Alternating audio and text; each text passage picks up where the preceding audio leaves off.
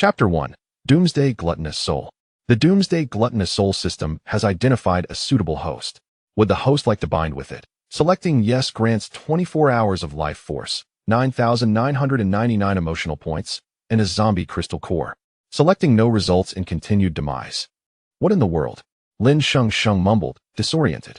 Her 5-year stint working for a foreign legion had ended, and she was supposed to be on a plane home.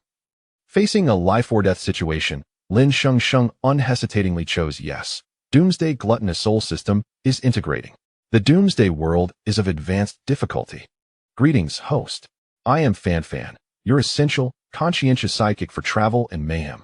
Amidst a sea of darkness, Lin Shengsheng faintly heard voices nearby. Ugh, she only has 1 crystal core on her. Not even enough for a month's shack rent. And she still wants to freeload at the base. Take the crystal core and kick her out. Wasn't she wearing different clothes when she was kicked out a few days ago? Whose clothes did she steal? Lin Shengsheng. Wake up. 9th base doesn't support idlers. Lin Shengsheng heard someone calling her name. She tried to open her eyes, but couldn't manage it. What crystal core? What shack? What base? Who was calling her? Roar. The horde is here. Get to the walls. Boss, Lin Shengsheng is still unconscious. What do we do? Just throw her down. The next moment, Lin Shengsheng felt herself plummeting rapidly. The voices faded, and the cacophony of the surroundings grew louder, followed by shrill screams, the rat-a-tat of gunfire, and the sound of flesh being pierced. She struggled to open her eyes, her hand instinctively grabbing onto something to prevent her fall. Opening her eyes, Lin Shengsheng suddenly found herself clinging to a high wall, surrounded by low growls. Turning her head, she was instantly horrified. Zombies with dangling eyeballs, zombies with exposed bones, all of them gaping with foul breath. There was even a tenacious zombie with its brains exposed, roaring at her. Lin Shengsheng jolted upwards, scrambling up the high wall. Master, that brain looks delicious. Lin Shengsheng gagged. Shut up. Rat-a-tat-a-tat. In the distance, several people were firing at the zombies below the high wall. However, the zombies were like inexhaustible locusts, one falling only to be replaced by another. Dense, boundless, they hammered the outer walls of the base with their bodies, causing everyone on the high wall to feel the tremors beneath their feet. Unprecedented fear weighed on everyone's nerves. Standing on the high wall, Lin Shengsheng surveyed the scene. Her eyes met a desolate, ruined city. Beyond the high wall was a seemingly endless horde of zombies. A nightmare. A movie? Resident Evil. She pinched her thigh, trying to wake herself up, but the pain was excruciatingly real. Xiaopei, who was mowing down zombies on the wall, turned to see that Lin Shengsheng, whom he had pushed off the wall, had actually climbed back up. He charged towards Lin Shengsheng, shouting in exasperation, Lin Shengsheng is about to turn. Kill her. Lin Shengsheng watched the man's gun barrel approach. Years of training triggered her muscle memory. With agility, she seized Xiaopei's wrist and yanked it forward, instantly throwing him off balance, his face filled with surprise and panic. The next moment, Lin Shengsheng raised her long leg, her knee striking Xiaopei's wrist with speed and precision, a seamless, fluid motion. Bang! With the sound of a gunshot, the man's gun was dislodged and disappeared into the horde. Everyone looked at Lin Shengsheng, the vagrant who had been kicked out of the base for failing to pay rent, in astonishment. How had she suddenly become so formidable? For a moment, Xiaopei's companions hesitated to intervene. Lin Shengsheng straightened up, her expression indifferent, glancing at the horde of zombies below the high wall. I acted in self-defense. The restrained Xiaopei looked to his leader for help, Zhuochen, the power-type ability user of 9th base. Zhuochen's eyes were filled with contempt for Lin Shengsheng. He had seen this vagrant before. As long as she saved up enough rent, she would always come to the base seeking shelter. Making her a scapegoat for this horde was perfect. Don't be afraid of her. She's just a vagrant. Killing her doesn't even require wasting bullets. Zhuochen shouted, throwing a punch at Lin Shengsheng's head, the speed of which stirred a gust of wind. Lin Shengsheng barely managed to dodge the attack. The man's speed and strength were clearly beyond that of an ordinary person, even more dangerous than the man with the gun. Humph. You think you can dodge the next one? Zhuochen sneered, a flash of astonishment quickly replaced by ferocity and disdain. How could an ant in the apocalypse contend with a power-type evolver like him? Another punch came, and this time Lin Shengsheng failed to dodge, directly knocked to the ground, her head buzzing. System integration complete. Opening the newbie gift box. System inventory unlocked. As Lin Shengsheng fell, she saw a bowl of egg fried rice appear on the system panel. A bowl of supreme egg fried rice. Effect: limited time attribute dish. Attack 999. Cooldown 0. Duration: 5 hours. Lin Shengsheng glanced at the brute, who was about to attack her again. If she took another hit, she might perish. She decisively took the egg-fried rice from the inventory. A stainless steel pot appeared before her, complete with a large spatula. Lin Shengsheng was stunned. How could it be such a large pot? Did the system misunderstand the concept of a bowl? Luring the horde, causing the deaths of so many people at the base. They'll use you to feed the zombies. Zhuochun was about to kick Lin Shengsheng off the high wall when the sudden appearance of a pot of egg-fried rice made him pause. The eggs were evenly coated on each grain of rice, distinct and golden, fragrant and overflowing. Zhuochun's Adam's apple bobbed almost imperceptibly. Stop yapping. I'm going to eat first. Lin Shengsheng picked up the pot and began to devour the rice with a spatula. Zhuochun. What? Did he make her hungry with a punch? This vagrant can't even afford shack rent, yet she has such extravagant food as eggs and rice. Xiao Pei was even more dumbfounded. He had only found a low-level zombie crystal core on her. Where did this food come from? The tender eggs wrapped around the springy rice, accompanied by the savory aroma of the eggs, the rich fragrance of the rice, and the fresh fragrance of the scallions. Lin Shengsheng felt a powerful force surging through her body. Yes, that was the feeling. Lin Shengsheng looked at the attack power in the system panel, which had been maxed out, and smiled slightly. It was time to unlock her meridians. She put down the pot, stood up, and launched a heavy punch back at Zhuochun. Bang! With the punch, Zhuochun's face twisted, and he vomited a mouthful of bile. At that moment, he even began to doubt his life. He had actually been beaten by a weakling. Rage points from Zhuochun, 666. Congratulations, host, for successfully unlocking the lucky draw. Zhuochun endured the pain in his abdomen and reluctantly stood up. Many people in the base were watching him, and his beloved goddess, Molly, was behind him. He couldn't afford to lose face. Having just stood firm, Zhuochun swung another punch with all his might. This punch not only failed to injure Lin Shengsheng, but instead, Lin Shengsheng restrained his arm. Lin Shengsheng forcefully pressed Zhuochun to the ground. A left hook. A right hook. People who angered her were in danger. Bang! With Lin Shengsheng's final punch, Zhuochun's face was directly pixelated, blood gushing from the corner of his mouth, and he passed out. Rage points from Zhuochun, 10,086 rage points from Molly. 999. Cute Fanfan is online for a lucky draw. Does the host want to draw now? Zhuochun was undoubtedly the man before her, but who was Molly? Lin Shengsheng was engulfed in confusion when she noticed a woman in the distance aiming a gun at her. The horde is about to breach the base. Run! A blood-soaked man shouted from afar, only to undergo a horrifying transformation at an alarming rate. Just as he was about to sink his teeth into a nearby victim, he was shot in the head. In the midst of chaos, Molly lowered her weapon, for a zombie had just scaled the high wall and was lunging towards Lin Shengsheng with its gaping maw. She was doomed. Chapter 2. The chef's knife. Lin Shengsheng instinctively grasped the nearest spatula, fiercely striking down upon the zombie that was about to sink its teeth into her neck. With a sickening thud, the spatula embedded itself deep into the creature's skull, delivering a fatal blow. As the zombie, still clutching the spatula, tumbled over the high wall, Lin Shengsheng swiftly extricated her sole weapon from its head. With a gasp, she felt a wave of nausea wash over her, a sensation foreign to her iron will forged through 5 years in the overseas military. Blood! The onlookers, stunned into silence, could only mutter a silent exclamation at Lin Shengsheng's unexpected prowess. Ignoring the astonished gazes of others, her instinct for survival propelled her to vanquish the approaching zombies. Wielding the spatula with unparalleled ferocity, to her, the spatula transcended its mundane purpose. It became a weapon more effective than a gun. With each swing, she dispatched the zombies with remarkable precision, a spatula crashing down upon one small zombie after another, each strike landing true. Lin Shengsheng was astonished by the spatula's effectiveness, truly a weapon of the apocalypse. In full view of the crowd, she utilized her supreme egg-fried rice technique to knock down the relentless zombies charging at her, leaving everyone in awe. How could she be so formidable? Yet, deep down, only Lin Shengsheng knew the truth. Her heart raced with panic. Shock value from Yi Jinghong, 999. Shock value from Gu Qinghui, 999. Anger value from Zombie A, 666. Anger value from Zombie B, 999. From Zombie. The system buzzed with notifications. Yet Lin Shengsheng had no time to spare. As she managed to create a distance of over a meter from the frenzied zombies, her spatula broke. Oh no! Without a moment to ponder, she thrust the spatula's handle directly into the approaching zombie's mouth, instinctively kicking the hefty creature away. The fall of the large zombie inadvertently took a few others down with it, granting her a brief respite. She quickly flipped over a nearby barrel and leaped into a relatively safe area. Is the host ready to draw a lottery? Lin Shengsheng. Yes, yes, yes. Can you please give me a gun? How else can I complete your task without becoming a sitting duck? Charming fan, initiating lottery. 10 consecutive draws automatically. Thank you for your patronage. Consolation prize, heartbreaking egg fried rice.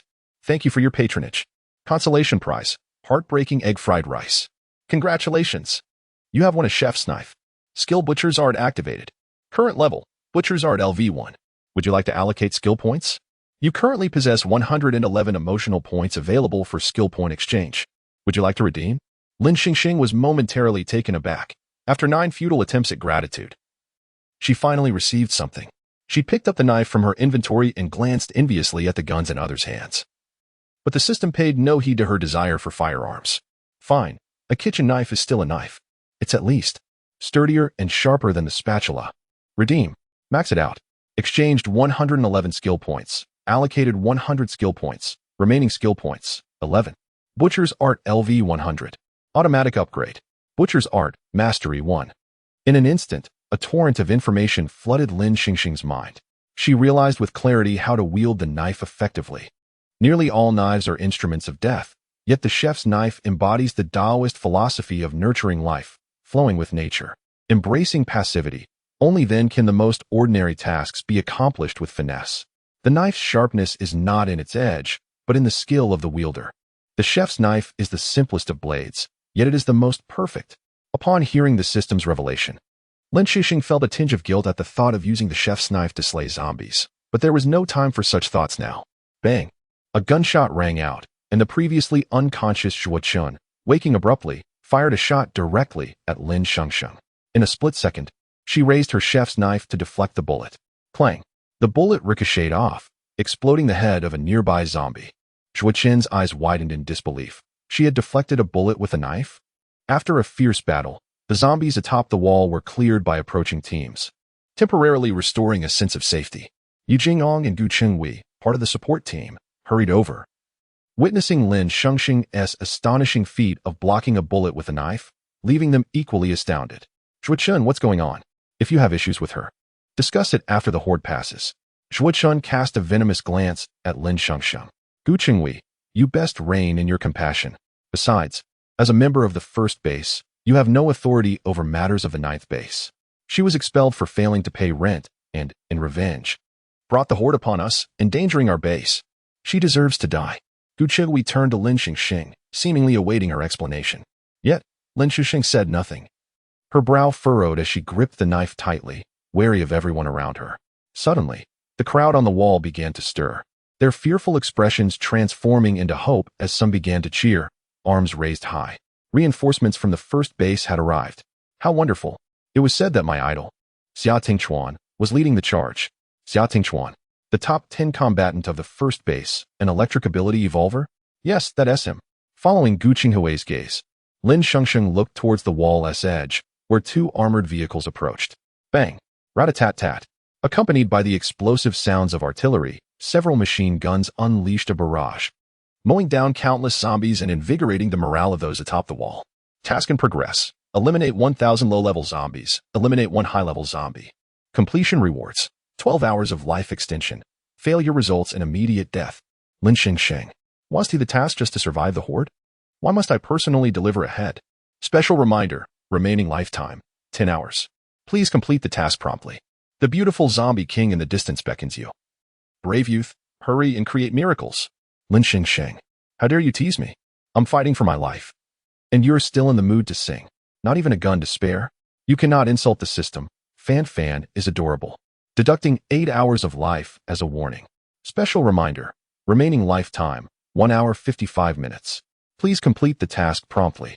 Lin Shengsheng, huh? I didn't insult you. I was complimenting your cuteness. Just like how adorable puppies are. The system fell silent, and Lin Shengsheng, feeling dejected, gazed down at the horde of zombies. Alas, surviving in this apocalypse was no easy feat. Chapter 3. The soul-stirring egg-fried rice. Lin Shengsheng opened the system panel, eager to discover any available information. Upon hovering over the soul-stirring egg-fried rice, she noticed the accompanying description. soul-stirring egg fried rice. Effect: limited time attribute dish. The consumer's combat power is increased tenfold, allowing them to visually discern the attribute categories of zombies and other evolved beings. Duration: 24 hours. A wave of despair washed over Lin Shengsheng. She had no desire to consume it, especially with the sight of the zombies making her stomach churn. Yet, in her struggle for survival, she had no choice but to face the ravenous zombies and continue eating. With determination, Lin Shengsheng retrieved a bowl of soul-stirring egg fried rice from her inventory, relieved that this time it was indeed a single bowl, not a basin. The dish appeared vibrant and inviting, and as she leaned in to inhale its aroma, the scent of chili assaulted her senses, causing her to cough twice. As the bowl of soul-stirring egg fried rice slid down her throat, tears welled in Lin Shengsheng's eyes. The spiciness engulfed her mouth, searing her throat, as if flames were licking at her ears. Gazing at the zombies below the towering wall, she felt a sudden surge of power, as if a combat patch had been applied. Instantly, she could see the attribute categories and combat values displayed above the heads of the zombies within her line of sight. Yet, all she could see were low-level zombies. Where were the high-level ones? Not a shadow in sight. The armored vehicle amid the tide of zombies unleashed an impressive barrage of firepower, and Lin Shengsheng noticed the vehicle emanating an extraordinary electric light, swiftly decimating half of the advancing horde. The crowd around her erupted in cheers, sensing a glimmer of hope, but Lin Shengsheng could not share in their joy. Brothers on the armored vehicle, at least leave me 1,000 low-level zombies. And the high-level ones, please don't perish just yet. Amidst the chaos, Lin Shengsheng sought the elusive high-level zombies and finally caught a glimpse of the words high-level zombie among a cluster of health bars in the distance. Gu Qinghui observed the battlefield, feeling a sense of relief wash over him. With Xia Tingchuan's arrival, their return to Base 1 was surely imminent. What wonderful news! However, when his gaze brushed past Lin Shengsheng, he noticed her somber demeanor. Could it be that the zombie tide was indeed summoned by her? Following Lin Shengsheng's gaze towards a densely packed cluster of zombies, Gu Qinghui's attention faltered as he realized the bizarre formation of the zombies, seemingly organized in a protective circle around something. A sense of foreboding crept over him, and before he could process it, a deafening roar shattered the air. Roar. That long, piercing howl sent shivers down the spines of everyone at Base 9. Gu Qinghui and Yi Jinghong tightened their grips on their weapons. An advanced zombie had arrived. With another shrill, guttural cry, the ground trembled, dust swirling in the distance as a cacophony of low, ominous growls merged into a haunting symphony, growing ever closer. Heavens! Another wave of zombies was approaching. How could there be so many? It was over. They were doomed. All of them were mutated zombies. They were moving too swiftly. Why had the armored vehicle ceased its attack? Why were they all emerging now? Did they not see the new wave of zombies approaching? No. It seemed they had run out of ammunition. Oh no. I don't want to die. I don't want to die. The survivors at Base 9 gazed in despair at the advancing horde, as countless low-level zombies surged forth in response to the high-level zombies' call. The entire Base 9 was encircled. This was a battle for survival. Lin Shengsheng, you ungrateful drifter. Why have you summoned this horde to doom us? Indeed. You ate the vegetables from my family's garden while squatting in our base. Is this how you repay us? Kill her. If we must perish, let her die before us. In this moment of desperation, many began to believe Zhui Qin's accusations against her, unleashing their pent-up fury upon Lin Shengsheng in the face of imminent death. The emotional values on the system panel were rapidly fluctuating, leaving Lin Shengsheng bewildered. Had she not just arrived? She barely recognized these people. Determined, she focused on the location of the high-level zombies, strategizing her combat approach, while the voices around her clamored for her demise. In that instant, she realized that, in this apocalypse, human hearts could be more terrifying than the zombies themselves. Despite her having done nothing wrong, stealing her grip on the kitchen knife, she inhaled deeply, resolute, and leaped from the high wall. Whether she met her end by falling or by the jaws of the zombies, if she survived the fall, she would undoubtedly complete her system mission and continue to fight for her life. Gu Qinghui, Yi Jinghong, onlookers. In an instant, those who had previously clamored for Lin Shengsheng's death fell silent, all convinced that this drifter had succumbed to the pressures of her circumstances and taken her own life. The hot wind whipped past her ears as Lin Shengsheng utilized the knife and the wall to slow her descent, landing atop a pile of zombies. This had been her planned trajectory. The wall was too high, and she needed a cushioning point before landing, making the small mound of zombies the perfect choice. With the formidable attack power granted by the supreme egg fried rice, Lin Shengsheng unleashed a flurry of strikes, swiftly dispatching each zombie that dared to approach her. The system screen displayed a rapidly increasing shock value from base 9 alongside a growing resentment value from the zombies. This was astonishing. The leader of base 9, Mu Yan, who had previously refrained from speaking while Zhuo Chun tormented Lin Shengsheng, finally voiced his thoughts. If we survive, if that drifter manages to live, I will surely invite her back to the base. Grant her permanent residency. She is truly remarkable. I feel her skills rival those of Xia Tingchuan. It seems improbable that she summoned the horde. How absurd. She jumped from the wall to evade our scrutiny. Even if she survives now, she will ultimately meet her doom. Why can't she even afford a shelter if she is so capable? Such a skilled individual should be coveted by every base. Enough. She was assigned to Xiao Pei's area, and you know what kind of person Xiao Pei is, manipulative and deceitful. She must have been robbed of her crystal cores. Keep your voice down.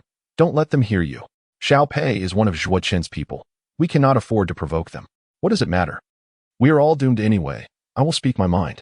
As differing opinions began to emerge, the crowd ceased to blindly accept Zhuo Qin's narrative that the drifter had summoned the horde for revenge after being expelled from the base. Noticing the growing dissent, Molly's eyes glinted with malice as she declared, while it is true that a few strong drifters exist among them, we cannot forget that she is responsible for summoning the horde. She has caused the deaths of so many in our base. She does not deserve forgiveness. Indeed, many drifters have benefited from our protection, and her ingratitude warrants her demise. Zhuo Qin echoed. At that moment, only a handful of voices remained to counter Zhuo Qin and Molly. Lin Shengsheng gazed up at the high wall, unable to hear the discussions above. Behind her loomed the relentless tide of zombies. There was no time to waste, no retreat available. She fought fiercely, her heart racing with terror. Her complexion pale. This was more harrowing than any challenging mission in her former life. As Lin Shengsheng carved her bloody path with her sole weapon, the kitchen knife, many at base 9 looked upon her ruthless figure with a newfound respect. To them, it seemed she had carved a lengthy trail of blood. Undeterred and resolute in her advance, as she struck down the nearest zombies, a fresh wave surged toward her, quickly engulfing her once more. Seeing this, Yu Jinghong immediately raised his sniper rifle, ready to provide cover for Lin Shengsheng. Lin Shengsheng fought valiantly against the relentless horde of zombies, her senses heightened to their utmost by the aroma of fried rice. She could distinctly hear bullets whizzing by, piercing the heads of the undead nearby. There was no time to discern the source of the gunfire, yet she felt the presence of someone aiding her. However, the sheer number of zombies exceeded her expectations. An endless tide to vanquish. Tears welled in her eyes, lamenting that the system forced her to face this peril personally. Suddenly, a flash of lightning erupted, sending a wave of zombies tumbling around her. The creatures convulsed on the ground, rendered motionless. Following this, a relentless barrage of lightning surged forth, and in an instant, the zombies lay scattered like spent fireworks. Lin Shengsheng turned her gaze towards the origin of the electric flashes, discovering a man clad in camouflage perched atop an armored vehicle. The lightning he cast forth illuminated his face with flickering shadows, akin to divine intervention. This man exuded a distinctive military aura, solemn, composed, and restrained. His short hair framed a handsome visage, and despite the swirling dust around him, he appeared remarkably clean and poised. With this newfound support, Lin Shengsheng's speed noticeably increased. Congratulations, host. The system mall has been successfully activated. Chapter 4. The unique weapons of this big shot as Lin Shengsheng wielded her knife to slay the zombies. She felt a surge of excitement upon suddenly encountering the system interface, wondering if she could purchase a firearm. However, a mere glance revealed that only kitchen knives were available for sale. Thus, her single-handed knife transformed into a two-handed weapon. Meanwhile, Xia Tingchuan and his team from the first base, upon discovering a high-level zombie, had been attempting to eliminate it without success. Xia Tingchuan was astonished by Lin Shengsheng's audacity as she charged into the horde of zombies with unwavering focus, prompting him to take a gamble. Everyone at the 9th base witnessed the scene of Xia Tingchuan covering Lin Shengsheng, leaving them in awe. Due to the distance, they could not discern her expression, but they could vaguely see her fiercely brandishing the knife, radiating with the power of lightning, as the zombies fell one by one in her wake. Zhuo Qin and Emily wore grim expressions, and no one dared to question that Lin Shengsheng had attracted the zombie tide. The ammunition in the armored vehicle was dwindling, and the soldiers desperately fired their remaining bullets to provide cover for Lin Shengsheng's advance. Ultimately, the bullets ran out, yet the number of zombies only increased. The armored vehicle, once capable of movement, was gradually immobilized by the overwhelming horde. Xia Tingchuan's abilities were depleting too quickly. The lightning power soon could not keep pace with Lin Shengsheng. Breathing heavily, he expended his last bit of strength, his gaze darkening as he silently mourned. I'm sorry, this is as far as I can take you. The sheer number of zombies surrounding her was daunting. Could she truly defeat the high-level zombie? Mo Feng's eyes were filled with despair. He knew that if the high-level zombie remained alive, the tide would never cease, yet they seemed unlikely to survive that long. The members of the first base team appeared to accept their impending fate. Suddenly, a kitchen knife flew towards Mo Feng. Just as he prepared to dodge, he realized the knife sliced through the air past his head, impaling a zombie that was about to attack him. What are you standing around for? Cover me. Hurry and kill that high-level zombie. A crisp female voice resonated from behind the group. Xia Tingchuan's team turned to see the girl they had been protecting. Stepping through the carnage of zombies, returning to the fray, Lin Shengsheng's gaze was resolute, embodying the fierce determination of a warrior confronting the divine or a deity. Her long, dark hair flowed as she swung her knife with breathtaking precision. We have no weapons left, and the captain's powers haven't recovered yet. Not a problem, Lin Shengsheng exclaimed, swiftly tossing a flurry of kitchen knives onto the armored vehicle, ensuring each person had at least two. Shock value from Xia Tingchuan, 10086. Shock value from Mo Feng, 10086. Shock value from 10086. In their astonishment, the team quickly armed themselves with two knives each, strapping additional ones to their waists. Just as the legendary warrior Li Kuei once swept through opponents, so too would Mo Feng seize victory. Charge! The team formed a half-circle around Lin Shengsheng, wielding their knives with less finesse than she displayed. Lin Shengsheng remained alert, ensuring that no zombie could touch her. The number of low-level zombies had been sufficiently diminished. Only the high-level zombie remained. The despair that had gripped the group was dispelled by Lin Shengsheng's fierce spirit, igniting their resolve. As they gripped their knives, their strikes against the zombies became more precise and powerful. With the bodies of the undead piling up, Lin Shengsheng edged closer to the high-level zombie, her vision sharpening on its face. It was a pale visage, with crimson eyes that sparkled with an eerie glow, devoid of the usual grotesque injuries that marked ordinary zombies, an indication of its unique nature. As Lin Shengsheng gazed at the high-level zombie, it returned her stare. Its gaze sharp and predatory, akin to a hawk locking onto its prey. The roar pierced the air once more, drawing the attention of those atop the high walls toward Lin Shengsheng and Xia Tingchuan's team as the zombie tide surged with renewed vigor. The air was filled with terrified screams. With a swift motion, Lin Shengsheng hurled her knife at the high-level zombie. This marked the only missed strike of the battle. The high-level zombie's expression was one of disdain. It moved with agility, unperturbed by the kitchen knife, as though it were a mere trifle. To the others, the high-level zombie's movements appeared lightning fast, but to Lin Shengsheng, bolstered by her enhanced perception, they seemed to unfold in slow motion. Indeed, this strike was merely a probe. She spun her knives, dispatching several surrounding zombies before carving a path directly to the high-level zombie. Xia Tingchuan, witnessing the zombie poised to attack Lin Shengsheng, reached out to assist. But his powers had not yet replenished. Don't! Just as a zombie's claw was about to grasp Lin Shengsheng, she leaped, kicking the zombie to her right and propelling herself toward the high-level zombie, launching her knife with force. The high-level zombie, looking at the knife hurtling toward it, curled its lip disdainfully, mocking the human's folly. Yet, in the next instant, its expression faltered. One knife after another flew toward the high-level zombie's head, despite its speed. The onslaught of blades became increasingly challenging to evade. As the rain of knives obliterated the surrounding zombies, the high-level zombie summoned another wave of undead for assistance. However, it was too late. In a swift motion, Lin Shengsheng seized the high-level zombie's arm and swung her knife down with precision. The blade glinted in the air, a harbinger of doom. The kitchen knife loomed larger in the high-level zombie's crimson eyes, accompanied by the sound of air slicing. It attempted to evade, but Lin Shengsheng's grip was unyielding, preventing it from moving an inch. Blood and gray matter splattered across Lin Shengsheng as the high-level zombie's eyes reflected shock and despair. It crumpled to the ground with a resounding thud as she released her hold. Congratulations, host, for completing the task. You have gained 12 hours of life. Special reminder, remaining lifetime 12 hours and 45 minutes. Lin Shengsheng's expression bore a hint of resignation. Stupid system, after all this effort. I only gained 12 hours of life? How ridiculous. The members of Xia Tingchuan's team were left speechless, their astonishment rendering them mute. Had Xia Tingchuan's powers not been overly depleted, They would have easily overpowered the high-level zombie together, but without him, they stood no chance against such an adversary. Before them stood a girl who appeared to be merely an ordinary person. Even if she were an ability user, she certainly was not a combat type. Yet here she was, having single-handedly felled a high-level zombie with a kitchen knife. Next came the zombie core. Xia Tingchuan swiftly extracted the high-level zombie's core, a rare and precious crimson gem that only high-level zombies possessed. Lin Shengsheng instinctively reached out to catch it, her expression bemused, even slightly repulsed.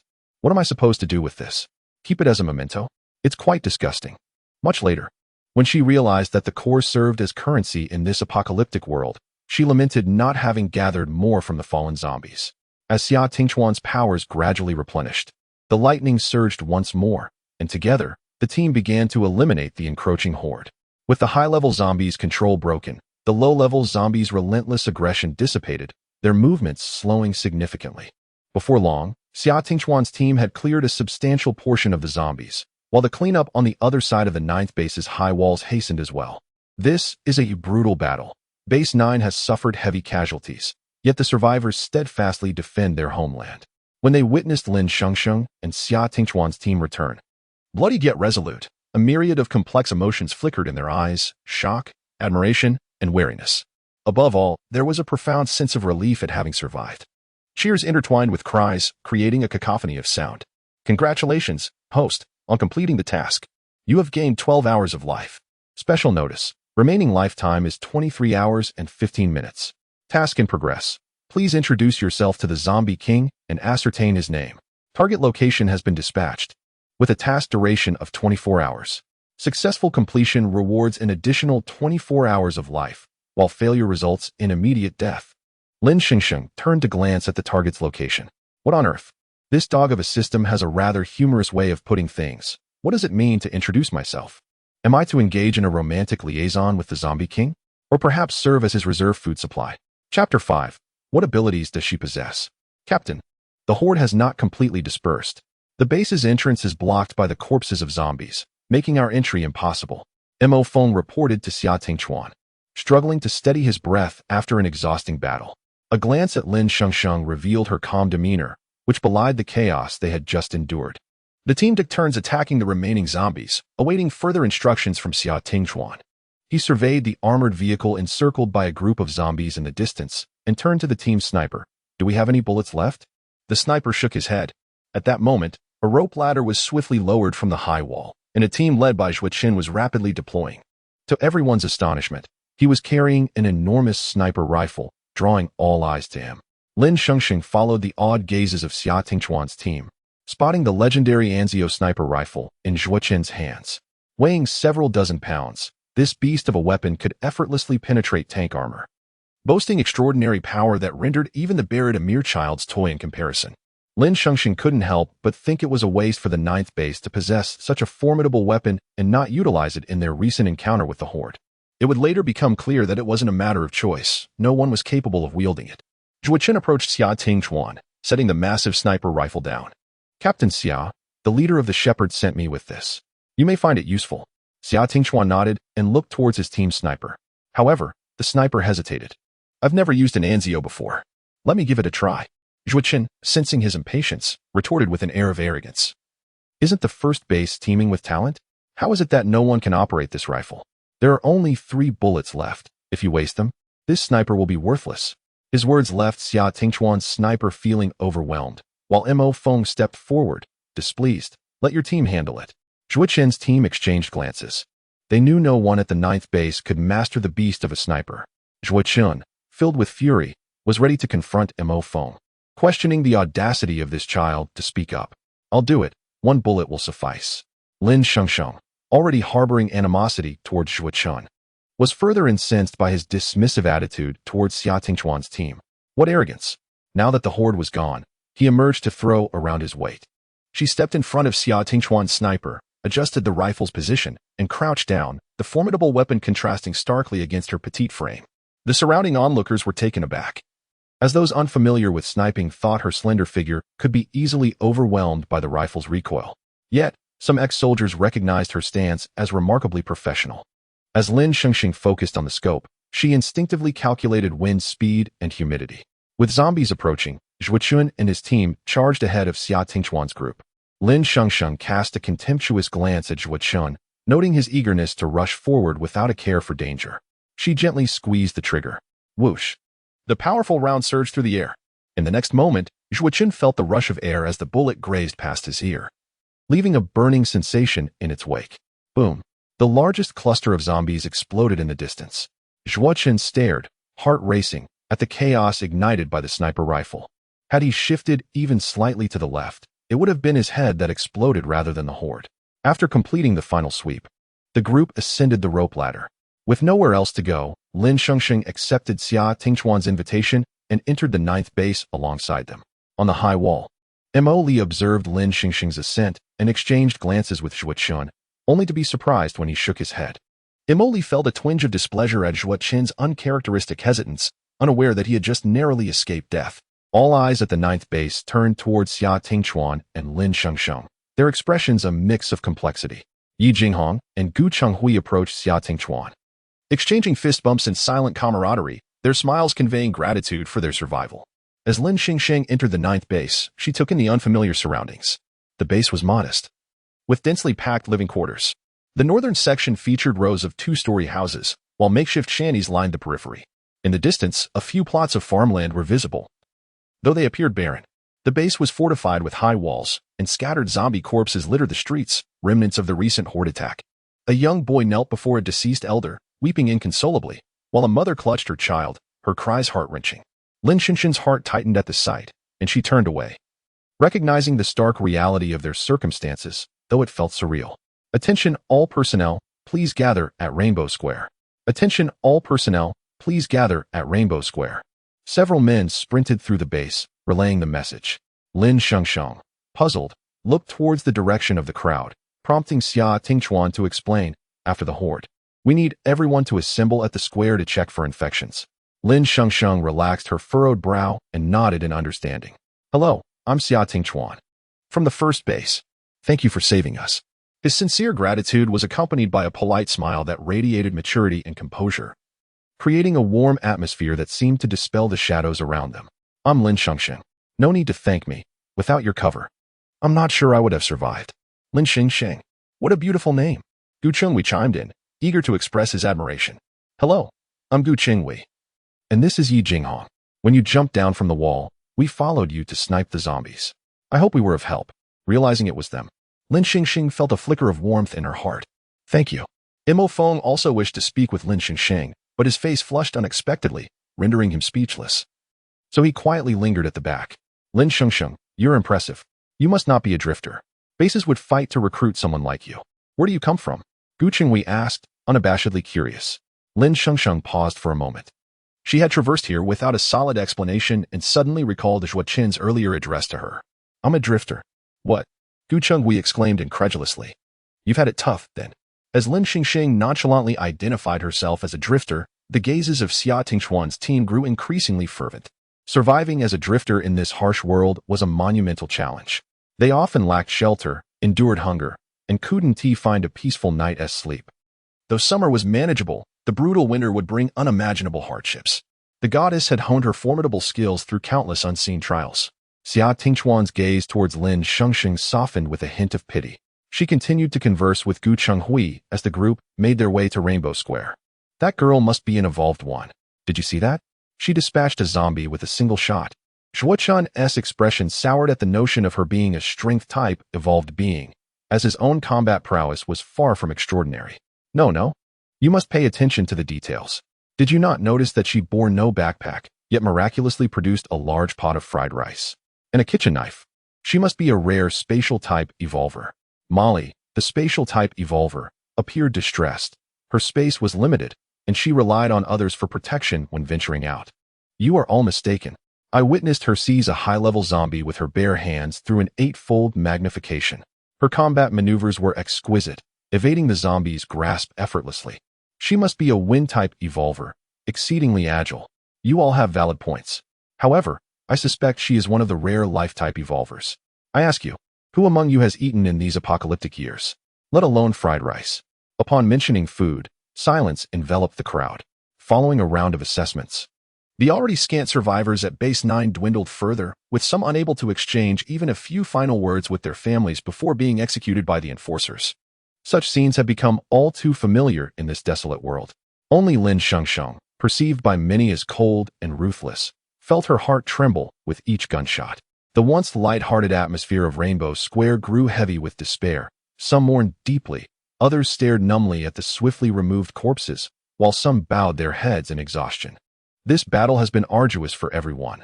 We have lost many comrades. The leader of Base 9, Mu Yan, gazed at the demoralized crowd. Yet we are still alive. We must continue to live well. Lin Shengsheng glanced at the location of her mission target. Walking might take the better part of the day. As she pondered how to borrow a vehicle from Base 9, darkness suddenly enveloped her, and she fainted. Lin Shengsheng. Upon witnessing her collapse, Molly, recognizing the protective stance of Base 1 towards her, had to momentarily suppress her planned retort, swallowing her words back down.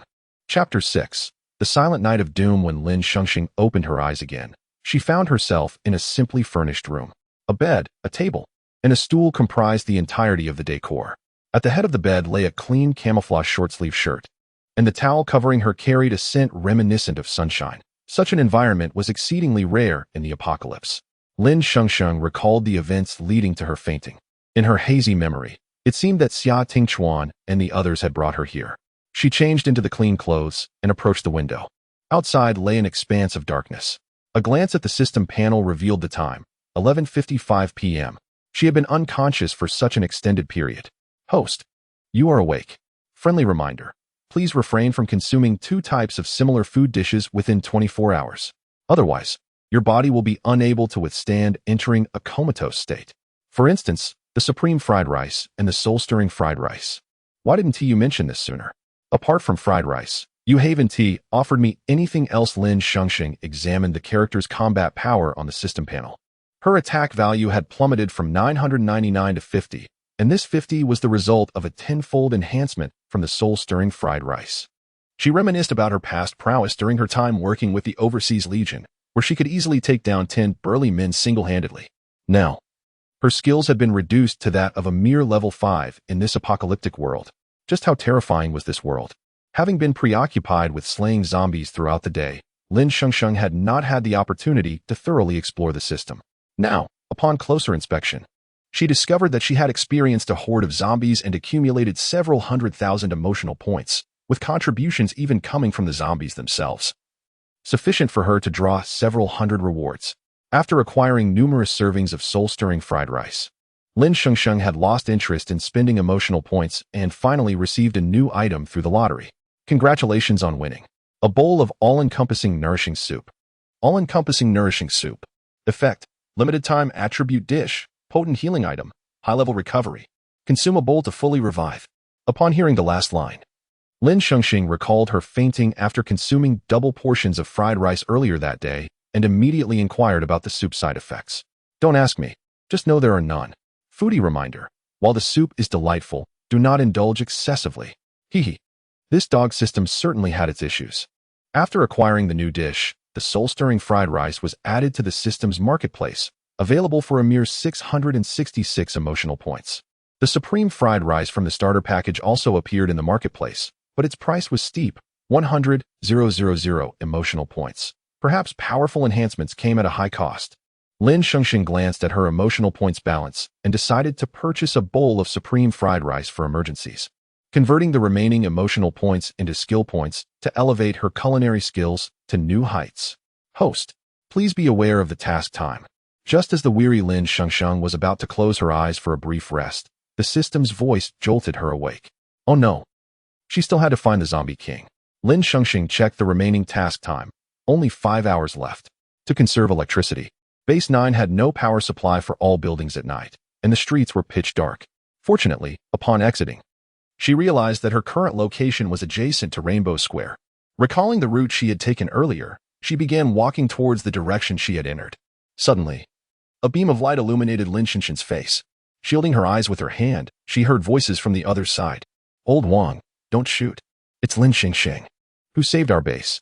The blinding light quickly faded, and 2 night watchmen approached Lin Shengsheng, their demeanor exceptionally friendly. Lin Jia, what brings you out here at this hour? I heard you fainted this afternoon. Are you feeling unwell? Let me take you to UN's house. She asked the doctor from base 1 and can check on you. Lin Shengsheng paused at being called Lin Jia. The man addressing her was a burly figure with a full beard, perhaps an older brother. Thank you, but I'm perfectly fine. Just call me Shaolin. Lin Jia. Are you planning to leave the base? The bearded man persisted, still addressing her as Lin Jia. Lin Shengsheng thought perhaps he merely perceived her as older due to the harshness of the apocalypse. Yes, I intend to go out and take a look. As Lin Shengsheng pondered how to explain her late-night venture if they inquired, the two men unwittingly provided the answer. Lin Jia. Are you going to the battlefield at the entrance to collect crystal cores? Hurry, they rightfully belong to you. Many were taken during the day. Lin Shengsheng was taken aback and nodded in acquiescence. As she prepared to leave, the two men generously lent her an AK and a flashlight. Take this, Lin Jia. It'll help in case you encounter wandering zombies, though the bullets are limited. Initially, Lin Shengsheng had considered borrowing a vehicle from the base to save time, but she realized that a vehicle was unnecessary for collecting crystal cores. She preferred not to attract too much attention and thus dismissed the idea of borrowing a car. Instead, she decided to proceed on foot, searching for a vehicle along the way. Before departing, she retrieved 2 bowls of soul-stirring fried rice from her space and handed them to the two men. Thank you. I'll return the AK once I'm back.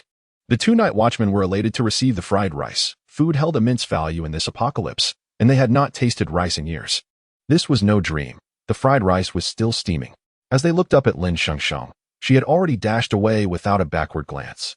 On the outskirts of the base, remnants of the recent zombie horde littered the area, the stench overwhelming. Lin Shengsheng tried not to breathe too deeply and quickened her pace. Traversing the battlefield strewn with corpses, she noted the dilapidated buildings overtaken by rampant vines, the grass reaching heights of over a meter, all eerily silent. In this desolate summer night, Lin Shengsheng encountered no zombies but did see insects larger than rats and rodents bigger than cats. Scurrying in panic as if fleeing from some terrifying presence, their escape leading in the direction she was headed. A sense of foreboding washed over Lin Shengsheng as she gazed into the engulfing darkness ahead, swallowing hard. As she sprinted, she spotted a battered tricycle overturned beside a cluster of cars. Although damaged, it seemed operable. After a trial, she started it up, the noise attracting a few zombies from a distance. Without hesitation, she sped away on the tricycle, leaving them in her wake, trailing behind her in bewilderment. With her left hand gripping the handlebars and her right holding a cleaver, Lin Shengsheng remained vigilant against the sporadic zombies that might approach. The tricycle was clearly malfunctioning, emitting thick smoke that nearly obscured her vision. Finally, after a stretch of travel, the tricycle sputtered and died. Lin Shengsheng had no choice but to abandon it and continue on foot. For a while, she encountered no zombies, which struck her as odd. Had the daytime horde cleared the area of its undead? As she neared her target, distant groans of zombies echoed through the air, sending a shiver down her spine. Her grip on the cleaver tightened, yet it offered little comfort. Just as she prepared to move forward, a sudden commotion broke the silence. Lin Shengsheng quickly crouched down, concealing herself in the tall grass. A flock of crows flapped their wings, squawking as they chased after something. The sound of their wings cutting through the air was deafening. They flew low, and in the chaos, a rat larger than a cat leaped from the ground, only to be brutally struck by the crow's sharp beaks. As the crows passed overhead, a man's terrified scream pierced the air. No. Lin Shengsheng could distinctly hear the sounds of tearing and gnawing. A few mournful cries of empty gunshots echoed through the air, and as the struggle ceased, the man took his last breath. Under the moonlight, Lin Shengsheng beheld a multitude of glowing green eyes emanating from the source of the gnawing sounds. They belonged to a horde of mutated rats, evolved in this apocalyptic world. Chapter 7. The Cultured Scoundrel. Zombie King. Although the surroundings were shrouded in darkness, Lin Shengsheng could faintly perceive the gruesome scene of a living person being devoured by rats. Her heart raced uncontrollably, and she fought against the urge to vomit, fearing that any sound might attract the ravenous rodents. This horrifying experience reshaped Lin Shengsheng's understanding of the world. In this apocalyptic realm, where zombies roamed freely, plants evolved, and animals mutated, it was evident that humanity had been violently uprooted from the pinnacle of the food chain. She deliberately lowered her breathing, yet could not escape the sharp senses of the apocalyptic rats. A swarm of them, after a frenzied feeding, turned towards her hiding spot in the weeds. Having already sensed her presence, gripping the kitchen knife tightly, her palms slick with cold sweat, she yearned to flee. But reason dictated that escaping now would be tantamount to suicide. Given the speed of the previous swarm, she stood no chance against them. These creatures were swifter than zombies. The pack of rats encircled her, their greenish eyes fixed menacingly upon her. Lin Shengsheng fought to suppress any expression of fear as she regarded the snarling rodents. Feeling the despair of the man she had just witnessed being consumed. AK-47's firing, a close-range kitchen knife, survival was her only goal, and with a dose of the revitalizing broth, she could resurrect herself. Lin Shengsheng mentally mapped out her strategy, praying for a favorable outcome. To her surprise, the enormous apocalypse rats seemed to have sated themselves, their predatory instincts less pronounced than before. The leader sniffed the air and, losing interest in Lin Shengsheng, led its kin away. Breathing a sigh of relief, Lin Shengsheng exhaled the tension that had been constricting her chest and took a deep breath as she approached the body of the man who had been attacked by the rats. She could no longer restrain herself and retched as she beheld the man's stomach, hollowed out, perhaps due to his instinct to shield his head in death. His face remained relatively unscathed. And that face, was it not the very same that had cast her from the high wall, Xiao Pei? Suppressing her nausea, Lin Shengsheng picked up the gun that Xiao Pei had dropped, finding it with only one bullet remaining. She wiped away the bloodstains, preparing to keep it. In this ever-changing world, every weapon and bullet counted. Just as she was about to stow the gun in her backpack, the system's voice echoed in her mind. Congratulations, host. Successfully activated system space. For the first time, Lin Shengsheng felt a semblance of appreciation for the system. She casually tossed the handgun into the newly activated space. Following the system's guidance, she continued onward, soon encountering a prison nestled within the mountains. The area before the prison was desolate, devoid of zombies or any human presence. With the dilapidated gates ajar, Lin Shengsheng glanced at her destination and entered without hesitation. Yet, after only a few steps, she spotted a vehicle parked in front of the prison building, where several individuals were loading items into it, perilously close to the zombie king. Seemingly oblivious to the impending danger, Lin Shengsheng checked the remaining time for her mission. Only 15 minutes left. She could not afford to alert those individuals. She needed to locate the zombie king post-haste. To avoid unnecessary complications, she stealthily approached the prison building from behind the warehouse, away from their line of sight. Sir, there is someone over there. I'll go take care of it, a man in the vehicle remarked, retracting his gaze from the sky to glance towards Lin Shengsheng's location. Ignore her. She is just an ordinary human, came the cold reply. As Lin Shengsheng successfully infiltrated the prison building, she discovered a cell filled with low-level zombies, all eerily still, as if under some form of control, not making a sound.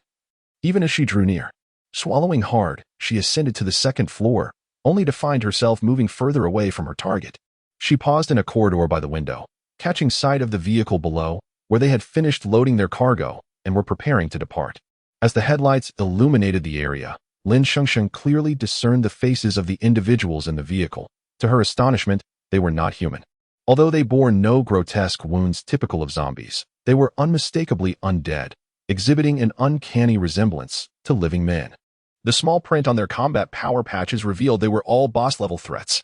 Amidst the swirling shadows, 3 conspicuous words emerged: Zombie King. As the vehicle prepared to drive away, panic surged within Lin Shengsheng, and she shouted towards the window, "Wait." There was no time to descend the stairs, calculating the height. She leaped directly from the window, landing firmly atop the vehicle. To her surprise, she dented the roof, but managed to halt the departing vehicle. Relief washed over her. She had made it just in time. Her heart raced furiously, yet she consoled herself with the thought that she had completed her mission. Gaining an additional 24 hours of life, and escaping the jaws of death was now within reach.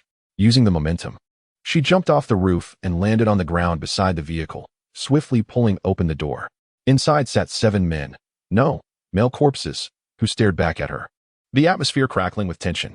These zombies were not what Lin Shengsheng had anticipated. Aside from their distinct eye colors and unnaturally pale skin, they were nearly indistinguishable from humans. Don't be alarmed. I am not here to fight. I am here to find someone. The high-ranking zombies regarded her as she spoke, her lips trembling with anxiety. Nervous? Who is nervous? Even as she gripped the kitchen knife tightly, an AK-47 slung over her shoulder, her demeanor suggested she was ready for battle. She understood that a fierce confrontation might be imminent, but before that, she needed to fulfill the system's task, introduce herself to the Zombie King, and learn his name. As Lin Shengsheng prepared to address the Zombie King, she suddenly realized she could no longer see the combat power information above their heads. There was no time to ponder the reason. She needed to discern who the Zombie King was. Among the 7 zombies, one stood out tall and muscular. Clad in a black short-sleeved shirt, He was positioned near the designated target point. Lin Shengsheng offered him a slight smile. Host, do not harbor ulterior motives in observing other gentlemen, deducting 10 hours from lifespan. What? This is a mistake. I didn't mean to. And what do you mean by gentlemen? Do you refer to zombies as gentlemen? Host deliberately concealing the truth, deducting another 10 hours from lifespan. Lin Shengsheng's lifespan dwindled to a mere 12 minutes, just 1 minute more than the remaining time for her mission. After realizing the error, she cautiously shifted her gaze towards the cultured scoundrel closest to the muscular zombie. The scoundrel sported a retro slicked-back hairstyle, donned gold-rimmed glasses, and wore a black suit jacket. With hints of muscular definition visible at his chest, his aura exuded a captivating yet dangerous charm. Even Lin Shengsheng, with her straight female aesthetic, had to admit that this zombie was quite handsome. However, there was a sharpness in his gaze, as if nothing in the world could escape his scrutiny. Target confirmed. Lin Shengsheng breathed a sigh of relief.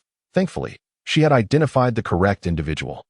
The dim light from the vehicle's roof cast shadows across the zombie king's prominent nose, revealing his captivating amber eyes, unlike the crimson hue of other zombies.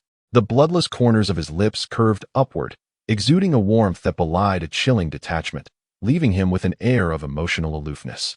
The oppressive presence he radiated made Lin Shengsheng feel uneasy. Greetings.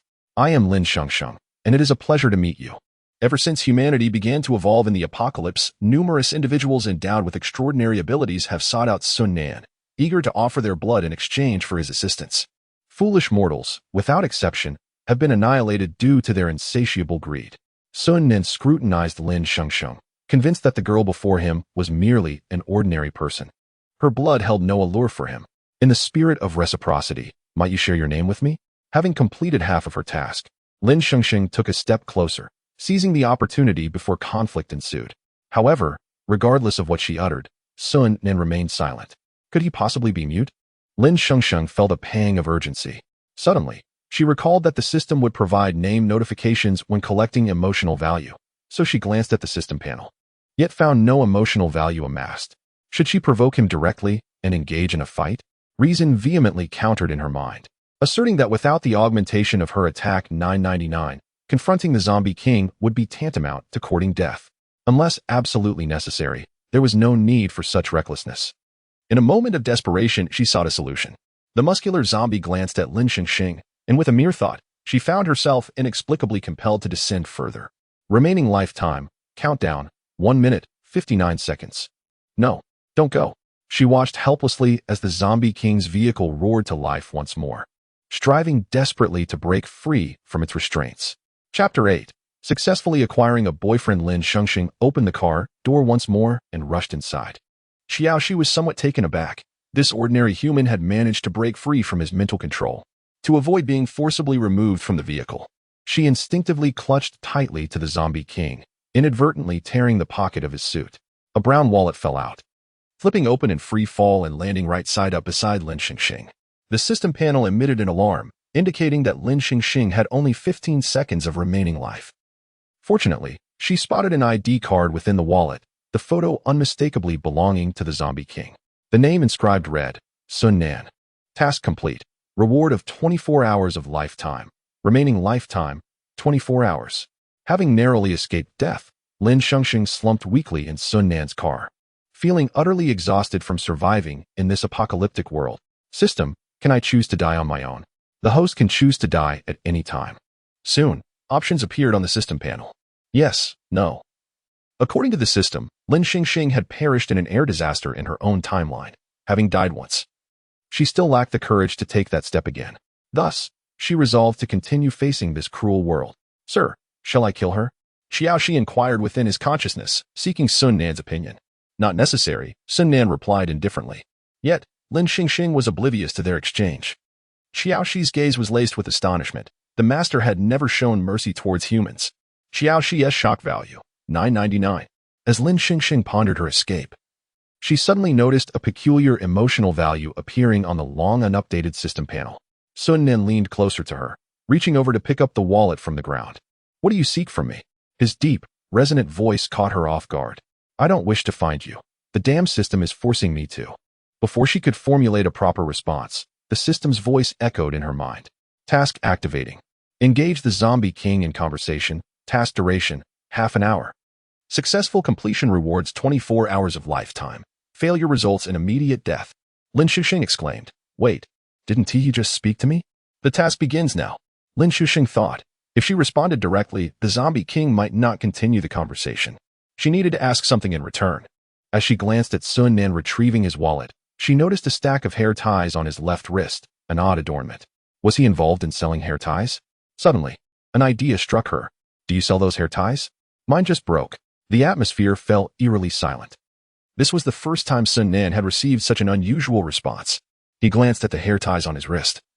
Uncertain whether this ordinary human was simply unaware or if she recognized their significance as a bond between him and the human ability users. What can you offer me? Task complete. Reward of 24 hours of lifetime. Remaining lifetime, 47 hours and 55 minutes. Xiaoxi observed Lin Shengsheng with curiosity. She was merely a non-evolved human, yet she dared to seek assistance from the master. Lin Shengsheng pretended to rummage through her backpack and pulled out a bowl of tantalizing fried rice, a dish that had become her sole culinary treasure in this desolate world. I want to take your hair tie for free. Look at my fried rice. It's incredibly delicious. Sun Nan gazed at the steaming bowl of fried rice, the enticing aroma wafting towards him, and for a brief moment, a flicker of emotion crossed his otherwise tranquil eyes. With her left hand offering the fried rice while her right hand was poised to draw a weapon, Lin Shengsheng felt a surge of anxiety. She told herself to maintain composure. Forget it if you don't want to buy it. I'll just give you this fried rice, and I'll be on my way. Having completed the task, Lin Shengsheng noticed that the zombie king showed no signs of hostility. Facing him directly was risky, so she planned to make her escape. Task activating. Encourage the zombie king to develop feelings for you. Task duration, 1 week. Successful completion rewards 1 week of lifetime. Failure results in immediate death. Chain task activating. Make the zombie king your boyfriend. Task duration, 1 week.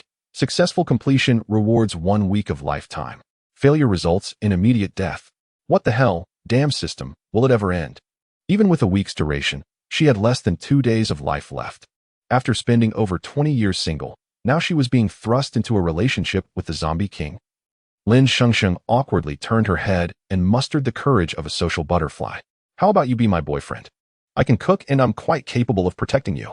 Upon uttering those words, she felt her voice tremble. Cough. Xiaoxi swallowed hard, his eyes widening in astonishment. Lin Shengsheng glanced over at the commotion. Xiaoxi merely waved his hand, indicating for her to continue. Internally, he marveled at the audacity of someone unafraid of death, boldly confessing to his master. Excitement surged within Xiaoxi as he reveled in this unexpected turn of events. Who would have thought that their esteemed master would encounter such a situation?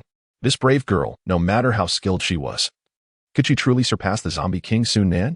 Was she a spy sent from the human side to humiliate their master? Xiaoxi eagerly anticipated how Sun Nan would handle this human. Would he keep her as a pet or eliminate her? The car fell into an unusual silence. Lin Shengsheng felt as if she might vanish entirely. What happened to the protagonist's halo? If the zombie king intended to kill her, the system wouldn't he just sit back and watch, would it? Sun Nan remained silent, his calm gaze betraying no emotion. Lin Shengsheng cursed herself for not planning better. One shouldn't he confess on a first meeting? As anxiety enveloped her, Sun Nan finally moved, taking the fried rice from her hands and passing it to Xiaoxi. Then, he grasped Lin Shengsheng's hand, pressing all but her index finger back into her palm. Don't move. The icy touch sent a shiver down Lin Shengsheng's spine. She stared at her outstretched finger, pointing directly at Sun Nan, feeling a mix of confusion and fear. What was the zombie king planning? Sun Nan's expression was chillingly detached as he traced his right index finger over the row of small hair ties on his left wrist, stopping at the last one. With a gentle tug, he slipped it onto his right thumb and index finger. His long index finger pressed down on the hair tie. And as he released his thumb and index finger, the small hair tie spun from his finger to Lin Shengsheng's. Suddenly, Lin Shengsheng felt something was off. Was this zombie king flirting with her? After completing this action, Sun Nan reclaimed the fried rice from Xiaoxi. For reasons unknown, Xiaoxi felt a pang of reluctance as he inhaled the fragrant aroma. How strange. As a zombie, he didn't need to eat. Yet this bowl of fried rice appeared more delectable than the blood of ability users. Why did he suddenly crave food? Keep your hair ties and get out of the car. Sun Nan's voice was frigid, carrying an air of undeniable authority. Congratulations, host. Contract with the zombie king successful. Affection level 1. Lifetime increased by 1 hour. Reach an affection level of 9 to complete the task. Lin Shengsheng, displaying remarkable insight, alighted from the vehicle, her favorability increasing. Splendid indeed. The day continues. With utmost politeness, she bid farewell to the Zombie King, hoping to garner additional favorability. Farewell, Zombie King. Please travel safely. I am not called Zombie King. I have a name, Sun Nan. Favorability decreases by 1, lifespan reduced by 1 hour. Boyfriend mission accomplished. Lifespan extended by 1 week. What? The boyfriend mission was unexpectedly completed. Lin Shengsheng stood in a daze as she watched the favorability level of the Zombie King, her boyfriend, Sun Nan, fall short of 9. Feeling as if she had just awakened from a dream. As night descended, the sky lightly brightened, and a dark cloud loomed in the distance, pregnant with unfallen rain. The chime of dawn resonated through the apocalypse, shattering the eerie stillness. Lin Shengsheng was startled by the sudden tolling of the prison bell. Turning her gaze toward the prison building, only to be met with the increasingly loud groans of the zombies. No wonder she hadn't encountered any zombies along the way. They were all congregating here. Had they been silent due to the fearsome presence of the Zombie King? Lin Shengsheng furrowed her brow, hesitating. What was the point of risking her life inside? If she could successfully conquer the Zombie King, she would enjoy a week of leisure. Perhaps she should return to the base for a rest first? Host. That represents a significant amount of emotional value. You could use it to upgrade skills, enhance your space. You could even spend it. There are so many things to buy. Think carefully before you leave. She indeed lacked the emotional value to purchase the supreme fried rice. Just as Lin Shengsheng wavered on whether to venture in and collect some emotional value, a sudden explosion erupted from the 4th-floor window of the prison building, accompanied by the low growls of the zombies. Amidst the chaos, she distinctly heard human voices. Quickly, we can't hold on much longer. Recalling the man she had encountered earlier, who had been attacked by the apocalyptic rats, she surmised that he wouldn't have ventured out alone on a mission. Could the individuals upstairs be from the 9th base? With that thought in mind, Lin Shengsheng sprinted toward the prison building, following the sounds of the groans. To her astonishment, the warehouse on the left side of the building was also packed with zombies. Tightly squeezed like canned goods, they roared, violently crashing against the door. The already rusted iron railings had broken in several places, and soon, the horde of zombies breached the barrier, surging forth in a chaotic mass. Chapter 9. Reunion with Xia Tingchuan's squad as the Zombie King departed. The inexplicable effects of the sorrowful fried rice returned to Lin Shengsheng. She glanced at the horde of zombies and was relieved to find no high-level undead among them. Skirting past the prison gates, she dashed towards the fire escape beside the building, casually picking up 2 large wooden planks embedded with nails from the ground. Once she ascended the fire escape, she promptly crossed the planks against the iron railings on either side, knowing they wouldn't hold the zombies back for long. But they would buy her some precious time. Host, go for it. Face them head on. That's your fortune at stake. Fortune, my foot. Lin Shengsheng secured the wooden planks and watched helplessly as a wave of zombies surged into the prison building, seemingly drawn by some unseen force. Confirming that her AK had been fitted with a silencer, she unleashed a barrage of gunfire at the relentless pursuers before sprinting up to the 4th floor. Skill activated. Firearm mastery. Current level, sharpshooter LV1. Upon hearing the system's voice, Lin Shengsheng's first instinct was to max out her skill points. Insufficient skill points. Unable to upgrade. Please expedite emotional value collection for exchange. As she opened the fire escape door on the 4th floor, the zombies in the corridor turned their heads towards the sound, one even closing in on her face. Another flurry of gunfire silenced most of the undead in the corridor. But the AK clicked empty, signaling it was out of bullets. Lin Shengsheng swiftly stashed the AK in her space and retrieved her last remaining bullet, a small pistol. Kicking it into her pocket, the distant zombies staggered towards her, and with deft movements, she wielded a cleaver, dispatching them with precision. After clearing the corridor of zombies, her clothes were splattered with blood. The fear that had gripped her heart began to numb. And the only thing stirring her emotions was the incessant notifications of emotional value from the system. Lin Shengsheng mused that if she could record her emotional value, she wouldn't need to slay zombies. She would simply become fabulously wealthy on the spot. Hearing the increasingly close groans below, she hurried to the end of the corridor, shutting the iron gate behind her. From the System S store, she selected a cleaver and wedged it between the iron door, securing it with a rather unreliable lock. No. I'm out of bullets too. We must retreat. We should have retreated long ago. But how now? I wonder how the captain is faring. Following the sounds, Lin Shengsheng approached cautiously. Peering through the crack in the door, she saw a medical room, spacious yet filled with zombies, with a few individuals cornered against the wall. A row of tall cabinets obscured her view of who they were. Brothers, grip your blades tightly. Let us prepare to charge out and join the captain on the 5th floor. The voice resonated familiar to Lin Shengsheng. Scanning the fighting capabilities of the zombies in the medical room, she resolutely drew her blade and joined the fray. Cornered, Gu Qingwei, Yu Jinghong, and Mo Feng were bloodied and weary. Gu Qingwei held a dagger defensively with his left hand, while his right arm hung limply, clearly injured.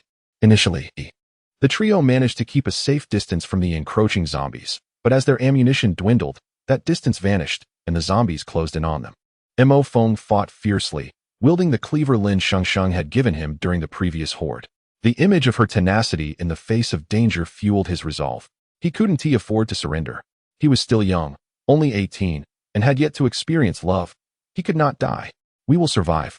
Yi Jinghong clutched his backpack, filled with assorted medical supplies, thinking of their injured friends and the unconscious Lin Shengsheng back at base 9. They couldn't return without medicine. After dispatching the nearest zombie, he pondered where to leave the supply bag for future scavengers. Gu Chenghui felt a wave of despair wash over him. It seemed today would be his last. Xia Tingchuan hadn't descended for a while, likely entangled with his own horde. At this moment, miracles seemed unlikely. When one loses the will to survive, both offense and defense falter. Perhaps Gu Chenghui's injuries were too severe, as he felt increasingly powerless, and several zombies lunged at him simultaneously. He resolved to sacrifice himself, urging his teammates to flee. Go now? Just as he prepared to charge forth, embracing the undead to forge a path. The zombies that had been roaring towards him suddenly halted, collapsing with gunshot wounds to their heads. The three looked on in astonishment as Lin Shengsheng appeared, cleaver in hand, exuding an air of cold determination. She was like a vengeful deity, and upon seeing her, the flicker of life reignited in their previously desolate gazes. Lin Shengsheng? Is it really you? Gu Chenghui rubbed his eyes in disbelief. Her arrival reignited their fighting spirit. After clearing the medical room of zombies, the door secured by the cleaver was breached. The zombies from below, drawn by the scent of flesh, surged chaotically towards the medical room, akin to a ravenous crowd rushing to seize the last of the morning's eggs. Quick, shut the door. With combined efforts, they barricaded the medical room door, and Mo Feng pushed a large cabinet against it. The momentary safety allowed him to slump to the ground, gasping for breath. After a while, the zombies outside quieted, their hunger unmet, and the room fell into silence. Though they were safe, they were now trapped. Yi Jinghong retrieved available supplies and bandages from the cabinet, approaching Gu Chenghui. Let me bandage you. There is not much antibiotic or alcohol left. This prison has been thoroughly searched to find more supplies. We might need to venture to the central hospital in Rongqing. Lin Shengsheng examined the wound on Gu Chenghui's arm. It was deep, yet not the jagged shape of a zombie bite. Suddenly, she recalled her nourishing soup. Gu Chenghui smiled reassuringly at Lin Shengsheng. Don't worry. I wasn't bitten. Mo Feng, filled with worry and guilt, spoke up. The horde and mutated crows just appeared out of nowhere. Gu Chenghui got hurt trying to save me. His arm was pierced by one of the crow's beaks. Don't fret. I'm fine. Gu Chenghui replied cheerfully to Mo Feng. You say that lightly, but if the bleeding doesn't stop, you'll faint soon and be close to death, Yi Jinghong retorted, his voice tinged with urgency. Just as he finished bandaging Gu Chenghui's wound, Gu Chenghui's vision began to blur, his speech becoming slurred. I feel so sleepy, brothers. If I can't hold on, put me out of my misery. I don't want to turn into a foul-smelling zombie. I long for the pork rib soup my mother made when I was a child. The bandage on Gu Chenghui's arm soon soaked through with blood, prompting Yi Jinghong to replace it with a fresh one, only to witness an alarming sight. The wound had become infected. Yi Jinghong touched Gu Chenghui's forehead, shocked to find his temperature alarmingly high.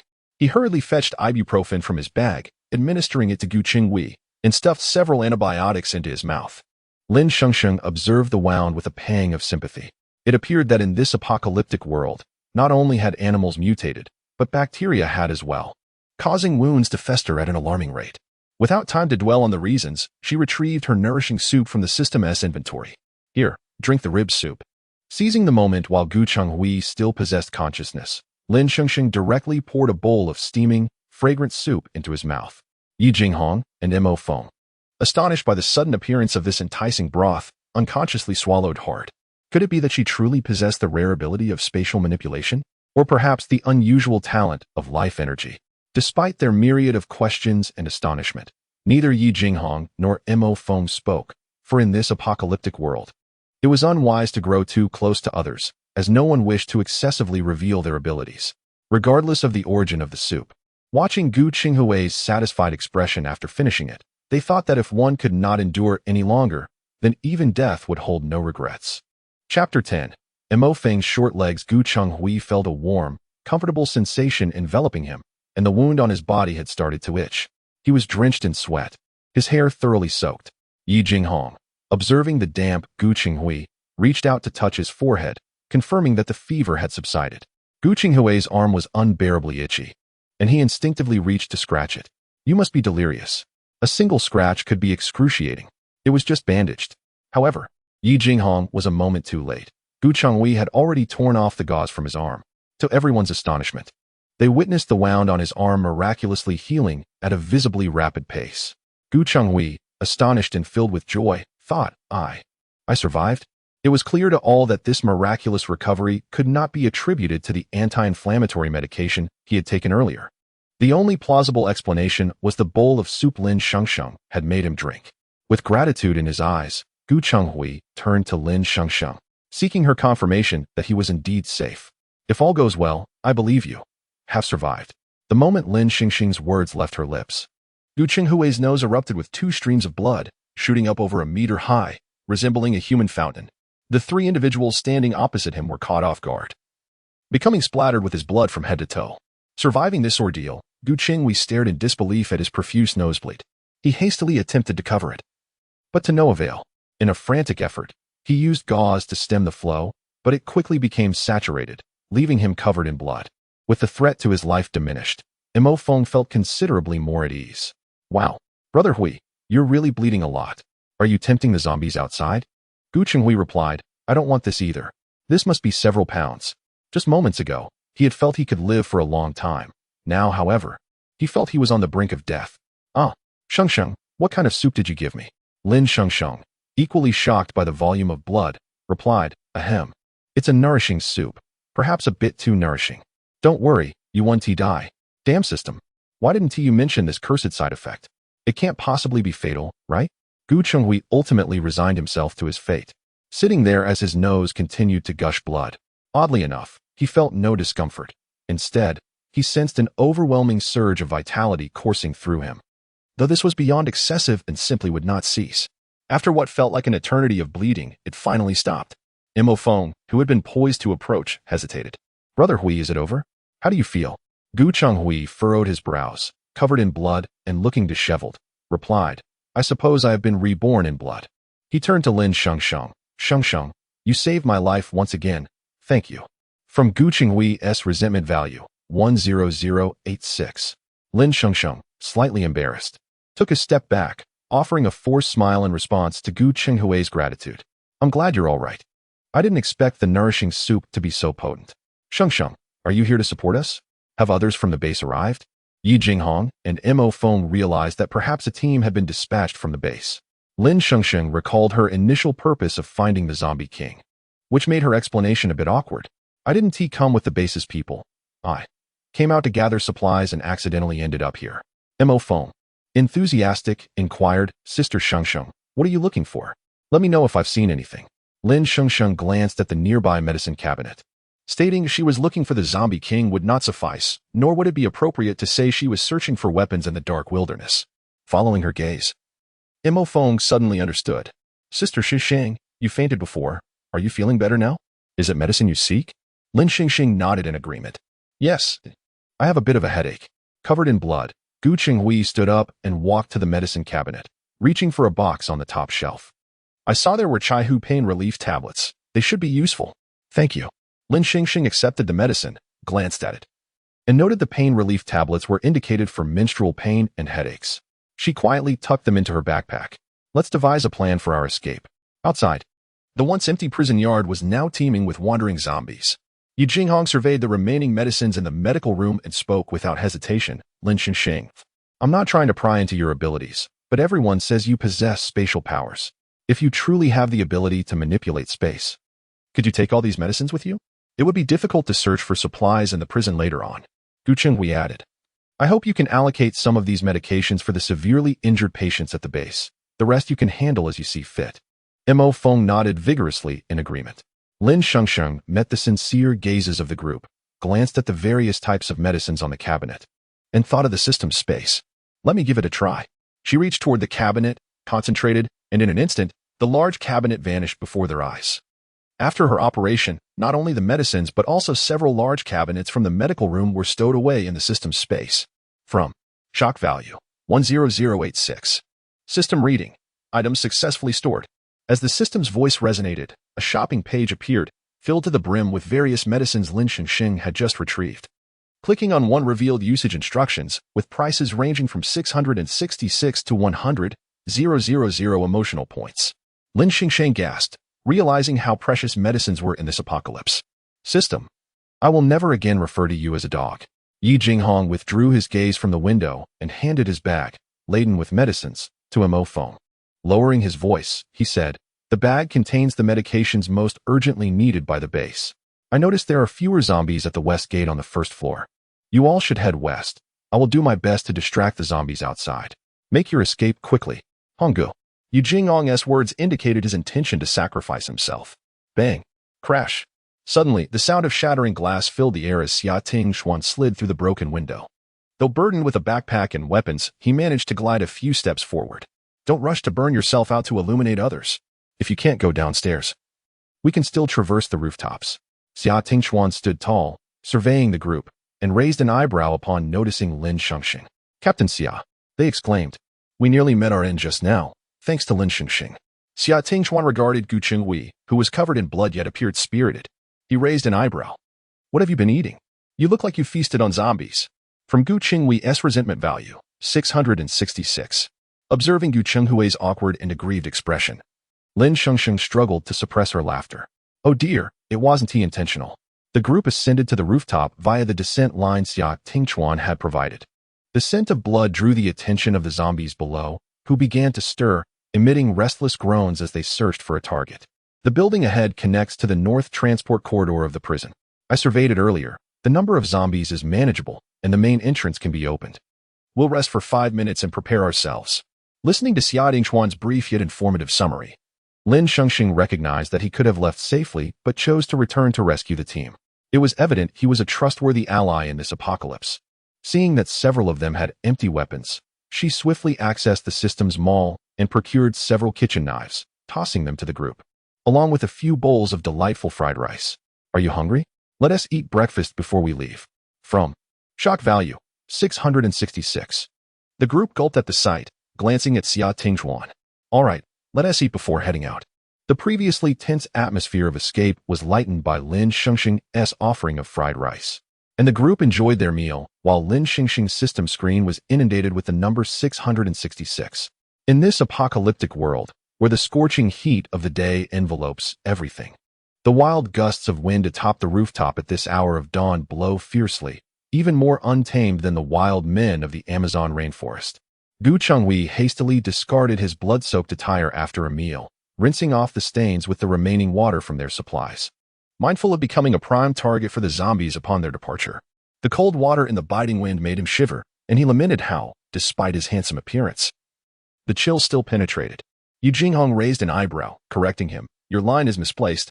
It should be that having thick skin is of no use. The wind will still be cold. Perhaps the temporary relief from their predicament and the satisfaction of a full meal had lightened everyone's mood. Gu Qinghui seized Yi Jinghong, attempting to strip him of his clothing, exclaiming, your thick skin can shield against the wind. Quickly, hand over your clothes. Brother Hui, just wear my shirt, Mo Feng proposed, ready to remove his long-sleeved shirt, but Gu Qinghui firmly restrained him. No need, little Mo Feng, you're too short. Your clothes would be too small for me. From Mo Feng's resentment value, 666, Lin Shengsheng was perplexed by this sudden surge of resentment and turned to find Mo Feng casting furtive glances in her direction. Huh? Gu Qinghui said you were short. What does that have to do with me? Seeing Mo Feng's crestfallen expression, Lin Shengsheng felt compelled to console him. It's all right. You're still young, you'll grow taller. Besides, being short has its advantages. You're cute, and you can collect zombie cores faster than others. From Mo Feng's resentment value, 999. The group stifled their laughter, suddenly finding the once formidable warrior Lin Shengsheng, who wielded dual blades against the undead, endearingly humorous. Drawing them closer to her, Mo Feng sighed dramatically. That hurt. They smoothly descended the zip line, reaching the 4th floor of the adjacent building. Due to the imposing iron gates separating the buildings, there were relatively few zombies in this area. Xia Tingchuan rubbed his eyes in disbelief, astonished to see the health bars and levels of the wandering zombies floating above their heads. Not only Xia Tingchuan, but the others were also rubbing their eyes, convinced they were hallucinating. As they glanced back at the iron gate, which was being distorted and shaken by the tide of corpses, they wondered how much longer it could withstand the pressure. Without further discussion of their perceived illusions, they hastened their pace. They hoped for a smooth passage ahead, praying not to encounter any advanced zombies. Guchui cleared a path through several wandering zombies, and, as he predicted, everything went smoothly thereafter. The group successfully exited the building, and as they approached the transport corridor, Xia Tingchuan suddenly signaled for silence, prompting everyone to conceal themselves instinctively. Xia Tingchuan instinctively reached for Lin Shengsheng's hand, pulling her behind the wall. Once they came to a stop, she released his hand, and in that fleeting moment, Xia Tingchuan's eyes dimmed, grappling with a sudden reluctance to let go. Lin Shengsheng peered into the transport corridor and soon realized there were 3 figures inside, notably 2 humans and 1 advanced zombie. The 2 individuals appeared to be in a rather harmonious state, showing no signs of conflict. Mo Feng suddenly whispered in surprise, "Captain Xia. ISNT that Mo Li and Zhuochun." Chapter 11. The Secret of Mali and Zhuochun. Xia Tingchuan signaled Mo Feng to remain silent. This time, the team led by Mali and Zhuochun was responsible for ammunition collection, yet their target was not the prison. How did they end up here, mingling with high-level zombies? Zanyan, have you not made up your mind yet? I am a power-type ability user, perfectly suitable for you. She is a space-type ability user. 2 bowls of blood a day is an offer no one else can match, Zhuochun said as he extended his hand toward the high-level zombie. Xia Tingchuan and the others were taken aback by Zhuochun's words. They were actually considering forming a contract with a high-level zombie. The key point was, this was a high-level zombie capable of contracting with 2 ability users. When did such a significant threat arise near Base 9? Their reconnaissance team had failed to notice it. Moreover, it was evident from Zhuochun's words that their acquaintance with this zombie was not their first. After forming a contract with the zombie king, Sun Nan, Lin Shengsheng learned from the system that in this apocalyptic world, high-level zombies have a strong affinity for the blood of ability users, as it enhances their powers and facilitates their evolution. However, the number of ability users among humans is scarce, and high-level zombies are aware of the difference between a feast and a mere snack, perhaps for the sake of sustainable development. The zombie civilization has not eradicated the greatest threat, human ability users. It is unclear when this bizarre phenomenon began, but human ability users have increasingly established contracts with high-level zombies, offering their blood to nourish the zombies in exchange for assistance. Those high-level zombies that have secured a stable food source are evolving rapidly, while human evolution has stagnated or even regressed. After the first base reported a high-level zombie evolving into a zombie king and killing its master, some began to realize the looming crisis. Many bases have since prohibited contracts with zombies, including Base 9. The high-level zombie, named Zanyan, was tall and robust, towering over 2 meters. Perhaps due to mutation after becoming a zombie, his bulging muscles distorted the tattoos on his body into grotesque patterns. He squinted, a hint of disdain curling his lips. You can't even handle a low-level zombie horde. Do you think you can approach me? Leave your blood behind and go. Zanyan's words were clear. He desired blood but looked down upon them. Zhuochun reluctantly drew a dagger, ready to draw blood, but was stopped by Mali's hand. Zanyan, what do you mean by that? We risked our lives to slay that wind-type zombie, almost being overwhelmed by the horde it summoned. We ultimately eliminated the horde and killed the wind-type, yet you refused to honor our agreement. Zanyan remained unmoved by Mali's accusation, a flicker of murderous intent flashing in his eyes. Zhuochun quickly pulled Mali back, signaling her to cease. However, Zanyan was quicker, grasping Mali's throat. Her face flushed crimson as she struggled to speak, but no words escaped her lips. Without hesitation, Zhuochun sliced open his wrist. Zanyan, we will give you as much blood as you need. Please spare our lives. Blood gushed into the container before Zhuochun, and Zanyan inhaled the scent of blood in the air, observing Mali's desperate struggle for breath. He abruptly released her. Regaining her breath, Mali quickly hid behind Zhuochun. Terror etched on her face. This time, she was truly frightened. Enough. If you wish to form a contract with me, you must survive the horde first, Zanyan declared. At his command, Molly hastily produced a tourniquet to bind Zhuo Chen's wound. Lin Shengsheng silently observed the unfolding scene, clearly aware that Zhuo Chen and Molly had been framing her all along, seeking a scapegoat. While Xia Tingchuan's team focused on the developments within the transport corridor, Yi Jinghong and Gu Chenghui remained vigilant of their surroundings. The sounds of zombies from the building became clearer, their howls mingling with the sounds of their running, growing ever more intense, as if a horde was rushing towards them. With a high-level zombie in front and a low-level horde behind, they possessed guns but lacked ammunition. The air was thick with danger, leaving Xia Tingchuan's team in a dilemma. Before anyone could make a choice, the thunderous crash of the iron gate collapsing heralded the arrival of a horde that had breached the building's last line of defense. "The horde is coming," Yi Jinghong shouted. Zhuo Chen's act of drawing blood had not only saved Molly from the high-level zombie, but had also attracted the attention of the low-level horde. Their frenzy heightened by the scent of blood. With no bullets in their guns, they could only grip their kitchen knives, ready to defend themselves. Everyone awaited Xia Tingchuan's orders. His gaze fixed on the high-level zombie, named Zhan Yan. High-level zombies possess the ability to control low-level zombies, yet Zhan Yan showed no intention of halting the horde. Not only would their lives be at stake, but Base 9 could not withstand another wave of the horde's assault. Attack! With Xia Tingchuan's command, lightning surged from his hands, striking the horde. Amidst the flickering lightning, the foremost zombies collapsed, convulsing on the ground. Simultaneously, Lin Shengsheng hurled kitchen knives at the oncoming zombies, each strike landing a precise blow to the head. She did not forget to summon a plethora of kitchen knives from the system store, which the others promptly seized, entering a frenzy of throwing knives. With so many zombies, being caught in a pincer attack was not a viable strategy. "Advance to the transport corridor," Xia Tingchuan shouted, tirelessly covering the retreat of his team. Glancing at a few large trees nearby, he summoned a lightning bolt to fell them. The fallen trees crushed several zombies, buying precious time for their escape. Gu Chenghui and Yi Jinghong worked together to slam shut the heavy iron door of the transport corridor, while Lin Shengsheng's system was inundated with the vengeful energy of the approaching horde. Lin Shengsheng paused, pondering, why not contain the zombies instead of killing them? It would be a faster route to profit. Time was of the essence, and everyone focused their firepower on the high-level zombie. Zhuo Chen and Molly felt a pang of anxiety upon seeing the sudden appearance of Xia Tingchuan's team in Lin Shengsheng. They were meant to collect medical supplies in Jing City, so how had they ended up at the prison?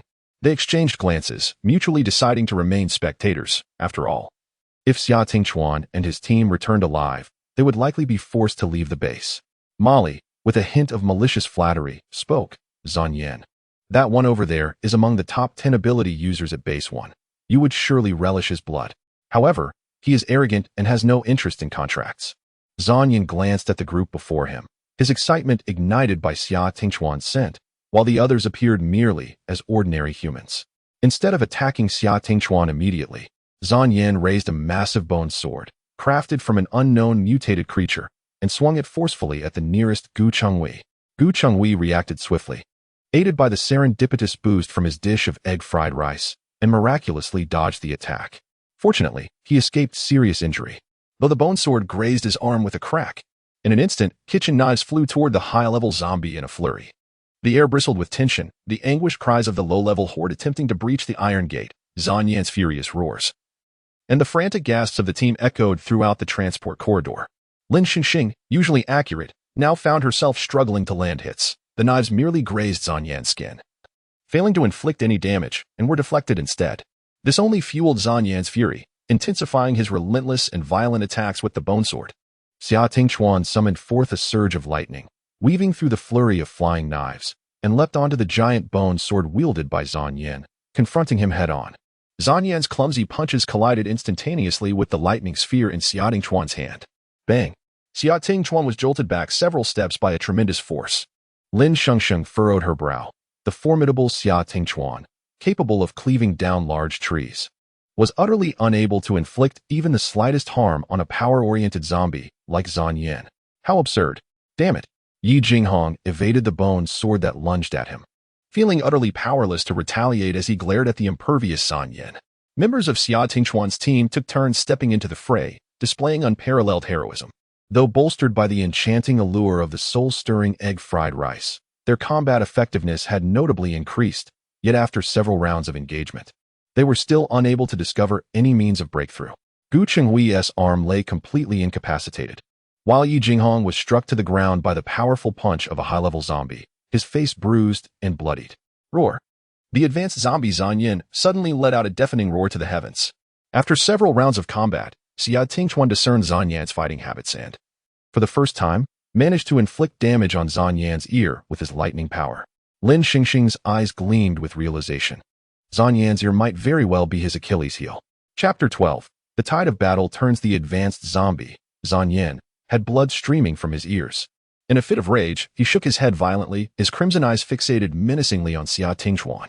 With a thunderous roar, he slammed his fist into the ground, creating a massive crater in the concrete, causing the entire transport corridor to tremble as if it might collapse at any moment. Zan Yan raised his enormous bone sword, sweeping it menacingly around Xia Tingchuan, who, after several evasive maneuvers, found himself cornered against the wall, with no escape in sight. Zan Yan's grin was wicked as he lifted the bone sword, preparing to deliver a fatal blow to Xia Tingchuan's head. In an instant, a flash of lightning illuminated the scene, and a net of intertwining electricity rapidly formed before Xia Tingchuan, barely absorbing Zan Yan's devastating strike. The ground beneath him cracked under the immense force, and beads of sweat dotted Xia Tingchuan's forehead. Soon, his face turned pale from the exhaustion of his abilities. He could clearly sense that Zan Yan was far more formidable than any advanced zombie he had encountered before, likely on the verge of reaching the king level. Ignoring the fierce attacks from Yi Jinghong and Gu Chenghui, Zan Yan effortlessly dodged a flying cleaver aimed at his head and kept his unwavering gaze on Xia Tingchuan, once again raising his massive bone sword. At this critical moment, Lin Shengsheng darted in front of Xia Tingchuan, shoving a spoonful of supreme egg-fried rice into his mouth. Xia Tingchuan choked momentarily but, almost instinctively, began to eat. Lin Shengsheng, aware that they could not use two types of combat-enhancing dishes within 24 hours, hesitated to give Xia Tingchuan more than a single spoonful, uncertain if he would faint afterward. As the fried rice settled in his stomach, Xia Tingchuan felt an unusual power flowing within him, sensing that his previously exhausted abilities were gradually reviving. Meanwhile, Zan Yan stared in disbelief, wide-eyed, at Lin Shengsheng, who was feeding Xia Tingchuan. He couldn't comprehend how they could be eating in the midst of battle. The bone sword in his hand faltered in its downward motion, his gaze fixating on the black wristband around Lin Shengsheng's arm. He could hardly believe that this seemingly ordinary girl had formed a contract with his arch-nemesis, Sun Nan. As the crowd focused on Lin Shengsheng, she nimbly leaped onto a boulder beside Zan Yan, seemingly appearing out of nowhere with two cleavers in hand, which she thrust fiercely toward Zan Yan's ears. In the throes of battle, Lin Shengsheng remained oblivious to the flash of light that coursed through the black wristband. With a sudden roar, Zan Yan let out a tortured cry that echoed throughout the prison as he plunged the bone sword deep into the ground. Disregarding Lin Shengsheng and reaching to remove the cleavers embedded deep in his skull, Lin Shengsheng rolled forward, landing firmly behind Zan Yan. Xia Tingchuan, who had previously been pale, now regained color as he understood Lin Shengsheng's intention. He boosted his powers to 80%, and the sphere of lightning energy in his hand grew larger, swelling to its peak before striking at Zan Yan's ear. With a resounding boom, just as Zan Yan had removed the cleavers from his ears, he suffered another devastating blow, sending him into a frenzied state. He swung his bone sword wildly through the transport corridor, crashing against the walls and shattering the overhead beams, transforming the entire space into chaos with debris flying everywhere. The heavy iron gate that blocked the prison horde trembled violently under the onslaught of zombies and external forces. On the brink of collapse, observing the shift in the battle, Mo Li urged Zhuo Chun to eliminate a few members of Xia Tingchuan's team, lest they pose a threat upon returning to the base. After much hesitation, Zhuo Chun raised his gun and unleashed a barrage of bullets towards Xia Tingchuan and his companions. Lin Shengsheng seized the opportunity to snatch a handgun with a single bullet left, firing it directly at Zhuo Chun's chest. He stared in astonishment. Hadn't they run out of bullets? As he fell, he reached out his right hand toward Emoli. Emoli, I love. Emoli, however, did not grasp Zhuo Chun's hand, fleeing without a glance back. Xia Tingchuan, weakened from his prior exertions, collapsed to the ground while Gu Chenghui, nursing his injured arm, dodged Zan Yan's aimless attacks, and, alongside Yi Jinghong, helped Xia Tingchuan to his feet. Captain Xia, hang on. Mo Feng carried Xia Tingchuan's backpack in front of him, urgently calling out to Lin Shengsheng, Sister Shengsheng. Hurry. The horde is breaking through. Task triggered. Kill one advanced zombie. Upon completion, reward, 10 hours of lifetime. Failure results in immediate death. Upon hearing the system's voice, Lin Shengsheng halted her flight. Darn it. My supreme egg fried rice hasn't expired yet. I only dared to give Xia Tingchuan a single bite, and look at how it's affecting him. This cursed system is infuriating. Xia Tingchuan's team had run a distance when they realized Lin Shengsheng had not followed. Sister Shengsheng. Mo Feng's shout startled everyone, prompting them to turn back.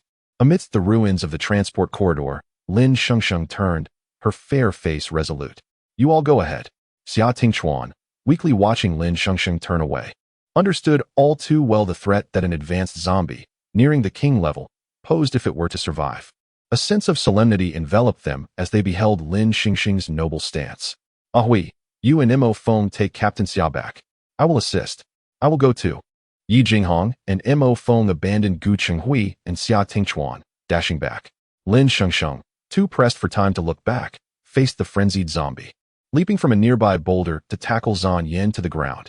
In terms of strength, Lin Shengsheng knew she was no match for Zhan Yan, so she mounted his back, wielding her cleavers with precision, aiming for his ears once more, but Zhan Yan's long arms swatted her away. Zhan Yan struggled to rise, shaking his body to throw Lin Shengsheng against the corridor walls in an attempt to dislodge her. As she collided with the wall, Lin Shengsheng felt as if her bones might shatter. Yi Jinghong and Mo Feng's attacks seemed to merely tickle Zhan Yan, failing to inflict any real damage, and they were sent crashing into the wall by his wild kicks. Lin Shengsheng clung tightly to Zhan Yan's neck, and as he paused momentarily in his fury, her free right hand produced a cleaver. In the instant she swung it, the black wristband around her arm glimmered. Suddenly, Lin Shengsheng sensed that the cleaver felt different from usual, but she had no time to ponder. Seizing the moment, she delivered a fatal blow to the advanced zombie.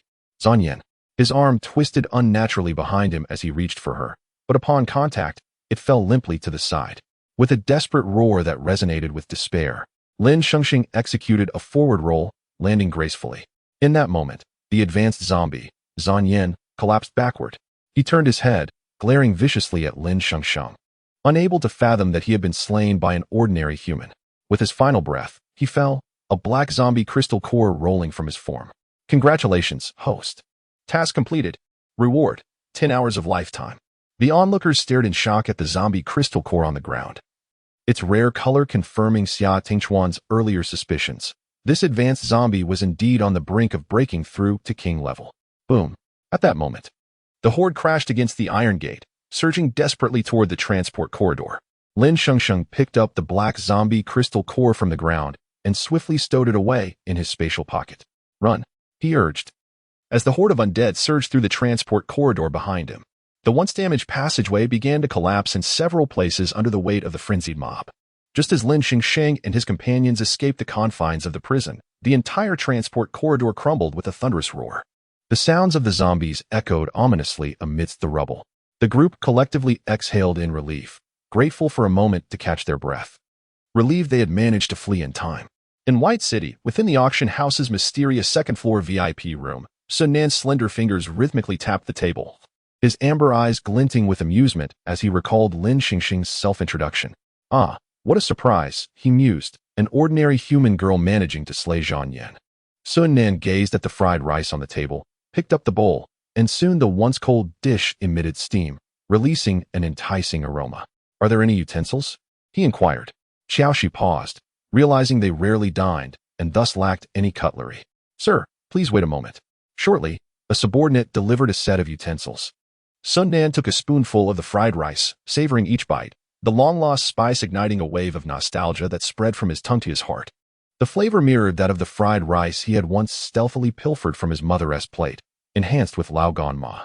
Meanwhile, in the bustling hall of the auction house, whispers circulated about a remarkable item acquired at great expense. What could be more valuable than the A-grade potion from 2 years ago? Someone speculated. Do you smell that? It seems like the aroma of fried rice wafts through the air. Could today's auction feature fried rice? Surely. You must be imagining things from indulging in too many drugs. Are you desperate for food? The entire White City couldn't gather enough rice for a single bowl of fried rice. No, it's definitely coming from over there. A perceptive ability user quickly directed their attention to VIP Room 7 on the second floor. Don't bother looking. Room 7 isn't a place you can sit in just because you possess a few zombie crystal cores. I recall that last year. The leader of the 9 major bases in Jing City occupied Room 7, and the year before that, it was the heir to the throne of Country A. Each of their identities is extraordinarily prestigious, and we have no idea who occupies Room 7 this time. The crowd collectively gasped, speculating on which powerful figure had graced Room 7. The heir to Country A? Surely, that is a jest. Why would they travel such a distance? This is no jest. The auction 2 years ago featured an A-grade potion that leaked from Company X's laboratory, capable of transforming ordinary people into ability users. That heir was merely an ordinary person back then. Chapter 13. The wicked first to complain. Lin Shengsheng followed Xia Tingchuan's team back to the parking spot south of the prison. They swiftly dealt with the scattered zombies trailing them and quickly returned to their vehicle, heading back to the base. Due to obstacles on their original route, they had to take a longer detour. By midday, Lin Shengsheng's stomach was growling with hunger. She glanced at the expiration time of her ineffective fried rice, realizing she would have to wait another 2 hours to eat. The items in the system shop remained scarce. Fried rice was off the menu, leaving only the nourishing soup, which required a significant amount of effort to consume. With a silent hope, Lin Shengsheng activated the lottery wheel, wishing for some edible provisions. Adorable meal lottery. 10 consecutive draws automatically initiated. Thank you for your patronage. You have received a consolation prize, 1 bowl of nourishing soup. Thank you for your patronage. You have received a consolation prize, 1 bowl of nourishing soup. After dozens of bowls of soup, Lin Shengsheng felt a slight unease. She silently wished for various delicacies: river snail rice noodles, spicy chicken skewers, and mini hot pots. Congratulations. You have won 10 Lucky Meat Buns. Lucky Meat Bun. Consuming it maximizes luck, ensuring zombie crystal cores are dropped, with a random drop rate. Explanation of zombie crystal core exchange rates. 10 yellow zombie crystal cores can be exchanged for 1 hour of life. 10 green zombie crystal cores can be exchanged for 5 hours of life. 5 blue zombie crystal cores can be exchanged for 20 hours of life. 5 red zombie crystal cores can be exchanged for 30 hours of life. 5 black zombie crystal cores can be exchanged for 240 hours of life. Lin Shengsheng was taken aback. After slaying so many zombies, she had only acquired a single black core. Her first instinct was to exchange for life hours. Food. Exchange 1 black zombie crystal core. Apologies, host. A minimum of 5 black zombie crystal cores is required for exchange. Lin Shengsheng felt a pang of disappointment, but recognized that the 10 days of life were indeed tempting. However, as she realized that the zombie crystal cores served as the universal currency in this world, she pondered how much of it had already been scavenged from the battlefield outside Base 9. Observing her remaining 56 hours of life, along with the nearly 100 servings of fried rice and nourishing soup in her inventory, she conceived a new survival strategy. Who wouldn't love auxiliary culinary skills in this apocalypse? She promptly dug into the Lucky Meat Buns, hoping that any zombies they encountered would yield some crystal cores, sharing one with each member of her team. The others eagerly accepted the buns, their eyes filled with gratitude. In this grim world, they lived perilously day by day, where securing a meal was a daunting task. It was commonplace for them to eat only once a day or even go days without food, often subsisting on a meager ration of compressed biscuits and a few sips of water. In dire circumstances, they were forced to hunt mutated animals, the taste of which was far from appealing. Yet today, Lin Shengsheng had arranged 2 hearty meals for them, and both were rare delicacies. As everyone devoured their buns, only Gu Chenghui abstained, carefully wrapping his bun in a relatively clean bag and handing it to Mo Feng, whispering something in his ear. Noticing Gu Chenghui's apprehensive demeanor, Lin Shengsheng quickly reassured him, "Ah oui, don't worry. This increases luck, such as enhancing zombie crystal core drop rates. There should be no side effects. If Mo Feng isn't satisfied, I have more." Everyone paused, astonished. Well, not only are the buns delicious, but they also come with perks. Gu Chenghui shook his head, feeling a bit embarrassed. "I'm not worried." He scratched his head, hesitating to continue. "Sister Shengsheng, please don't misunderstand. Ah Hui isn't afraid of nosebleeds. He wants to save the bun for Yuan Jia to try. I'll take it back for her." The team's awareness of Gu Chenghui's affection for Yu Ziyuan was no secret, yet the sudden shout from Mo Feng made him blush. Lin Shengsheng quickly grasped the situation. This Yuan Jia was Gu Chenghui's beloved. "Ah Hui, are you feeling a bit envious of dogs now?" Yu Jingong, driving with one hand, suddenly turned to ask after finishing his bun. Gu Chenghui was taken aback, looking at Yu Jingong in confusion. At least dogs dare to approach and lick. You need Mo Feng's help just to deliver a bun. Do you know what we call someone who is too shy to get close? Gu Chenghui shook his head. Lin Shengsheng chuckled. "I know, we call them gazing dogs." Laughter erupted among the group. "Oh, don't dwell on it. You can eat the bun now. I'll sponsor you with another for your confession. This is a lucky meat bun. With max luck, who knows, you might just succeed." As she spoke, Lin Shengsheng handed him another bun. Gu Chenghui hesitated before accepting the bun, silently reclaiming the wrapped one from Mo Feng. After finishing their buns, the group arrived at a relatively safe, abandoned gas station to rest. Lin Shengsheng served bowls of nourishing soup to the injured, casually mentioning her idea of setting up a snack stall. "Not a problem. Once Base 9 is rebuilt and settled, come back with us to Base 1. Your food will be in high demand." Xia Tingchuan invited Lin Shengsheng before sipping his soup. The others nodded in agreement. "Shengsheng, with Captain Xia's recommendation, your skills will surely allow you to establish a permanent residence at Base 1. Lin Shengsheng glanced at the System S map, noting that Base 1 was too far from the location of the Zombie King, making her survival tasks more challenging. "I've grown accustomed to wandering. I'm not quite suited to base life. Perhaps I'll visit to trade when time permits. You all can help spread the word." "What a pity. Base 1 is the premier among the 9 bases. Many would do anything to get in, yet you refuse." Yu Jingong expressed surprise at Lin Shengsheng's decision. "Don't say that. While the strong indeed possess greater authority at Base 1, their freedom is surely restricted by the base. Wanderers constantly face danger. Yet they enjoy a freedom we lack, and many among them quietly fight for humanity's future." Summer Tinghuan felt a twinge of disappointment at Lin Shengsheng's refusal. After speaking, he quietly finished his soup. Lin Shengsheng had anticipated that the group's nosebleeds would attract a wave of wandering zombies, providing an excellent opportunity to test the Lucky Meat Bun's core drop rate.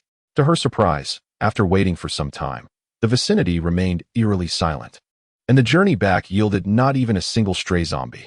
Upon returning to the base, Mo Feng couldn't help but exclaim, "Truly, the Lucky Meat Bun is remarkable. Our return journey has been extraordinarily smooth." Lin Shengsheng sighed, acknowledging their good fortune. So fortunate they hadn't encountered a single zombie. For now, relying on her own efforts to sustain herself seemed unfeasible. She would need to engage in trade to survive. After undergoing the routine checks at the base, they were unexpectedly met at the entrance by Mu Yan, the base leader, along with several members of the 9th Base's highest council, including Molly, who had escaped from the prison. Molly's eyes were red and swollen, filled with distress as she hid behind a burly man named Wansheng. Wansheng, the uncle of Zhuochun, was overwhelmed with grief upon learning from Molly that Zhuochun had been killed by Lin Shengsheng. Having lost his sister to a zombie in an earlier incident, he had barely survived and gained ice powers. His sister had entrusted Zhuochun to him before her demise. And now, with Zhuochun's untimely death, how could he face her? His clenched fists rose angrily, signaling Xia Tingchuan and the others to halt, his eyes brimming with hostility. "Molly!" At Gu Qinghui's exclamation, the team turned to face the opposing group. Molly, feeling guilty, averted her gaze from Xia Tingchuan and the others, retreating further behind Wansheng. Xia Tingchuan stepped forward to apprehend Mo Li, for an ability user like her, who had violated the contract concerning zombies, was to be sent to the central city of the 9 major bases, Jing City, and confined within the Grey Tower for a more thorough investigation. However, Wansheng moved in front of Xia Tingchuan, blocking his path. "You dare return? A top 10 ability user from the first base. Yet you have violated the regulations of the 9 major bases by colluding with zombies. You also shield that vagrant murderer. She has slain Zhuochun and Xiaopei. A killer must pay with their life." As Wansheng spoke of the murderer, his gaze turned fiercely towards Lin Shengsheng. Unfazed and with a steady heart, Lin Shengsheng remained composed, for she had not killed Xiaopei. She perished due to an attack by mutated rats. As for Zhuochun, had he not struck first, she would not have retaliated. His death was justly deserved. Many from the 9th base had gathered due to the commotion at the entrance, and the crowd continued to swell, their murmurs growing louder. Mo Li observed the unfolding scene, her eyes glinting with a mix of vindictive joy and triumph. "Wansheng, do not distort the truth. It was Mo Li who sought to contract zombies with Zhuochun, and we merely stumbled upon them, only for her to attempt to kill us."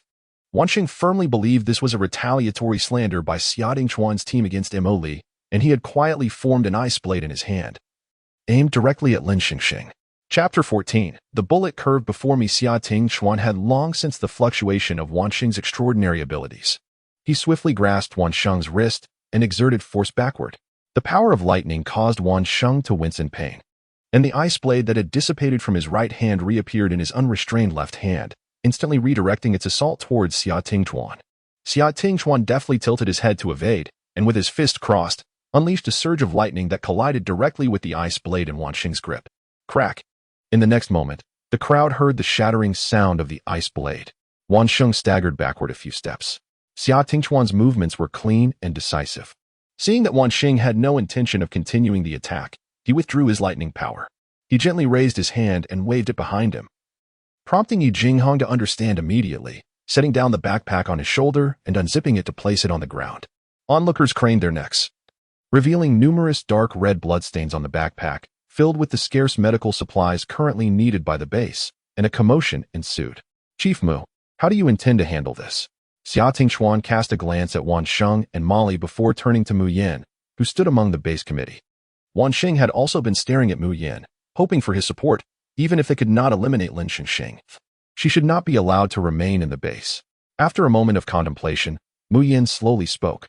Molly claims to have seen you contract with high-level zombies. Lin Shengsheng killed Xiao Pei and Zhuoqin. If this is indeed the case, even though you previously eradicated the zombie tide and saved Base 9, I will still contact the people from Jingchang to take you to the Grey Tower. Look, the handgun at Lin Shengsheng's waist is Xiao Pei's from our team. She sneaked out of the base at night to meet with Xia Tingchuan and contract with high-level zombies. She killed Xiao Pei and later Zhuoqin. Do you still dare to keep someone like her in the base? Send them all to the Grey Tower. Molly seized the opportunity to accuse Lin Shengsheng and Xia Tingchuan's team. Among the onlookers, some had begun to express dissatisfaction with Lin Shengsheng. As Molly listened to the discussions behind her, an overwhelming confidence washed over her. After all, compared to Xia Tingchuan's team and Lin Shengsheng, she was one of the people from Base 9. Lin Shengsheng observed Molly's performance with an expressionless face and retorted, "Then tell me, how did we contract with high-level zombies?" Lin Shengsheng's tone revealed no emotion, as if the accusations had nothing to do with her.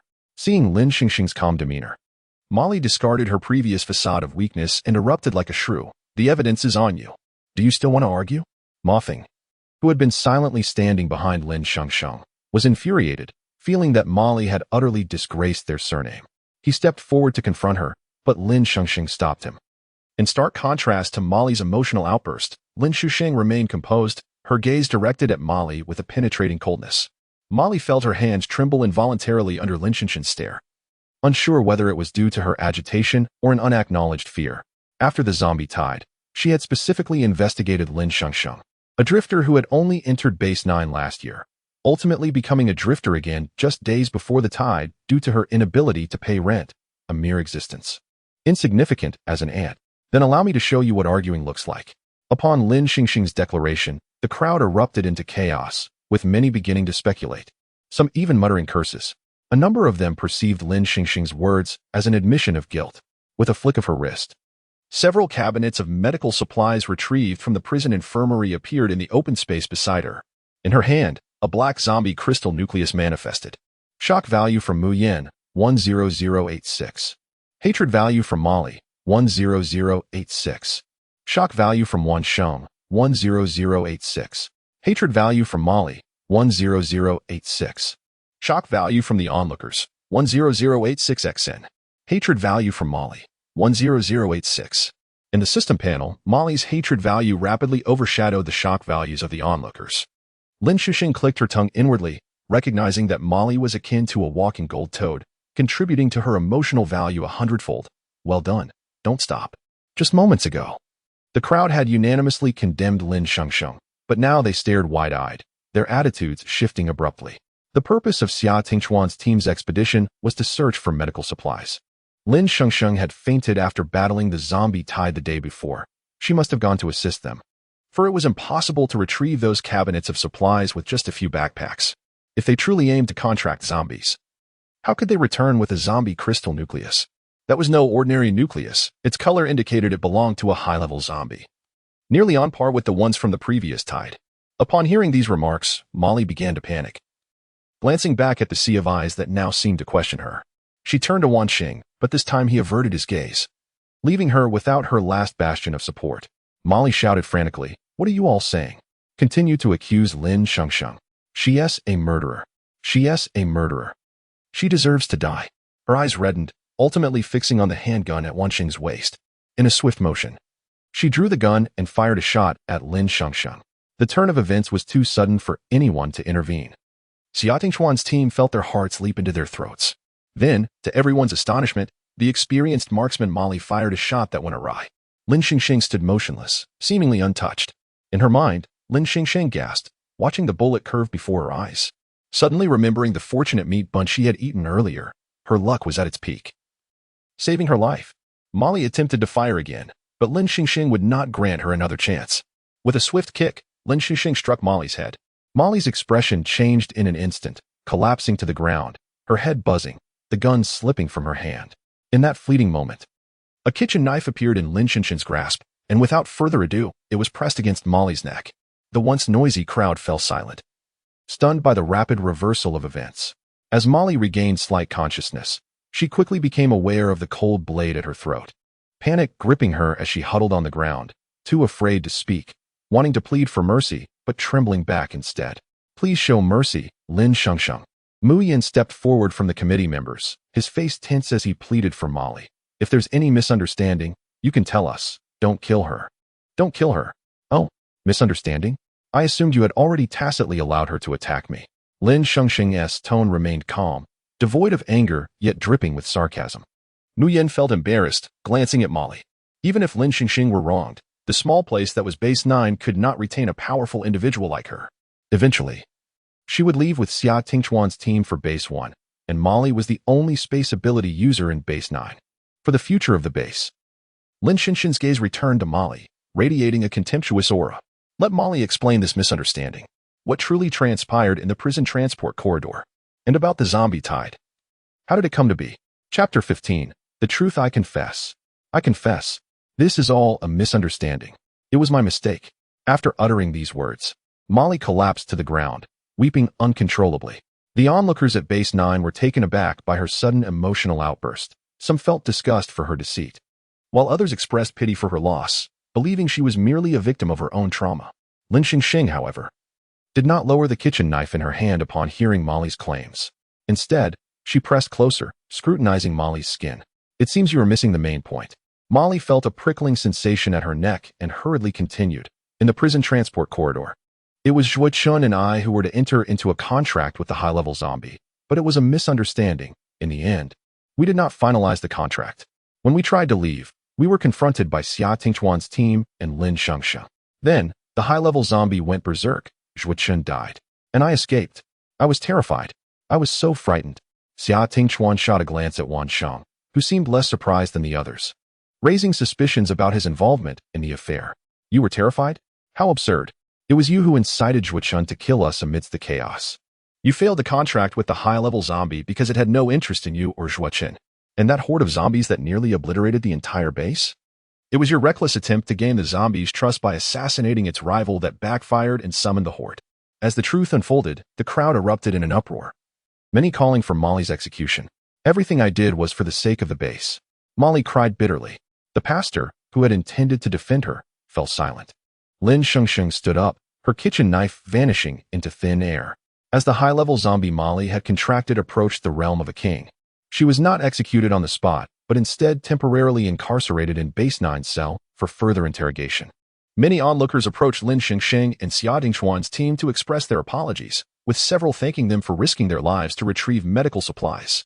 Upon hearing the news, Yu Ziyuan rushed over and saw several individuals transporting supplies back to the base. She scanned the crowd, searching for Gu Qinghui's figure, and overheard snippets of the unfolding events.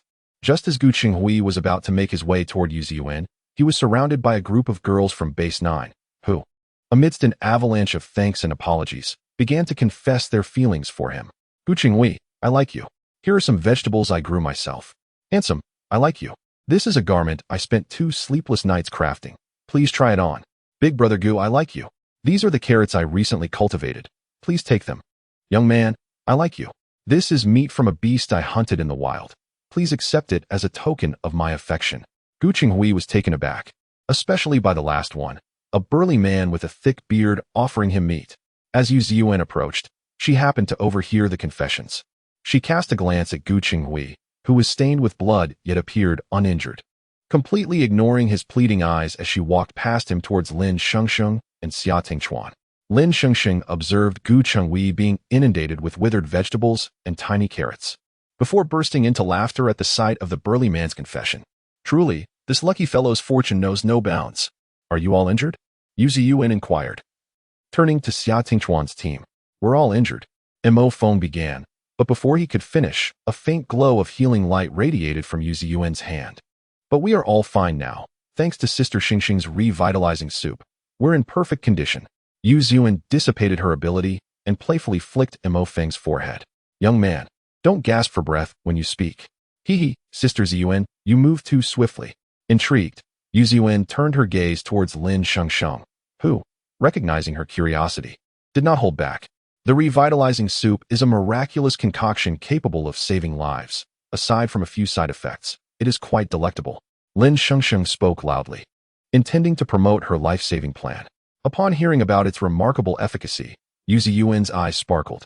Before the apocalypse, her ancestors were renowned healers. And after awakening her healing abilities by chance in this new world, she had never encountered a soup that could restore life directly.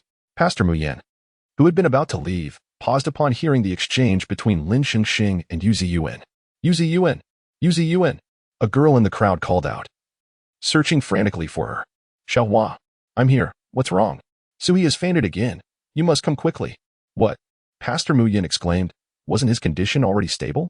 It has worsened again today. Yu Ziyuan hurriedly followed Xiaohua. Pastor Mu Yan suddenly approached Lin Shengsheng, causing Xia Tingchuan's team to step forward protectively, fearing he would confront her. I mean no harm, he said awkwardly, halting his steps. If your revitalizing soup is truly as miraculous as you say, please save Suhi. Lin Shengsheng perked up at this, realizing that her first customer had arrived so soon. Certainly. The revitalizing soup requires 5 red zombie cores per bowl. Pastor Mu Yan hesitated. Red cores are considered rare among the cores from mid-level and high-level zombies. Our base has 2. But, before he could finish, the sound of helicopter blades filled the air. Lin Shengsheng looked up in astonishment. It was a transport helicopter capable of lifting a jeep into the sky, the Sherdugan. The helicopter hovered above Base 9's square, and soon a cable lowered a crate of supplies. As the crate landed, the individuals responsible for receiving supplies at Base 9 secured a box of cores for exchange onto the cable. A man gestured, and the cable was swiftly pulled back, with the helicopter departing amidst the thunderous roar of its blades. Pastor Mu Yan, observing the crate in the distance, continued, Our base has just suffered a significant blow. We truly lack the manpower and resources to make a trip to Bai City. We were fortunate to contact Company X, but the delivery fees are exorbitant. Those 2 red cores have already been included in our exchange. Lin Shengsheng, who had always astonished others, was now genuinely taken aback. Wasn't this a world where resources were scarce and strained, as the system had indicated in difficult mode? Base 9 had only 3 vehicles. Yet Company X owned a transport helicopter equivalent to a train car. Seeing Lin Shengsheng fall silent, Pastor Mu Yan grew anxious and proposed, How about 300 yellow cores? I must ask, Pastor, how many cores did you recover from the zombie horde that day? Xia Tingchuan interjected, believing that half of those cores rightfully belonged to Lin Shengsheng. Pastor Mu Yan's face fell. The number of cores from the horde is not as plentiful as you think. After our trade with Company X for supplies, our base truly cannot spare many cores. I can only offer an additional 150 yellow cores. I beg you, save Suhi. All right, it's a deal. Lin Shengsheng agreed readily, feeling satisfied. Exchanging 450 yellow cores for 45 hours of life was a fair bargain. Pastor Mu Yan dispatched someone to retrieve the cores while he hurried Lin Shengsheng towards the medical room.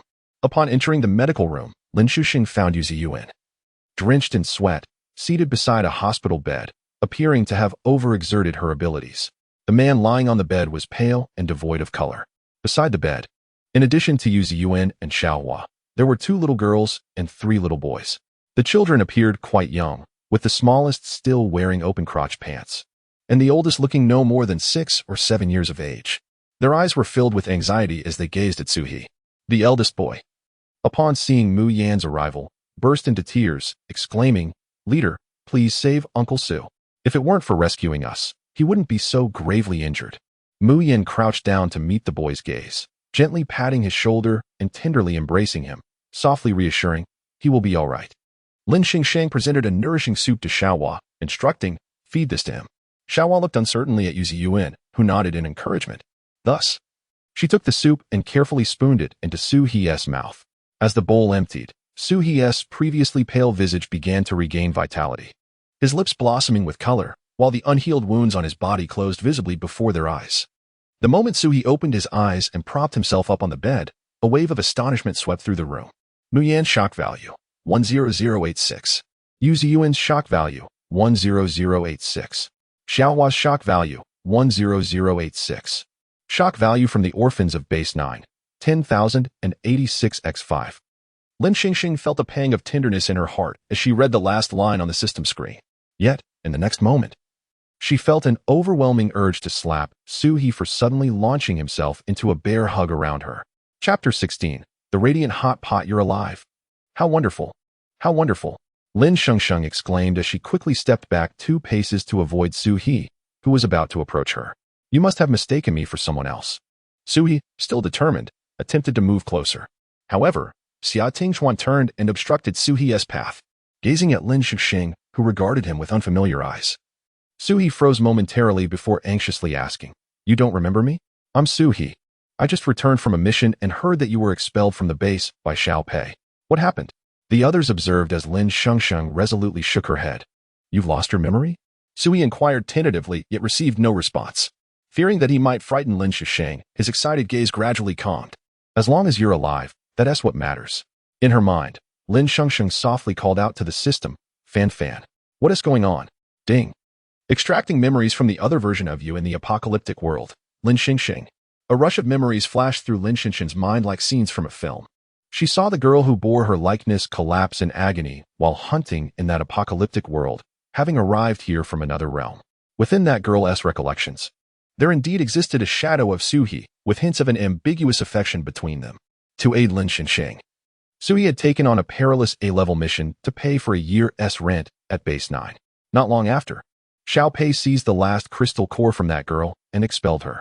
By the time Lin Shengsheng arrived in this world, that girl had already perished in the wilderness. It seemed that when she first entered this world, Xiao Pei and the others had mistaken her for that girl, thinking she sought refuge at base 9, only to cruelly cast her into a horde of corpses once more. Alas, in this apocalypse, lives were as insignificant as blades of grass. Xiao Pei was indeed deserving of his fate. Just as the atmosphere grew somewhat awkward, a trusted aide of Mu Yin burst in, clutching a bag of crystal cores. Astonished to see Suhi, who had been on the brink of death just the day before, now seemingly unscathed. As Lin Shengsheng reached for the bag of crystal cores, Suhi, suffering from the side effects of a restorative soup, began to spray blood, drenching the children surrounding him.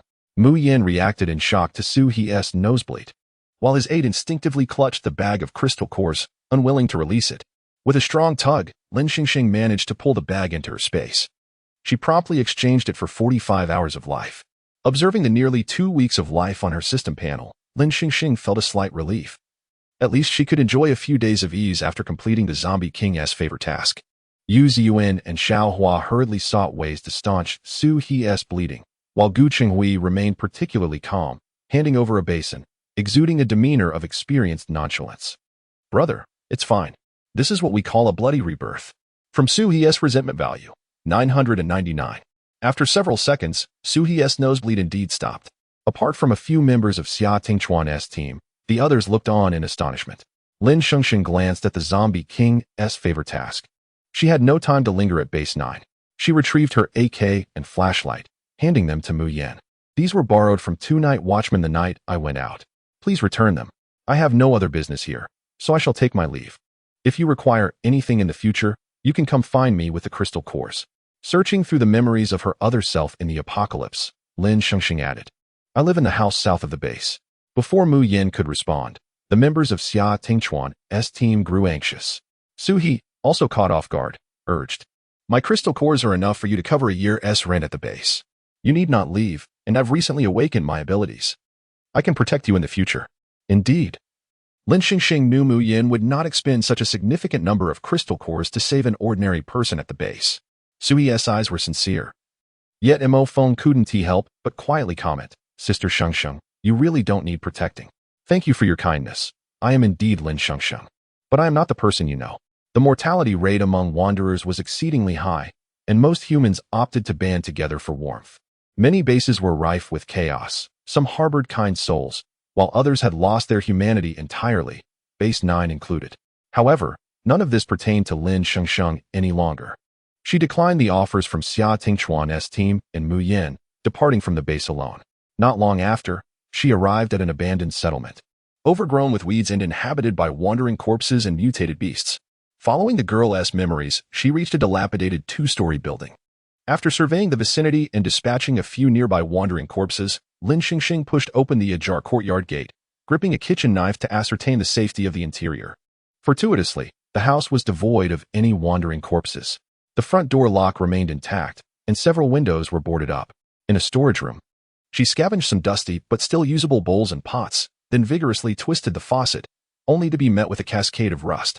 From Mo.Li's resentment value, 10086.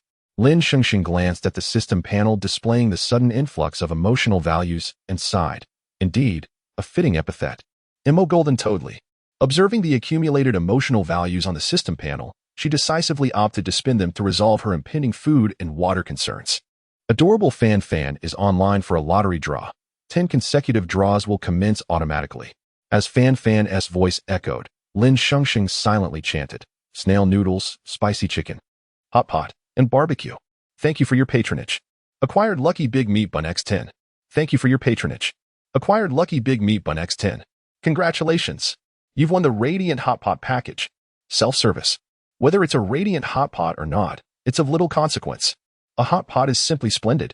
As she stared at the items in her inventory, pondering the self-service nature of the hot pot, Fan continued with a gasp.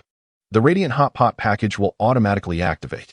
Congratulations, host, you have obtained the following items.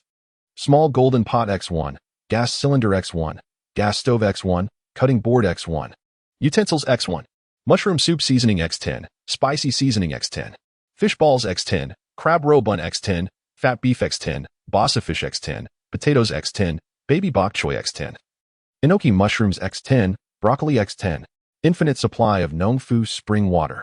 Infinite supply. Fan, you truly are nature's courier. I want to give you 10,086 praises. Lin Shengsheng promptly retrieved a bottle of water from her inventory and downed it in large gulps, finding it refreshing and slightly sweet. With both food and water secured, she exchanged all her remaining emotional values for skill points, maxing out her firearm proficiency. Perfect. Now all she needed was a reliable weapon. In high spirits, Lin Shengsheng laid out the ingredients from her inventory and prepared to indulge in her hot pot. She gazed at the bubbling broth of the hot pot, experiencing an epiphany regarding a novel approach to indulgence. Regardless of whether it was serendipitous or intentional, she resolved to first savor a fortunate meat bun on her next occasion. With the introduction of new culinary creations, the fortunate meat bun swiftly appeared in the system's marketplace, obtainable for a mere 666 emotional points. To Lin Shengsheng's surprise, an array of ingredients and utensils for the hot pot set also materialized in the system's marketplace. Upon scrutinizing the item descriptions, she found the ingredients and water to be rather unremarkable. However, when her gaze fell upon the small golden pot, a line of fine print revealed itself. Beauty in a pot. Function: cooking a small hot pot in this vessel grants you exquisite beauty upon consumption. Indeed, the pot lived up to its name. Reflecting on the nourishing soup, she felt a twinge of apprehension, yet considering the fortunate meat bun had yet to exhibit any particularly bizarre side effects. Lin Shengsheng's conflicted gaze shifted to the simmering hot pot, with its rising steam, bubbling broth, and the intoxicating aroma that enveloped the room, all tantalizing her taste buds. Surely, it wouldn't mar her beauty. As she lifted a slice of succulent beef with her chopsticks, the mere scent was nothing short of divine. Before even tasting it, Lin Shengsheng felt as though she could already savor the tender, rich flavors and the savory juices.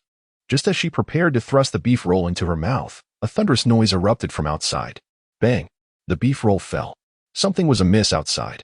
Chapter 17. The hot pot-loving zombie Lin Shengsheng immediately felt a surge of anxiety as she grasped the cleaver and approached the window. Peering through the gap in the curtains, she witnessed a modified small truck crashing violently into a large tree, its front end crumpled. Two men leapt from the back of the truck, one of them cursing as he made his way to the driver's seat. What on earth happened? If the goods aren't delivered soon, you might have killed someone. At that moment, a weary-looking man emerged from the driver's cabin, inspecting the vehicle. Brother, the truck is still operational, but I'm utterly exhausted. I don't foresee any issues with the dose this time. Shall we take a break? The man referred to as brother was middle-aged. his sparse beard adding a touch of weariness to his features. He lit a cigarette, inhaling deeply as if contemplating something. Through the hazy smoke, Lin Shengsheng noticed the terrifying scars that marred the right side of his face. Rest for half an hour. We don't know when that guy will wake up. You and Xiao will switch driving duties, he instructed. Following the men's gaze to the back of the truck, Lin Shengsheng spotted a large iron cage. It stopped protruding above the truck's roof, uncovered. She changed her angle several times, but still couldn't discern what lay within. She guessed it might be a ferocious, mutated beast from a post-apocalyptic world. Soon, however, a deafening roar provided her with a definitive answer. It was a zombie. Lin Shengsheng watched in horror as long, claw-like hands reached toward the top of the cage, effortlessly prying open a gap. Before she could comprehend the unfolding scene, a shadow darted out and disappeared from view. The three men who had just disembarked from the truck suddenly appeared tense, forming a triangular formation as they scanned their surroundings warily. "Boss, did you see where that thing went?" one asked. "Damn it, you said it wouldn't wake up." "This is serious. It can't be far," another added. "Do we have any more of the drug? We need to get that thing again." "None left. We used it all when we captured it the other day," the first replied anxiously. "Boss, the nearby zombies are gathering. Should we try to catch that thing or retreat?" The weary-looking young man who had been driving was now alert, gripping a combat knife, ready to engage the encroaching zombies in close combat. More and more zombies began to converge, making the trio's situation increasingly precarious. The man known as Boss had intended to conserve his strength for the mid-level zombie. But after waiting fruitlessly for its appearance, he raised his hand, conjuring an ice wall that swiftly blocked the advancing horde. "Retreat," he commanded, utilizing the ice wall as cover. The three men quickly jumped into their vehicle and sped away. The chaos subsided more rapidly than Lin Shengsheng had anticipated. As the men departed, the nearby zombies followed suit, and the remaining few aimlessly wandered the desolate area, lacking a target. Lin Shengsheng surmised that the zombie which had escaped the cage was likely a high-level one. Otherwise, it wouldn't have summoned so many others with a single roar. Forgetting about the hotpot, she swiftly prepared a bowl of fragrant fried rice.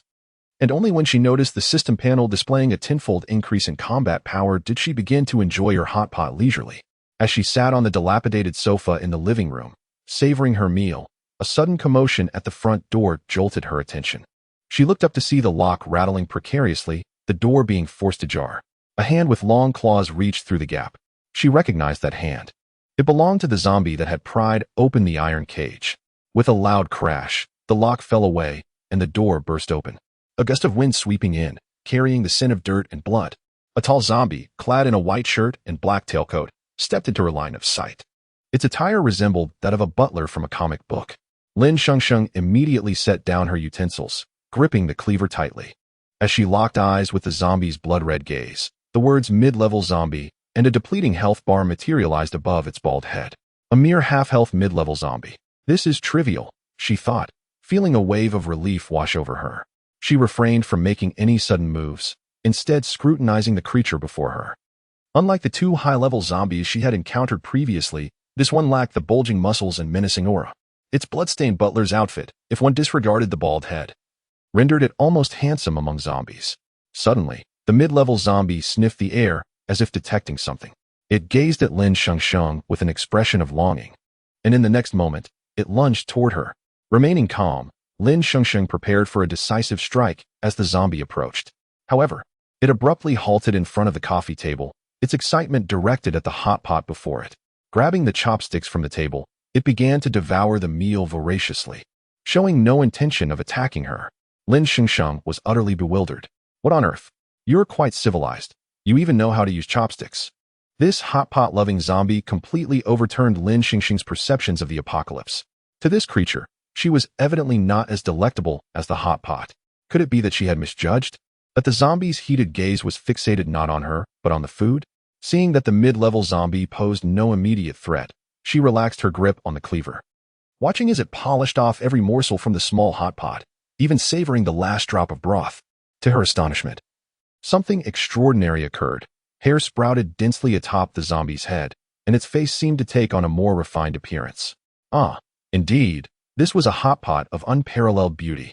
After finishing the meal, the mid-level zombie turned to Lin Shengsheng, its voice deep and guttural as it emitted a sound. It then nudged the small hot pot closer to her, shaking it up and down. From the mid-level zombie, satisfaction level 999. The mid-level zombie, unable to speak, presented a slight challenge. Lin Shengsheng pondered its intentions before tentatively asking, "Do you want more to eat?"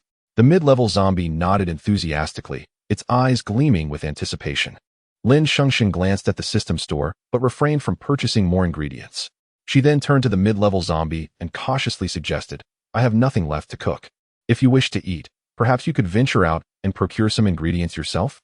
The mid-level zombie clearly understood her words, turning promptly to exit, even displaying a remarkable civility as it leapt over the wall, refraining from damaging the iron gate of her yard. Lin Shengsheng rummaged through the storage room, retrieving suitable tools to repair the door.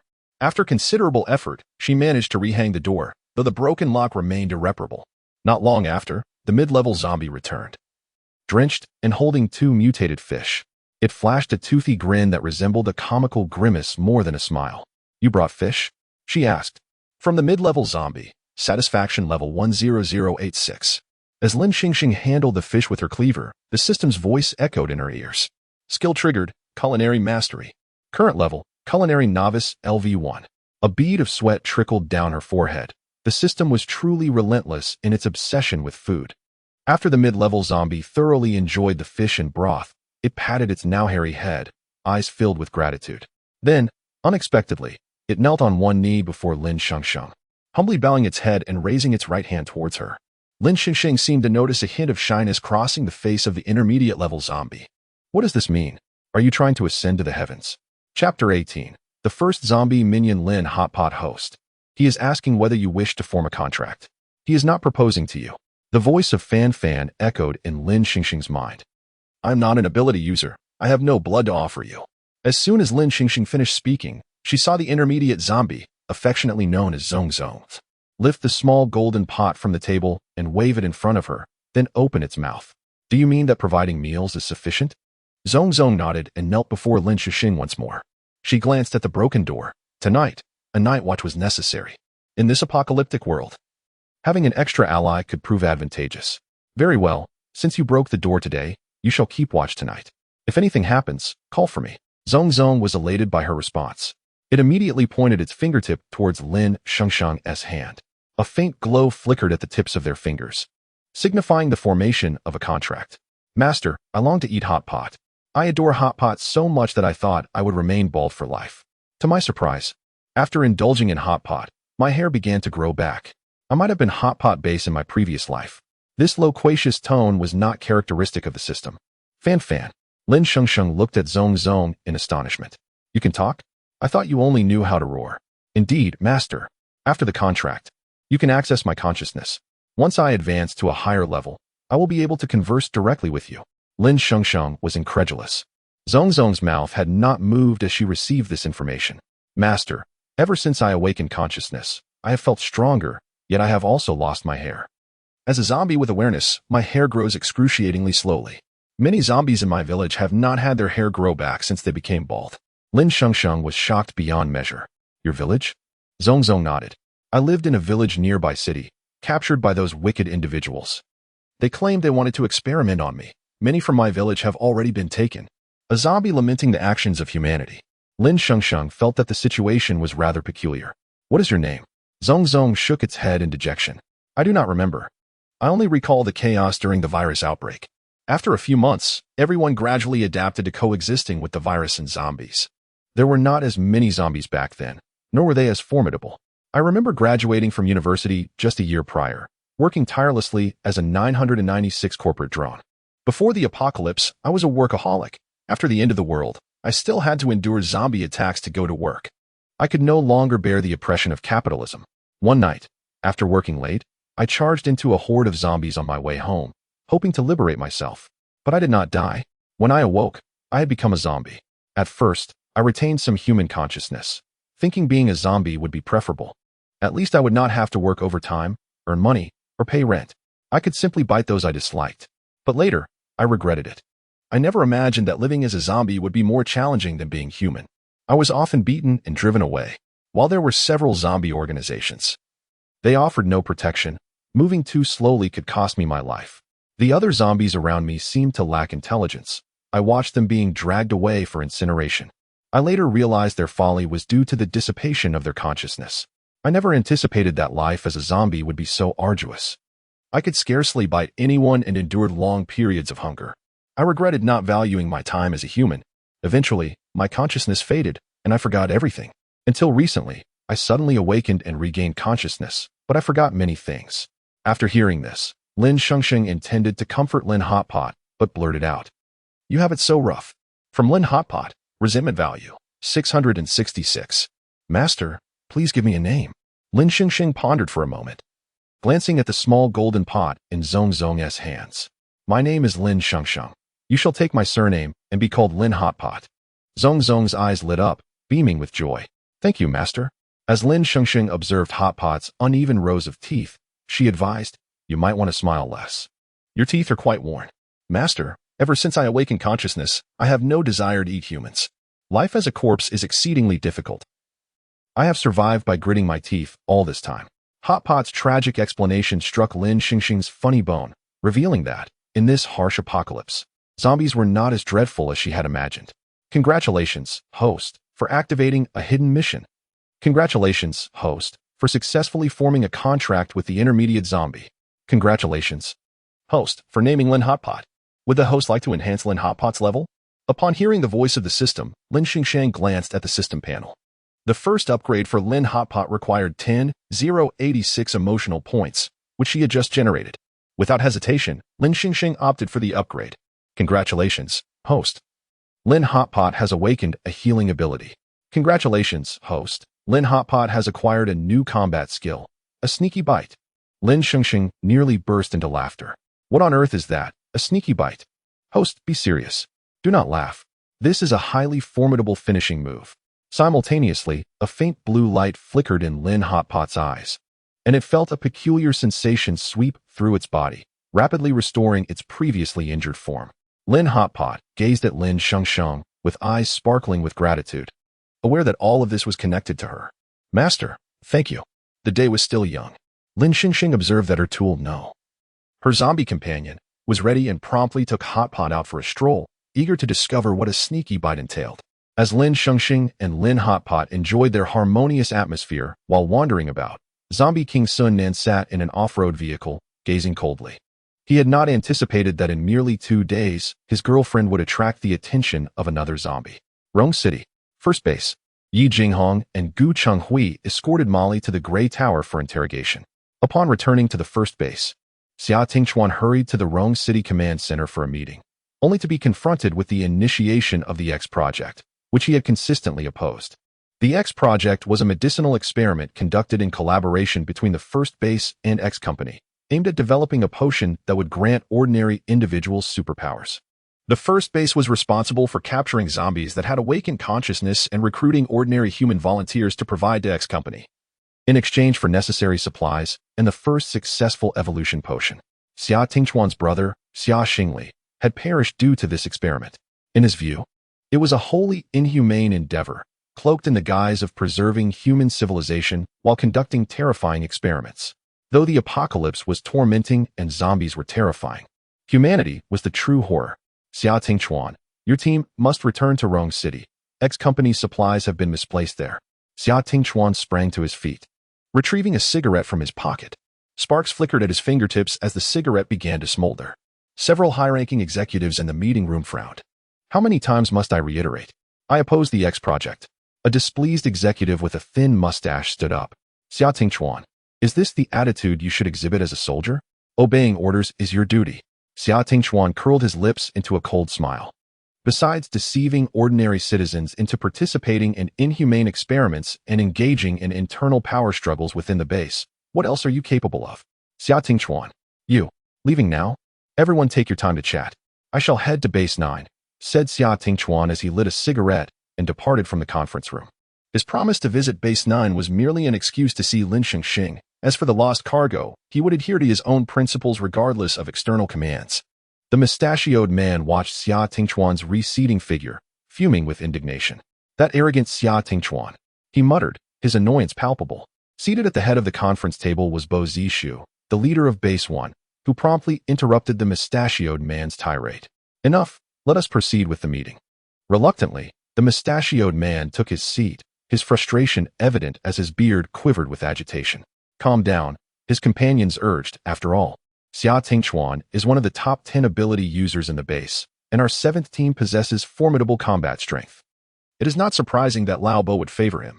Despite the reassurances from those around him, the mustachioed man remained seething, determined to see just how long Xia Tingchuan's arrogance could endure. Chapter 19. Dreams. Lin Shengsheng, accompanied by Lin Huoguo, found little of significance in the abandoned settlement, merely salvaging a handful of usable tools and furniture from other derelict houses. The wandering corpses largely avoided them, deterred by the presence of Lin Huoguo, who, despite sensing the sin of humans, refrained from approaching due to the higher-level zombies nearby. After wandering for half a day, Lin Shengsheng remained perplexed by the peculiar skill known as sneakily bite you. Meanwhile, Lin Huoguo, transformed into a charming pack-carrying zombie, was dragging an abandoned kayak back, deeming it an excellent makeshift bathtub, exuding an aura of harmless reliability. As Lin Huoguo brought the kayak to the 2nd floor, he looked at Lin Shengsheng with a pitiful expression, saying, "Master, I'm hungry again." Lin Shengsheng sighed, realizing that this gluttonous creature likely needed more than 3 meals a day. "Huoguo, I'm going to sleep now. Watch the door tonight, and wait until morning to eat." "Understood?" Lin Huoguo eagerly accepted a large bag of meat buns, his eyes sparkling with excitement. After locking the door and barricading it with a chair, Lin Shengsheng summoned dozens of bottles of mineral water from the system. Once the kayak and bathroom were cleaned, she poured the remaining bottles of mineral water into the kayak and indulged in a luxurious bath. The water caressed every inch of her skin, filling her open pores, sending shivers down her spine. Once she adjusted to the temperature, she felt an unparalleled comfort after days of arduous survival. Nothing was more delightful than a soothing bath followed by a good night's sleep. As she played with the water, a sense of vitality coursed through her body. Just as she contemplated asking the system, "Is there any special effect from this mineral water?" she succumbed to the soothing sensations, her eyes fluttering shut, her consciousness sinking deeper, and she could no longer hear the voice of the system. "Congratulations, host, sensory enhancement. Congratulations, host, defensive enhancement. Congratulations, host, motor skills enhancement. Congratulations, host." In the pitch-black night, devoid of twinkling stars, an oppressive darkness enveloped the surroundings. Occasionally, the sounds of wandering corpses echoed in the air. When Lin Shengsheng turned, she was startled to find herself in a drastically altered environment. She was no longer in the dilapidated 2-story building, but rather in a desolate high ground under a sunset. Beneath the setting sun, the distant mountains were cast in shades of deep purple, while a few mutated crows circled above, cawing incessantly. Lin Shengsheng stood amidst the ruins, and the only word that came to mind to describe her surroundings was tragic. The ground outside the high wall was stained with the blood of both humans and zombies, remnants of fierce battles. Upon spotting a group of people not far away, she instinctively hid behind a crumbling wall to observe. One figure seemed familiar, and when he turned to converse with a companion, she was taken aback to recognize the face of Sun Nan, the zombie king and her target for a yet-to-be-completed affection quest. However, Sun Nan's appearance today differed from their last encounter. He was clad in camouflage combat attire, sans glasses, standing atop an ammunition box, intensely focused on the ground below, exuding a commanding presence unlike before. Following Sun Nan's gaze, Lin Shengsheng noticed a horde of zombies charging up the high ground, kicking up dust, while a group of frantic survivors sprinted for their lives. To her astonishment, Sun Nan and his team began to attack the zombie horde, buying precious time for the fleeing survivors. Lin Shengsheng felt an urge to assist, but when she willed for the kitchen knife to appear in her hand, it did not materialize. Confused, she called out to the system, but received no response. Accidentally brushing against the wall, she discovered her hand could pass through it, as if it were merely an illusion. Suddenly, it dawned on her. Was she dreaming? Wake up! Wake up! Could she not even find peace in her dreams, with yet another zombie horde? Before long, the horde caught up with the desperate survivors. Many were bitten, slowing the horde's advance, while the injured transformed rapidly, becoming part of the frenzied chase after their loved ones. "Open the first gate," a voice commanded. Sun's team, "We have only 3 minutes for rescue. Save them first. Open the gate. Abandon the first defensive line. Close the quarantine gate after 3 minutes," came the reply. With Sun Nan's command, the gates swiftly opened, allowing the foremost survivors to rush in. Sun Nan and his companions fought valiantly against the oncoming zombies. After 3 frantic minutes, they successfully shut the second quarantine gate, sealing the horde outside. The survivors, witnessing those who failed to make it inside being torn apart by zombies, were overwhelmed with nausea. Just as they began to feel relief at their salvation, disaster struck again. One man among the survivors collapsed, gasping for breath. A medical student from Sun Nan's team, who had only recently joined, instinctively grabbed his medical kit to help, but before he could take 2 steps, he watched in horror as Sun Nan executed the struggling man with a gunshot. Saving lives was my dream when I entered medical school, but now, Sun Nan, what are you doing? The expressionless Sun Nan displayed no mercy, his amber eyes flickering ominously. Look closely, he has begun to mutate. In an instant, chaos erupted as numerous survivors turned feral, attacking those nearby. It turned out that the man was not the only one infected. Even members of Sun Nan's team had been bitten. The scene descended into pandemonium, with only Sun Nan and the medical student managing to reach the 3rd quarantine door. While the rest succumbed to the transformation, Sun Nan ascended a platform beside the gate, armed with a pistol, searching for his teammates who had turned into zombies.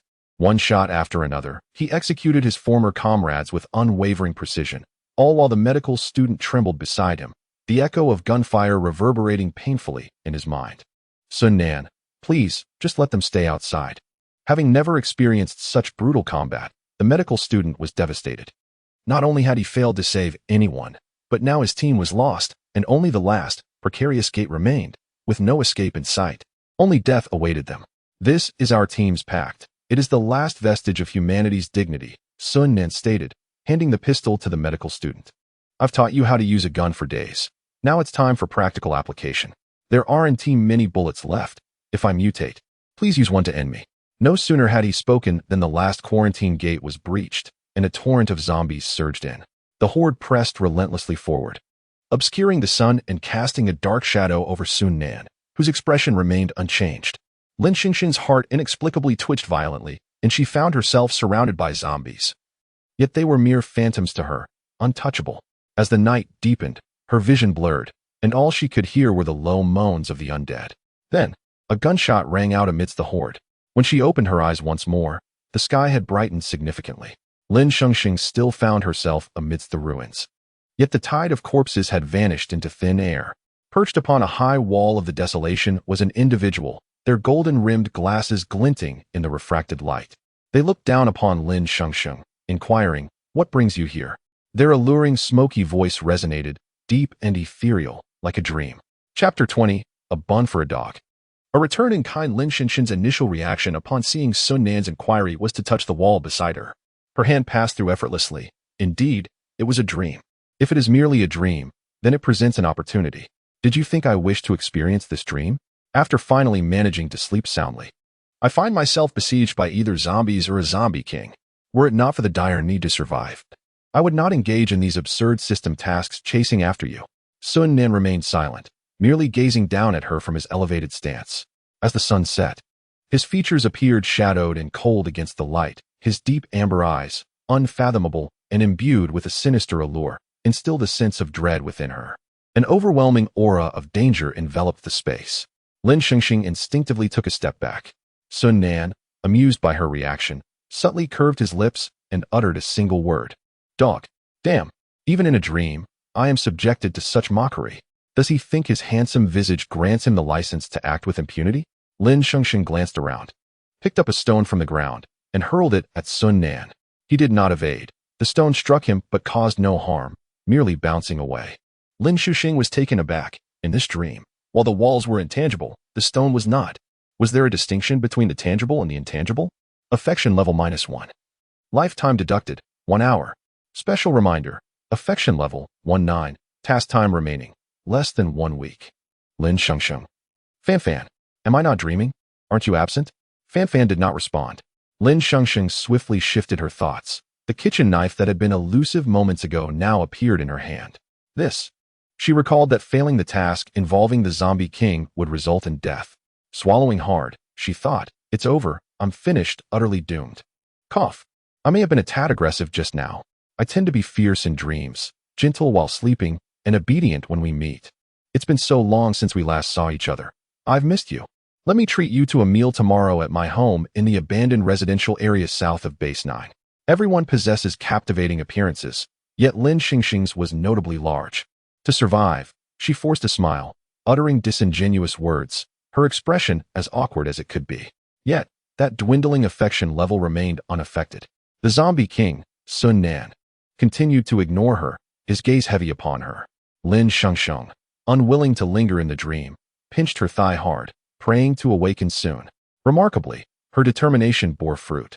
She truly inflicted enough pain on herself to awaken. With a rush, Lin Shengsheng emerged from the water, disheveled, the icy air invigorating her senses. As she dressed, she checked the system panel to confirm the status of the Zombie King Task's affection level. Had it truly diminished? To her astonishment, the panel was flooded with notifications during her slumber. After a night in the water, her physical attributes had been significantly enhanced. Her overall combat ability had also improved. Surprised and delighted, she glanced back at the canoe's water. It seemed this apocalyptic version of spring water was not merely sweet. However, upon noticing the -1 affection level, her emotions plummeted like a roller coaster. Outside, daylight had broken, and Lin Shengsheng rubbed her aching head, taking a while to gather her thoughts. She resolved to take the initiative, seeking out the Zombie King to fulfill the affection task. Upon descending to the first floor, she was astonished to find the previously chaotic and filthy house now immaculate and orderly. Even the foul-smelling refrigerator had been cleaned. Who would have thought this hotpot was such a diligent zombie? Although uncertain how long she would reside here, Lin Shengsheng felt immensely satisfied. She circled the house, but saw no sign of the hotpot. Summoning 20 lucky meat buns from the system to place on the coffee table, she still found no trace of the hotpot. Had it left? Just as she bit into a meat bun, the voice of the hotpot echoed in her mind. Why are you hitting me? You like your girlfriend, and I like your girlfriend too. Aren't we on the same side? Look at how you've beaten me. I can't even face the zombies now. Wah. Master, save me. Lin Shengsheng raised an eyebrow, surprised to discover the hotpot was quite the neighborly character. A love triangle in the realm of zombies? If you fancy another's girlfriend, you deserve to be thrashed. Just yesterday, she learned that she could maintain a mental connection with her contracted zombie within 100 meters. While she didn't concern herself with her zombie's romantic affairs, she could not ignore the fact that it had been beaten. Carrying 2 bags of meat buns, Lin Shengsheng pushed open the door, only to be met face-to-face with Sun Nan. In that fleeting moment, their eyes locked. Were it not for their height difference, they would have been almost nose-to-nose. Lin Shengsheng instinctively stepped back, but Sun Nan placed a hand on her shoulder, his gaze scanning her body for any signs of injury. There were none. Lin Shengsheng found herself immobilized, a meat bun still clutched in her mouth. With no movement from either side, she fixed her gaze on Sun Nan's eyes, her teeth chattering as she took a bite, causing the meat bun to tumble from her grasp. Suddenly, a small white ball dashed from beneath Sun Nan's feet, perfectly catching the falling bun, strutting into the room and leaping onto the worn-out sofa to devour it with delight. The air was instantly filled with the sweet aroma of meat buns. Lin Shengsheng glanced back at the little white creature. It was a puppy, its fur shining brightly amidst the grimy post-apocalyptic surroundings, appearing almost like a glitch in the environment. It is my dog, named Tuanzi. Indeed, the name suited it perfectly. It resembled a little dumpling. The juxtaposition of such an adorable creature against the title of the Zombie King was striking. If the Zombie King were to own a dog, one would expect it to be a majestic breed, like a Great Dane. Hearing Sun Nan's voice, Lin Shengsheng hurriedly turned her head. She had just checked the task point for the Zombie King in the morning. Thousands of meters away, yet here he was at her doorstep? Brother, did you forget to bring your license when you ventured out? Today, Sun Nan was not clad in his usual dapper suit, but rather in a black tracksuit. A white towel draped around his neck for wiping sweat. Do zombies sweat? If one were to disregard Sun Nan's wickedly charming eyes. He exuded the aura of a boy who had just returned from a morning run. Though he was a zombie, descriptors such as tall, handsome, and energetic seemed entirely fitting. In the air, alongside the aroma of meat buns, there lingered a potent scent of masculine pheromones. Master, hurry and hit him. He struck me. The hotpot's voice rang in Lin Shengsheng's mind, and she glared at the pitiful hotpot curled up in the corner of the yard, shaking her head in indignation. What a jest! Could she truly confront the Zombie King? If she did not quickly elevate the affection level to 9, the system would soon demand her to sleep in a coffin. Sun Nan, what brings you here? Would you like a meat bun? Just in time. She barely stifled the words Zombie King from escaping her lips, forcing a smile as she hoped to raise the affection level swiftly. Didn't you say you missed me?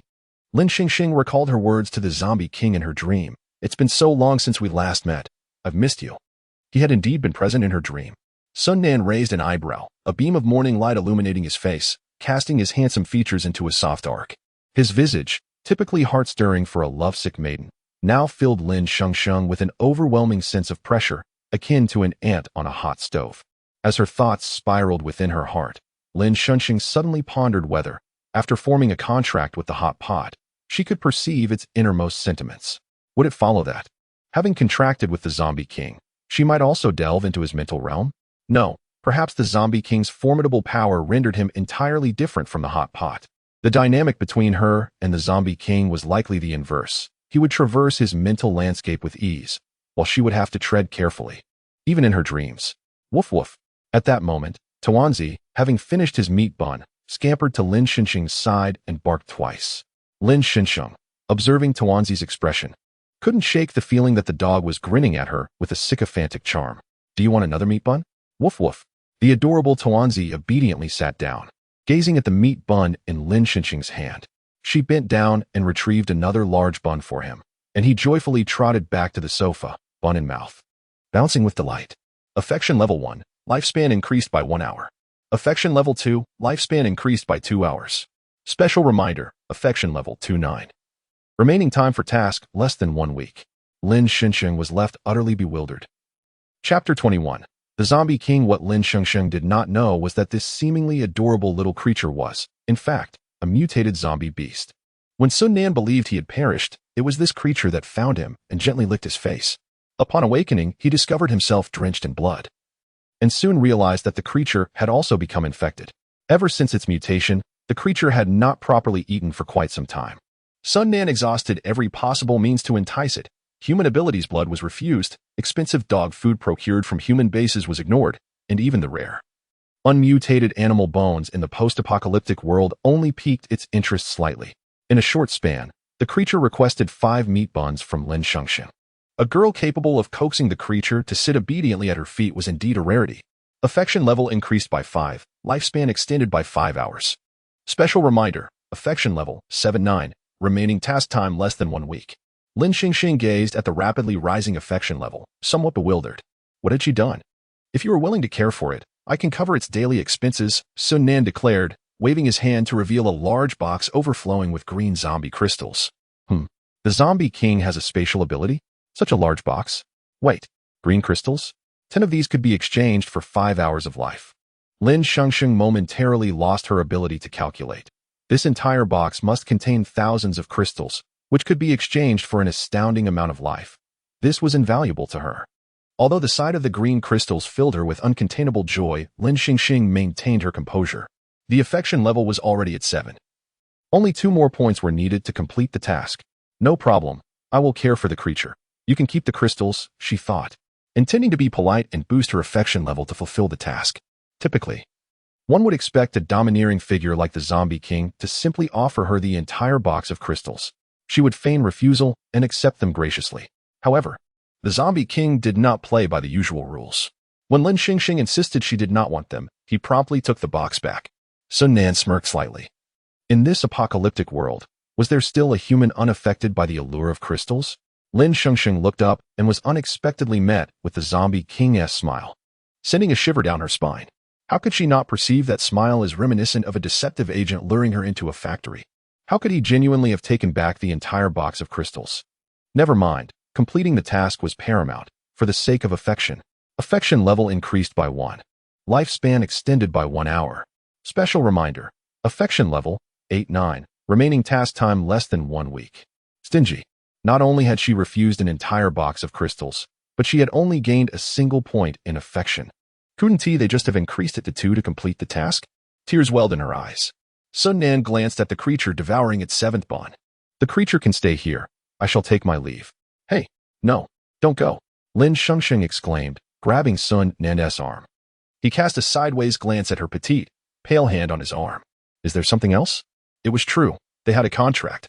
And this girl must have summoned him for a reason.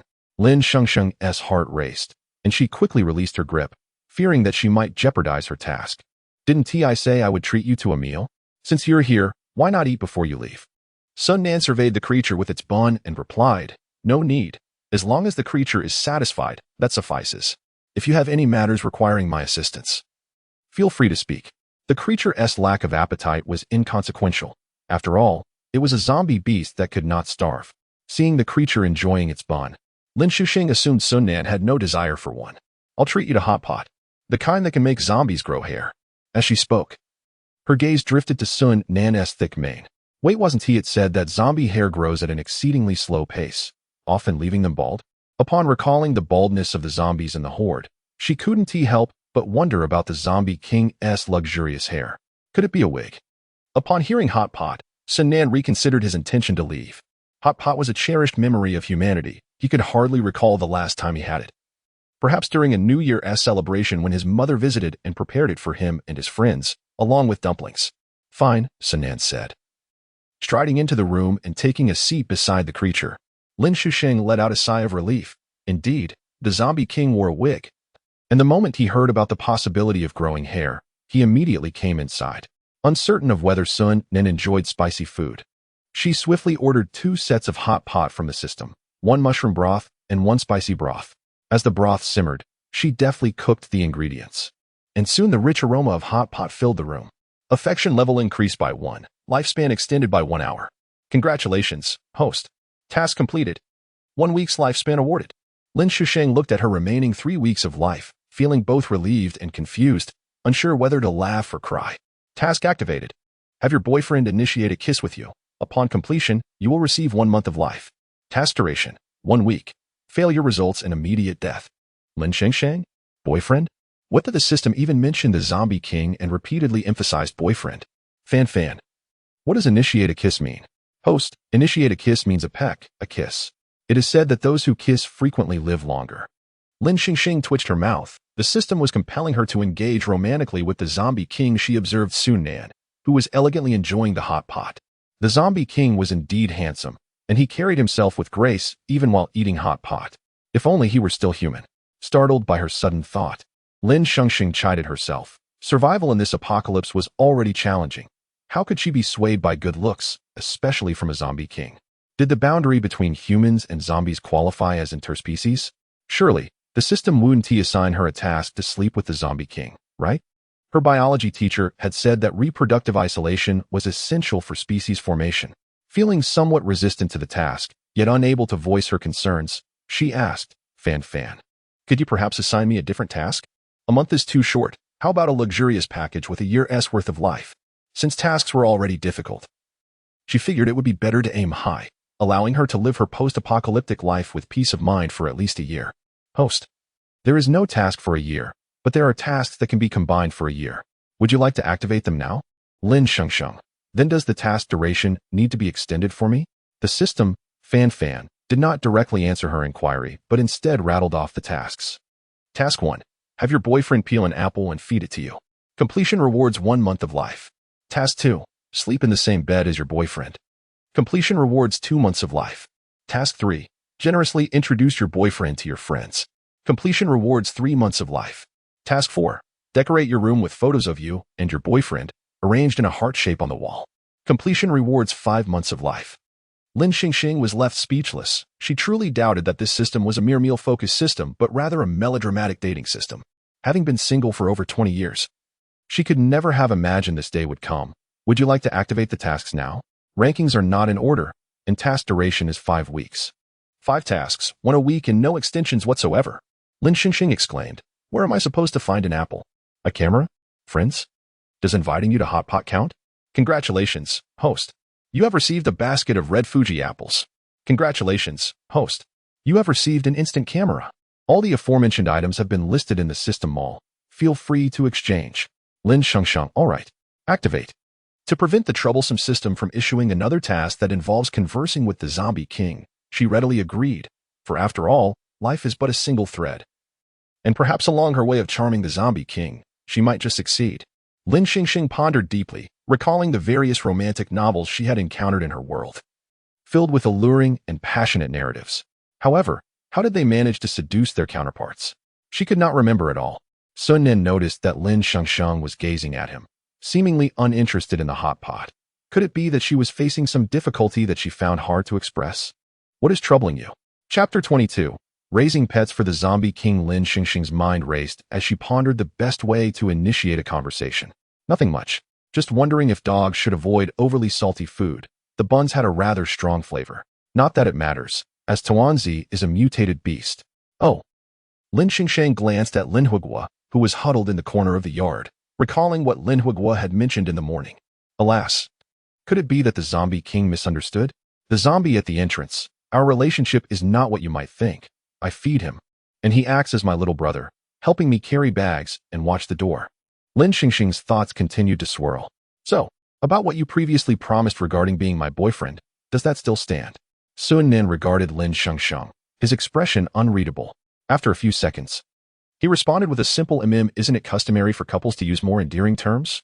Lin Shengsheng felt the pressure of her task weighing heavily upon her, her nerves causing her to almost break into a sweat. Noticing Sun Nan's silence, she hurriedly pressed on. Intimacy, for instance, could mean using a single character from a name. Like, a kiss from me. The phrase lingered unspoken on her lips. What do you mean? Lin Shengsheng felt tears welling up. This wretched task. To soften the zombie king's heart, she recalled the charming phrases from novels.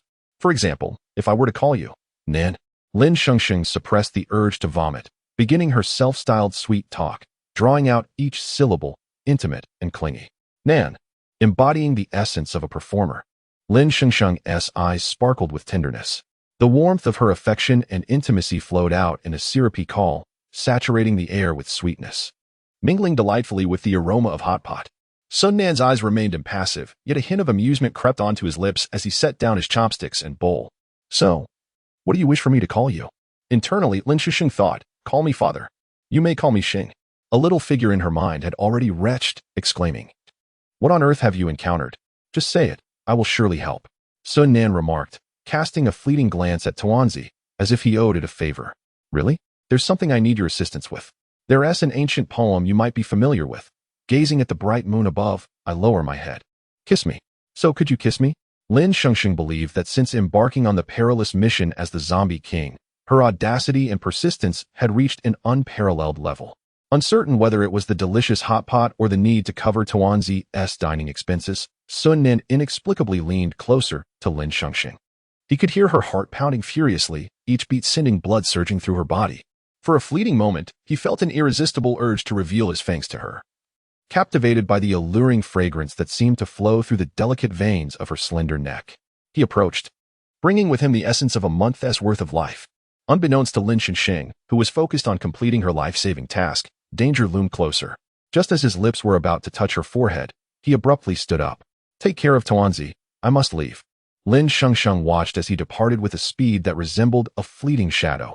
She barely had time to react, let alone grasp him.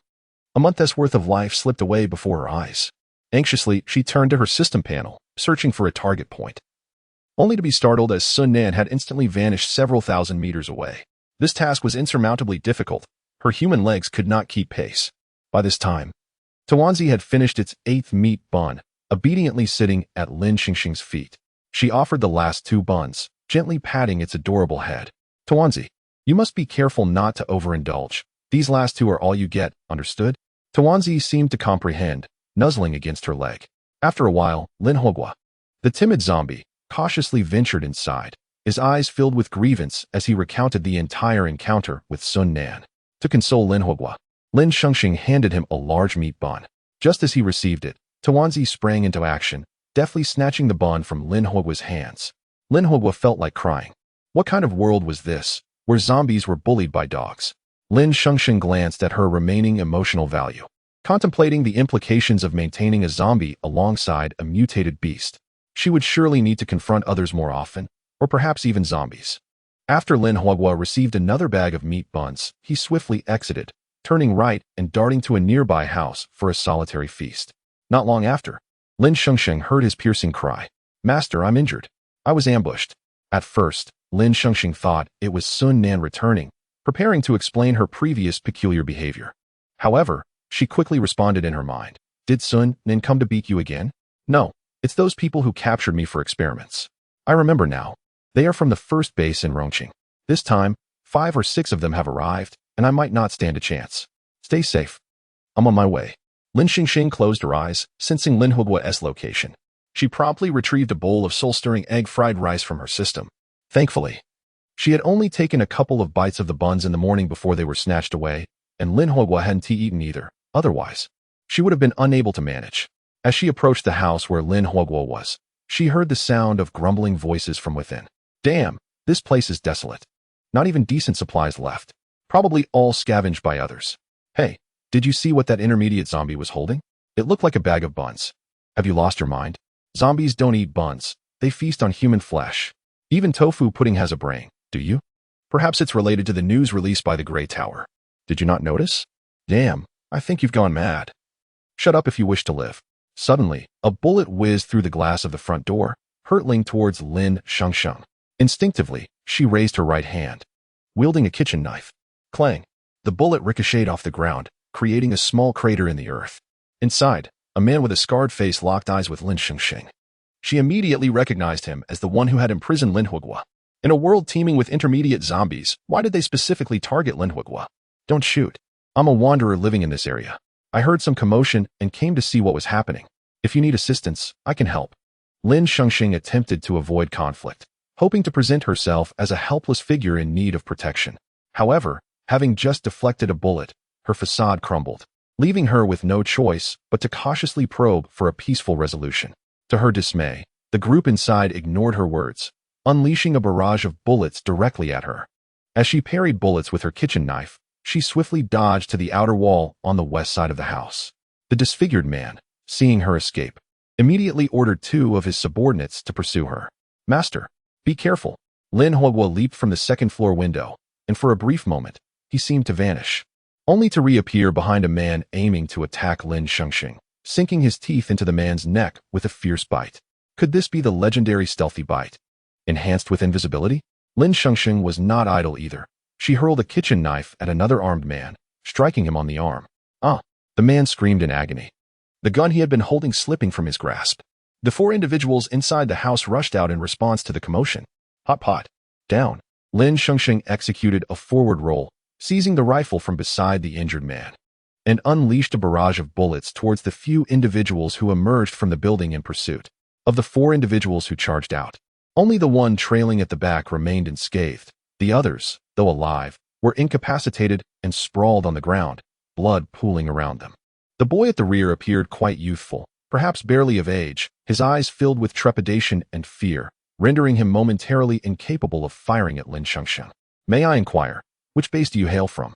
One of the three men lying on the ground, battling through excruciating pain, managed to sit up. Lin Shengsheng cast a glance at his battered right face. If her memory served her correctly, this small leader possessed ice-based abilities. I am a wanderer. Lin Shengsheng sensed a subtle shift in the air around her, as if the temperature had dropped several degrees. She distinctly observed the cold emanating from the man's hand. Whoosh! A kitchen knife grazed the man's arm and clattered to the ground beside him. Chapter 23. The funds for next month's meals are secured. The man swiftly retracted his supernatural abilities, a glimmer of unwillingness and resentment flickering in his eyes. Source of resentment from Zhao the boss, $9.99. Source of despair from Qian II, $9.99. Source of despair from Sun III, $9.99. Source of despair from Li IV, $9.99. Source of fear from Zheng VI, 10086. Meanwhile, Lin Huogua had confiscated the firearms from several individuals nearby, tossing them all at Lin Shengsheng's feet. With a grand gesture, she collected them into her space. Zheng VI, either paralyzed by fear or momentarily bewildered, retreated into the house clutching a gun. However, no matter how he fled, he could not outrun Lin Huogua's speed, who swiftly appeared before him and delivered a decisive bite, sending him to his demise in the northwest.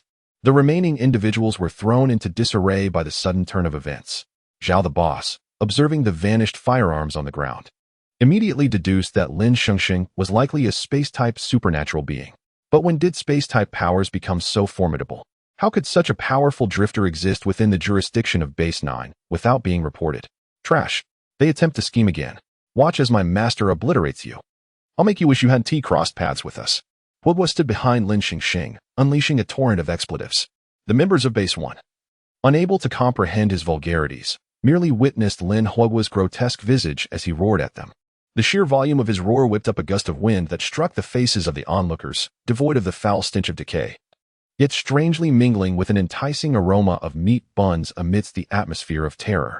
Everyone observed Lin Shengsheng and Lin Hogwa, clearly recognizing that the zombies they had lost that day had formed a pact with the girl before them. Typically, it was the human supernatural beings who sought protection from higher-level zombies. How had the roles reversed? Nevertheless, the comprehensive combat prowess of the girl was evidently superior, whether in agility or marksmanship. A greater sense of fear enveloped the group as Lin Shengsheng's system panel was inundated with notifications. Zhao the boss, his expression darkened, fell silent, biding his time for the opportune moment to retaliate. Lin Shengsheng refrained from further attacking them, not out of mercy, but because these few golden toads were currently contributing to her system. There was no need to engage with Qian for the time being. Master, I ran too fast just now, and I dropped the buns. Woe is me. Why do you always resort to tears? Are you cowardly? No wonder you cannot defeat them. Lin Shengsheng casually retrieved a bag of meat buns, consuming one herself and handing the rest to Lin Hogwa. The others were taken aback. Sun III, lying on the ground, weakly interjected, I told you I saw that zombie carrying a bag of buns earlier, but you didn't believe me. You vile woman. If you intend to kill us, grant us a swift end. Is it amusing to torment us like this?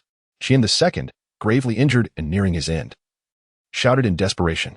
In the next moment, Lin Hogwa vanished in an instant, reappearing to deliver a swift bite to Qian II's neck, granting him the quick release he sought. Qian II met his demise in the northwest. Lin Hogwa disdainfully extracted a tissue from his pocket, meticulously wiping his mouth. Master, I have discovered a new skill. I can become invisible just before delivering a fatal strike, though it does leave me with some rather uneven teeth. Lin Shengsheng glanced at Hogwa's jagged teeth and mused, So, which do you find more useful, that or self-healing? Hogwa was astonished, realizing she was aware of this as well. Meanwhile, Zhou V, who had been killed by Lin Hogwa prior to Qian II, rose from the ground. The wound on his neck had ceased bleeding, now resembling two deep brown pits, his eyes glazed with a crimson hue, transforming him into a mindless beast. Zombie Zhou V's nose twitched. The hunger within him amplified 1,000-fold as he moved toward the scent of blood and flesh in the air. Surprisingly, Lin Shengsheng noted that this zombie did not immediately lunge at the living. Instead, it politely glanced at Lin Hogwa first. Roar. Lin Shengsheng raised an eyebrow, inquiring within her mind, Hogwa, is he greeting you? Yes, he claims to be new and inquired about the rules here. He mentioned he is very hungry and asked if he could start biting people. Really? Is there such a strict hierarchy among zombies? I told him not to provoke my master. The others are fair game. Zhou V fixed his blood-red gaze upon Lin Shengsheng before turning toward his former companions. His eyes filled with unfamiliarity. His memory had vanished entirely the moment he rose. Sun III, unable to move swiftly, instinctively chose to flee. He attempted to rise but could barely maintain his balance, staggering a few steps before collapsing, weeping as he crawled forward. He was the closest to Zhou V, who was now hot on his trail. Boss, save me, please. Zhao the boss, having depleted much of his supernatural energy in the hunt for Lin Hogwa, ultimately chose self-preservation instead of rescuing his teammate in this dire moment. By the time he drew his dagger to strike at the zombie's skull, Sun III had already perished. Damn it, Zhao the boss cursed inwardly. In a matter of moments, the entire team had been wiped out.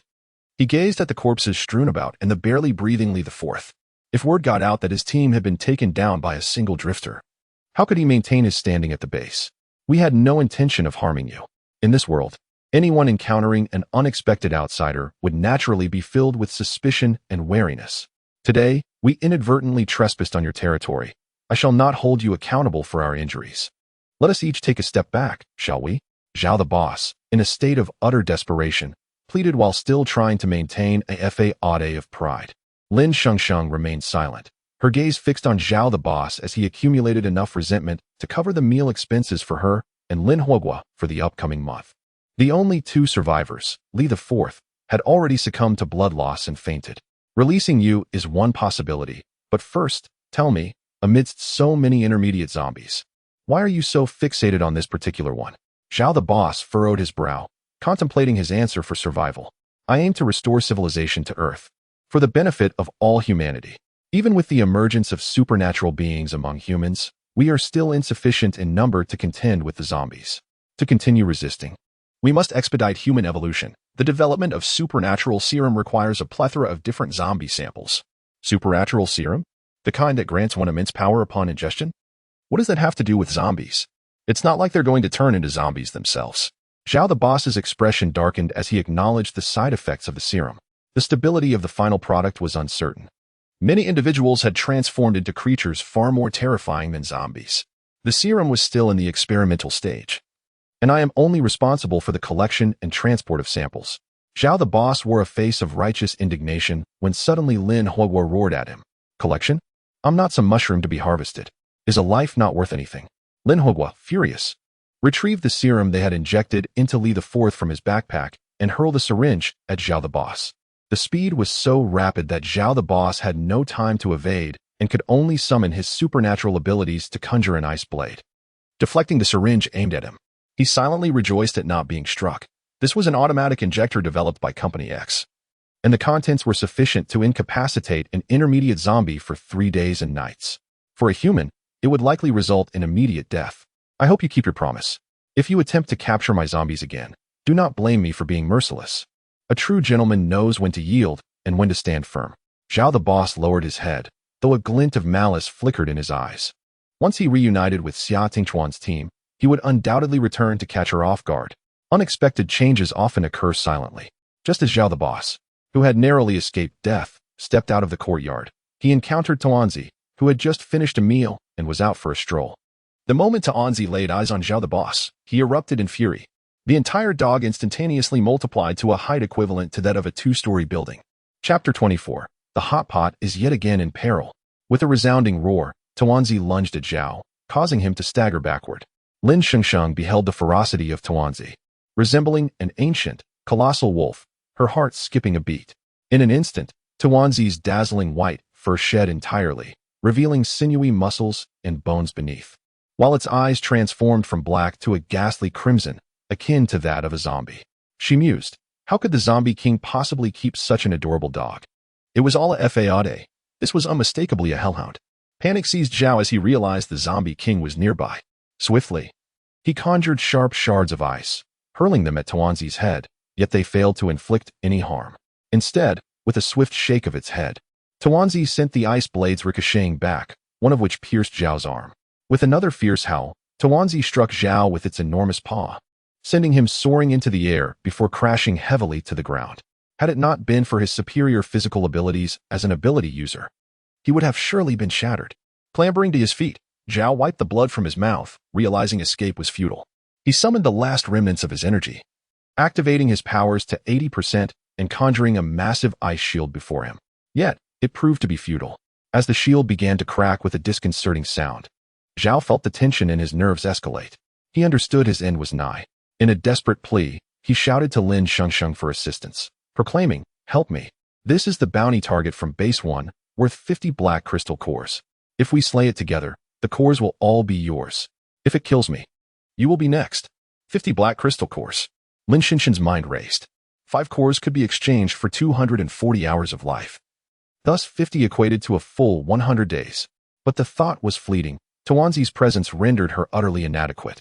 "Tuanzi, that is your meal ticket. Be gentle with him," she cried out, and surprisingly, Tuanzi seemed to heed her, affectionately patting Zhao's head with its massive paw. Zhao's shock value, 10,086. Zhao's shock value, 10,086. Zhao's shock value, 10,086. Zhao was utterly flabbergasted, witnessing the girl converse with the zombie king's hound. His mental state crumbled. He had just implored her for aid, only to realize he was the fool. As Tuanzi's razor-sharp claws drew blood from his head, he fainted from a combination of shock and blood loss before Tuanzi could even step on him. Losing interest, Tuanzi reverted to its usual size. Its sinewy form once again cloaked in radiant white fur. It cast a disdainful glance at Zhao before trotting over to Lin Shengsheng and sitting by her side. Tuanzi, with a playful tongue lolling out, appeared as innocuous as ever, as if the fearsome creature from moments ago was but a figment of imagination. Lin Shengsheng reached out to stroke Tuanzi's head, hesitating momentarily before Tuanzi nuzzled against her hand. "Craving buns?" Tuanzi let out a soft whimper. Lin Shengsheng promptly produced a bun, relinquishing her prior grievances regarding Tuanzi's appetite. Who could have foreseen that such a diminutive and cute figure concealed a formidable ultimate form? "Tuanzi, will 10 suffice?" "Woof," Tuanzi replied, cheerfully munching on the bun.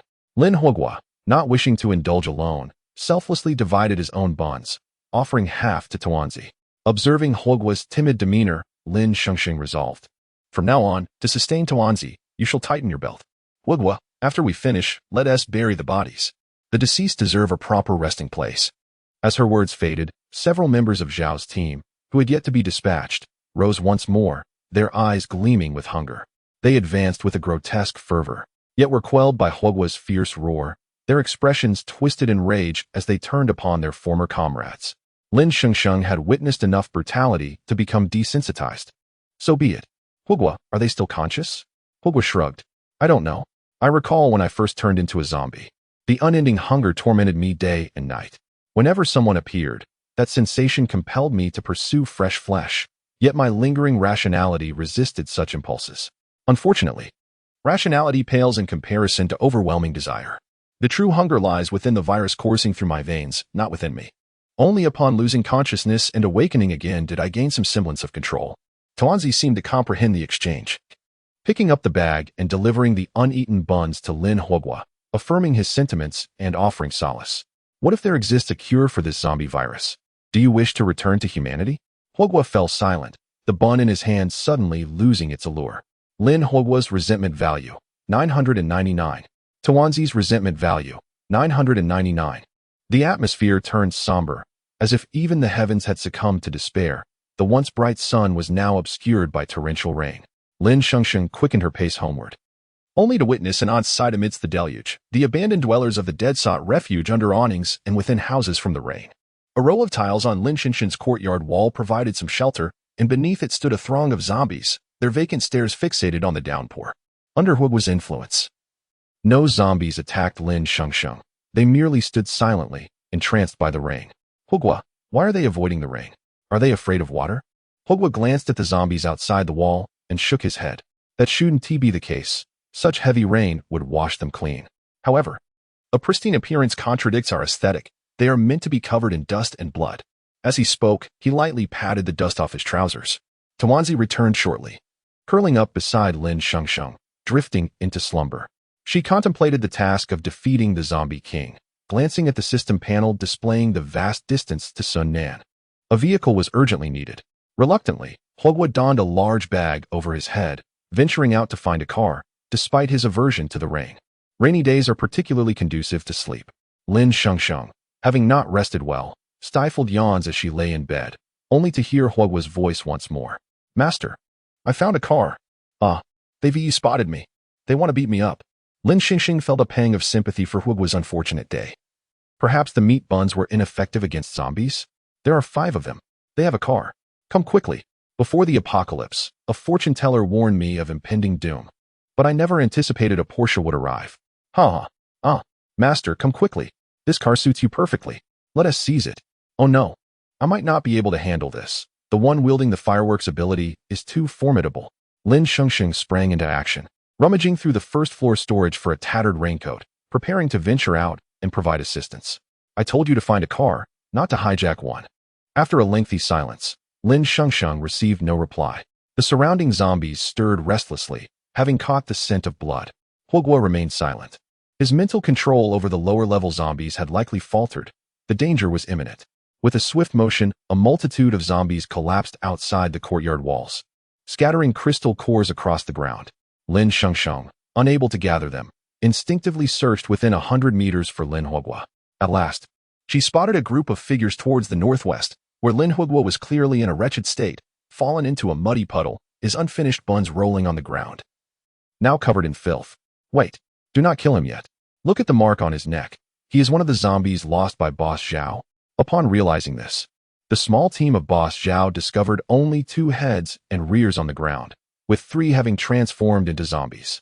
Captain Xia, he actually has meat buns on him. They look just like Shengsheng's. Could it be? Did Shengsheng fall victim to this advanced zombie? Hearing his name, the incapacitated Lin Huoguo weakly murmured. Those buns were given to me by my master. However, the members of Captain Xia's team could not comprehend Lin Huoguo's ramblings. To them, his voice was merely a series of growls.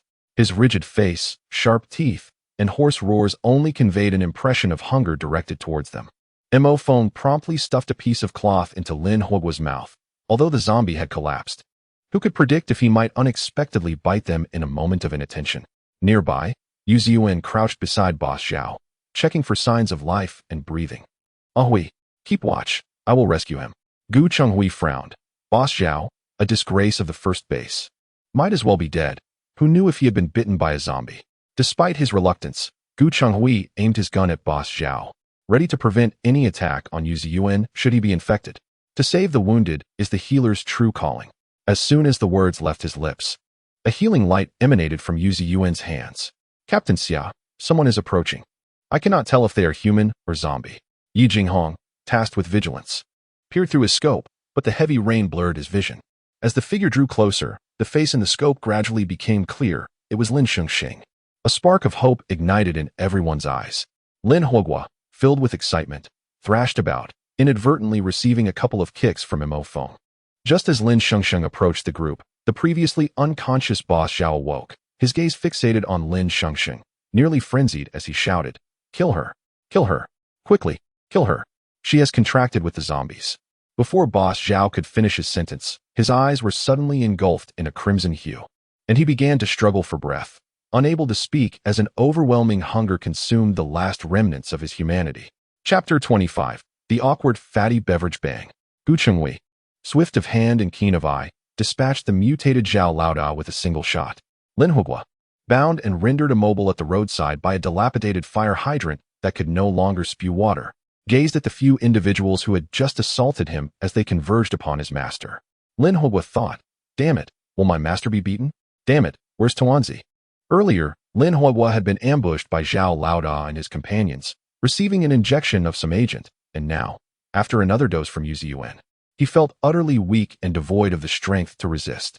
Among this group was a formidable ability user. He was uncertain if his master could contend with them alone. "Shengsheng, it truly is you. I am so glad to see you again." Mo Feng, swift as a deer, dashed to Lin Shengsheng's side. "Little Mo Feng, you're not excited to see Shengsheng. You just want to eat something delicious, right?" Yi Jinghong draped an arm around Mo Feng's shoulder, nodding and smiling at Lin Shengsheng. "Not at all. I saw that intermediate zombie had buns on it, and I was worried about Shengsheng." The members of the squad greeted Lin Shengsheng in unison. Xia Tingtian had initially been reluctant to engage in tasks related to the X project, especially since this mission fell under the jurisdiction of the 9th base. He wouldn't have come otherwise.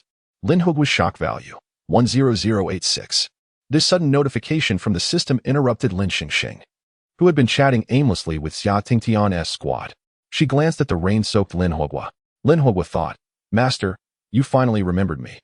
Lin Shengsheng approached Lin Huogwa, crouched down, removed the rag stuffed in his mouth, and began to untie him. Without the rag, Lin Huogwa felt significantly more comfortable.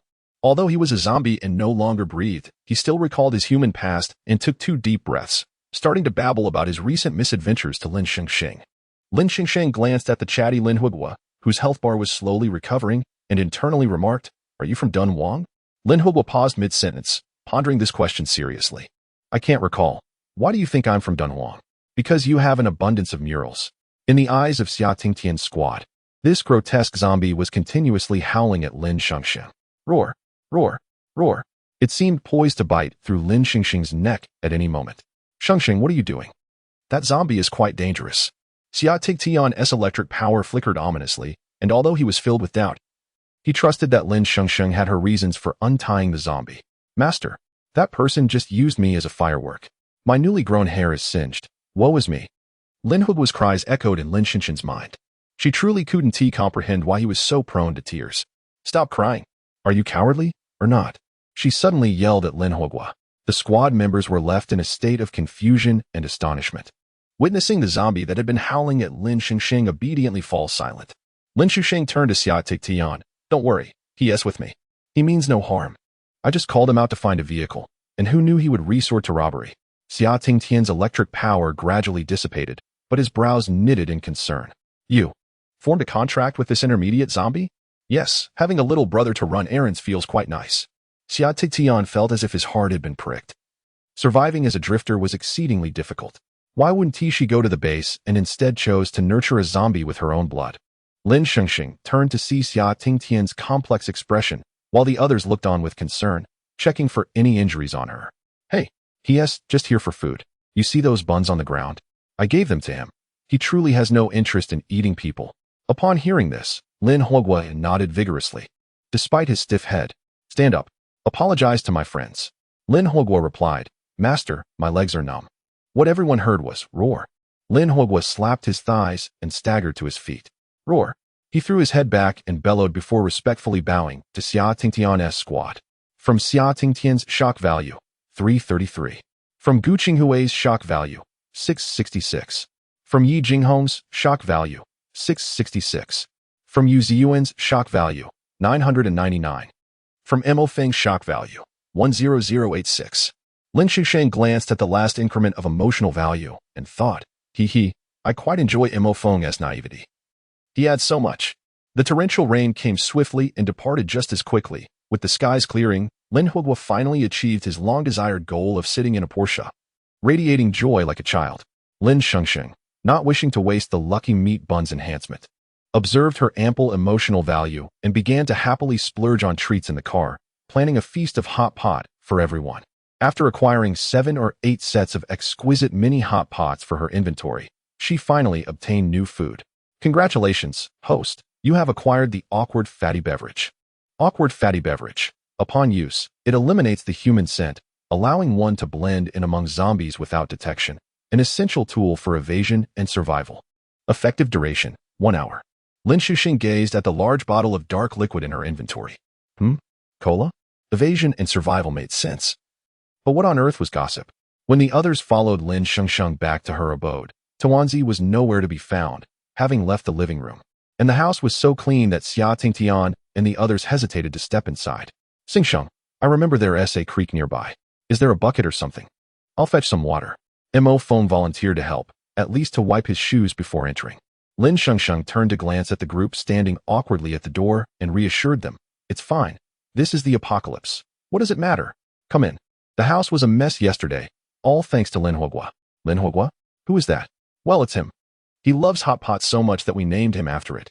The group stared in shock at the intermediate zombie they had just pummeled, now nodding at them.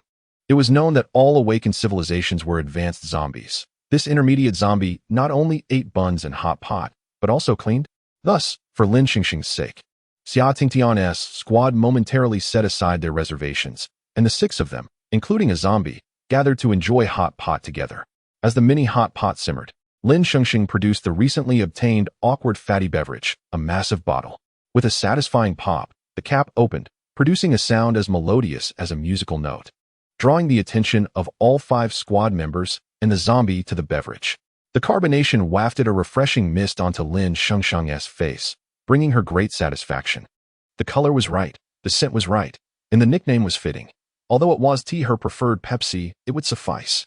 Perhaps the joyful attribute of the fatty beverage made Lin Shengsheng overlook the side effects akin to a nourishing soup. Without hesitation, she filled several bowls for everyone, brimming with the drink. "Here, try it." With hot pot to eat and cola to drink, what more could one desire in this apocalypse? Just as everyone sipped the awkward fatty beverage, a strange voice suddenly echoed in their ears. "Master, I want to drink cola too."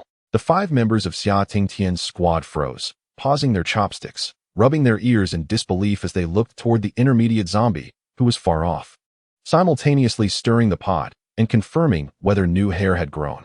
Did that creature just speak? Upon seeing Lin Shengsheng pour a bowl of cola for Lin Huogua, they were convinced they hadn't imagined it. "Did you just ask Lin Shengsheng for cola?"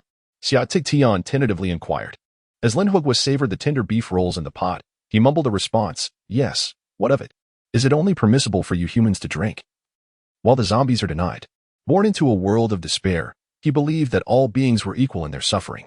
Lin Huogua assumed they could not comprehend his words, merely catching a few shouts that conveyed a heightened sense of agitation. To his astonishment, Mo Feng realized that the intermediate zombie was indeed speaking.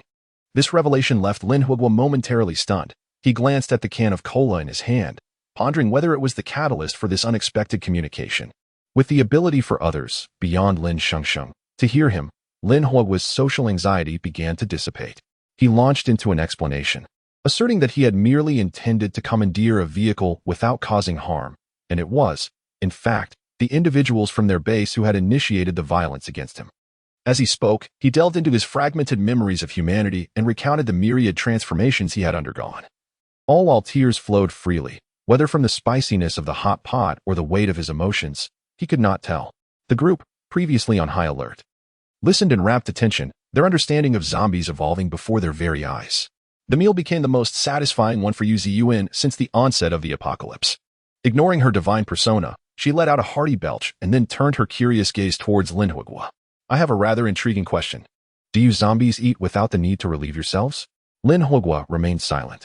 Yu Ziyuan, sensing his reticence, pressed on. Hey, big brother, do you zombies defecate? Lin Huogua continued to hold his tongue. Apologetically, she added, I realize my question lacks refinement. Allow me to rephrase it. Could you indulge my curiosity? Clearing her throat, she looked at Lin Huogua and, in a high-pitched voice, asked, Brother Hotpot, may I inquire if you use the restroom? Indeed, everyone shared a keen curiosity about this matter, their eyes fixed intently on Lin Huogua. He then summoned a surge of energy, and to meet their expectations, he released a prolonged, resonant fart in response. Chapter 26, The Mysterious Assassin Without Uttering a Word. Lin Shengsheng seized an empty bottle of the rather unappealing fatty and unleashed a flurry of blows upon Lin Huogua. From now on, keep your distance.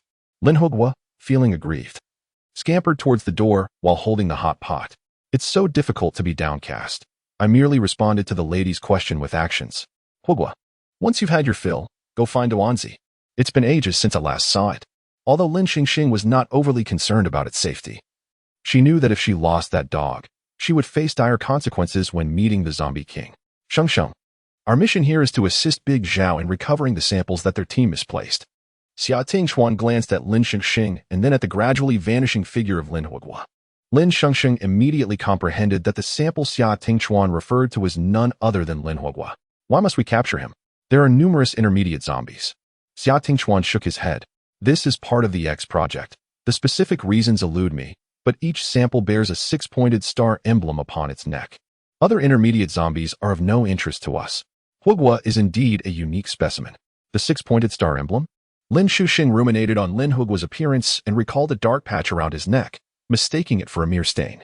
Xia Tingchuan elaborated on the X project.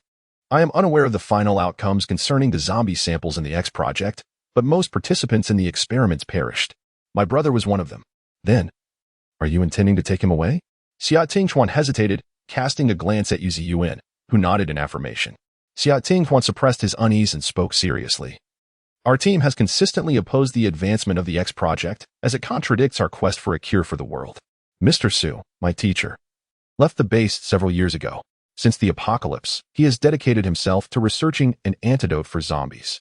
Recently, he discovered leads for developing a cure from zombies akin to Lin Huogua. I will not hand Lin Huogua over to the X company at the first base, but I hope to take him to meet Mr. Su. Yu Ziyuan added, rest assured, my teacher is not a monstrous experimenter. He merely requires a physical examination to monitor some data. There is a half-human, half-zombie being living with him, whom my teacher has raised like a son.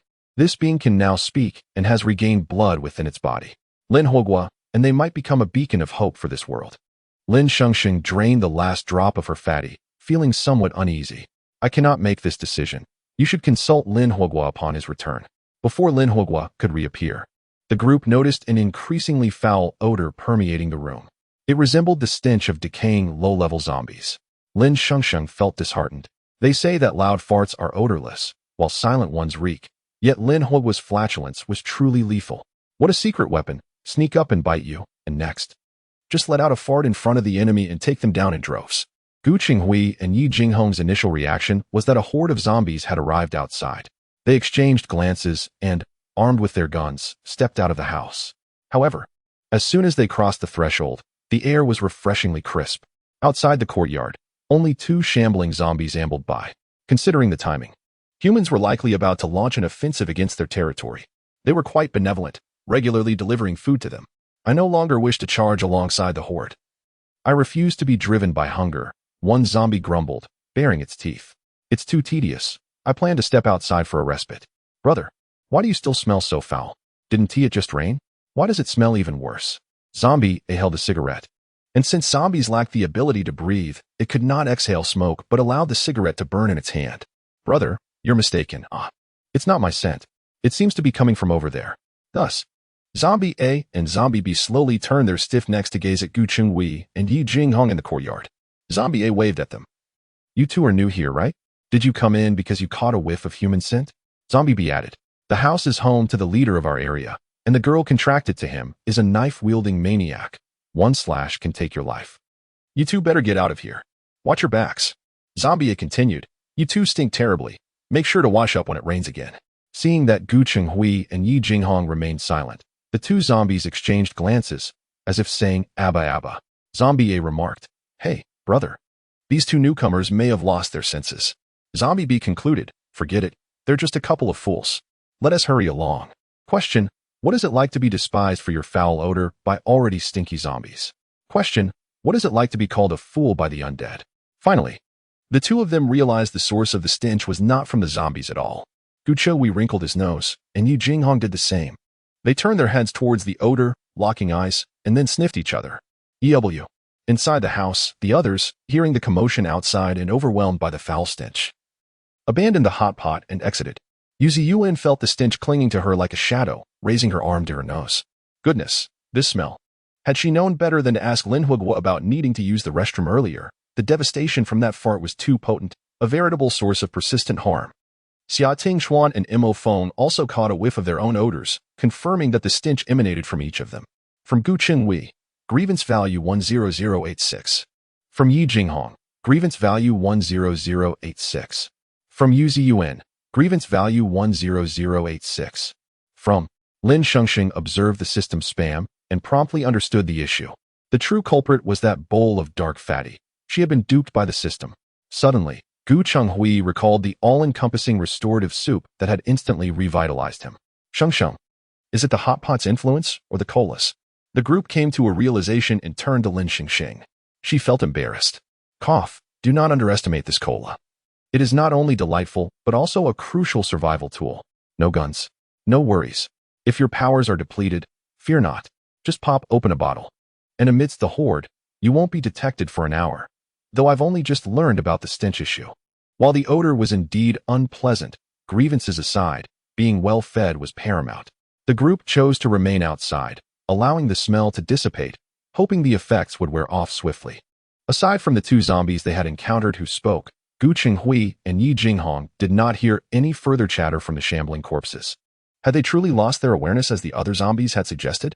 They had never perceived low-level or intermediate zombies as sentient until they met Lin Huguo and encountered two zombies who scolded them for their odor and warned them to steer clear of the knife-wielding girl. Uncertain if Lin Huguo was apprehensive about being captured by the first base, he took quite a while to return after stepping outside.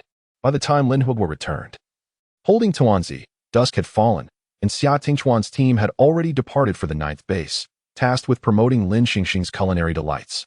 The stench within the house had not fully dissipated, and upon Lin Huguo's return, he immediately wrinkled his nose, exclaiming about the foul odor.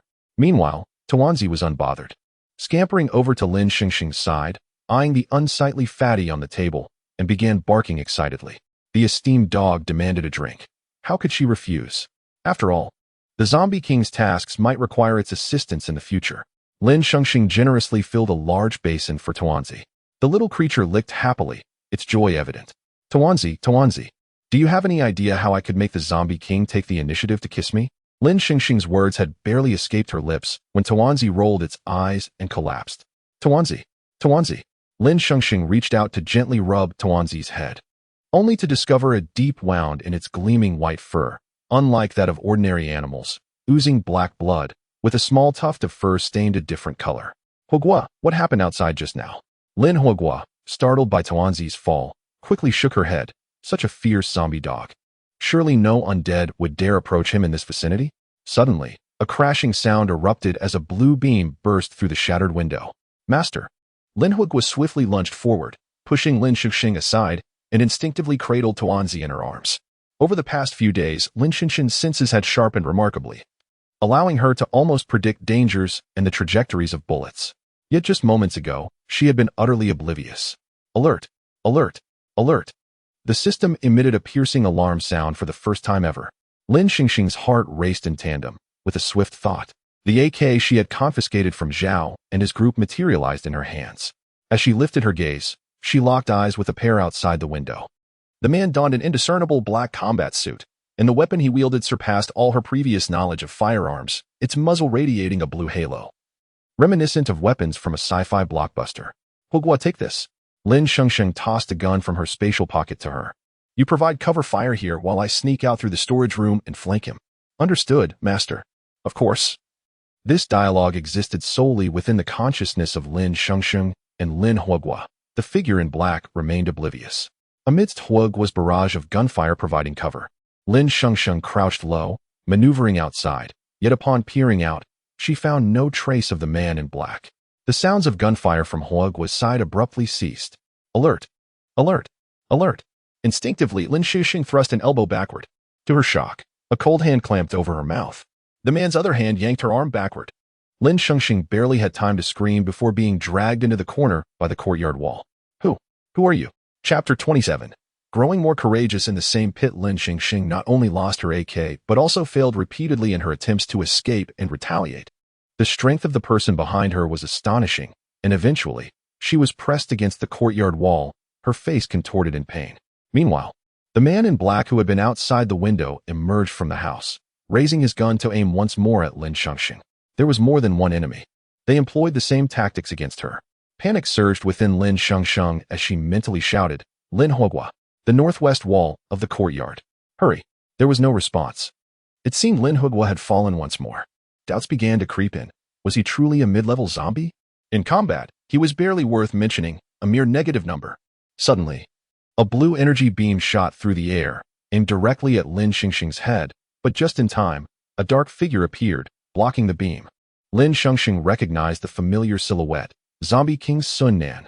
The beam scorched Sun Nan's body, creating a painful wound, yet it began to heal visibly before her eyes.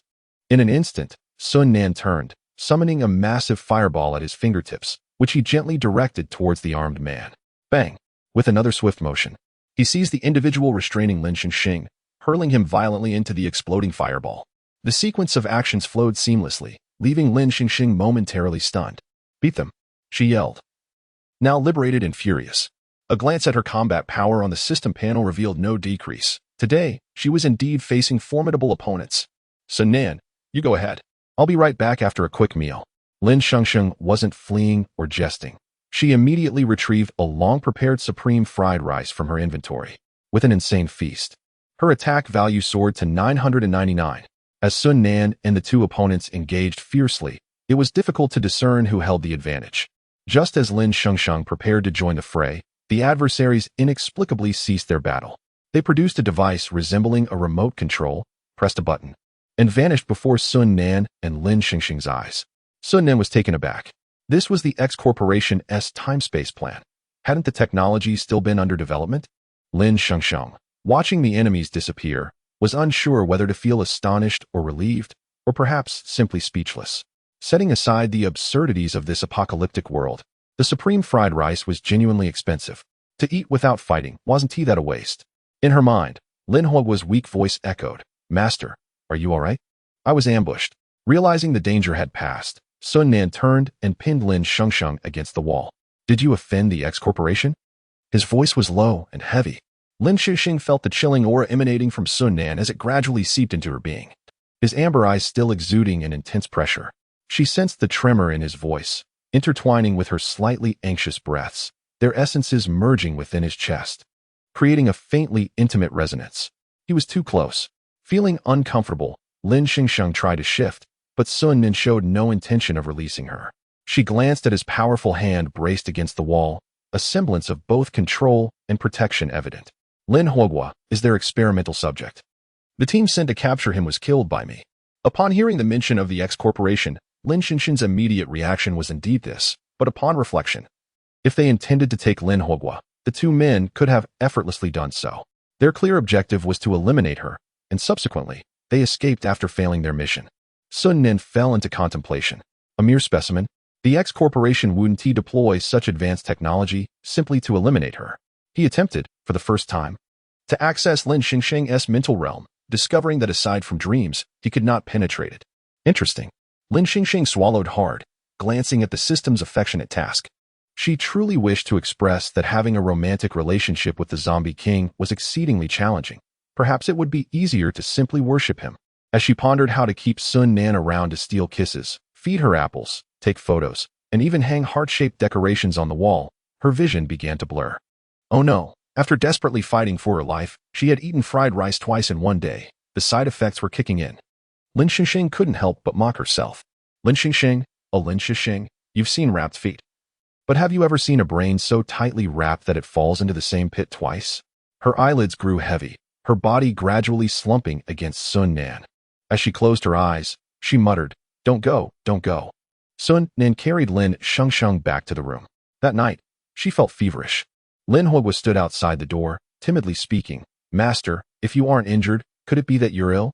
The little creature, having fainted after consuming some unhealthy junk food earlier, was now lively again, squatting beside Sun Nan and communicating with him mentally.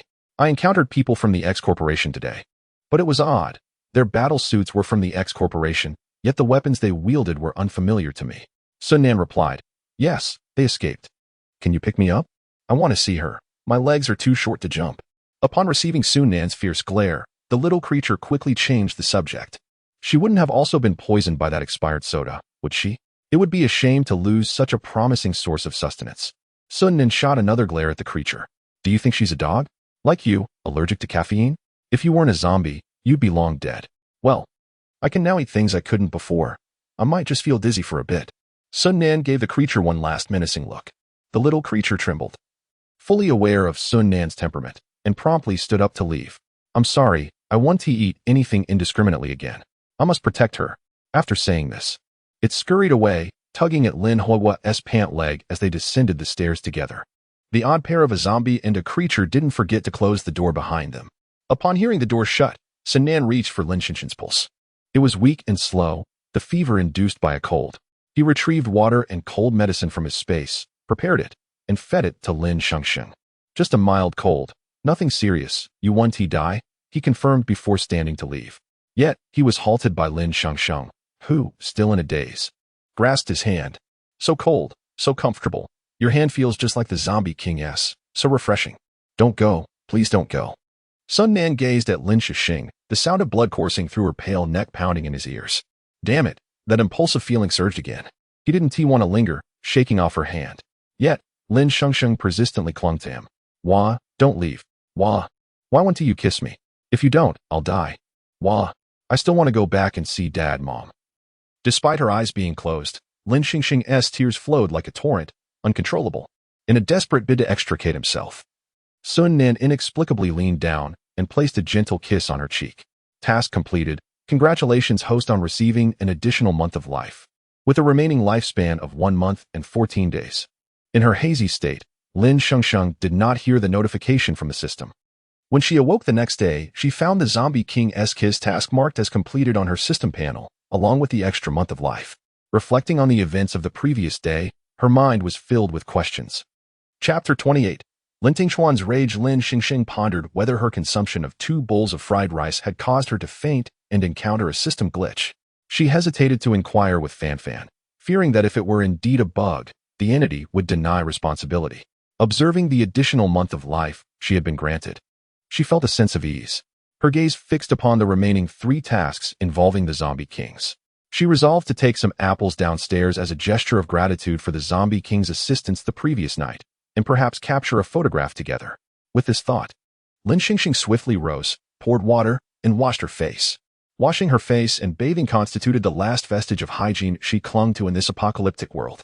Lacking toothpaste and a toothbrush, she had to make do with rinsing her mouth, and with no laundry detergent, her 2 sets of clothing could only be hand-washed. The remnants of blood spattered during the recent zombie tide still marked her garments. It seemed imperative for her to scour the nearby large shopping center for supplies, or to visit Base 9 to exchange for toothpaste, a toothbrush, and laundry detergent. Once she was presentable, Lin Shengsheng grasped a basket of apples and pushed open the door. She was met with the eager gazes of Lin Huo and Tuanzi. "Tuanzi, are you all right? Who hurt you yesterday? Why is there a wound on the back of your head?" Lin Shengsheng crouched down to inspect the injury on Tuanzi's head, which had completely healed and was no longer visible. The obedient Tuanzi let out a soft whine, resting a paw on the apples. "Let us head downstairs to eat. Are you sure you can handle apples?" she questioned, genuinely concerned that Tuanzi might overindulge and faint again. After a leisurely stroll around the first floor and a quick survey of the yard, she found no sign of the Zombie King. "Huogua, where's Sun Nan?" Lin Huogua, with his cheeks stuffed with apples, replied indistinctly. "He left last night. saying you had a cold and he administered some medicine. I meant to bring you water. But Tuanzi Wu Ti let me in.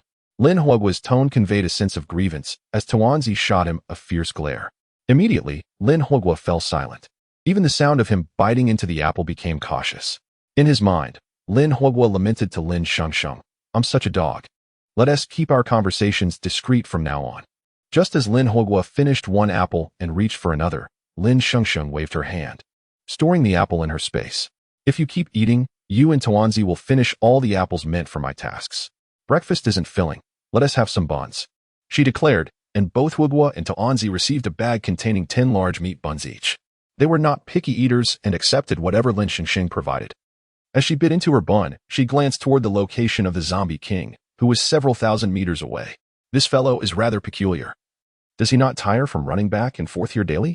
Unbeknownst to her, Tuanzi, temporarily affected by caffeine, had encountered personnel from Company X during a stroll outside, who had already contacted Sun Nan. To her astonishment, these individuals from Company X had come with the intent to eliminate Lin Shengsheng. As Lin Shengsheng examined the map on her system panel, she sought the location of a nearby shopping center within the fallen zones. Huoguo, once you're full, accompany me outside to search for supplies. No sooner had she spoken than a voice resonated from beyond the yard gate. Shengsheng Jia. Mo Feng arrived, carrying a large box of living essentials. Shengsheng Jia, these are items Yu Yin Jia scavenged and purchased at base 9.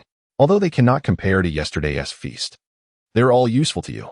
Lin Shengsheng inspected the box, discovering soap, laundry detergent, clean towels, unopened toothbrushes and toothpaste, 2 sets of seemingly unworn sportswear, and even 2 large packs of sanitary napkins and a small packet of brown sugar. These are indeed what I need at the moment. Yu Yin Jia is truly attentive. After placing the box down, Mo Feng waved at Lin Huoguo, who clumsily raised an arm in response, barking, have you eaten breakfast? Would you like some buns? Lin Shengsheng offered him a sizable meat bun. Mo Feng, feeling a bit bashful, accepted it with a grateful, thank you, Shengsheng Jia. I haven't had the chance to discuss with Lin Huoguo what Summer Tingchuan mentioned yesterday. When you return, ask them to join us for lunch, and you can relay the details to him. Shengsheng Jia, this matter might take some time. The 9 major bases are currently engaged in a joint task involving an SSS-level mission to reclaim the nearby mines, with a reward of 100 black crystal cores. Lin Shengsheng's immediate reaction was to calculate the exchange rate in her mind. So much. That could potentially extend my life by 2 years. The mine was located in Jingxing, under the jurisdiction of Base 9, serving as a primary supply point for ammunition production across various bases. It was rumored that over 10,000 zombies resided within the mine. Yet what was even more fearsome than the horde was the mutated ecosystem. Many elite squads had ventured there, even hiring several contracted superhumans to combat the zombies. But none returned alive, and even several high-ranking zombies perished. The summer team, along with Hui Ge and Yi Ge, has just departed with the advanced team. Yu Yin Jia is performing surgery on an injured member at Base 9. She will join me at the mine later. I'm just here to deliver these items before I leave. Task activated. Time-limited task. Eliminate 10,000 low-level zombies. Task duration, 24 hours. Completion grants 24 hours of life. Failure results in immediate death. Lin Shengsheng meticulously counted the zeros that followed, internally exclaiming in disbelief. The daunting tasks imposed by the zombie king were already perilous enough, yet now there was an additional demand of 10,000 zombies? Why must I endure such tribulations when I was merely seeking a tranquil existence? Fan, were you eavesdropping on my conversation with Mo Feng? 10,000 zombies. Host, please maintain decorum. I was not eavesdropping. I was openly listening. My intention is to motivate you to continuously enhance your survival skills in this apocalyptic realm, lest you be blinded by the allure of sweet romance. Sweet romance, indeed. You are the one entranced by it. With such a multitude of zombies, it was unlikely to encounter them without a horde assaulting the city. Mo Feng, may I join you? Mo Feng's eyes lit up with excitement. Of course, I had suggested yesterday that Summer Team invite you along, but they deemed the task too perilous. If Shengsheng Jia is going, I feel as though I might see another sunrise. 15 minutes later, after Yu Ziyuan had concluded her surgery and briefed the attending doctors, she changed into combat attire and gathered several weapons from Mu Yin before appearing at Lin Shengsheng's doorstep alongside Mo Feng. Shengsheng, take a look at the trunk. Yu Ziyuan opened the trunk, revealing several automatic rifles and ammunition, alongside a crossbow resting in the corner. See anything you fancy? It's yours. To Yu Ziyuan's surprise, Lin Shengsheng did not select a firearm, but instead picked up the crossbow to examine it. Skill triggered. Crossbow Mastery, LV1. Lin Shengsheng, maxed out. Crossbow Mastery upgrade successful. Current level LV 100. Triggered skill. Aiming Perfection. Lin Shengsheng, maxed out. Aiming Perfection upgrade successful. Current level LV 100. Congratulations, host. You have received a quiver for crossbow bolts with an unlimited quantity. Lin Shengsheng, this is incredible. Fan, my marksmanship has leveled up. Does that mean I have unlimited ammunition? Host, it is daytime. Please refrain from daydreaming. Your emotional value is insufficient to sustain the upgrade for firearms. Please expedite your emotional value collection. This crossbow has been lying around in the vehicle and used since no one at the base knew how to operate it. If you like it, it's yours. Thank you. Lin Shengsheng accepted the crossbow without hesitation, storing it in her space. How could such a splendid weapon remain unused? This was the ultimate ruler among cold weapons. Boasting high precision, long range, and formidable power, the silence was palpable, a harbinger of the imminent clash. Even the finest protective gear could not withstand the lethal arrows of the crossbow. They set forth. As the trio returned from their leisurely stroll, the spirited pup barked fervently at a departing vehicle, yet its diminutive voice failed to halt the car, resulting only in a mouthful of exhaust fumes.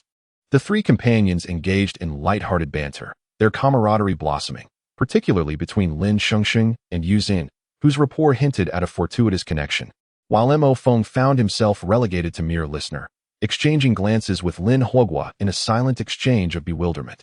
As they approached the mine, the surrounding flora burgeoned with an almost surreal vibrancy. Trees of unidentifiable species intertwined, their leaves shimmering in a verdant glow, creating an enchanting yet deceptive facade. Beneath this picturesque exterior lay a myriad of lurking perils. Swarms of mutated insects, vectors of disease, thrived beneath the foliage, while the ground was a treacherous quagmire of slick mud and decaying remnants. Tangled vines and unruly plants rendered movement perilous, claiming the lives of many prior expeditions before they could even reach their destination. Suddenly, Yu Ziyuan's communication device erupted with static, punctuated by intermittent screams and roars. The atmosphere shifted, tension enveloping the trio. Moments later, the device crackled to life again. This is Captain Jiang Shi of Base 2. Captain Xia Tingchuan of Base 1 has succumbed to rage. All teams, exercise caution. Do not attempt to approach. The transmission concluded with a piercing shriek. What? Mo Feng exclaimed in disbelief, his hands gripping the wheel tightly. Without hesitation, Yu Ziyuan retrieved her medical kit, extracting a vial and drawing its contents into a syringe. Lin Shengsheng recognized the device. It was an automatic injector developed by Company X. Mo Feng glanced at the syringe, aware that it contained the first formula devised by Su Lao, the sole antidote for those in a state of rage. Yet, to this day, no one had successfully saved a raging individual, as they were prone to attacking anyone who ventured too close. Are you planning a suicidal rescue? To save Captain Xia? Mo Feng inquired incredulously. What else? We must find an opportunity. If all else fails, we may have to eliminate him. Human psychics wield unparalleled power, yet they are simultaneously prey to the corrosive effects of their abilities. When their powers exceed 90% during battle, the likelihood of succumbing to rage escalates significantly, transforming them into monsters more fearsome than zombies. Mo Feng soon arrived at the designated hillside, where a vanguard had cleared a path, resulting in a relatively sparse zombie presence. Despite Lin Huogua's lackluster combat prowess, his mental control proved effective, as under his psychic suppression, no low-level zombies dared to attack.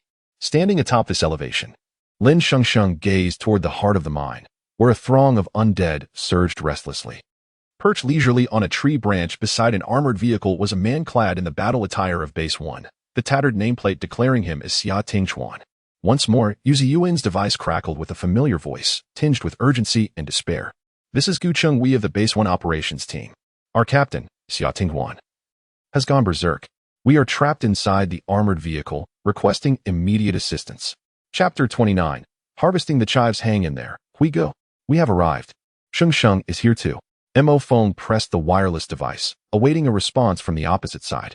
After a moment of crackling noise, Gu Chenghui's voice finally came through, assuring us that we were temporarily safe, but that Xia Tingchuan was outside, making it impossible to exit. The second batch of teams from various bases gradually filled the assembly point on the hillside, totaling over 40 individuals, not including those from the first batch already inside. It appeared this mission was unusually daunting. Lin Shengsheng requested a magnification scope from Yuan to attach to her crossbow, carefully surveying the geographical layout of the mine's center. Once we stabilized Xia Tingshuan with the first potion and rescued Gu Chengwei and Yi Jinghong, we would proceed to the house in the northwest as a transit point. Mo Feng nodded in agreement. Huh, you little girl have quite the audacity. Are you from the first base? With a powerhouse like Xia Tingshuan rampaging, how could you hope to inject him with the potion? Why don't you plead with me, and I might just help you eliminate him? Lin Shengsheng turned to face the speaker, a burly man with a cloud of smoke billowing from his mouth, short in stature yet muscular. Clad in a white tank top adorned with floral tattoos that extended across his back, his bulging biceps marred with scars both new and old. Yuan, somewhat incensed, stood up. Gao Qi, mind your own business at the second base. As Gao Qi's team glanced towards Lin Shengsheng, they suddenly realized that standing beside her was Lin Hogua, who was, without a doubt, a zombie. Without hesitation, one of them pulled the trigger. Lin Shengsheng did not turn around. Her ears twitched slightly, and she deftly flung a kitchen knife that intercepted the bullet's trajectory. Clang! The bullet exploded, and the kitchen knife clattered to the ground. After meticulously planning their combat route, Lin Shengsheng finally turned to face Gao Qi, her demeanor unfazed, merely stating, "This is my zombie. You are not allowed to touch him." From Shock Value 10086. The expressions of those around were complex. Some were astonished, others scornful, while some wore mocking smiles, and the system screen was flooded with various emotional values. Blocking a bullet with a kitchen knife was indeed intriguing, yet even with such skills, how could they possibly rescue a raging ability user? Haha. The first base actually has someone who can contract a zombie? What a joke. I reckon they will soon have to vacate Rong City. This zombie appears rather feeble, needing the protection of a mere girl. Roar. Lin Hogua howled towards the heavens, countering the rumors surrounding him, yet it did not intimidate anyone in the slightest. Lin Shengsheng patted Lin Hogua, urging him to remain calm. I am not from the first base. I am merely a wanderer. Whether I can save Xia Tingshuan and the others, just keep your eyes wide open and watch. Gao Qi from the second base was a strength-type ability user ranked among the top 50 of the 9 major bases. His conversation with Lin Shengsheng, the wanderer, soon drew the attention of teams from other bases. Before everyone's eyes, Lin Shengsheng produced 3 bowls of soul-stirring fried rice and a bottle of the infamous soda. Mo Feng and Yuan instinctively accepted the fried rice, and the 3 indulged in their meal, with one of them finishing off a bowl of soda. The spectacle left the onlookers from various bases dumbfounded, their mouths watering. Gao Qi remarked, "Let me see. Just this. The lethality is minimal, but the insult is profound." Gao Qi unconsciously swallowed hard. In this apocalyptic world, among dozens of people on the slope, who could possibly be enjoying fried rice and chilled soda? After finishing her meal, Lin Shengsheng retrieved 10 more bowls of soul-stirring fried rice and another 10 bottles of the infamous soda, neatly arranging them on a large stone in 2 rows. Anyone interested in some? Fried rice and soda combo for just 5 red crystal cores. The crowd erupted in astonishment. Aren't we supposed to be fighting? Why are we suddenly pausing to feast? Even if the fried rice and soda were rare delicacies, they were worth far less than 5 red crystal cores. 5 red crystal cores could secure a B-level ability potion from Company X, albeit with a low success rate. Still, a 50 chance was worth the gamble. 5 red crystal cores could cover a year's rent at the top 5 bases or procure a large cache of weapons and ammunition. Many looked on with disdain at this wanderer, accusing her of seeking attention for personal gain. Everyone had come for the SSS-level mine reclamation mission. Who had time to eat? Lin Hogua received the signal from Lin Shengsheng in his mind and dashed towards the center of the mine.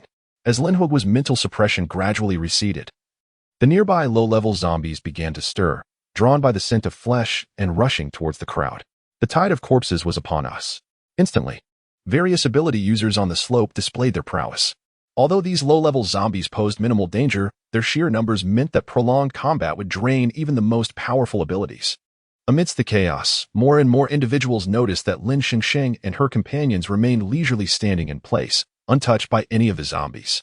Yuan, growing anxious, looked towards Lin Shengsheng. "Shengsheng, has Hogua arrived? When shall we make our move?" "Don't rush, Jia." Lin Shengsheng noted the time was ripe and gestured once more towards the fried rice and soda. Fried rice and soda. Consuming the fried rice boosts combat power tenfold for 5 hours. The soda allows one to blend into a horde of zombies undetected for 1 hour. Promotional offer, 10 red crystal cores for a serving. Those capable of undertaking SSS-level missions were certainly not ordinary individuals. Some teams had already lost interest in fighting, wishing to conserve their strength for the greater threats deeper within the mine. I'll have a serving. Me too. With no red crystal cores. I'll offer 3 times the amount in green ones. Just 1 serving. Are you extorting me? Wasn't it 5 red crystal cores just a moment ago? Why has it suddenly tripled? If you want to take it, I will. Give me a serving. Many brave souls with cash to spare emerged. As the infamous soda went down, the low-level zombies that had been charging towards the crowd lost their sense of direction. Some even turned and vomited at the pursuing zombies. Is this a hallucination? Did you see that zombie has a health bar and a level above its head? I saw it too. That zombie even spoke to me, saying I was a newcomer. I feel my combat power rising. I can take down a high-level zombie with 1 punch. The tide of corpses was rapidly diminished, having been overwhelmed by the high-powered ability users. Witnessing the combat effectiveness of the well-fed and hydrated individuals, the crowd immediately rushed towards Lin Shengsheng, eager to seize the few remaining portions of the auxiliary food. All 10 servings were sold out, and Lin Shengsheng contentedly stuffed the crystal cores into her space.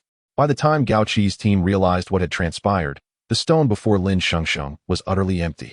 Lin Shengsheng received a message from Lin Huogua. Master, I have reached the target location. Then let us commence. Do not approach Xia Tingchuan. Just use the gun I provided to shoot him from a distance. After completing her business, Lin Shengsheng swiftly readied her crossbow, aiming at Xia Tingchuan. Once she calculated the distance, she securely attached the automatic injector of the first potion to the crossbow bolt. Through the magnification scope, Lin Shengsheng could clearly see Xia Tingchuan's face, which bore an expressionless gaze as he surveyed everything beneath him, his hands crackling with electrical power. Surrounded by the desiccated corpses of zombies and the shattered remnants of trees, Xia Tingchuan appeared enveloped in a fiery aura, radiating an overwhelming malevolence. The wind speed, humidity, distance, and the potential branches and trunks along the trajectory of the projectile all whirled within Lin Shengsheng's mind like a cascade of data. With unwavering conviction, she pressed the suspended blade. The crossbow bolt surged through the air, hurtling towards Xia Tingchuan with remarkable speed. Xia Tingchuan sensed a subtle tremor in the air, accurately anticipating the direction and angle of the incoming bolt. He raised his hand and, with astonishing precision, grasped the crossbow bolt that nearly struck him in the head. The bolt came to an abrupt halt, mere inches from his face. Ha!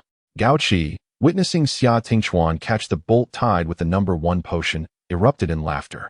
Little girl, I have been watching closely. However, his laughter quickly faded. Xia Tingchuan collapsed. Chapter 30. The advancing Lin Huogua as the first potion coursed through Xia Tingchuan's veins. His uncontrollable abilities were swiftly subdued, and the lifelessness in his eyes gave way to a flicker of human consciousness. A wave of weakness washed over him, rendering him unable to rise. Who could have possibly saved him? The zombies, initially wary of Xia Tingchuan's unleashed power, began to approach him once more. Just as several of them lunged to tear at his throat, Lin Huogua emerged before him, gun in hand. Meanwhile, Gao Qi stood in disbelief at the scene unfolding before him. He had clearly witnessed Xia Tingchuan seize the speeding crossbow bolt. How could he have fallen? Had that wandering girl truly shot him down? The sniper from Gao Qi's team had observed everything through a high-powered scope. Noting that the syringe attached to the crossbow bolt injected its contents upon contact with Xia Tingchuan's face, he had seen the entire process unfold. Had Xia Tingchuan not anticipated the attack and firmly grasped the bolt, the injection would not have gone so smoothly. More impressively, the Wanderer had anticipated this entire sequence. Gao team, Xia Tingchuan is alive, and the first potion has been successfully administered. What? The sniper from Gao Qi's team looked at Lin Shengsheng with a newfound respect. From Gao Qi's shock value, 999. Yuzi Yuan cast a disdainful glance at Gao Qi and started the vehicle. Lin Shengsheng and Imo Feng quickly jumped into the car, their path unobstructed thanks to their consumption of a certain beverage. Leaning out from the passenger seat, Lin Shengsheng brandished the crossbow, expertly dispatching zombies around them, thereby aiding several other teams besieged by the undead. Many watched in awe as the crossbow-wielding girl emerged, striking down foes with remarkable prowess. The zombies stood still, as if they were mere targets. Upon reaching the central area of the mine, Lin Shengsheng had already completed half of her low-level zombie task. Huogua, now carrying the weakened Xia Tingchuan on his back, utilized his mental dominance over the lesser zombies to lead Gu Chenghui and Yi Jinghong to the previously designated transfer cabin in the northwest. The team regrouped. Master, there may be a boss-level presence in the central area of the mine. Many low-level zombies did not heed my commands and nearly attacked us. One with a hint of awareness informed me of monsters within the mine. Lin Shengsheng extracted a bag of large meat buns from the system and handed it to Huogua. Well done. Replenish your strength. Lin Huogua cracked a stiff smile, revealing uneven teeth, and happily devoured the meat buns. Congratulations, host. Your affinity with contract zombie Lin Huogua has reached 50, activating Lin Huogua's combat power panel. Contract zombie, Lin Huogua, intermediate. Attack, 5-100. Defense, 100-100. Life, 100-100. Ultimate skill, sneaky bite level 1-100. There was such a hidden feature? Why didn't you mention it sooner, system? Lin Shengsheng observed the meager attack power of 5, then noted the maximum defense. It was no wonder this fellow constantly endured beatings. If it weren't for his tough skin, he might have perished long ago. Allocate all points to attack. As Lin Huogua munched on the meat bun, a surge of warmth coursed through his body, and he felt himself grow stronger once again. At that moment, the fainted Xia Tingchuan opened his eyes with difficulty. His body smeared with blood alongside Gu Chenghui and Yi Jinghong. The trio was filled with emotions. They never imagined that a zombie would one day save them. After examining Xia Tingchuan's condition, Yu Ziyuan exhaled a sigh of relief. Xia Tingchuan attempted to speak to Lin Shengsheng, but his weakness rendered him mute. He felt a sense of regret, as one of the top 10 ability users in the first base. Why did he always find himself in such dire situations when meeting Lin Shengsheng? Lin Shengsheng glanced toward the mine entrance, shrouded by dense vegetation, sensing a looming threat. Huogua had warned of an even more formidable presence nearby, as the low-level zombies were somewhat beyond his control. The use of the all-healing soup might attract a horde. Our injuries are not life-threatening, but Xia needs to relocate quickly. The zombies in the mine differ significantly from those we see now. They resemble some mutated creature. We gathered nearly 10 teams from various bases to enter, and only we few might escape alive. Xia's team had unleashed nearly all their abilities to combat the monsters that had pursued them. After his powers erupted, the ability users from the 5th base were dragged into the mine, while they took refuge in a nearby armored vehicle. Why am I not an ability user? Perhaps everything wouldn't have spiraled into this chaos. Gu Qingwei slammed his fist into the ground, blood cascading from his shoulder wound. Yu Ziyuan's healing light gently touched Gu Chenghui's injury. You owe me for those crystals. I warn you not to hoard them. Dismiss any thoughts of purchasing ability potions. I would rather stay with zombies than face monsters. Be a decent human being. Lin Huogua paused mid-bite. Sister Yu, does that mean I have a chance? Yu Ziyuan turned, her lips twitching. Shut up. Gu Chenghui and the others, who had not consumed the beverage, could not hear Lin Huogua's comment, only catching a shout. What did he say? Gu Chenghui inquired. Mo Feng was about to speak when he caught Yu Ziyuan's murderous glare. No, Brother Hui, he said you look handsome. Lin Shengsheng assessed the remaining number of zombies for her task. Clearing this mine would suffice for their retreat. Forget the SSS level task and the 50 black crystals. Selling auxiliary dishes would be safer in the long run. Searching for tasks. Completely eliminate D-virus experimental remnants. Chrysanthemum monster. Task duration, 3 hours. Success reward, 1 week of life. Failure, immediate death. Lin Shengsheng had grown numb to the system's voice. She glanced at the target point of the so-called chrysanthemum monster, which was located within the mine. Huogua, accompany me into the mine. Lin Shengsheng's eyes reflected a blend of resignation and resolve, but to the others, it appeared as a noble sacrifice for humanity in this apocalyptic world. She restrained Mo Feng, who attempted to follow her, and handed him fried rice, all-healing soup, and the beverage. Remember, do not consume 2 bowls of fried rice within 24 hours, and only use the all-healing soup when at a safe distance from zombies. Stay at the mine's perimeter to await my return. I'll be out in 3 hours. Xia Tingchuan, unable to voice his concerns, felt frantic as Mo Feng was the first to protest. No, I want to go with you. Lin Shengsheng patted Mo Feng's shoulder. Little Mo Feng, wait until you're stronger. Otherwise, I would have to protect you, which would distract me. From Mo Feng's resentment value, 999. Her words were piercing but undeniably true. Ignoring the protests, Lin Shengsheng hefted the crossbow and, with Lin Huogua, took off at a brisk pace. Yi Jinghong restrained Mo Feng, shaking his head. Lin Shengsheng is right. Don't go. If you do, you'll distract her. Trust her. She is different from us. At the mouth of the mine, several teams from various bases had already gathered, including Gao Qi from the 2nd base. The entrance's tram had lost all power and could not be used. Everyone was forced to proceed on foot. The sunlight slanted gently upon the entrance of the mine, illuminating a mere 2 to 3 meters, while the remainder lay shrouded in a veil of darkness. As everyone stepped into the shadows, A chilling roar echoed from within the depths of the mine. The sound of rapid, thunderous footsteps approached ominously, signaling the approach of something sinister. Zombies? No, what was this? Suddenly, a grotesque creature resembling a flower unleashed a long, serpentine tongue, its tip adorned with thorny, petal-like appendages, and in an instant, it ensnared one of the group, dragging them into the abyss. The creature's terrifying roar, coupled with the chilling sound of its floral appendage scraping along the mine's tracks, sent shivers down the spines of all who were present. Chapter 31. The enormous chrysanthemum egg. Various teams swiftly launched several incendiary bombs, casting flickering lights that illuminated the fierce gazes of a dozen chrysanthemum monsters. To one's surprise, these creatures possessed facial features remarkably similar to those of humans, albeit moving on all fours instead of walking upright. Their mouths were grotesquely large, with the corners stretching almost to their eyes, filled with razor-sharp fangs, from which extended thorny, flower-shaped tongues reminiscent of a serpent's forked tongue. Lin Huguo, nervous and tense, suddenly heard Lin Shengsheng's voice echo in his mind, causing him to tremble slightly as he gripped his weapon. "Master, what time is it? Are you jesting with me?" Lin Shengsheng glanced at Lin Huguo and noticed his Adam's apple bobbing rapidly, confirming his anxiety, even bordering on panic. A certain level of tension indicated full engagement with the task at hand, a state of intense focus and readiness to confront challenges. However, excessive anxiety could jeopardize the entire mission and bring about negative consequences. Without voicing this concern, Lin Shengsheng retrieved a lucky meat bun from his spatial pocket, coated it with a layer of brown sugar given by Yuzi Yuan, and handed it over. "Here, I've added some sugar to the bun." Sweet foods can elevate serotonin levels in the brain, akin to the effects of antidepressants. Once you finish this, you won't feel so tense. Lin Huguo, skeptical yet obedient, accepted the bun and began to nibble on it. "Master, are you sure this will help with the brain-eating monsters?" In the stillness of the cavern, the sound of his chewing was conspicuously loud. The teams from various bases, alerted by the unusual noise beyond the chrysanthemum monsters, cast furtive glances towards the source of the sound, dumbfounded. "What on earth? How can you still eat at a time like this?"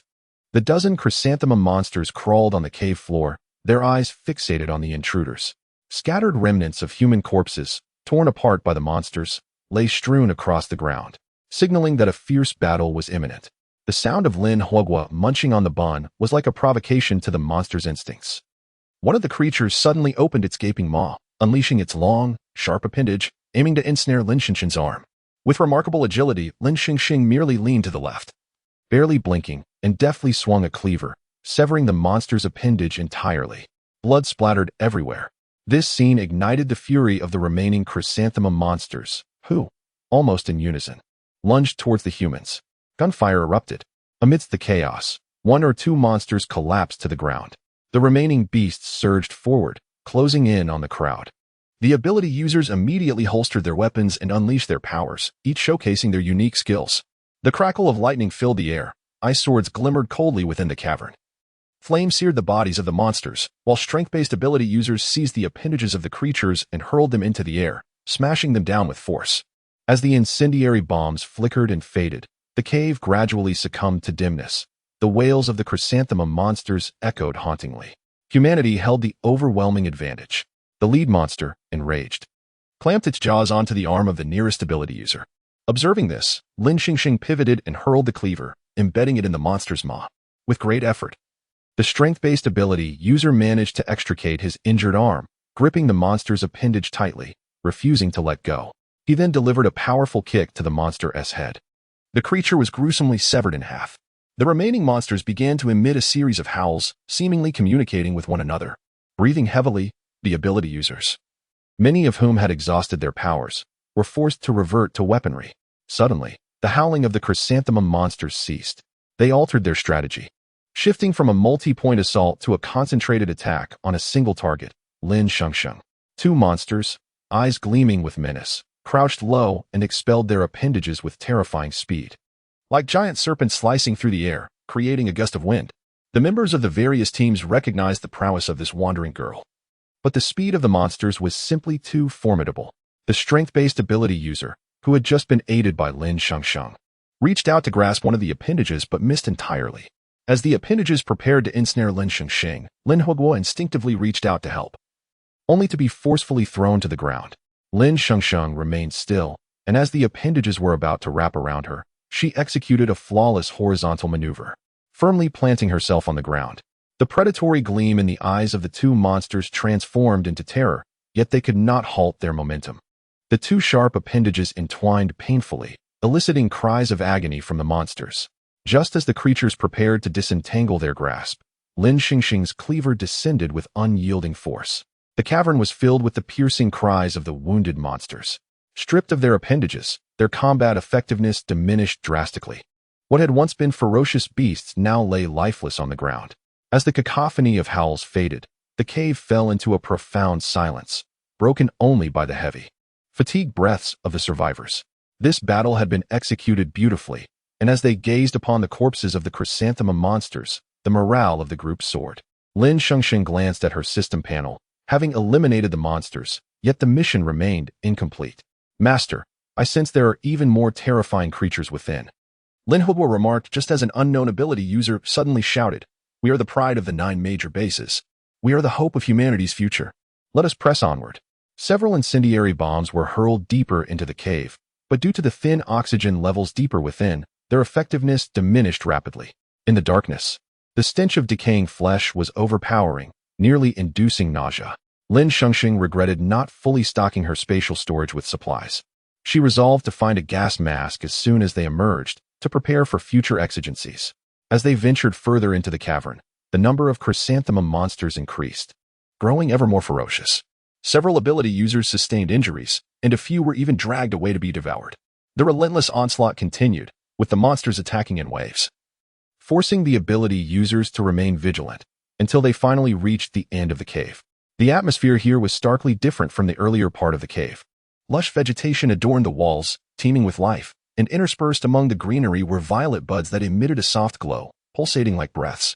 Lin Shengsheng was baffled as to how such flora could thrive in the depths of this mine. Beneath the verdant canopy lay a massive protrusion, resembling a gigantic egg.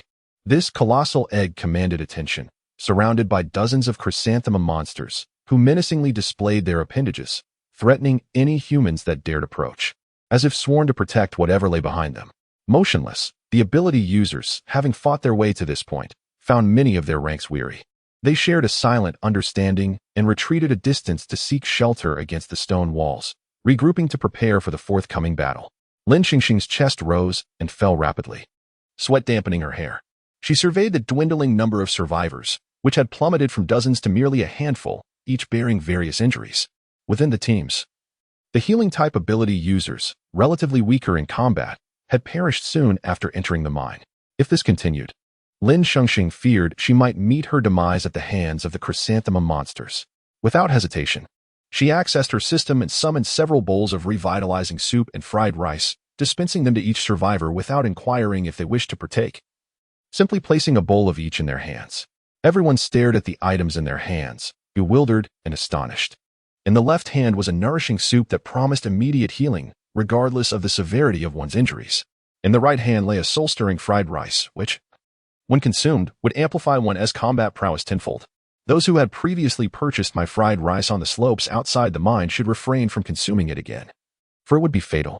These delicacies, which were meant to be exchanged for a substantial sum, were now generously offered at this critical moment. Hurry and eat. Gao Qi gazed at the extraordinary dishes, having witnessed their effects moments earlier, and he promptly led the charge to devour them.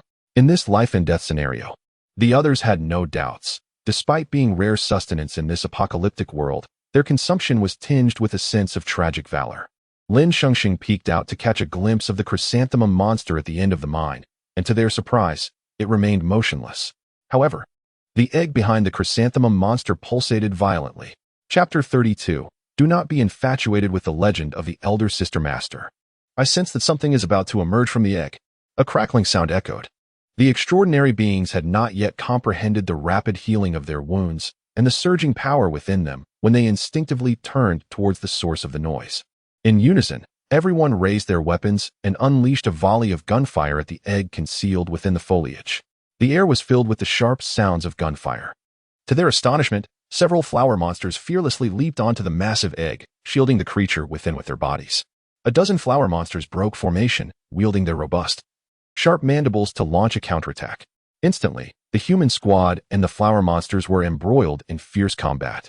As the battle raged, the previously invigorated extraordinary beings suddenly began to spurt blood from their noses, one individual's blood splattering onto the mandible of a flower monster, fortuitously thwarting an incoming strike. Nevertheless, the extraordinary beings did not cease their assault. The intensity of the conflict escalated. Suddenly, the vegetation surrounding the giant egg trembled violently, shedding its leaves. As something flew out of the fissure, the speed of this entity was astonishing, eluding Lin Shengsheng's gaze, yet many extraordinary beings perceived its emergence. Amidst fending off the flower monsters, they remained vigilant for the entity that had burst forth from the egg, leading to distracted skirmishes. Ah, help? No. The anguished cries of the extraordinary beings echoed as the creature ruthlessly attacked one after another. Roars of agony from the flower monsters filled the air. Yet, it was not the human extraordinary beings that felled the flower monsters, but rather the very entity they desperately sought to protect, which had erupted from the egg. Lin Shengsheng's heart sank. What manner of being was this that even preyed upon its own kind? All eyes were fixed upon the creature devouring the flower monsters. It was reminiscent of a 2-year-old child, its skin an inky black, with eyes that glowed a sinister red. Its form bore resemblance to the flower monsters. Yet it sported a pair of wings that permitted flight, shimmering with an eerie green luminescence. The remaining flower monsters in the cave, witnessing their kin being consumed, howled in despair. However, instead of retreating, they attacked the humans with renewed ferocity. Sweat dripped from Lin Shengsheng's brow as her gaze remained locked onto the mutated flower monster. Her kitchen knife transformed into a crossbow, locking onto the target. She shot decisively. With her skills fully honed, each bolt she released was steady, swift, and accurate, yet she still could not match the speed of the mutated flower monster. Provocatively, the creature tormented nearby extraordinary beings to their demise before hurling itself towards Lin Shengsheng. In less than a quarter of an hour, the remaining few suffered grievous losses. After devouring several extraordinary beings and flower monsters, the once diminutive mutated flower monster had now grown to the height of an adult. A close-quarters melee became inevitable. Lin Shengsheng swiftly exchanged her crossbow for dual knives, coordinating a combat strategy with Lin Huguo in her mind. The system's voice intruded upon the tense atmosphere. The mission objective is within reach. Host, charge forth.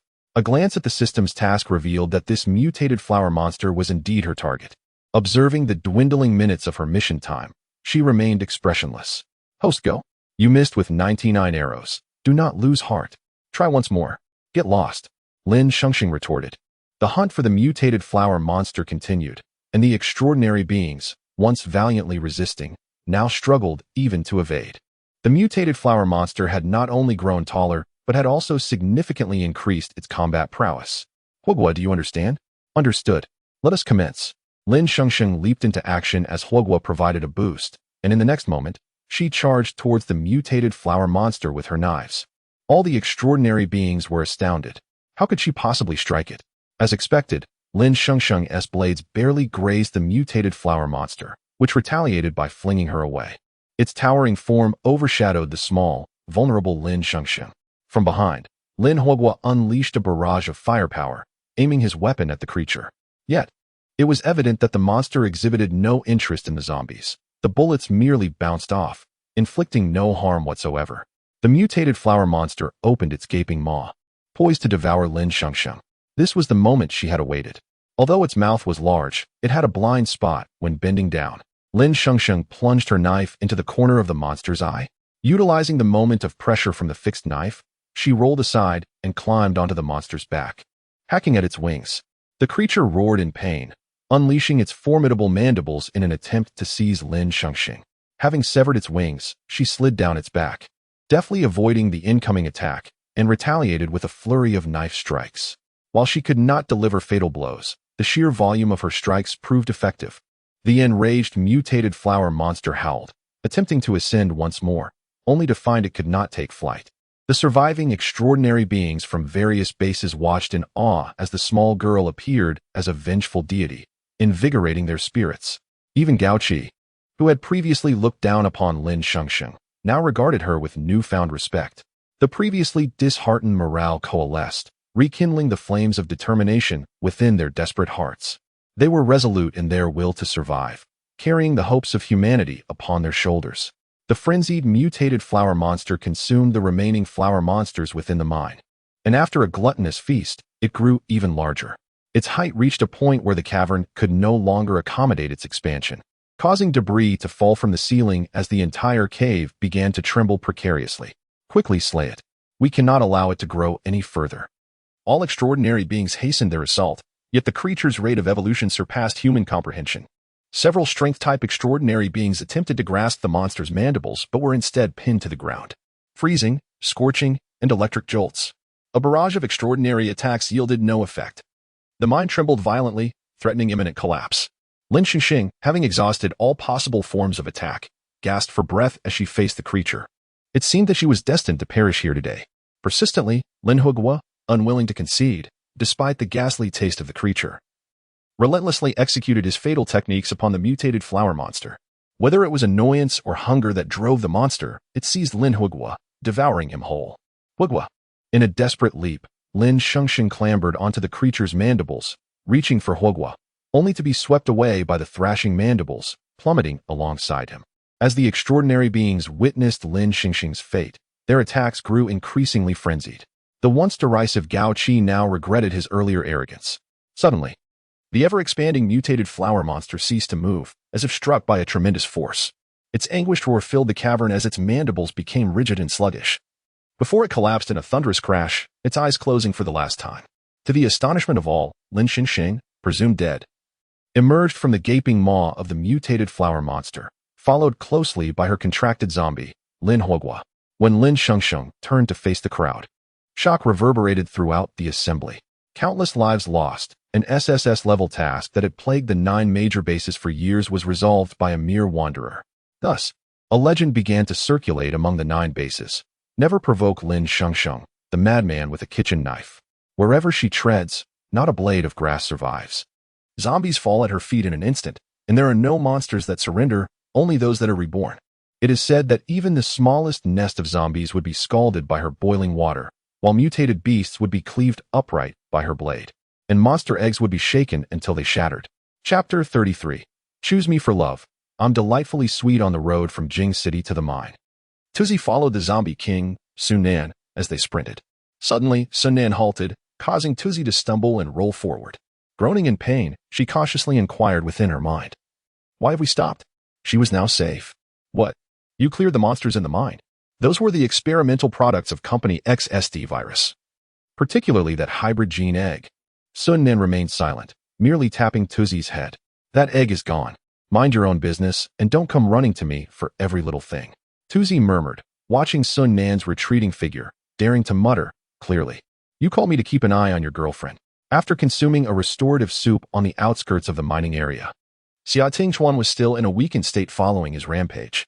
The medical facilities at Base 9 were inadequate for further treatment, prompting Yi Jinghong and Gu Chenghui to promptly escort him back to Base 1. Yu Ziyuan and Mo Feng drove tirelessly back to the mine. The atmosphere in the mining area had notably lightened, and the surrounding ecology had undergone a dramatic transformation. The once lush vegetation had withered and died following the demise of the mutated chrysanthemum monster. The team that had entered faced near annihilation. But it was that wanderer who ultimately vanquished the mutated creatures and saved them all. Our captain claimed she was swallowed by the mutated monster, and everyone presumed she had perished, only for her to emerge after slaying the beast. How fierce. Thank goodness she was there. It seems she even rescued the rampaging Xia Tingchuan. What? I thought Xia Tingchuan was dead. He was saved. Moreover, the food she possesses has extraordinary effects. It is said she was expelled from Base 9. The leader of Base 9 must be out of his mind. She contracted a zombie, something expressly forbidden by the regulations of the 9 major bases. Regardless of whether she has indeed contracted a zombie, from this day forth, she is my idol. I too will shine for the future of humanity. Gold will always glitter, but you, mere glass shards, are fortunate to merely reflect light. Amidst the murmurings, Yu Ziyuan and Mo Feng gleaned the situation. At the entrance of the mine, they spotted Lin Shengsheng, unharmed but with damp hair. Allowing their anxious hearts to finally settle, Mo Feng gazed at Lin Shengsheng, yearning to embrace her tightly. He had never before feared the death or departure of another so intensely, a peculiar sentiment stirring within him. Following the battle at the mine, Lin Shengsheng's rapport with Lin Huguo had increased by 50 points, and on the way home, she decisively allocated all her points to attack for Lin Huguo. In the ensuing days, Yu Ziyuan lingered to persuade Lin Huguo to join Su Lao's research on a zombie antidote. becoming a frequent visitor at Lin Shengsheng's home. Mo Feng's youthful heart fluttered. Under the pretense of assisting at Base 9, he stubbornly remained in Jing City. News from Base 9 indicated that Xia Tingxuan had greatly recovered post-rampage and, after some further treatment, would be able to use his abilities normally again. Having fought so hard for her life, Lin Shengsheng glanced at the remaining month of her mission time and decided to grant herself a short respite. Thus, during these days, Lin Shengsheng ventured out hunting with Yu Ziyuan, barbecued, and fished in the river. She finally savored a meal not dictated by the system, to her surprise. Some of the mutated beast's meat was not as unpalatable as she had imagined. The two shared delightful conversations, discussing everything from the gossip of the high echelons of the 9 major bases to the 108 techniques of seducing men, forging a profound bond of sisterhood and gossip. Tuzi followed Lin Shengsheng closely, absorbing the exchanges between the two women and beginning to question its own existence, feeling overwhelmed. Sister Yuyan, I want to share a bed with a man. What should I do?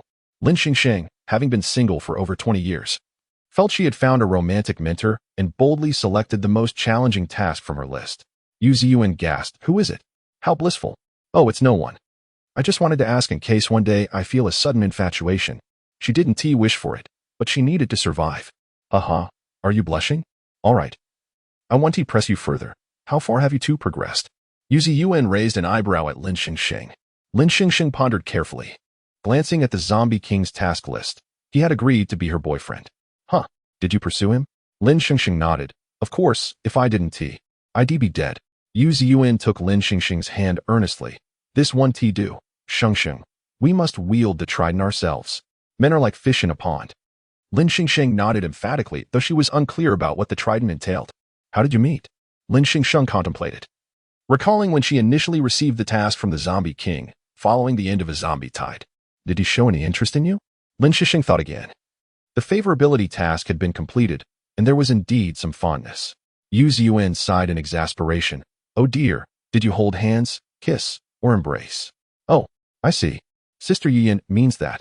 Remembering the System S bug during the kissing task, Lin Shengsheng shook her head. "None of that."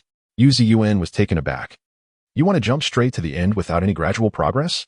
"Well, I suppose it's understandable. Love can cloud one's judgment." Lin Shengsheng forced a smile. "Sister Yuyan, you're overthinking this. Humans and the Zombie King are biologically isolated, you know."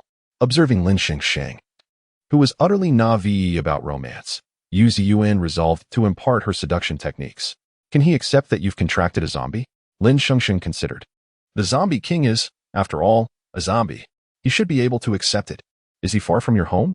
Lin Shengsheng thought again. Glancing at the task target's location, "Not too far, I suppose." After gaining a rough understanding of the situation, Yu Ziyuan began to formulate a detailed strategy for Lin Shengsheng. Since he lives nearby and isn't part of the base, bringing Lin Huohua along won't be inconvenient. Just check if there are any houses near his place, move next door to him directly to surprise him, and then, perhaps due to her daytime musings on how to share a bed with the Zombie King, her thoughts carried into her dreams that night. In her dream, she found herself in a strange room, the soft bed exuding the faint scent of lavender body wash, soothing and pleasant. In the dream, she was also asleep, wishing to relish the comfort of the soft bed. However, as she turned over, Sun Nan's face was suddenly inches away. He was sleeping beside her. Below was his long neck and alluring Adam's apple. And further down, Lin Shengsheng nervously swallowed. "Oh my, he seems to be without clothes." Sun Nan's muscles had an enticing tautness, not exaggeratedly bulging, but gracefully defined, disappearing beneath the covers. This vivid scene was simply too tantalizing. She instinctively recoiled, the cotton sheets rustling softly with her movement. Sun Nan's eyelashes fluttered, and a slightly hoarse voice broke the silence. "What are you doing here?" In the stillness of the room, Lin Shengsheng felt her heart pounding like a drum, almost as if Sun Nan could hear it. She was overwhelmed with a sensation akin to being a thief. "Food. Food." Lin Shengsheng called out to the system in her mind, but received no response. She exhaled, realizing that perhaps she had overthought the situation. If this dream were akin to the previous one, a notification indicating the completion of her task would have surely appeared. Perhaps this was merely a figment of her imagination.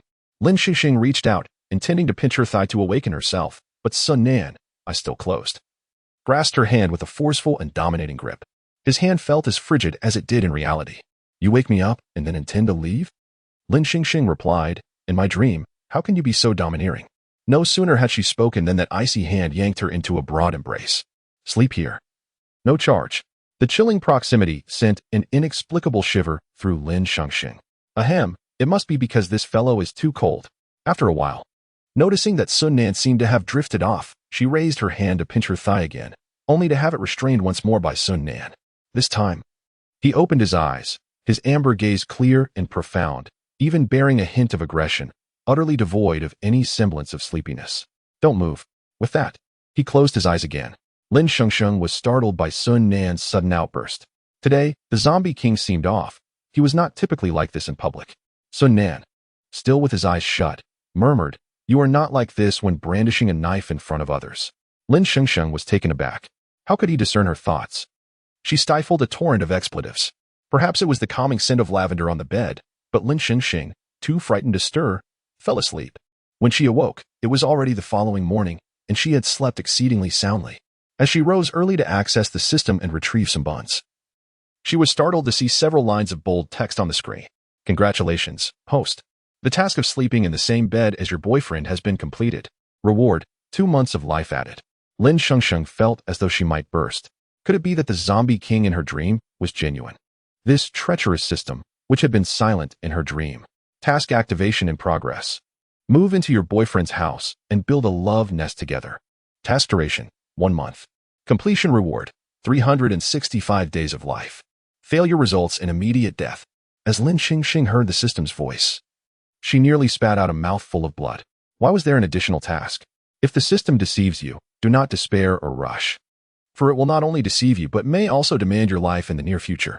Chapter 34. The Ninth Base Massacre. Lin Shengsheng recalled the dream from the night before, the chilling embrace of the zombie king. She dared not question why the zombie king would choose to share a bed with her. It was enough that her task was completed. Descending the stairs, she noticed that her companions, Tuanzi and Lin Hugua, who usually joined her for breakfast, were absent.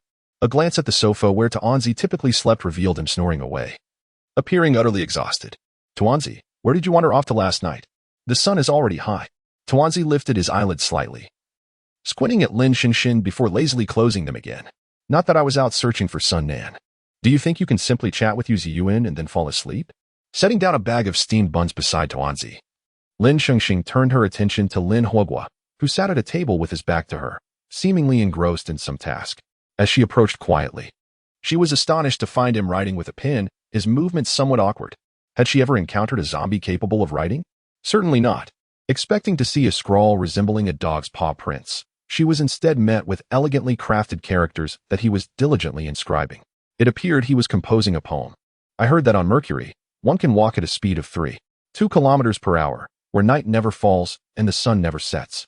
I once believed my demise was liberating, until I encountered you, who moves forward at that same pace. I became a resonance along Mercury's path. I wish for the sun's warmth to eternally linger for you, but if one day you can no longer move, would you be willing to fall with me into the frigid night of 600 degrees? I desire not freedom, but you. I love you. Lin Hugua. Impressive. Lin Hugua. I never expected you to be such a poetic zombie. Lin Shengsheng's voice startled Hugua, causing him to fumble the paper in his hands. Upon turning to see her gaze, his expression shifted to one of bashful embarrassment as he hastily folded the paper. To his dismay, Lin Shengsheng noticed the 4 characters written on the back, to Yu Ziyuan. Lin Shengsheng's face was a canvas of astonishment, her mouth agape in disbelief. Hugua, you like Yu Ziyuan? Following her gaze, Hugua turned red with embarrassment, quickly shielding the paper with his clawed hand. I fell for her at first sight. Lin Shengsheng silently commended Hugua's courage, recalling how she had saved buns for Yu Ziyuan, and she dreaded to think of what would happen if Gu Qinghui learned of this. He might very well harm Lin Hugua. Not wishing to extinguish Hugua's budding affection, Lin Shengsheng pondered for a moment before speaking earnestly. Hugua, if that is indeed the case, I suggest you accept Yu Ziyuan's offer to participate in her teacher's zombie antidote experiment. Perhaps you could become human again. Hugua scratched his head, which had sprouted a fair amount of new hair, clearly perplexed.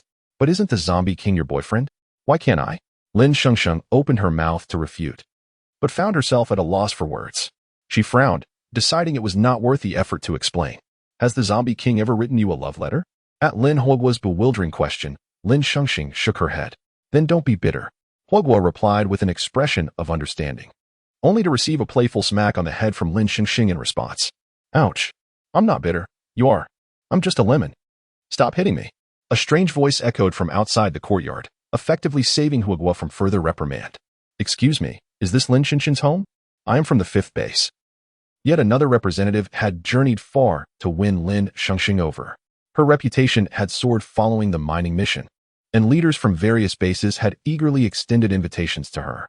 Over the past few days, numerous visitors had arrived, some offering generous terms, no rent, along with a substantial monthly supply of crystal cores. She had contemplated a leisurely existence in this post-apocalyptic world, yet glancing at the dwindling time left on her life panel, she knew she could not afford to relax. Survival remained paramount. Despite not aligning with any specific base, her newfound fame had brought her considerable wealth. Each representative would purchase an ample supply of preserved food, particularly the infamous zombie-style comfort drinks. Although the aftermath left one smelling like a durian, they were storable. The patron from the 5th base had filled half a truck with these peculiar beverages. After bidding farewell to her benefactor with a box of crystal cores, Lin Shengsheng checked the time, puzzled as to why Yuan and Mo Phone had not yet arrived, as they had planned a fishing trip for grilled fish today. Lin Huogua had even procured a brand new barbecue grill from a nearby market in the Fallen District. Let us go, Huogua. No need to wait any longer. We should head to the 9th base to find them. As they stepped out of the abandoned dwelling, they spotted a bloodied man stumbling towards them, clutching his abdomen. Huogua, is that a zombie or a human? Master, that is a human. The injured man, upon seeing Lin Shengsheng, seemed to glimpse salvation. He waved weakly, summoning all his strength to call out, Lin Sheng, before collapsing entirely. Lin Shengsheng rushed forward, recognizing the man as Sui from the 9th base. What happened? How did you sustain such grave injuries? As she spoke, she summoned a restorative broth from her system and attempted to feed it to Suhi. However, he was too badly wounded. He coughed violently, expelling not only the broth, but also blood. The base was slaughtered. Please, save them. Suhi uttered those final words before his breath ceased. Huogua, are there any zombie hordes nearby? I cannot sense any hordes. This is not a horde. The 9th base has been massacred.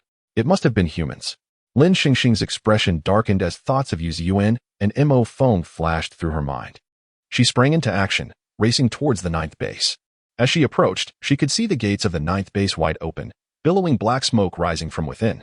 The usual guards were nowhere to be found, and a few shambling corpses were feasting on the recently deceased. The scene was one of utter devastation.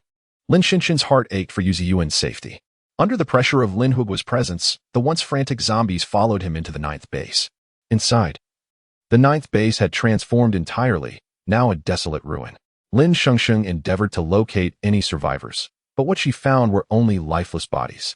She and Lin Huogua hurried towards the medical room where Yuan usually resided, surprisingly encountering no adversaries along the way.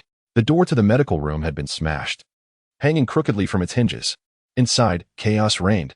All medical supplies had vanished, and Yuan was nowhere to be found. Following her memory, Lin Shengsheng located the residence of Yuan and Mo Phone within the 9th base. Upon arriving downstairs, she overheard a group conversing. If that little girl deceives us, she is as good as dead. We went to such lengths to slaughter this impoverished base. Emily is now the favorite on the chief's bed. Speak with caution. Damn it. This paltry haul 1T even cover the cost of ammunition for this operation. We can't even deduct anything. Chapter 35, The Rise of Malevolent Forces. Shorty, this girl is quite attractive. How about we have a little fun before taking her back to the base? Big guy. What are you thinking? This is what the higher-ups want. If anything goes awry, our entire squad is doomed. You're too timid. Who will know if we don't say anything? You've never tasted a woman's sweetness, have you? Absolutely not. If you want to die, do it yourself. Don't drag me into your mess. If you keep this up, I'll call the boss. Listening to the obscene words filtering down from above, Lin Shengsheng gritted her teeth in fury. Sensing that Yuan must be upstairs, Huogua, tell your lackeys to go upstairs and deal with them. We'll sneak in through the balcony to assess the situation. Upon receiving the command in his mind, Huogua immediately controlled a dozen low-level zombies to ascend the stairs. Lin Shengsheng maneuvered to the side of the house, retrieving a grappling hook from her space and swiftly flinging it upwards before climbing with agility. Huogua gazed in astonishment at the sudden appearance of the grappling hook. Master, why did you bring this with you? Not only this, I packed everything relatively intact from the storage room. Even the kayak from the bathroom is in my space. Just in case we encounter those repulsive slime creatures again, at least I can wash off. With one person and one zombie flanking her on the balcony, Lin Shengsheng peered through the crack in the door. Yuzi Yuan lay bound on the bed, seemingly unconscious, while two armed men, one tall and one short, loitered in the room. Gunshots and curses soon erupted from the living room. Damn it, zombies are coming. Big guy, shorty, get out here, there are dozens of them. Why do these unfortunate souls come here when there are plenty of warm corpses outside to feast on? As the two men in the room heard the commotion and rushed out with their guns raised, Lin Shengsheng swiftly pushed open the balcony door. Yuanjia, Yuanjia. As she worked to untie Yuzi Yuan, she quietly called out to her. The ropes fell away, yet Yuzi Yuan remained unresponsive. Lin Shengsheng gently patted her face. Yuanjia, Yuanjia. She then checked for her breath. It was steady and prolonged. She must have been drugged. The groans of the zombies gradually faded after a volley of gunfire, leaving an eerie silence in their wake. Huoguo immediately sensed that their underlings outside had been annihilated and activated his ultimate skill, vanishing from the room. Footsteps approached. It was the tall man who had just exited the room. Upon entering, he was taken aback to find two women on the bed, his eyes widening in shock before a lascivious grin spread across his face. Perhaps he thought Lin Shengsheng looked feeble, as she had not even raised her weapon. Just as he prepared to call for his companions to enter, he was met with a sudden and fierce bite from Huoguo. Ah! A scream echoed as the tall man met his end. Huoguo, disinterested in human flesh, disdainfully released his grip, wiping the blood from his mouth with his sleeve. Huoguo, you carry Yuan Jiawei first. Hearing the tall man scream, the others rushed over. Big guy, what are you screaming about? The beauty on the bed turned into a zombie. As the four men reached the doorway, they were greeted by the sight of the tall man sprawled on the floor, their expressions shifting to panic as they raised their guns. Without hesitation, the leader fired a shot at Huoguo. Get down. Huoguo understood immediately, ducking as he hurled a kitchen knife towards the opposite side, the blade slicing through the air to collide with the bullet. Go, Huoguo. Huoguo hoisted the unconscious Yuzi Yuan onto his back and leaped from the second-floor balcony, landing deftly before sprinting towards the entrance of Base 9. As he ran, he remained vigilant, sensing nearby wandering zombies to assist Lin Shengsheng. Ergo, Fei Mao. Go chase after them. The cargo has been stolen. Two of the four men, upon receiving the order, turned to flee. Lin Shengsheng could not allow this. She raised her weapon and fired 4 shots towards them. 3 of the bullets felled the 2 men who were attempting to escape, while one struck the commanding man. The only one untouched by the bullets was the short man, likely because his stature allowed him to evade the trajectory of the shots. Seeing his comrades injured, fear gripped the short man, causing his hands to tremble as he pondered whether to surrender or fight back. Typically bullied in the base, he had only performed menial tasks, but today marked his first mission. Initially, he had thought they were merely transporting goods, only to find it was a matter of murder and mayhem. Though reluctant, he felt compelled to comply for his own survival. As the short man hesitated, 4 wandering zombies climbed upstairs, drawn by the scent of blood. Upon sighting the zombies, the expressions of the 4 men shifted drastically. The short man abandoned thoughts of Lin Shengsheng and opened fire on the zombies in a panic. The 3 injured men, having dropped their weapons during their fall, found themselves incapacitated by gunshot wounds to their knees, unable to move, facing imminent doom. Shorty, quickly, kill them. The short man's aim was poor, wildly firing at the zombies without hitting any vital areas. Lin Shengsheng swiftly raised her weapon, firing several precise shots, taking down the zombies. Having calculated the angles, the fallen zombies landed atop the 3 men, now struggling to rise due to their injuries. The short man's frantic firing had depleted his ammunition, leaving only hollow clicks with no bullets remaining. The 3 men lay pinned beneath the zombies, their mouths tightly closed as they turned their heads away, terrified of the zombie's blood dripping into their nostrils, while Ergo and Fei Mao despaired. The leader, appearing seasoned and fierce, glared at Lin Shengsheng with venomous eyes, undeterred despite the chaos. Who are you to dare rob the cargo of the Ma Men base? All those capable from Base 9 have been taken, and clearly, the girl before me is not one of them. I have come to send you on your way. Humph. You think you can just toy with Ma Men base's people? With a swift motion, Lin Shengsheng fired first, the bullet striking the zombie atop the man, causing him to tense, his eyes squeezing shut as he seemed to hear the sound of bones cracking. You'd best take a look at your current predicament. Our people are nearby. I advise you not to act rashly. The leader's bravado faltered as Lin Shengsheng's dangerous gaze sent a shiver down his spine. The short man remained frozen in place, fear preventing him from moving.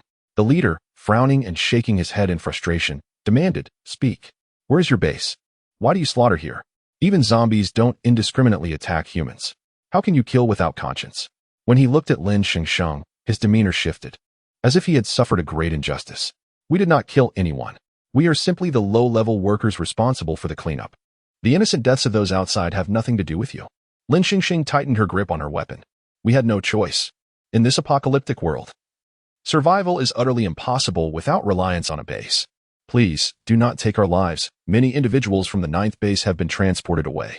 We truly have not committed any murders. Chapter 36. As summer fades and winter approaches, have they been transported? Lin Shengsheng paused for a moment, reflecting on how this phrase resembled the logistics of cargo movement. Thoughts of the unseen MO phone crossed her mind, and she hoped he was not in peril. Nearly taken away. How many have you captured? What are you doing with them? The leader of the group hung his head low, adopting a submissive demeanor. Yet his eyes betrayed a glimmer of ruthlessness and disdain as he exchanged glances with Ergo and Fei Mao. I've told you everything. If you let us go now, we promise we have committed no heinous acts. At that moment, Ergo, who lay on the ground, began to sob, pleading, please. Spare us. We will give you all our crystal cores and weapons. Just let us go. Lin Shengsheng cast a glance at their hands, aside from the short man. The others bore dark stains and gruesome marks, some even etched into their palms. The hands looked anything but clean, contradicting their words. As the two men continued their pitiful pleas, Lin Shengsheng felt a sudden shift in her senses, and with a mere thought, a kitchen knife materialized in her hand. Hurtling through the air with precision, she had controlled her strength perfectly. The knife embedded itself deeply into Fei Mao, who was stealthily reaching for a gun, causing blood to spill profusely. Fei Mao's hand was rendered useless. The remaining 3 men trembled at the sight. The leader lowered his head even further, and Ergo fell silent, too frightened to speak. Fearing Lin Shengsheng's potential for further violence, the leader refrained from bargaining. He confessed that they had transported several truckloads of people, intending to sell them at the auction market. Sell them? Lin Shengsheng frowned, incredulous that in this apocalypse, even human lives had been commodified. Where is this market? Who are the buyers? I don't know the market's location, but the buyers are likely wealthy individuals in need of slaves. There may be more than one buyer. I have no access to that level of information. Please. I beg you, spare us. I've told you everything I know. The leader's face was a mask of terror and innocence, yet beneath it lay a simmering desire for vengeance and rage. Lin Shengsheng approached Fei Mao, retrieving a firearm not far from them, then crouched down to confront the trembling man. Fei Mao shook with fear at her approach, his body quivering as he recalled his past bullying of defenseless women, now rendered helpless by a woman who had harmed him. Since you refuse to speak, why don't you enlighten me? Where is the auction market? Who are the buyers? Lin Shengsheng inquired, producing a bowl of restorative soup, poised to introduce its remarkable effects as an incentive. However, Fei Mao gasped in shock. You possess restorative soup? I'll tell you everything. After I finish, can I buy that bowl with 100 yellow crystal cores? It seems the restorative soup in her possession is more renowned than herself. She thought, that won't do. I acquired it for 300 yellow crystal cores. Fine. As long as you sell it to me, I will pay. Hope ignited in Fei Mao's heart. To be rendered a cripple meant certain death. It said the auction market is in White City, possibly. Suddenly, Lin Shengsheng sensed something whizzing past her. She instinctively sidestepped to the left and turned just in time to see a dagger thrust into Fei Mao's chest. Blood rapidly soaked his clothing, and he looked on in disbelief at his fallen comrade before collapsing lifelessly. The dagger had been thrown by the leader. How could he betray his own companion? How dark must his heart be? Despite the gravity of the situation, the leader continued to argue. Don't listen to him. He is fabricating tales to survive. Just then, the large man who had been bitten by the hotpot suddenly awoke, his eyes now a deep crimson. He turned and lunged at the nearest leader. The group, mere ordinary men without weapons, was too weak to retaliate. Ergo, dragging his wounded leg, began to flee towards the exit, while the short man found himself cornered by the transformed zombie, with nowhere to escape but against the wall. Master, come down quickly. I brought a squad of minions to deal with them. The voice of the hotpot echoed in Lin Shengsheng's mind. Why did you return? Where is Sister Yuan? Lin Shengsheng asked, taking in the chaotic scene. She turned and slid down a rope from the balcony, not looking back. These villains deserve their fate. Master, I encountered MO phone beyond the high walls of the base. They are all at our home now, and Tuanzi is watching over them. So there's no need to worry. Tuanzi, hotpot, you truly have a knack for the absurd, entrusting a dog with 2 people. Lin Huagua chuckled as he summoned a dozen low-level zombies upstairs. With the screams from the 2nd floor, the source indistinguishable between the leader S, Ergo S, or the short man S, Lin Shengsheng departed the ruins of the ninth base without a backward glance. Not far from their escape, Lin Shengsheng sensed someone trailing them. Upon turning, she found no one in sight. Hotpot, circle back and check. It seems we have a follower. Understood. Lin Huogua activated his stealth ability, vanishing and reappearing, now pinning the man who had been following them. Lin Shengsheng focused her gaze. Was this not the short man from earlier? Remarkably, he had survived. The short man, trembling, spoke. I'm not an ability user, nor do I possess any special skills. I had to associate with those people to survive. I assure you, I have never committed murder. I'm not seeking revenge. I simply don't know where to go. Which base are you from? Can I follow you? Lin Shengsheng's expression turned icy, and she offered no response to his inquiries, but solemnly declared, accomplices bear guilt as well. The short man's voice quavered, a mix of anguish and despair. I overheard them discussing that Company X is paying a hefty sum for a batch of people. These individuals might be destined for Company X. The transaction is likely in White City. Company X, Lin Shengsheng mused, recalling the third mention of this company. First, when the ninth base sought supplies. Second, in relation to the X plan discussed by Xia Tingchuan, and now this. Her sentiment had shifted from admiration for the company's wealth to a complete aversion. What do they intend to do with so many people? Why specifically target the ninth base? The short man shook his head. I truly don't know why Company X is buying so many. Recently, our base leader acquired a woman named Molly, who informed him of a small base in Jing City that had recently endured a zombie tide, and with weak defenses. Our leader chose to strike here. Molly? Wasn't she imprisoned in the Grey Tower at the first base? How did she end up at the Mummin base? Molly was once a member of the ninth base. The short man's expression turned complex upon hearing Lin Shengsheng's revelation. Leave now, and take care of yourself. Do not become entangled with that base again. Lin Huogua, who had been pressing his claws against the short man's head, finally released him with a shove, signaling him to depart. Are you not going to kill me? The short man's voice trembled. I am not a killer, Lin Shengsheng replied, her tone cold and distant. Then may I accompany you? I can be of great assistance. I can farm, build walls, and I have no base. I am a wanderer. You cannot follow me. Survive well, even in this apocalypse. One must live like a human. The short man's eyes widened in shock. She, too, was a wanderer. As noon approached, the sun had risen to a considerable height, yet its rays were not at all dazzling, resembling a perfectly round egg yolk, devoid of its usual brilliance. Such a sun heralded the impending end of summer and the arrival of winter. Lin Shengsheng departed with the hot pot, and the diminutive figure did not pursue her further. As the echo of Lin Shengsheng's final words lingered in his mind, even if it is the end of the world, one must still live like a human being. Chapter 37. Love and Death in a Sudden Rush. Lin Shengsheng was consumed with worry for Yuan, hastily making her way home with a hot pot in hand. Before she even reached her doorstep, she spotted a zombie, resembling a large dumpling, standing 2 stories tall, snarling and gnashing its teeth at something in the distance. Clearly, something had gone awry. In an instant, Lin Shengsheng's thoughts shifted. She grasped her crossbow, and as she approached her home, she saw the massive dumpling had been knocked to the ground. Peering closely, she recognized the figure before it as the very assailant who had attacked her previously, the man in black. Without hesitation, she unleashed a flurry of bolts toward him. The man moved with remarkable speed. Even with the enhanced precision of her crossbow, he eluded her shots, rolling away and swiftly concealing himself behind a wall. Observing this, Lin Huogua activated his ultimate skill, teleporting behind the man in black and lunging for his neck. Just as Lin Huogua was about to bite down, the man delivered a fierce elbow strike to his abdomen, the force nearly dislodging Lin Huogua's teeth. Tears welled in his eyes as he was sent flying, only to be halted by a large tree behind him. This was Lin Huogua's first failure, and he felt a deep ache throughout his bones. Had he not been a zombie, that blow would surely have been fatal.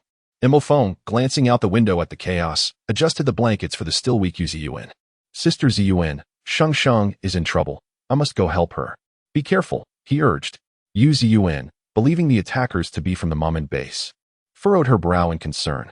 Lacking the strength to assist, she focused on gradually activating her abilities to heal herself. Feng crouched and circled to the back of the man in black, preparing to catch him off guard. However, his shot came a fraction too late. The man in black had not even turned his head.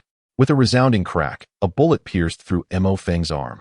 In pain, he continued firing at the man. But soon the agony rendered his grip unstable and his shots went astray, leaving a trail of bullet holes in the wall. The man in black remained undeterred by the assault from Lin Huogua and Feng, his singular focus on eliminating Lin Shengsheng. Today, he had encountered a formidable opponent.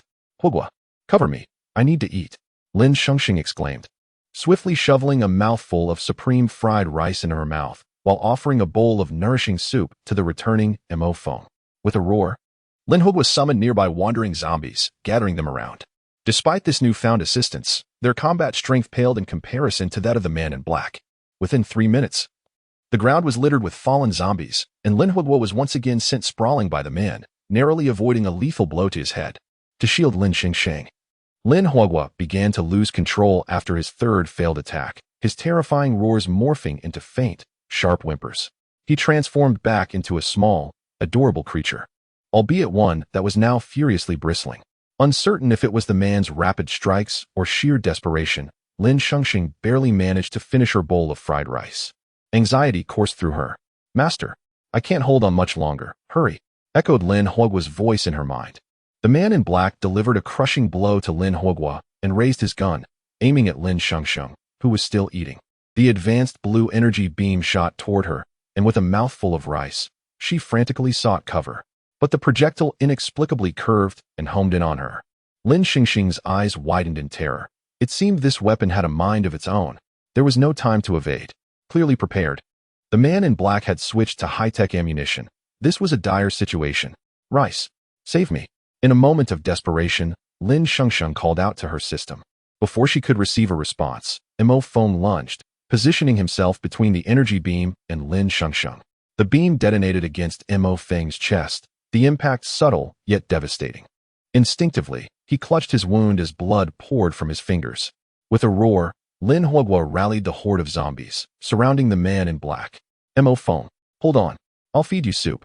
You'll be okay," Lin Shengsheng cried, her tears mixing with the last mouthful of supreme fried rice she swallowed. She cradled Mo Feng, carefully pouring soup into his mouth. He coughed, expelling blood along with the nourishing broth. Lin Shengsheng's heart ached. It reminded her of Su, who had met the same fate, unable to swallow. "Mo Feng, swallow it. The soup will help you recover." Yet again, Mo Feng spewed soup and blood onto the ground, staining Lin Shengsheng's clothes. As she attempted to feed him once more, he weakly shook his head in refusal. "Sister Shengsheng, I can't hold on much longer. Cough, cough. Don't speak. You will get better once you drink the soup," Lin Shengsheng insisted.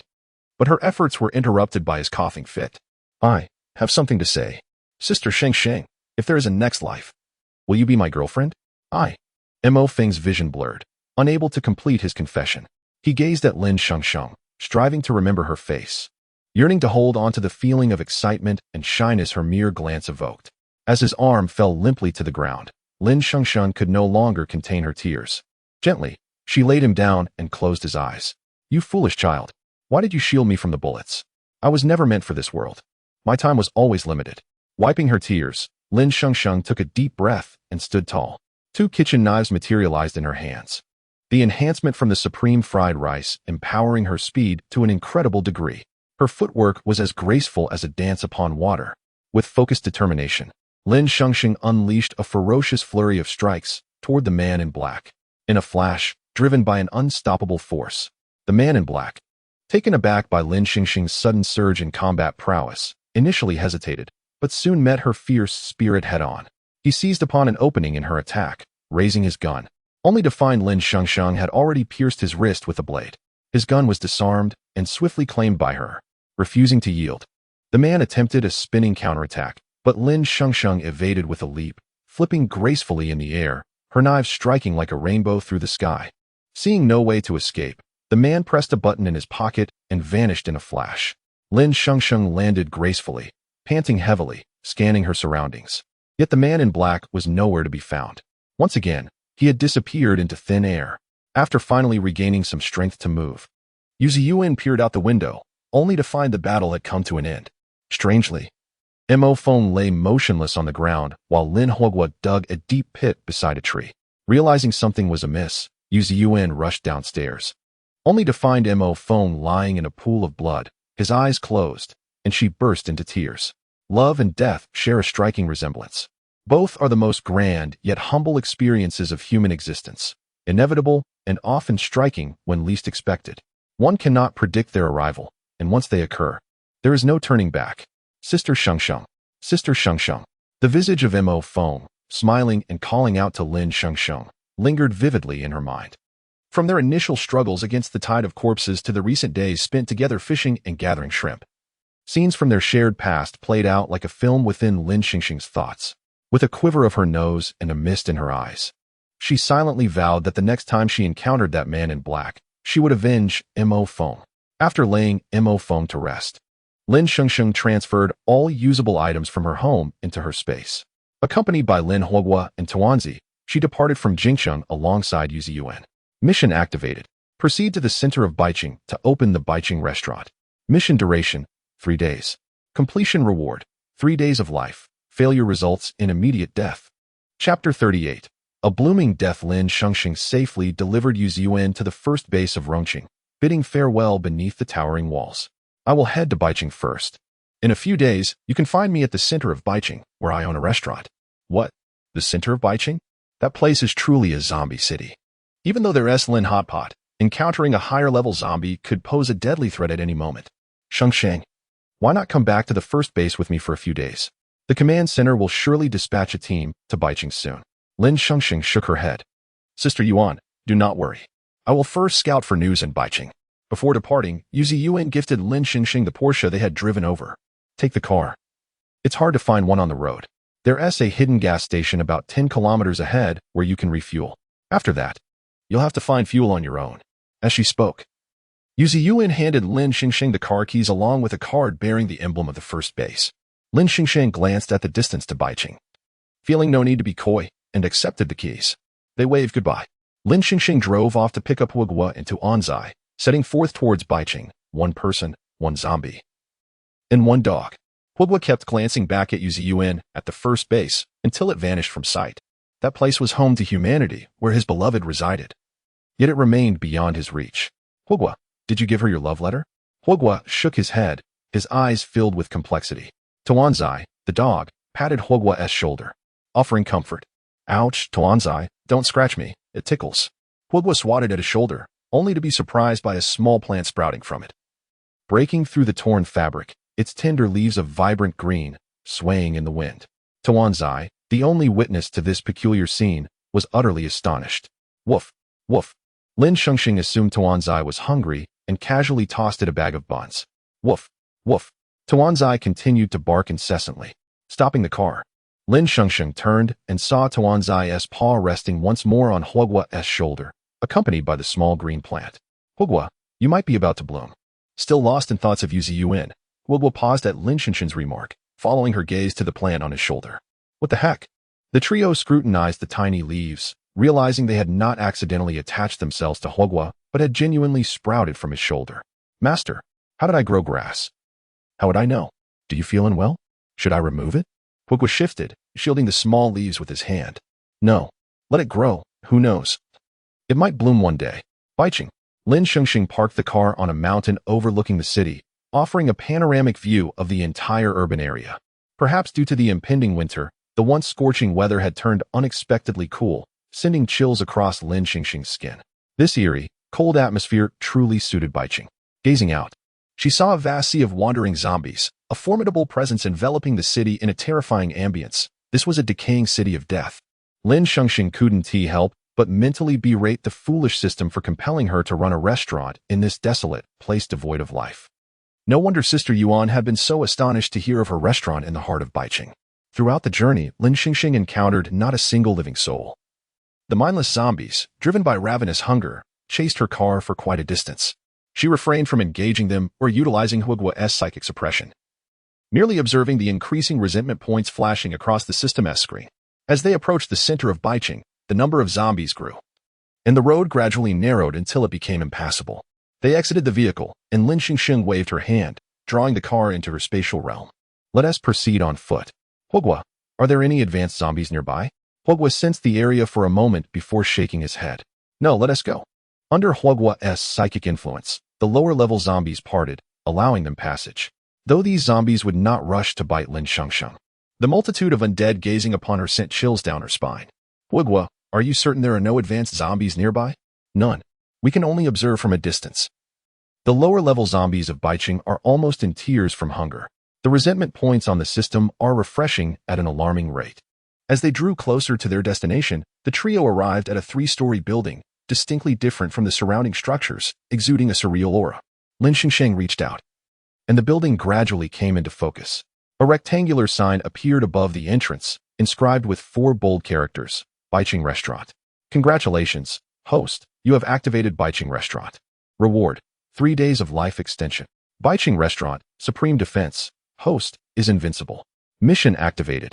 Use Baiqing specialty, mutated wild boar meat. To prepare meat buns. Mutated wild boar meat buns. Promotes wound healing, lasts for an hour, can be consumed infinitely, as long as you can fit it in. Completion reward. Unlock new dish, Grandma's braised pork. First culinary task, gift of 1 mutated wild boar. Lin Shengsheng received her first task without a time limit or penalties for failure. She entered the restaurant, noting the first-floor hall was approximately 50 square meters, furnished with 6 dining tables. At the back lay the kitchen, fully equipped with utensils and spices, where a mutated wild boar lay quietly on the chef's table, accompanied by a large bag of flour. The second floor housed 2 rooms and a bathroom, each room containing only a bed. Ascending to the 3rd floor revealed a large terrace. After exploring the premises, Lin Shengsheng returned to the 1st floor, facing the substantial mutated wild boar. Memories of Mo Feng flooding her mind. In the outskirts of Base 9, they had hunted such wild boars while barbecuing. But Mo Feng always handled the preparation, while she and Sister Yuan simply waited to eat. Lin Shengsheng drew a kitchen knife, ready to begin, but suddenly recalled that this knife had previously been used to slay zombies. Thus, she summoned 2 new knives from the system store. The system panel promptly displayed the preparation process for the meat buns. With swift and decisive movements, the mutated wild boar transformed into meat buns steaming in the steamer. Lifting the lid released an enticing aroma. Huogua and Tuanzai eagerly awaited at the kitchen door. Lin Shengsheng gazed at the pristine meat buns, imagining that if little Mo Feng were here, he would be grinning and saying how delicious they were. The trio gathered around the table, savoring the buns. After indulging in the system's generously provided meat buns for quite some time, they began to feel slightly overwhelmed. Yet, Lin Shengsheng's homemade meat buns offered an unmistakably superior flavor. Huogua, you are familiar with Baiqing. After we finish the buns, accompany me to gather some supplies and gather intel on Mom and Base. Huogua's mouth was stuffed with buns, rendering him unable to speak, and he could only nod in agreement. Suddenly, there was a series of knocks on the door. Is anyone there?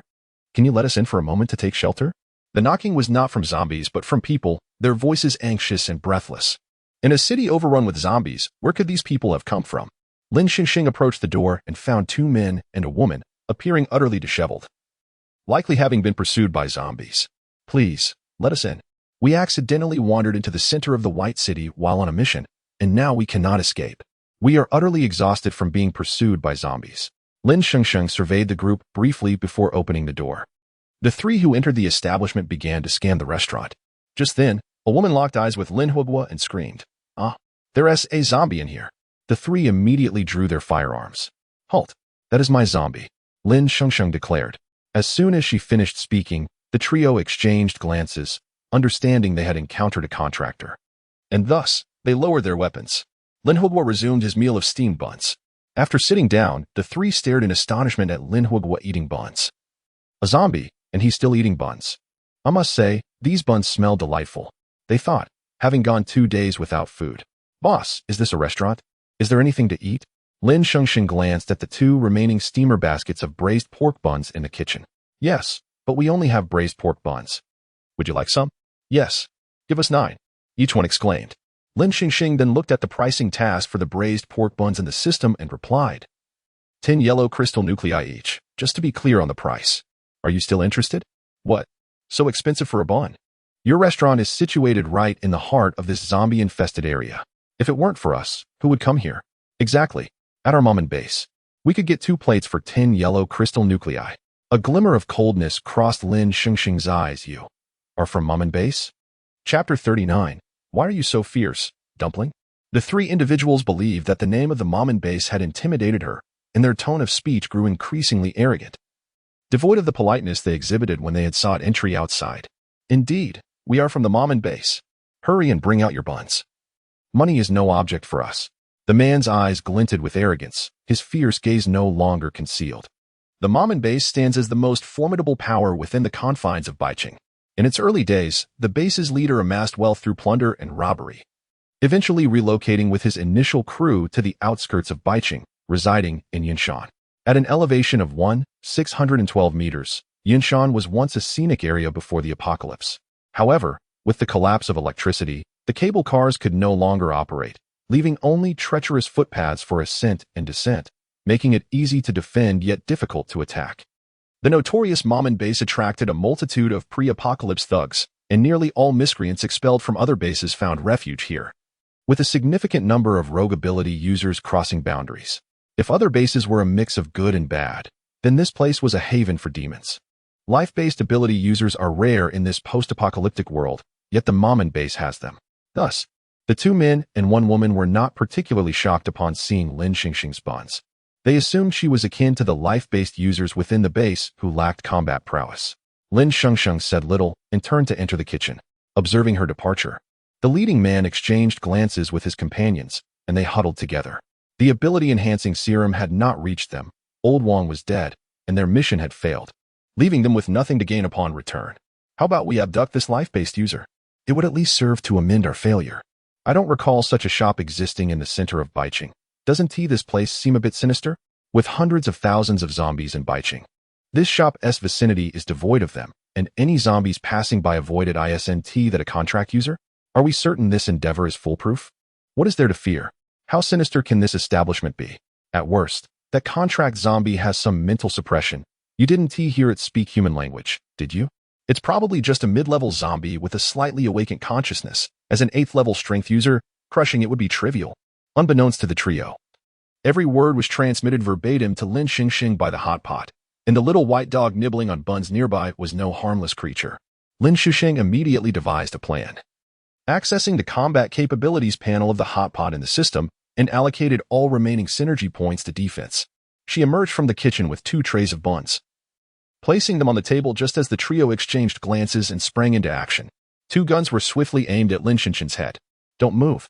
Meanwhile, the strength-based ability user forcefully subdued Lin Huogua, pinning him to the ground with a punch aimed at his head.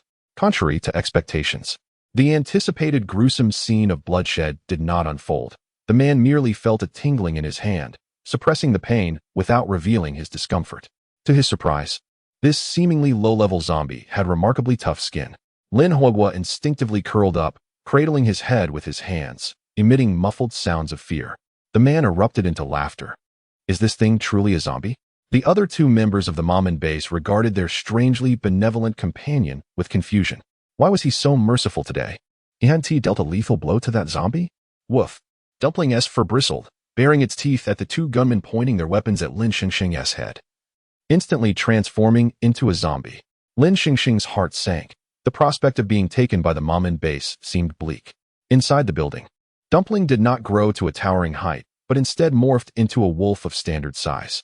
The 3 were initially startled, but they quickly regained composure. Damn, this dog is a zombie too. The zombified Dumpling moved with lightning speed, its sharp claws leaving a series of marks on the floor as it crouched in a predatory stance. Bang, bang, bang. The 2 who had aimed their guns at Lin Shengsheng fired wildly at the oncoming Dumpling. Yet, not a single bullet found its mark. They zipped past Dumpling's deteriorating body, embedding themselves harmlessly in the restaurant's walls, leaving no trace. Ah, no. As Dumpling prepared to tear apart the 2 men, the accompanying strength-based ability user swung a nearby table at Dumpling with all his might.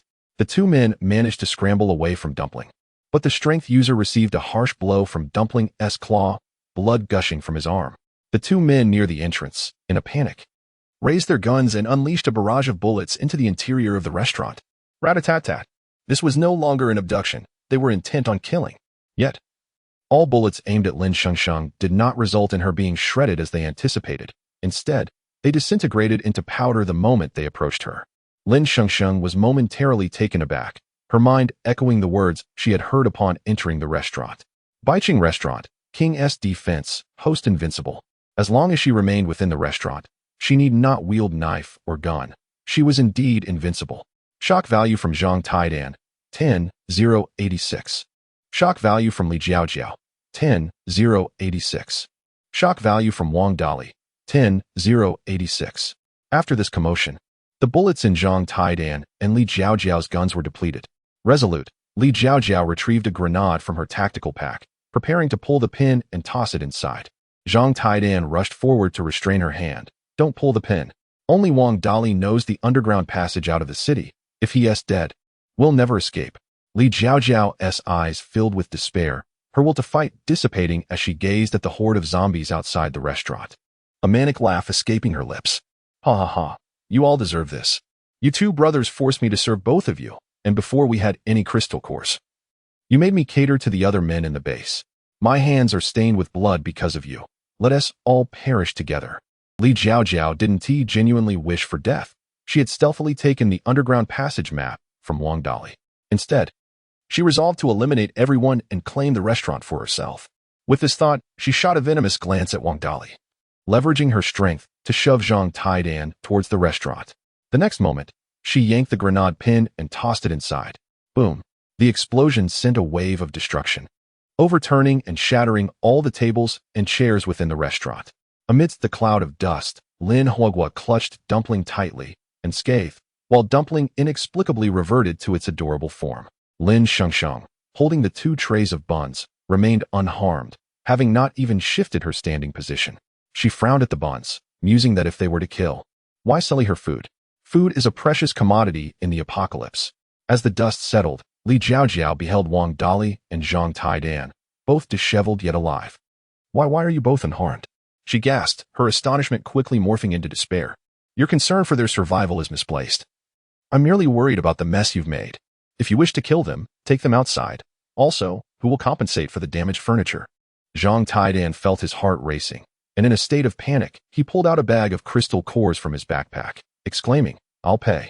I'll pay. He just wanted to escape this cursed place. Wang Dali glared at Li Jiaojia with murderous intent, his singular desire being to eliminate her. You wretched woman. We provided for you, taught you how to wield weapons, and this is how you repay us. With that, he charged at Li Jiaojiao. In her frantic state, Li Jiaojiao stepped outside the safety zone of the restaurant, instantly falling prey to the surrounding zombies, who tore at her, dragging her further away, seeing Wang Dali flee. Zhang Taidan abandoned the crystal cores and bolted for his life. Plan 1. Disguise as a harmless flower, get abducted by the Mamen base, infiltrate the base for investigation. Due to Dumpling, it was a failure. Master, are we just going to let them go? Lin Shengsheng stored the crystal core within the system, surveying the chaos strewn about. No worries, patience is key, they will return. Just as Wang Dali and Zhang Taidan fought valiantly to carve a bloody path and clambered onto the balcony of the adjacent house, ready to escape from above. A robust figure clad in a tank top suddenly appeared on the neighboring balcony. There were zombies upstairs. Startled by the muscular zombie, Wang Dali slipped, crashing heavily to the ground alongside Zhang Taidan, as the surrounding zombies surged forth like a relentless tide, engulfing the two. Plan B, patience to catch the big fish. Awaiting the arrival of personnel from the Mammon base to investigate the situation. However, this plan faltered due to the unexpected appearance of the muscular zombie. Under the sunlight, the muscular zombie on the adjacent balcony glimmered, and he abruptly waved at Lin Shengsheng and the others standing in the courtyard of the Baiqing Hotel. Do you know Huogua? The muscular zombie shouted. Huogua shook his head, indicating he did not know. Then, the muscular zombie bellowed, Lord Tuanzi. Lin Shengsheng turned to glance at Tuanzi, who stood with his head held high, exuding an air of authority. It seemed the family of zombies had thwarted their plans. The muscular zombie, bracing himself against the balcony, leaped down, and the surrounding zombies immediately parted to make way. Lin Shengsheng regarded the muscular zombie with a sense of familiarity, suddenly recalling the boy she had seen in Xuanan's dream, who had been wailing while clutching a medical kit. Though his physique had changed and he was now bald, his face remained unchanged. Chapter 40. The Zombie King moves. Hello, sister-in-law. My name is Qiao Shi.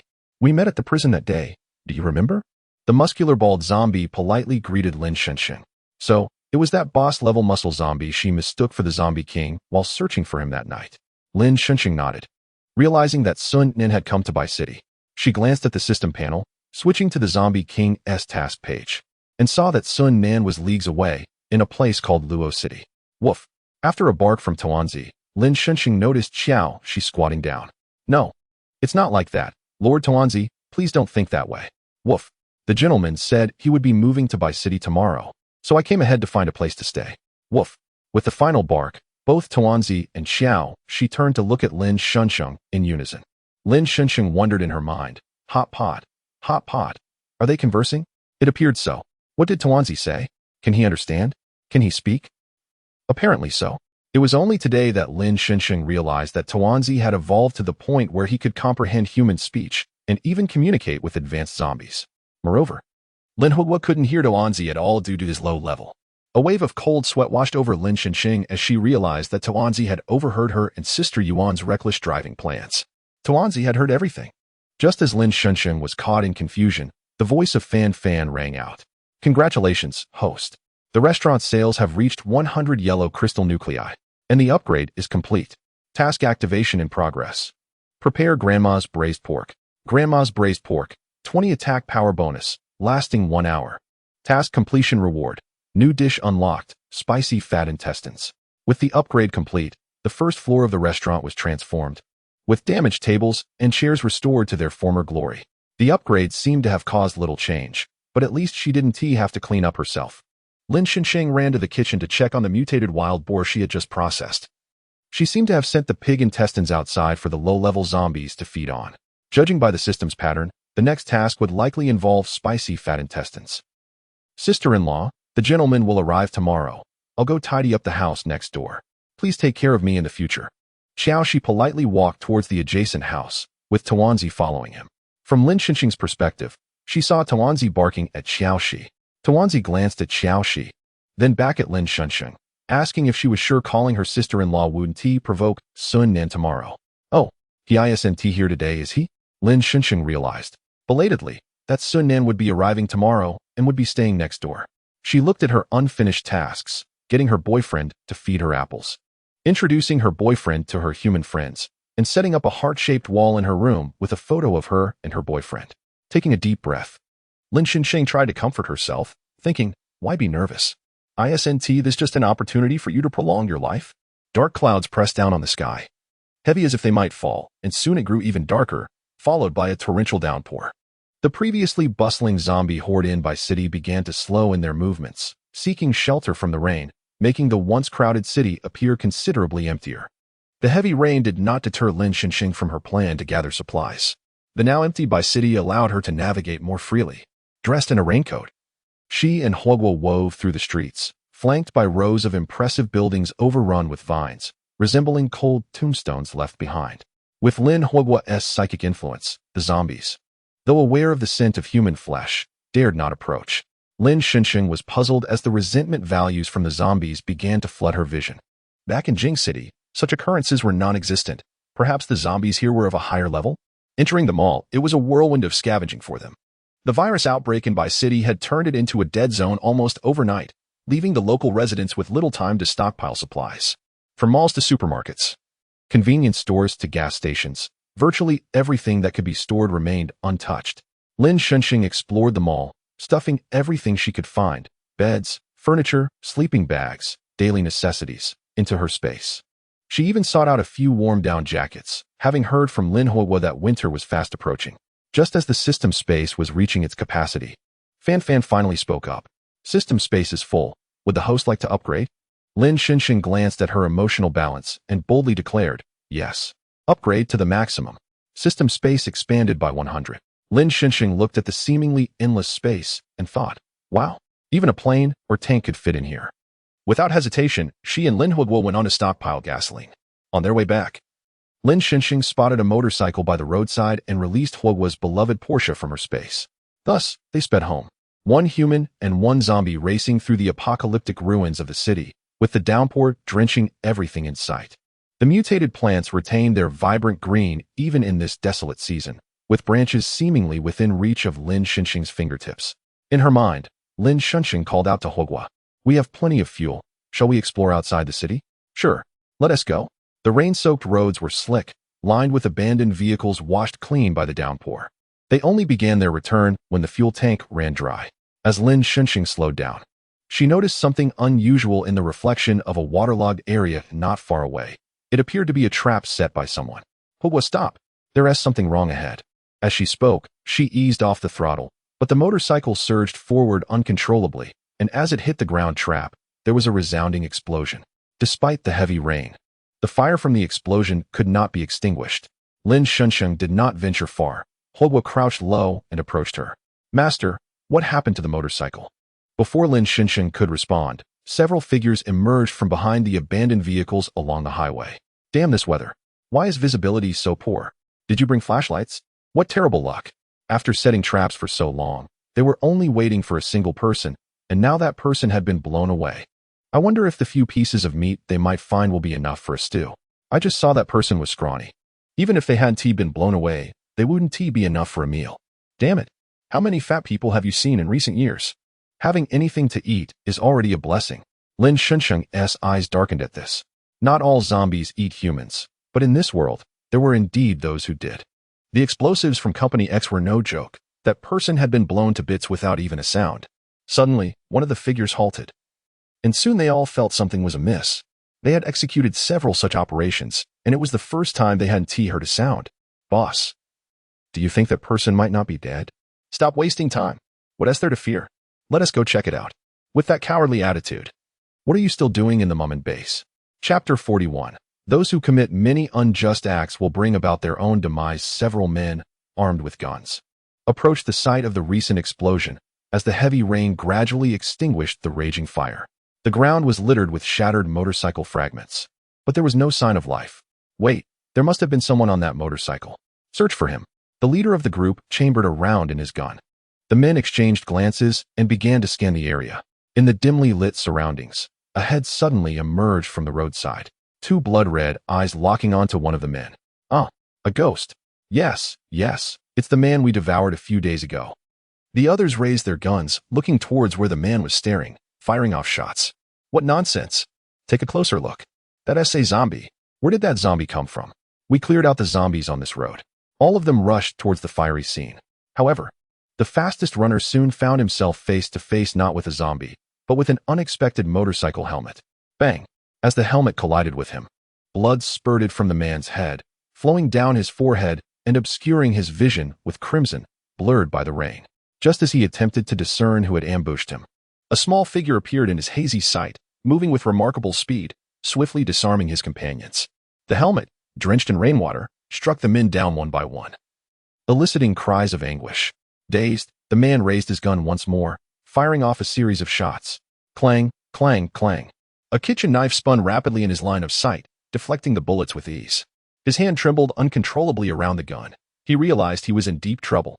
Although their team had possessed a supernatural being, that person had distanced himself after completing a mission at the base, leaving them to fend for themselves. Don't shoot. I surrender. The man quickly discarded his weapon, kicking it away to demonstrate his sincerity. As he gazed at the helmet held by Lin Shengsheng, it dawned on him that she was the one who had been riding the motorcycle. He wiped the blood and rain from his face, stepping back as his fallen companions stumbled to their feet, exchanging fearful glances, all preparing to flee. With a howl, Lin Shengsheng pushed the men back with a swift swipe. Trapped between the motorcycle-riding woman in front and the zombie behind, the scoundrels from the Mummin base found themselves ensnared with nowhere to go. The leader, with a pained smile more akin to a grimace, faced the fierce woman, unsure of how to address her. We are here to intercept the zombies coming from Baiching and set a trap. We didn't expect you to stumble upon it. We'll gladly offer you our weapons and some ammunition. Please, let us not hold this against us. Lin Shengsheng, wielding the kitchen knife in one hand and the bloodied helmet in the other, appeared slender yet radiated an imposing aura. She remained silent, causing the larger men around her to hesitate, fearful that she might swing her knife at them or that the zombie behind would attack. The longer Lin Shengsheng remained in this apocalyptic world, the more she realized that the true horror lay not in the zombies, but in the brutal, deranged humans. Not hold this against you? Do you even know what this trap is for? You have no idea, do you? Those who commit many unjust acts will bring about their own demise. With a mere thought, Horde swiftly slashed one man's neck. The disarmed man writhed in agony, desperately trying to grab his backpack to defend himself. In the pouring rain, items spilled from his bag, including a photo-laden ledger that scattered across the ground. With another swipe, Horde brought the man down. The remaining men, witnessing their comrade's demise, felt fear creeping in, inching toward Lin Shengsheng, yet hesitant to draw too close. They looked past her to the distant road, praying for the return of their supernatural ally to save them. Master, this photo. The person in this photo is Yuan. Lin Huogua bent down to collect the scattered ledger. The men from Mom and Base, unable to comprehend Huogua's guttural growls, were terrified by the sight of him crouched down and roaring, causing them to retreat further. Suddenly, Lin Shengsheng charged towards them, filled with despair, fear, and helplessness. The leader steeled himself, stealthily gripping a fruit knife hidden in his pocket. However, the anticipated moment of attack never came. They watched as Lin Shengsheng bypassed them, approaching the zombies, and picked up the ledger from the ground. Their hearts raced with each rustle of the pages as she flipped through the ledger. The man with the fruit knife felt his palms grow sweaty, nearly succumbing to the urge to act. He knew all too well that against a skilled fighter like Lin Shengsheng, he stood no chance. Unless absolutely necessary, he could not afford to act. Lin Shengsheng examined the photo of Yu Ziyuan in the ledger, noting the absence of names, only a series of numbers, gender, age, and blood type. Flipping further, she recognized familiar faces, all members of the 9th base, including a person who had once gifted her with homegrown fruit and another who had brought her useful supplies. She still possessed a basin from the 9th base's medical room. Each page bore no names, only codes and information. She raised the ledger towards the men of Mom and Base, flipping to the page of Yuzin, demanding, "Where is this person now?" The men dared not speak, all eyes turning to their leader. With a faltering smile, he replied, "These individuals are new recruits to our base. Do you recognize anyone?" Such blatant lies. Lin Huogua's crimson eyes glinted with menace. The leader felt as if the zombie was seeing through him, sending chills down his spine. Lin Huogua lunged into their midst, seizing the leader and swiftly pinning his knife-wielding hand, driving the blade deep into his abdomen with precision. Everything transpired too quickly. By the time the leader grasped what had happened, his shirt was drenched in blood. His pain scream echoed along the road, and he soon succumbed to unconsciousness. Lin Shengsheng's expression remained composed, her patience clearly wearing thin. "Please, we'll talk. Spare us." Before Lin Shengsheng could inquire further, the remaining men, seemingly stimulated, began to respond in a frenzy. "It's a cargo list. Our team is involved in next week's transport task. In a week, this batch will be shipped out. But we haven't been informed where." Lin Shengsheng flipped open another page, recognizing a girl who had previously given her flowers. "What does this mark mean?" The man glanced at the shipping list, hesitating before answering. "Those marked with an X, they died during transport." He paused, then continued. "They were sick during the journey. Only they knew the truth. Those individuals had not fallen ill. The men who resisted, the women who could not move, and the wailing children were all mercilessly slaughtered by the Mom and Base." Lin Shengsheng's heart twisted painfully as she quickly flipped through the cargo list, realizing that the deceased were not just one or two. Sick? How could they all have fallen ill at once?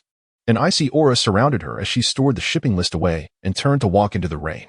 The men from Mom and Base, believing they had escaped death with Lin Shengsheng's departure, were swiftly brought down by Huogua's lethal strike.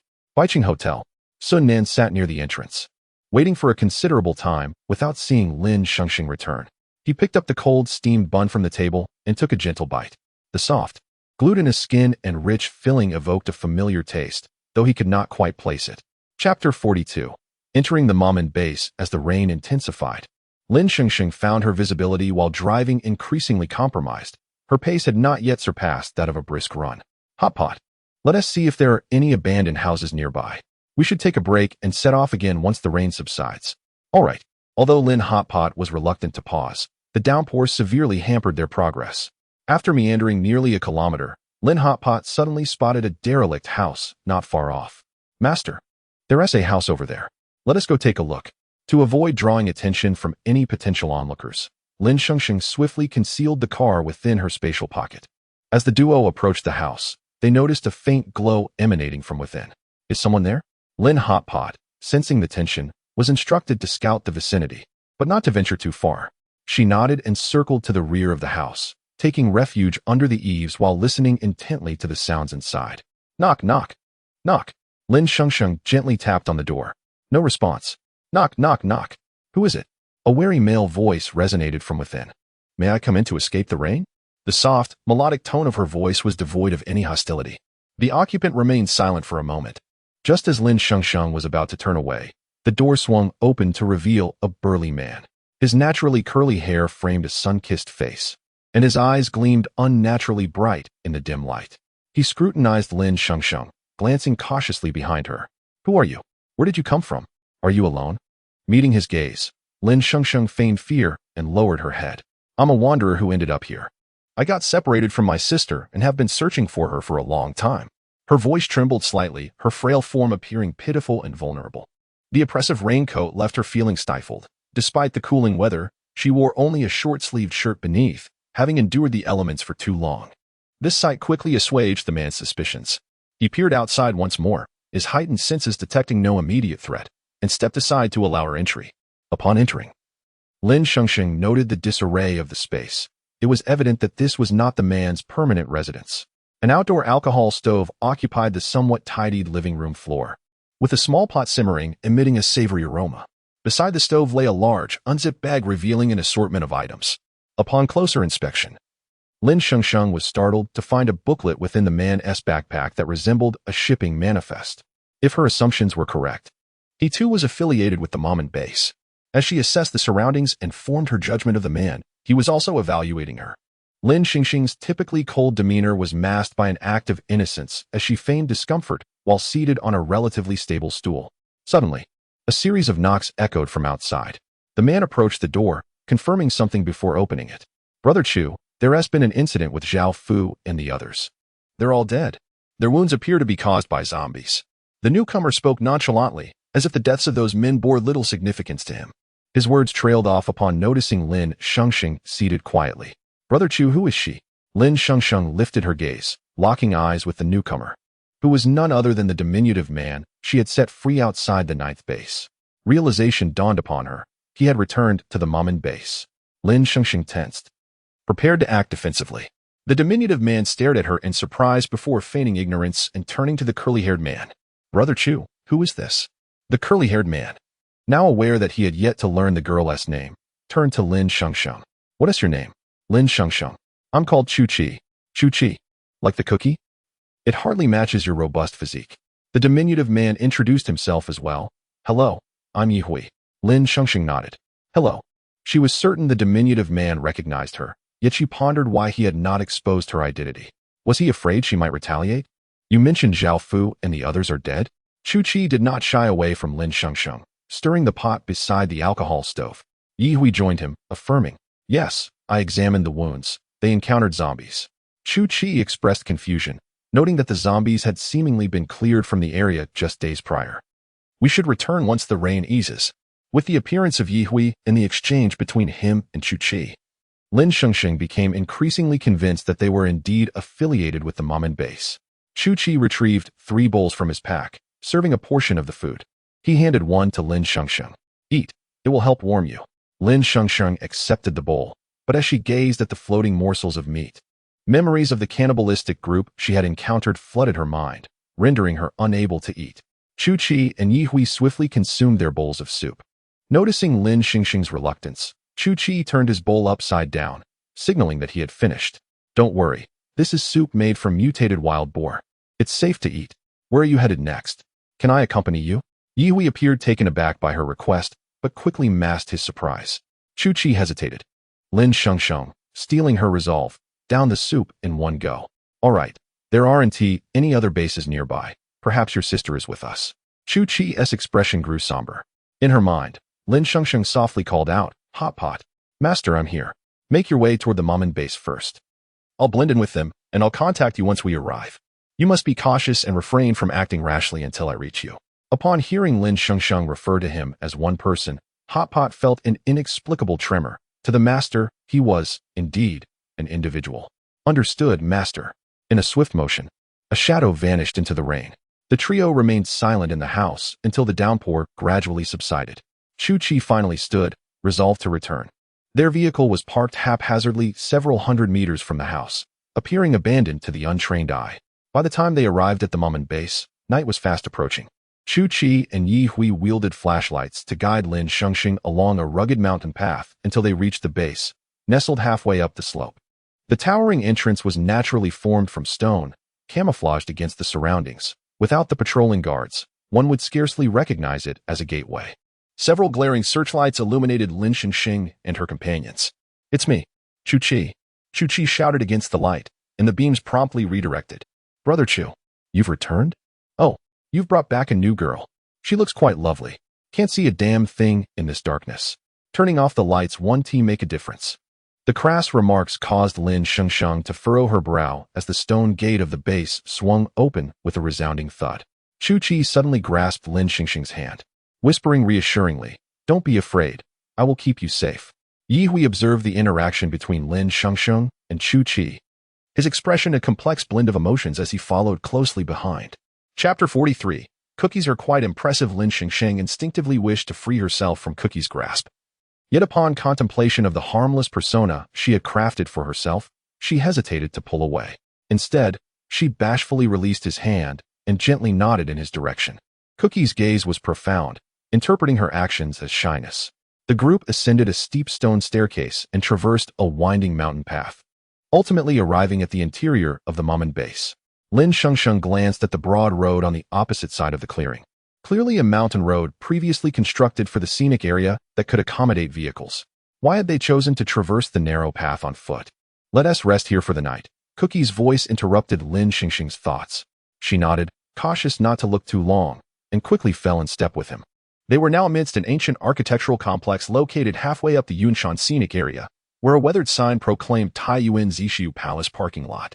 The green tiles contrasted with the faded red walls, adorned with intricate brackets and relief sculptures of bathing wells, revealing the site's rich historical ambience. However, apart from the dilapidated iron incense burner in front of the main hall, all traces of cultural history had vanished. Lin Shengsheng noticed a black and white bagua pattern revealed beneath a large box and quietly inquired, "Was this once a Taoist site?" Cookie nodded affirmatively. "Indeed. What happened to the deities inside the main hall? After the apocalypse, there were no longer places for people, let alone for them. They were discarded down the mountain." Cookie explained. The platform before the hall was dotted with various sized straw huts, neatly demarcating areas and leaving pathways for passage. Many onlookers paused to observe the unfamiliar faces entering the base. Lin Shengsheng scanned the crowd and noted that aside from a few women, the rest were men. Suddenly, a voice emerged from the crowd, "Shorty. Huh. Cookie really knows how to impress, bringing back such a beautiful girl. I'm Yi Hui. Huh. The shorty is quite adorable. But too bad that a trip turned you into a pig brain. Do you think returning alive makes you taller? I don't know any Yi Hui. You're just a little shorty." A drunken man staggered from the crowd, his gaze directed at Yi Hui, filled with disdain and contempt. "At least my features are from my parents, unlike you. You are just a patchwork of your mother and the neighbors." The inebriated man retorted defiantly. The drunken man moved threateningly towards Yi Hui, preparing for a confrontation, while onlookers eagerly anticipated the spectacle. But in an instant, the drunken man seemed to notice something and turned his gaze towards Lin Shengsheng, an insidious grin spreading across his face as he extended a lecherous hand. Just as Lin Shengsheng prepared to retreat, a shriek of pain erupted. Cookie had mercilessly snapped the drunken man's wrist and pushed him back, perhaps due to the pain. The drunken man's intoxication seemed to dissipate significantly. He attempted to rise, shaking his dislocated hand, ready to shout, but was met with Cookie's fierce glare, prompting him to fall silent. Lin Shengsheng mused that perhaps a strong demeanor accompanied by few words was indeed a hallmark of authority, suggesting that Cookie held significant weight among this crowd. "Ah, run. That woman has mutated." Suddenly, a naked man came sprinting out from behind the hall, seemingly deranged.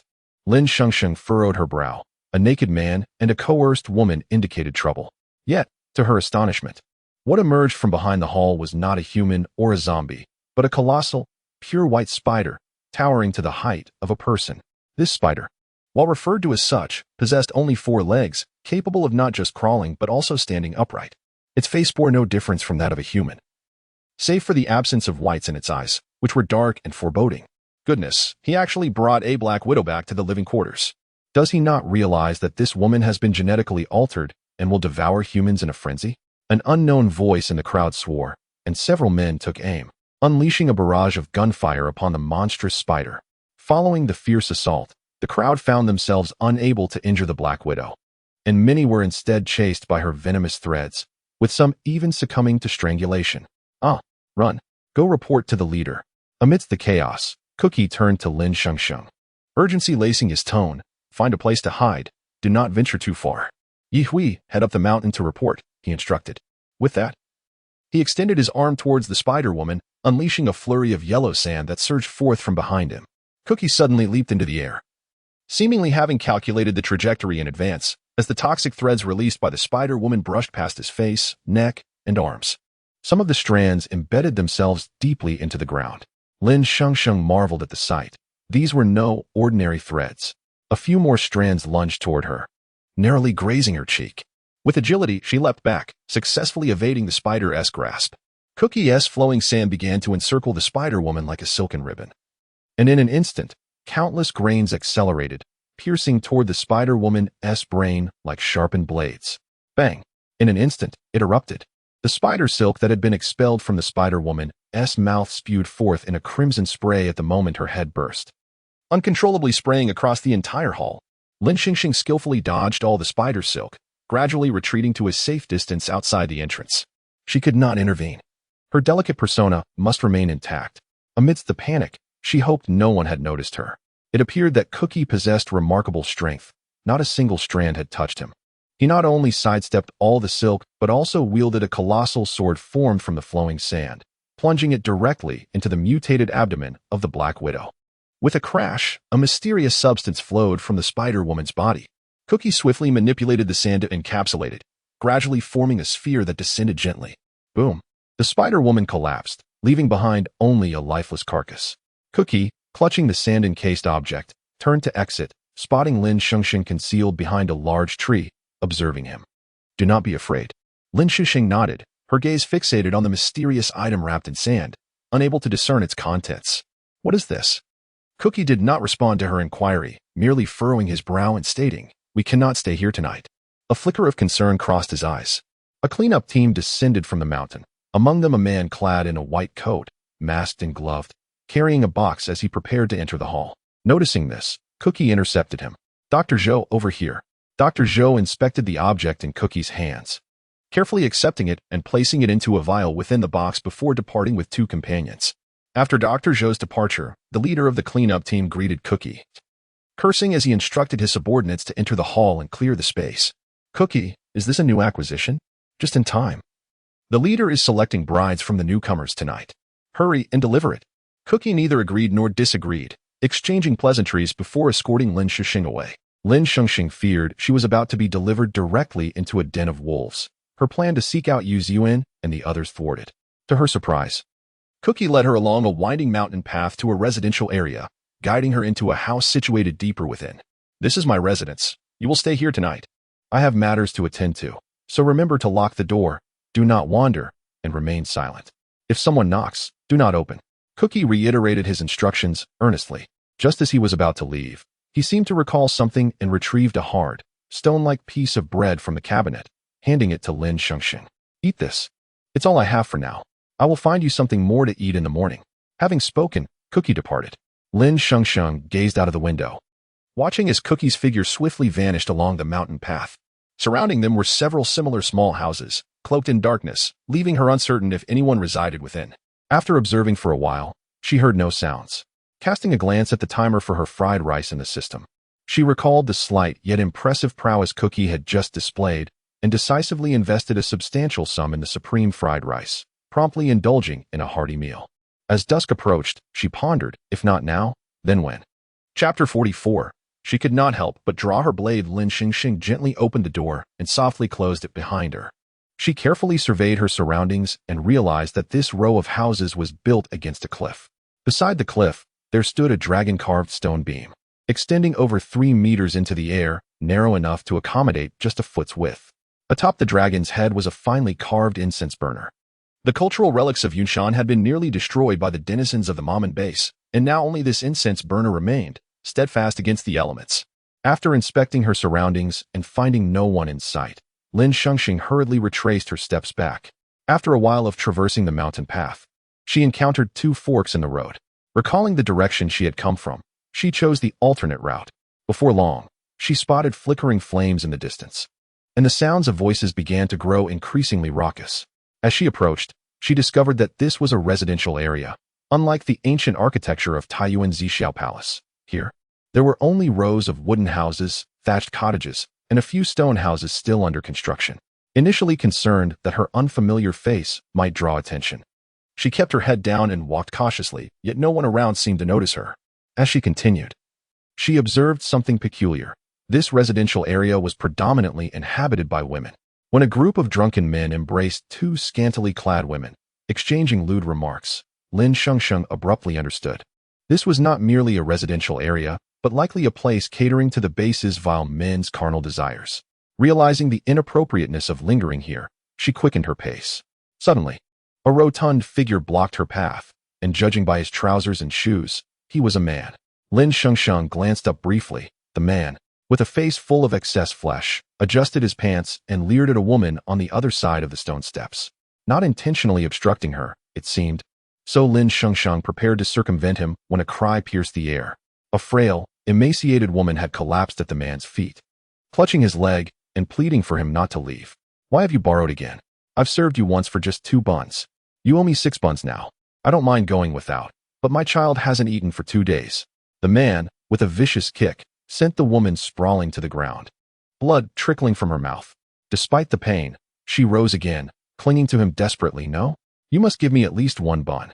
You can't leave. My child has gone 2 days without food." At that moment, Lin Shengsheng brushed past the two, hesitating for a moment before halting her steps. The man tossed a hardened bun, no larger than the palm of his hand, at the woman, who failed to catch it, and it landed in the filthy mud. The woman hurriedly picked it up, blowing off the dirt with tears in her eyes and a bitter smile on her lips. Lin Shengsheng's heart tightened, her fist clenched. Seeing that the woman was not in immediate danger, she steeled herself to continue.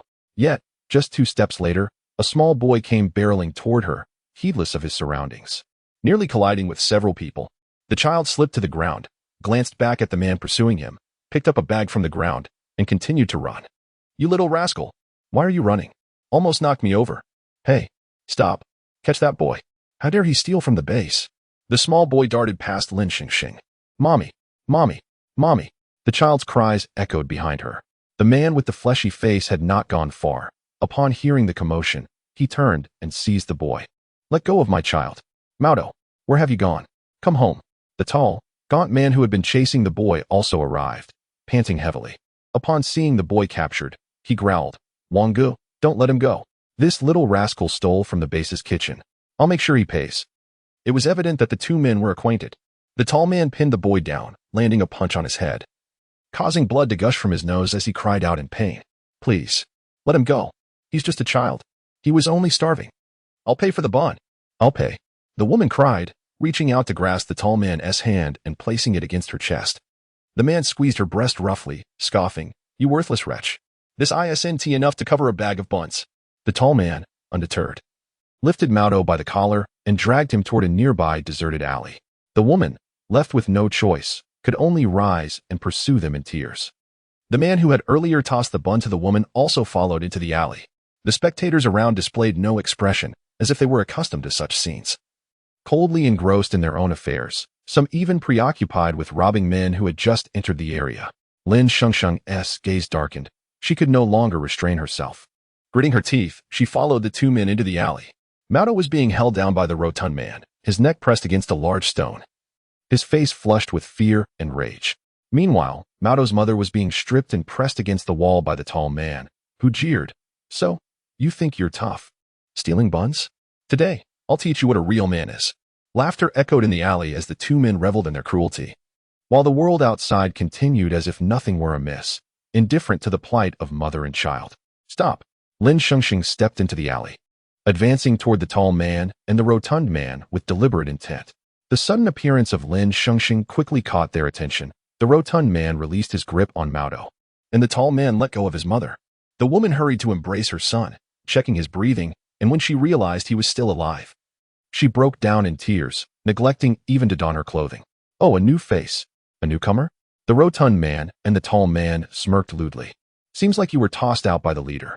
Serve us well, and we'll ensure you're fed 3 buns a day." They lunged at Lin Shengsheng with eagerness. Maudo's mother shielded her son's eyes, her heart filled with gratitude for the girl who had come to their aid, quickly replaced by a profound terror, realizing the inevitable fate that awaited them. In a moment of clarity, Lin Shengsheng spun the kitchen knife in her hand. Swish! The two men collapsed to the ground in an instant. Maudo's mother, gazing at the bloodstains on the necks of the rotund man and the tall man, then at the bloodied knife in Lin Shengsheng's grasp, opened her mouth in shock, unable to utter a word, and clutched Maudo tightly as she fled. As she passed Lin Shengsheng, the woman paused momentarily, whispering, "Thank you. I saw nothing, but you must escape quickly." After speaking, she hurried away. Lin Shengsheng grasped her arm, producing a cargo slip bearing a photo of Yuan. "Have you seen her?" Chapter 45. Hell on earth. Though Lin Shengsheng had just rescued the woman and her child, the woman wished to avoid trouble and hasten her departure. For the sake of her young child, she felt compelled to endure the malevolent base. She cast a hurried glance and shook her head, claiming ignorance. After regaining his breath, Mao gradually calmed down. Now in better spirits, he pointed his grimy little finger at the photograph of Yuan on the page, saying, "This Annie gave me half a bun yesterday." The woman looked at her child in astonishment. "Mao, are you sure it's this Annie?" Mao nodded affirmatively. The woman then spoke. "She must have been taken to the leader today. It is the newcomer's welcome event. Women chosen by the leader can serve by his side, while the selected men are allowed to stay at the base." "And those not chosen?" Lin Shengsheng inquired. "Those not chosen, as you see. Most women are assigned to this residential area, while the men are generally sold off," the woman replied, glancing back at the two dead men. "The base forbids us from hiding weapons. You must conceal your knife well." At that moment, the woman noticed that Lin Shengsheng was unarmed and lacked even a bag. She sensed that the girl before her was extraordinary, yet in this hellish base, even a strong arm could not rival a powerful thigh. Furrowing her brow, the woman urged, "You should leave quickly. I will pretend I never saw you." Lin Shengsheng retrieved a bag of fortunate meat buns from her system and handed it to Mao. "Take this, you both should go." The woman gazed in astonishment at the warm buns, quickly wrapping them in her tattered clothing, her eyes filled with gratitude. "Thank you." Once the woman departed, Lin Shengsheng concealed herself in a corner, waiting a few minutes while calling out for Lin Huiguo in her mind. Receiving no response, she hurriedly left. Exiting the alley, she found that no one paid her any mind. It would take some time before anyone discovered the deaths of those two men in this cruel and indifferent base. This allowed Lin Shengsheng a brief respite to escape. The residential area housed dozens of families, and there was an exit leading up the mountains to the south. Lin Shengsheng lowered her head and hastened toward the other side of the area. Just as she was about to reach the exit, a woman suddenly rushed forward and grabbed her. Every cell in Lin Shengsheng's body was on high alert, ready to fight, but the woman appeared harmless, albeit somewhat deranged. "You're new, right? Hee, hurry and escape. This place devours you whole. I'm sick, and I want to spread my illness to every man who has slept with me. Hee, hurry, don't stay here. Even if you get sold off, don't remain here." The woman's hair was a tangled mess, her clothes stained, and her expressions fluctuated between crying, laughing, anxiety, and fear, occasionally revealing a glimpse of rage. Soon after, two men appeared, wielding clubs, and swiftly subdued the woman, dragging her away. As the woman was captured, her terrified screams echoed. Yet those around her remained indifferent, unwilling even to glance at the madwoman. Her cries reverberated in Lin Shengsheng's heart, creating a sense of unease lodged in her chest. In this apocalyptic world, within this base, she could no longer afford to act. If she delayed further, Sister Yuan might be in danger. With chaos reigning, she could not gamble her identity for the sake of her moral compass. Lin Shengsheng admonished herself to be patient. Saving that madwoman would lead her nowhere. What of Sister Yuan, who remained unaccounted for? Gritting her teeth, Lin Shengsheng pressed on, despite the anguished cries of the woman behind her. "Damn, pretending to be mad and still wanting to escape. Let us see if I don't break your legs this time." The sound of a club striking echoed from behind, and Lin Shengsheng clenched her fists but ultimately halted. When she turned, she saw blood streaming from the corner of the woman's mouth, staining half her face. Lin Shengsheng's heart brimmed with sorrow and indignation as she silently cursed. Just as she was about to step forward, a large hand clasped her shoulder. "What are you doing here? Didn't I tell you to stay indoors and not wander?" Tiuchi's voice resonated beside her, revealing his displeasure. Lin Shengsheng quickly suppressed her murderous intent, lowering her head to appear harmless. "I needed to use the restroom and got lost." Tiuchi seemed to sigh in response. "It was my oversight." And so, the madwoman gradually faded from Lin Shengsheng's sight, her cries silenced as she was taken away. Lin Shengsheng was left uncertain whether the woman had fainted or succumbed. Tiuchi followed her gaze, his expression grave. "This street has frightened you, has it?" Lin Shengsheng cautiously nodded. "Stay close to me and don't wander. Such incidents shall not befall you." Tiuchi's words felt less like a reassurance and more like a veiled threat.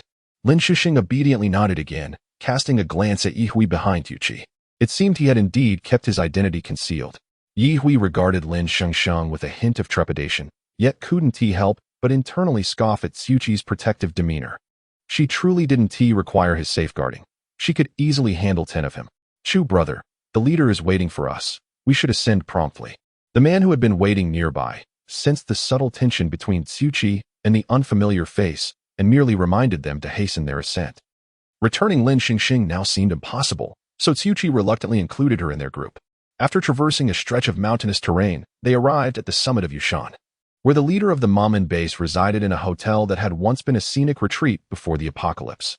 Outside the hotel, a grand platform awaited all who ascended from below, where they gathered to pass through a security checkpoint, each person needing to undergo a screening to ensure they were free of any mutated zombie virus.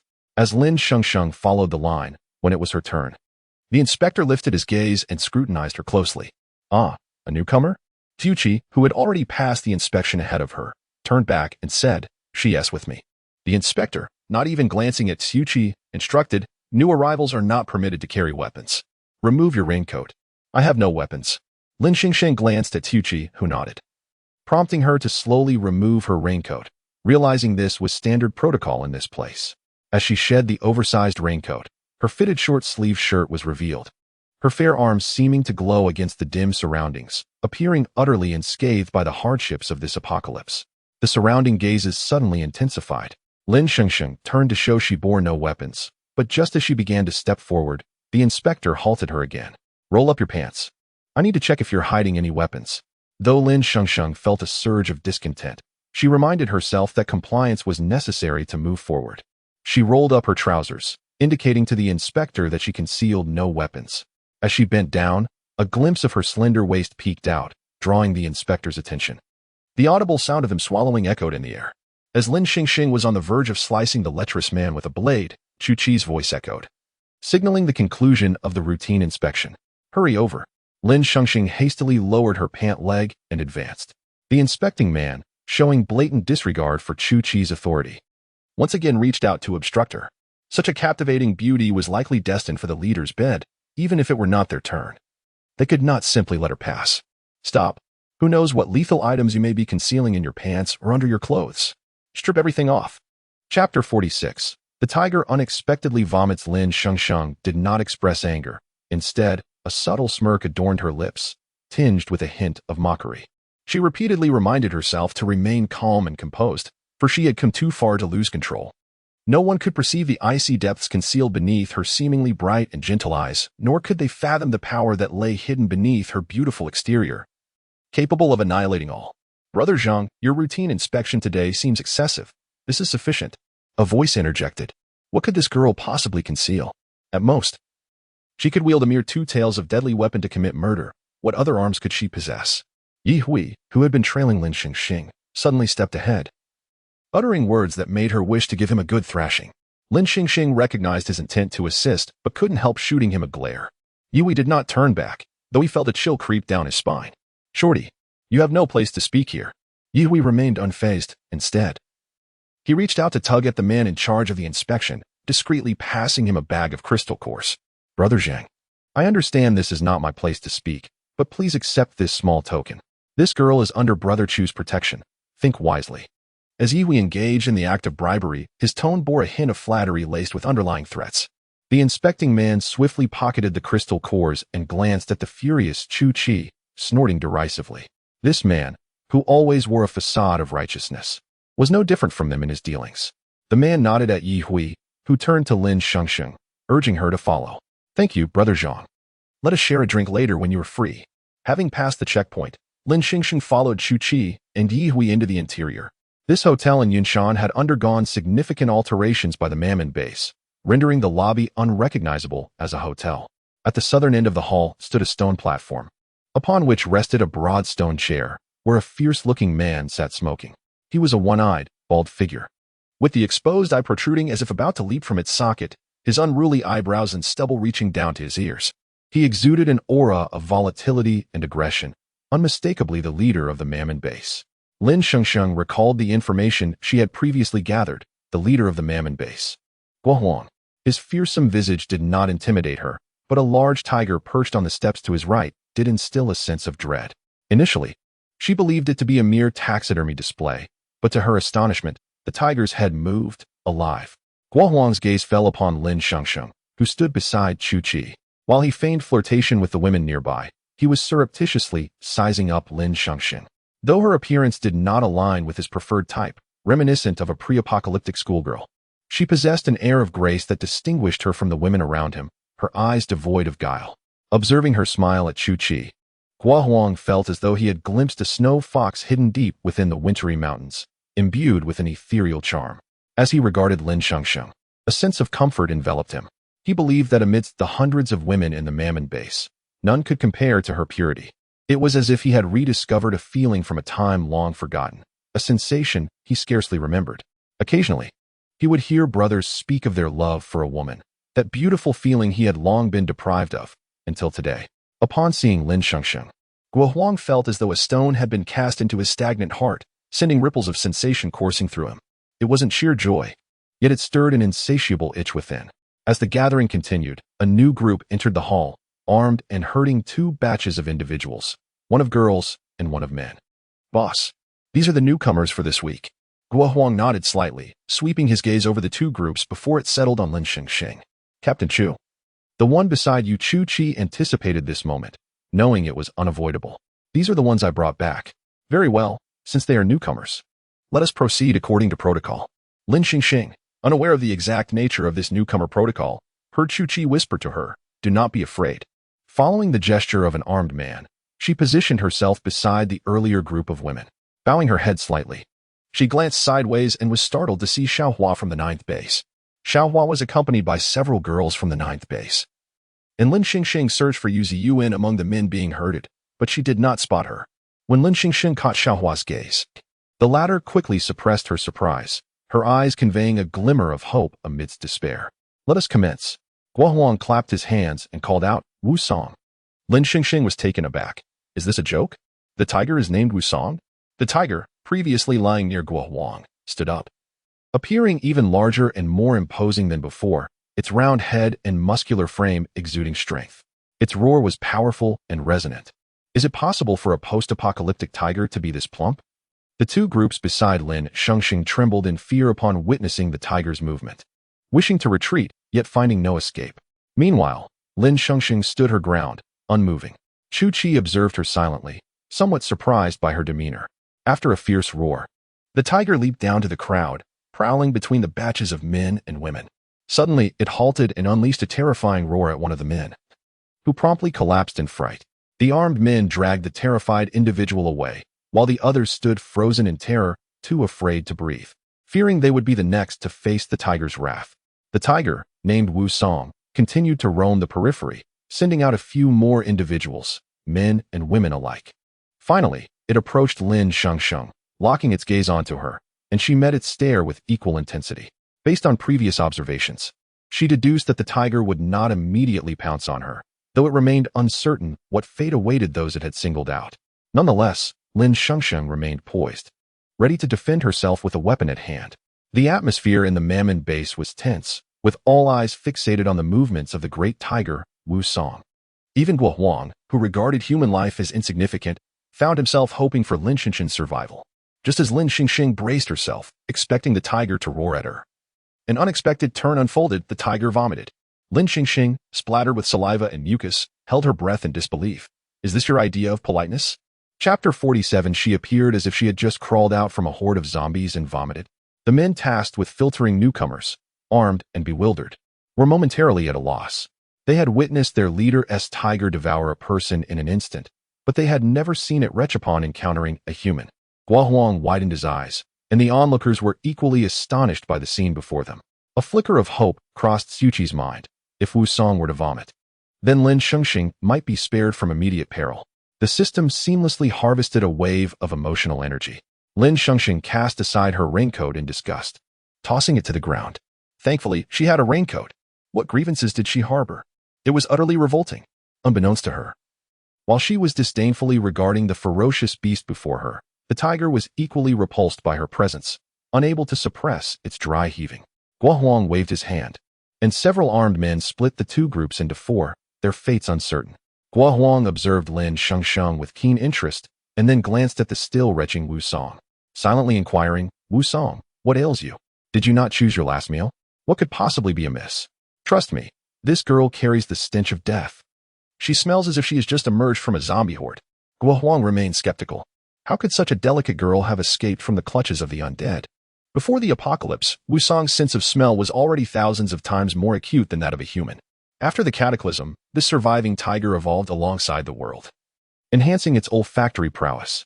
Moreover, Wu Song's contributions to the base were undeniable. It had detected threats from zombie hordes on several occasions, allowing Guo Huang to prepare defenses and rescuing the base from dire straits. In a near-catastrophic battle at the Mamen base, it was Wu Song who ultimately vanquished high-level zombies, safeguarding the entire compound. The tiger held a status within the base that rivaled Guo Huang's. Henceforth, whenever newcomers were captured, the tiger would select first, choosing those it deemed palatable, while others were relegated to the base's disposal. Even during harsh winters when supplies were scarce, the tiger's rations were never diminished. Guo Huang's ascension to the pinnacle of trade within the base was closely tied to his ability to tame this tiger. In the first year of the apocalypse, amidst chaos, Guo Huang gradually developed the capability to communicate with animals. Their fateful encounter occurred when Wu Song saved him from the jaws of a zombie, not precisely a rescue, but rather a theft of food from its mouth, just as Wu Song was about to take a bite. Guo Huang inexplicably heard its inner thoughts and began conversing with it. Perhaps after enduring solitude for so long in the desolation, the tiger hesitated to consume this human. Thus began the companionship of man and beast in their struggle for survival in this ravaged world. Fueled by his ruthless cunning and Wu Song's intimidating presence, Guo Huang established his own faction, which gradually expanded into a formidable power. Wu Song turned away, laying upon the stone steps, refusing to even glance at Lin Shengsheng. Overwhelmed by her foul odor, armed men continued to usher another group forward. Lin Shengsheng lowered her head, searching for Yu Ziyuan, finding none, not even a familiar face. Guo Huang did not pay attention to those being brought forth. His gaze remained fixed on Lin Shengsheng. You are brought here by Tsuchi? What is your name? Tsuchi interjected. Her name is Lin Shengsheng. A woman, who had been nestled against Guo Huang, suddenly jolted, turning her head towards the steps. I was asking her. You need not speak for her, Guo Huang replied. Tsuchi, usually indifferent to newcomers, especially women, had unexpectedly taken the initiative to respond, piquing Guo Huang's interest in Lin Shengsheng even further. Come closer, let me see you, Guo Huang beckoned. Lin Shengsheng suppressed the chill in her eyes and obediently stepped forward, halting at the base of the steps. Suddenly, the tiger rose, letting out a fierce roar, glaring at Lin Shengsheng. As everyone anticipated that Wu Song might pounce upon Lin Shengsheng, it shook its head in disdain, distancing itself, and selected a more comfortable spot to lie down, presenting its massive rear to the crowd. The tiger glanced at the newcomers and communicated with Guo Huang. I have no appetite. Send them away, just leave a few for me, preferably the plump ones. It squinted at Lin Shengsheng, remarking, your taste has deteriorated. You would choose such a foul-smelling woman. Guo Huang shrugged, inhaling deeply, dismissing the tiger's claims, and beckoned Lin Shengsheng once more. As Guo Huang's words resonated, the women crowding around him begrudgingly parted, except for the favored woman who had recently joined the Mamen base, still nestled in his embrace. Lin Shengsheng glanced up at the two figures atop the platform and was astonished to recognize a familiar face. Was it Molly, nestled in Guo Huang's arms? Molly returned Lin Shengsheng's gaze, her eyes filled with venom. It seemed a confrontation was imminent. A thin layer of sweat broke out on Lin Shengsheng's back. Should Molly strike, a battle would be unavoidable. Fortunately, she had previously consumed a bowl of supreme fried rice, boosting her combat prowess. Even if she could not win, she could likely escape amidst the chaos. But where was Yu Ziyuan? If she could not locate her after the fray, it would present a considerable challenge. Guo Huang's penetrating gaze scrutinized Lin Shengsheng as if attempting to see through her very being. He appeared to view her as prey, rising with evident delight. Molly, who had once been nestled against Guo Huang, was unceremoniously pushed aside, left to sit alone on her chair. Guo Huang approached Lin Shengsheng, inhaling deeply once more.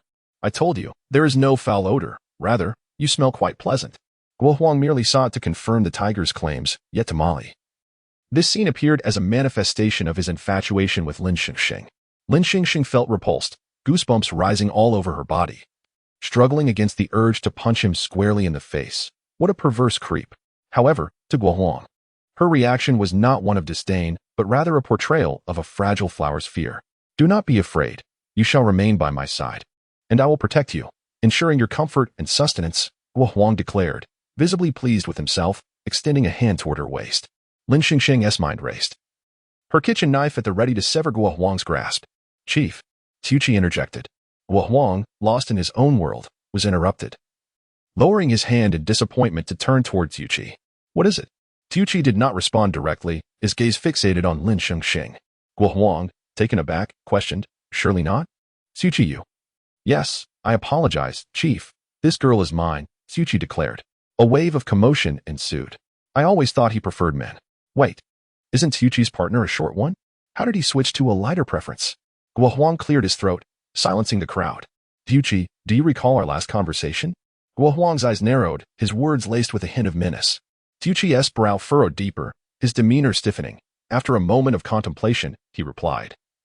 I am a servant of Mammon in life and a ghost of Mammon in death. I serve the chief without hesitation. Guo Huang nodded in satisfaction. Casting a regretful glance at Lin Shengsheng before returning to his elevated seat, embracing Molly, his pudgy hands repeatedly violating her space, as if venting pent-up rage. Molly winced in pain, yet dared not cry out. Fully aware of the cruelty harbored by the bald man before her, she could only feign compliance. Wrinkling her brow in pretense of enjoyment, Lin Shengsheng found herself questioning, was this still the audacious Molly she once knew from Base 9? Cookie. You must understand that the woman I desire has never been one to be shared with others. However, since you have spoken, you may take this young lady with you. I thank the leader for his generosity. Upon witnessing this, Lin Shengsheng hurried down the stone steps and stood directly beside Cookie, almost provoking a confrontation. The tiger, deterred by the scent emanating from Lin Shengsheng, lost his appetite and lacked energy for quite some time. The subsequent waves of individuals merely passed through, and the tiger showed no interest in observing, leading to a swift conclusion of the so-called welcome party for newcomers.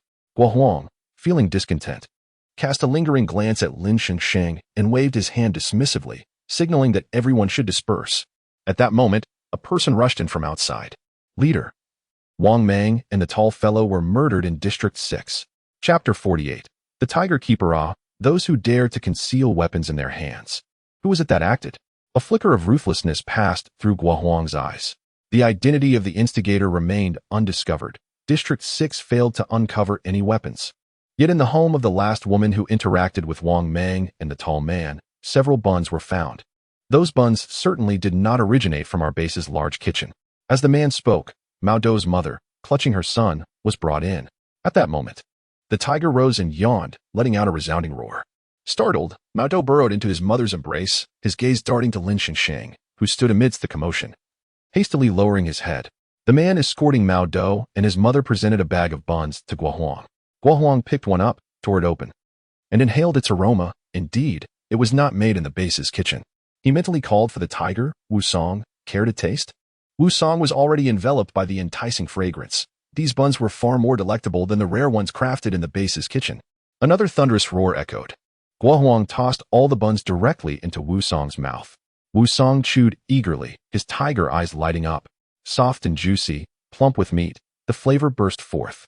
He could not fathom what kind of meat it was. It surpassed human flesh by leaps and bounds. The last time he savored such exquisite buns was before the apocalypse, when his keeper had treated him once. But such a meager portion was hardly sufficient to satiate his hunger. Thief. Investigate. Who made these buns? Find them. I require them as my chef. The tiger, Wu Song, devoured the buns with lingering delight, even licking the paw that had just slapped the buns. Mao Dou's mother, stunned for a moment, glanced at the clearly unsated tiger and immediately collapsed to the ground. My lord, I truly do not know why they died. Today, Wang Mang came to the residential area seeking me, even striking me.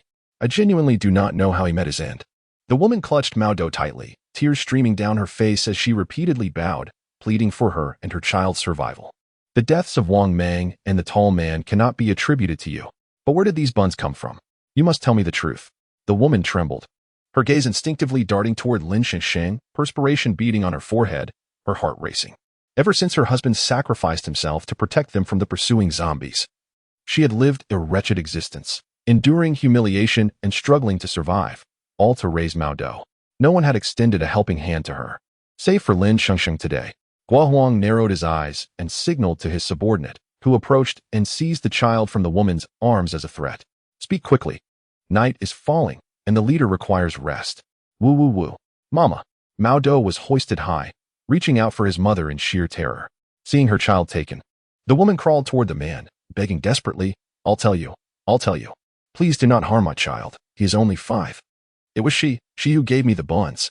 The woman wept as she pointed at Lin Shengsheng, mumbling apologies. I'm sorry. I must protect my child. I'm sorry. Everyone turned in surprise to Lin Shengsheng. Chu Qi suppressed his astonishment, his expression darkening further. From the Tiger Wusong's emotional collapse value, 10086. The most affected was the tiger, whose stomach churned with fiery agitation. Why was such a delicious bun crafted by that foul woman? Yet the taste of the buns was undeniably exquisite. Guo Huang smiled. Captain Chu, it's no wonder you cherish this girl, a rare life affinity ability user? Chu Qi glanced at Lin Shengsheng, who nodded in acknowledgement. She initially planned to approach the leader alone the next day to explain. Guo Huang nodded, his gaze unabashedly roaming over Lin Shengsheng. All right, starting tomorrow. She will be responsible for preparing meals for Wusong. What?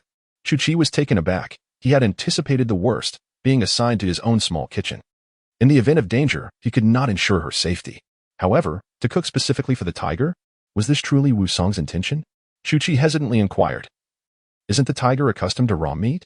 Guo Huang affirmed. Indeed, it is Wusong's request. Upon hearing this, Lin Shengsheng met the tiger's eyes, her emotions tumultuous within. This repulsive creature required servants. Yet at the very least, she had established herself in this Mom-Min base, gaining a new identity, the Tiger Keeper, facilitating her investigations. Thinking of the week ahead, she realized that the 9th base's inhabitants might soon be taken away for trade with Company X. Uncertain if they would be forced into becoming test subjects or something else. Time was of the essence. My lord, I suspect Lin Shengsheng killed Wang Mang and the tall man. She was once part of the 9th base. Lin Shengsheng turned toward the voice, and indeed, it was Molly, who had been harboring ill intentions without revealing her identity. Oh, Guo Huang turned his gaze to Lin Shengsheng, waiting for her explanation. I did reside at the 9th base. However, I was expelled for failing to pay the rent on my shack. In the area we were assigned was managed by Molly's partner. She has persistently misunderstood me. Lin Shengsheng's voice trailed off, and the onlookers had already pieced together the narrative. She had been driven out by Molly. Keeping her head down, she widened her eyes until they ached and turned red, her tone pitiful. Afterward, I wandered the streets with my sister. We nearly perished at the hands of zombies multiple times. One stormy night, while evading zombies, we became separated, and that was when I encountered Chu Qi and Yi Hui. Molly, observing the sympathy reflected in Guo Huang's eyes, felt a surge of rage. My lord, you must believe me. It was she who annihilated the zombie horde at the 9th base. She is a dangerous individual. She cannot remain here. Guo Huang's eyes darkened, his thoughts inscrutable. When he turned to Molly, his expression was grim as he suddenly grasped her waist with such force that it elicited a shriek from her. Humph. Do you take me for a fool? A life affinity ability user single-handedly exterminating a zombie horde? Do not think I am unaware of the circumstances surrounding Yu-Fei's death. Molly hastily covered her mouth. Indeed, it was she who, in pursuit of her position in the base, had led to Yu-Fei's demise. How did he know? Guo Huang ascended the stairs without looking back. The crowd in the hall dispersed. Lin Shengsheng glanced at the Tiger Wusong, who cast a disdainful glance in her direction. Suddenly, the tiger recalled something and hurried after Guo Huang. Thief. Ensure that woman washes herself thoroughly when she comes to cook tomorrow. Provide her with some soap and laundry detergent. Otherwise, I truly cannot eat. Chu Qi led Lin Shengsheng back to his home. He wore a dark expression as he relinquished his bed, speaking gruffly. Behave and sleep. Do not wander about. Chapter 49. Discovery of a prison. Qiu Qi retrieved a sleeping bag from the cupboard and searched for a jacket to hand to Lin Shengsheng. It's cold. Put this on first. Without her raincoat, Lin Shengsheng felt the chill envelop her, causing goosebumps to rise on her skin. She accepted the garment and softly murmured, "Thank you." As dusk settled, the room was dimly lit, and Qiu Qi's eyes glimmered with the same startling brightness they had when they first met, devoid of any lustful intent. I'll be back tomorrow morning. Sleep soundly, Qiu Qi said before closing the door and departing. Lin Shengsheng unfolded the neatly stacked clothes in her hands and was surprised to discover a small, army green windbreaker, clearly not belonging to Qiu Qi. The fabric was faded and bore a faint scent of detergent, with deep creases suggesting it had been stored away for quite some time. Whose clothing could this be? As night fell, the wind howled outside. Though the window was shut, the cold air seeped in through the gaps, causing Lin Shengsheng to shiver. She donned the jacket and nestled under the covers. She could not fathom why Qiuqi would go to such lengths to protect her, if there was genuine interest. It certainly didn't reflect in those eyes. The heightened senses from the fried rice allowed her to distinctly hear the sounds of nearby houses, indicating that neighbors had returned home. Deciding to rest for a while before venturing out later in the night, she tossed and turned in bed, unable to sleep. She glanced at the emotional value she had accumulated throughout the day and activated the system's lottery wheel, hoping to acquire something beneficial. After receiving a plethora of disappointing items, she finally obtained something new. Congratulations, host, you have received 10 bottles of goji berry essence. Goji berry essence cures kidney deficiency, assists in a night of 7 encounters. Lin Shengsheng was exasperated, questioning the utility of such a ridiculous item. Wasn't there already enough of a surplus of stallions at the mom and base? Usage tip: while the essence is beneficial, do not indulge excessively, as a tenfold dosage may lead to inhumane consequences and lifelong infertility. The system added, breathlessly. A usage tip, which struck Lin Shengsheng as odd. You never usually mention the side effects of food. Can't you provide me with something genuinely helpful? No more potions or laxatives. Host, I am a serious system. The goji berry essence will undoubtedly assist you. It will enhance the intimacy between you and your boyfriend. The usage tip is a reminder to exercise caution, should your boyfriend overindulge. The visage of the zombie king, Sun Nan, flashed in Lin Shengsheng's mind, sending a wave of dread through her. What bizarre thoughts occupied this system's mind? Wasn't there a reproductive barrier between species? Yet, as she contemplated the many women residing at the same location as Mao's mother, the essence seemed to take on a new significance. As these thoughts swirled in her mind, Lin Shengsheng's expression grew dreamy, her breathing steady and deep. The night morphed into day, the previously cool air transformed into a sweltering heat. She found herself on the second floor of a building in Zombie City, drenched in sweat. Her t-shirt nearly soaked through. Scanning her surroundings, she noticed she couldn't find a way to descend. Turning her gaze to a nearby building, she realized, oh, isn't that my Bicidian on the left? Suddenly, she sensed someone approaching from behind. As she turned, she executed a spinning kick. Her opponent remained unfazed, firmly grasping her foot. The zombie king. Had he entered her dreams yet again? She struggled to free herself, but to no avail. Sun Nan, let go of me. In accordance with the usual narrative, he should have refused to release her, but unexpectedly, he loosened his grip. Lin Shengsheng lost her balance and began to fall backward. Bracing for the impact, she glanced at the railing beside her but hesitated to grasp it, closing her eyes instead, thinking this was merely a dream, and falling would allow her to awaken, as there were matters to attend to, no time for prolonged slumber. However, the anticipated fall never occurred. Sun Nan had somehow wrapped his arms around her waist and gently pulled her back. The damp fabric clung to Lin Shengsheng's form, accentuating her alluring silhouette. Her clear eyes and fluttering lashes sparkled with youthful innocence, embodying both purity and desire. Sun Nan felt a long-dormant heartbeat reverberate within him. Lin Shengsheng met his gaze, awkwardly regaining her composure as she withdrew her hand from his icy grip, stepping back. He instinctively touched his chest, finding it eerily devoid of life. He could confirm that the heartbeat had merely been an illusion. How could a zombie possess a heartbeat? Lin Shengsheng, the dumpling has been hungry all day. Where have you been? She was taken aback. How did he know the dumpling was hungry? Realizing their current location, she understood the zombie king had come to Bicity. There was still a basket of buns in the kitchen steamer. She would let the dumpling have those for now. Recalling the buns he had devoured, Sun Nan comprehended why the dumpling had gazed at him with such reproach. I was at the mom and base.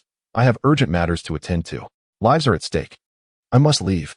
With that, Lin Shengsheng pinched her thigh hard, abruptly exiting Sun Nan's mental realm. He reached out but failed to grasp her. The sky around them darkened suddenly, shadows enveloping Sun Nan's eyes.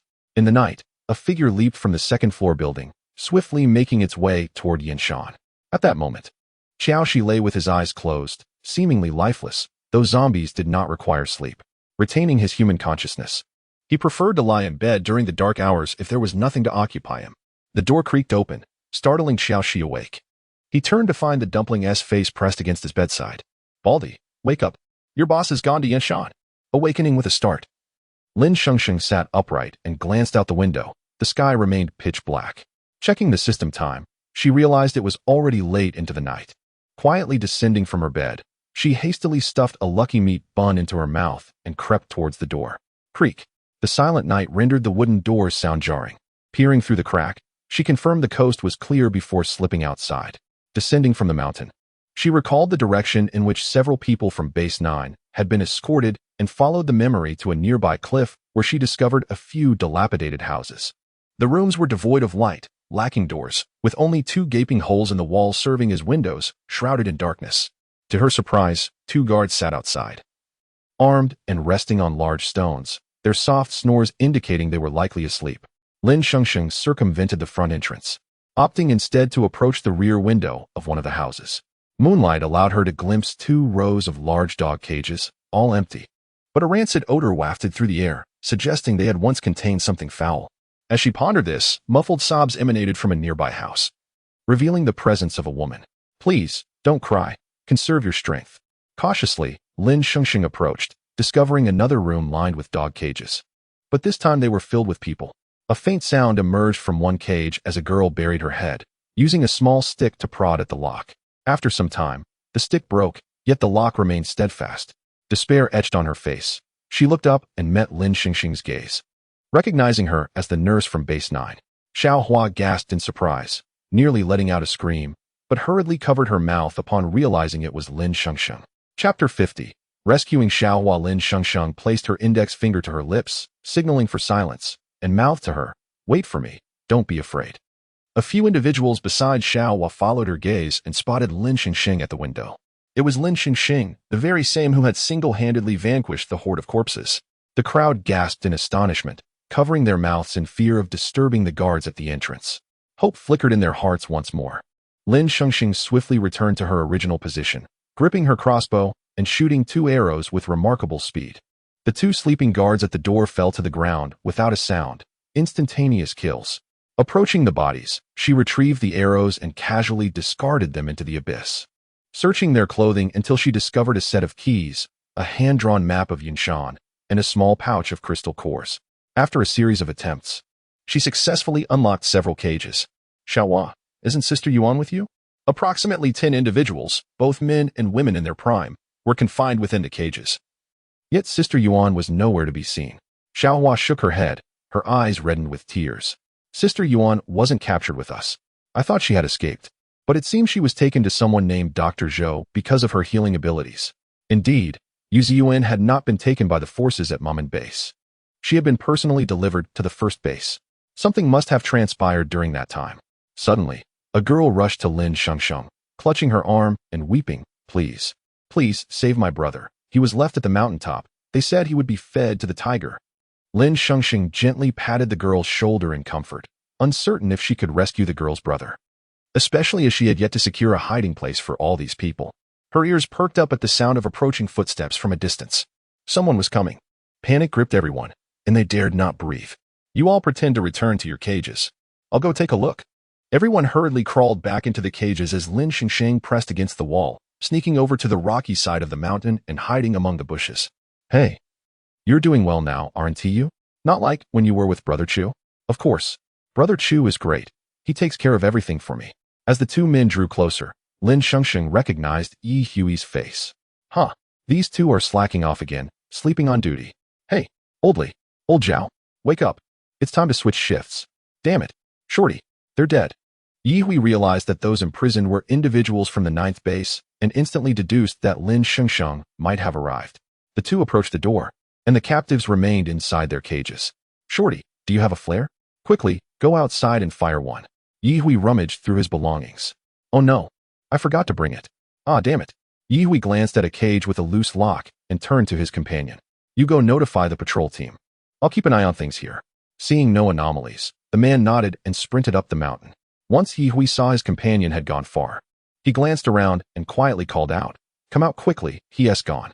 Lin Shengsheng looked in surprise at Yi Hui by the door, and the crossbow in her hands transformed into a kitchen knife.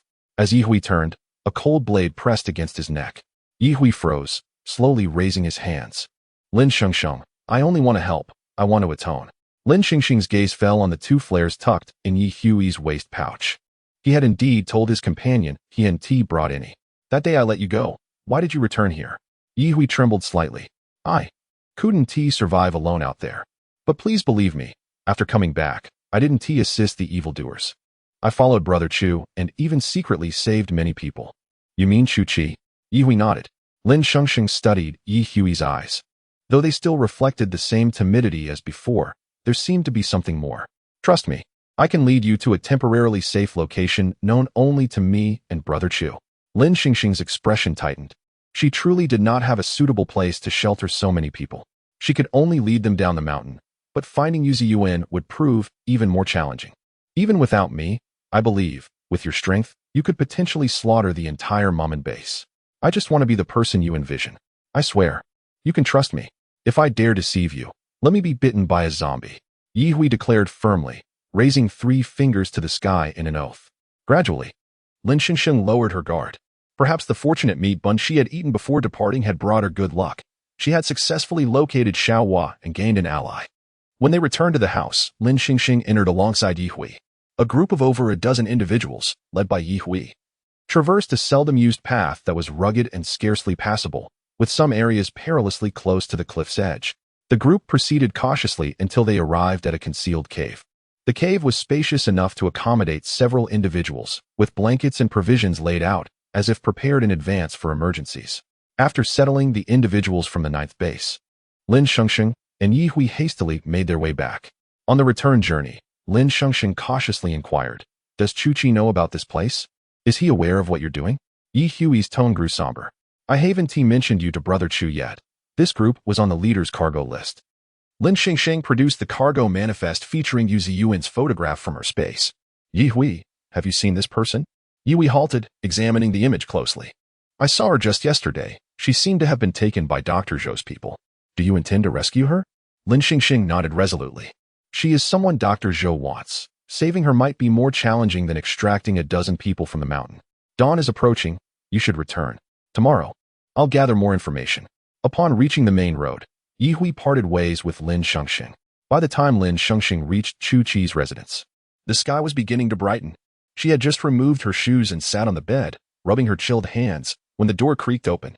Lin Shengsheng looked up to find Chu-Chi, his face weary. "You haven't slept all night? You haven't slept all night?"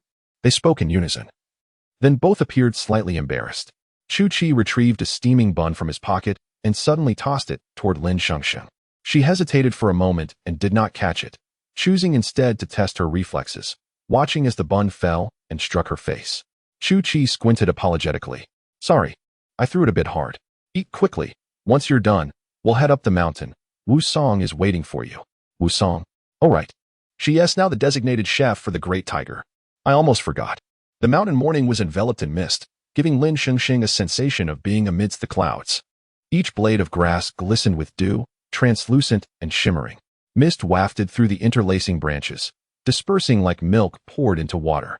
The air was imbued with the scent of moisture and earth, while the calls of partridges sounded heavy and languid. In such a beautiful morning, Lin Shengsheng heard words so cruel that they contradicted all beauty. She was led to a kitchen atop the mountain, where those personally selected by the tiger Wu Song were confined within a cage. The individuals inside clung to the iron bars, trembling with despair in their eyes.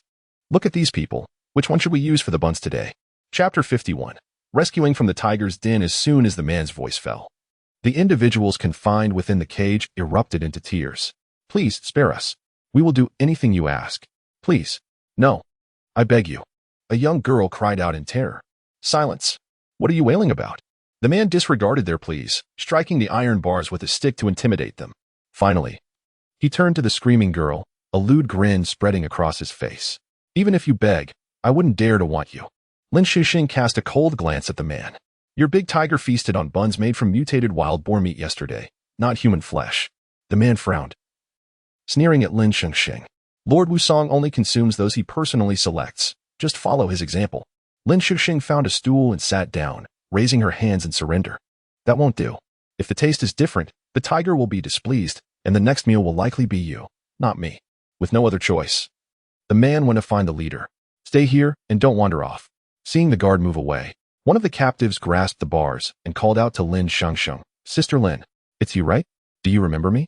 It's Xiaochun, the one who lent you the AK and flashlight that night." Lin Shengsheng focused on the speaker. Noticing the man in the cage had a swollen eye and dried blood on his head, though his features were somewhat recognizable. She glanced outside and immediately summoned a lucky big bun from her system, allocating one to each person. At this moment, Survival was their primary concern. Remembering the bullets that had previously ricocheted, she hoped the lucky big bun would bring them good fortune in their dire circumstances. Quickly eat. While they consumed the buns, Lin Shengsheng discreetly stuffed a handful of corn into Xiao Chen's pocket from the rice barrel in the kitchen. If you are taken away, leave me a clue on the way. I will find an opportunity to rescue you. Xiao Chen nodded in understanding. Their conversation was cut short as the guard returned, flanked by two others carrying a mutated wild boar, which they placed on the large kitchen table. The leader said to do as you instructed, the man remarked, glancing at the captives and waving his hand. Soon, his subordinates began to push the cage away. With the captives gone, Lin Shengsheng found herself alone in the kitchen. She retrieved a cleaver from her space, and, upon looking at the mutated wild boar, a cooking panel appeared before her. The unfinished cooking tasks also appeared on the screen, along with the necessary ingredients. Lin Shengsheng was taken aback. Wasn't this the cooking panel from the Bi-City restaurant? How could it still be usable outside the establishment? Not dwelling on it, she swiftly processed the wild boar, kneading dough and steaming several large baskets of buns. However, she only made one basket of healing buns, which she stored in her space. To negate the buns' healing effect, she intentionally reduced the amount of seasoning in the other buns.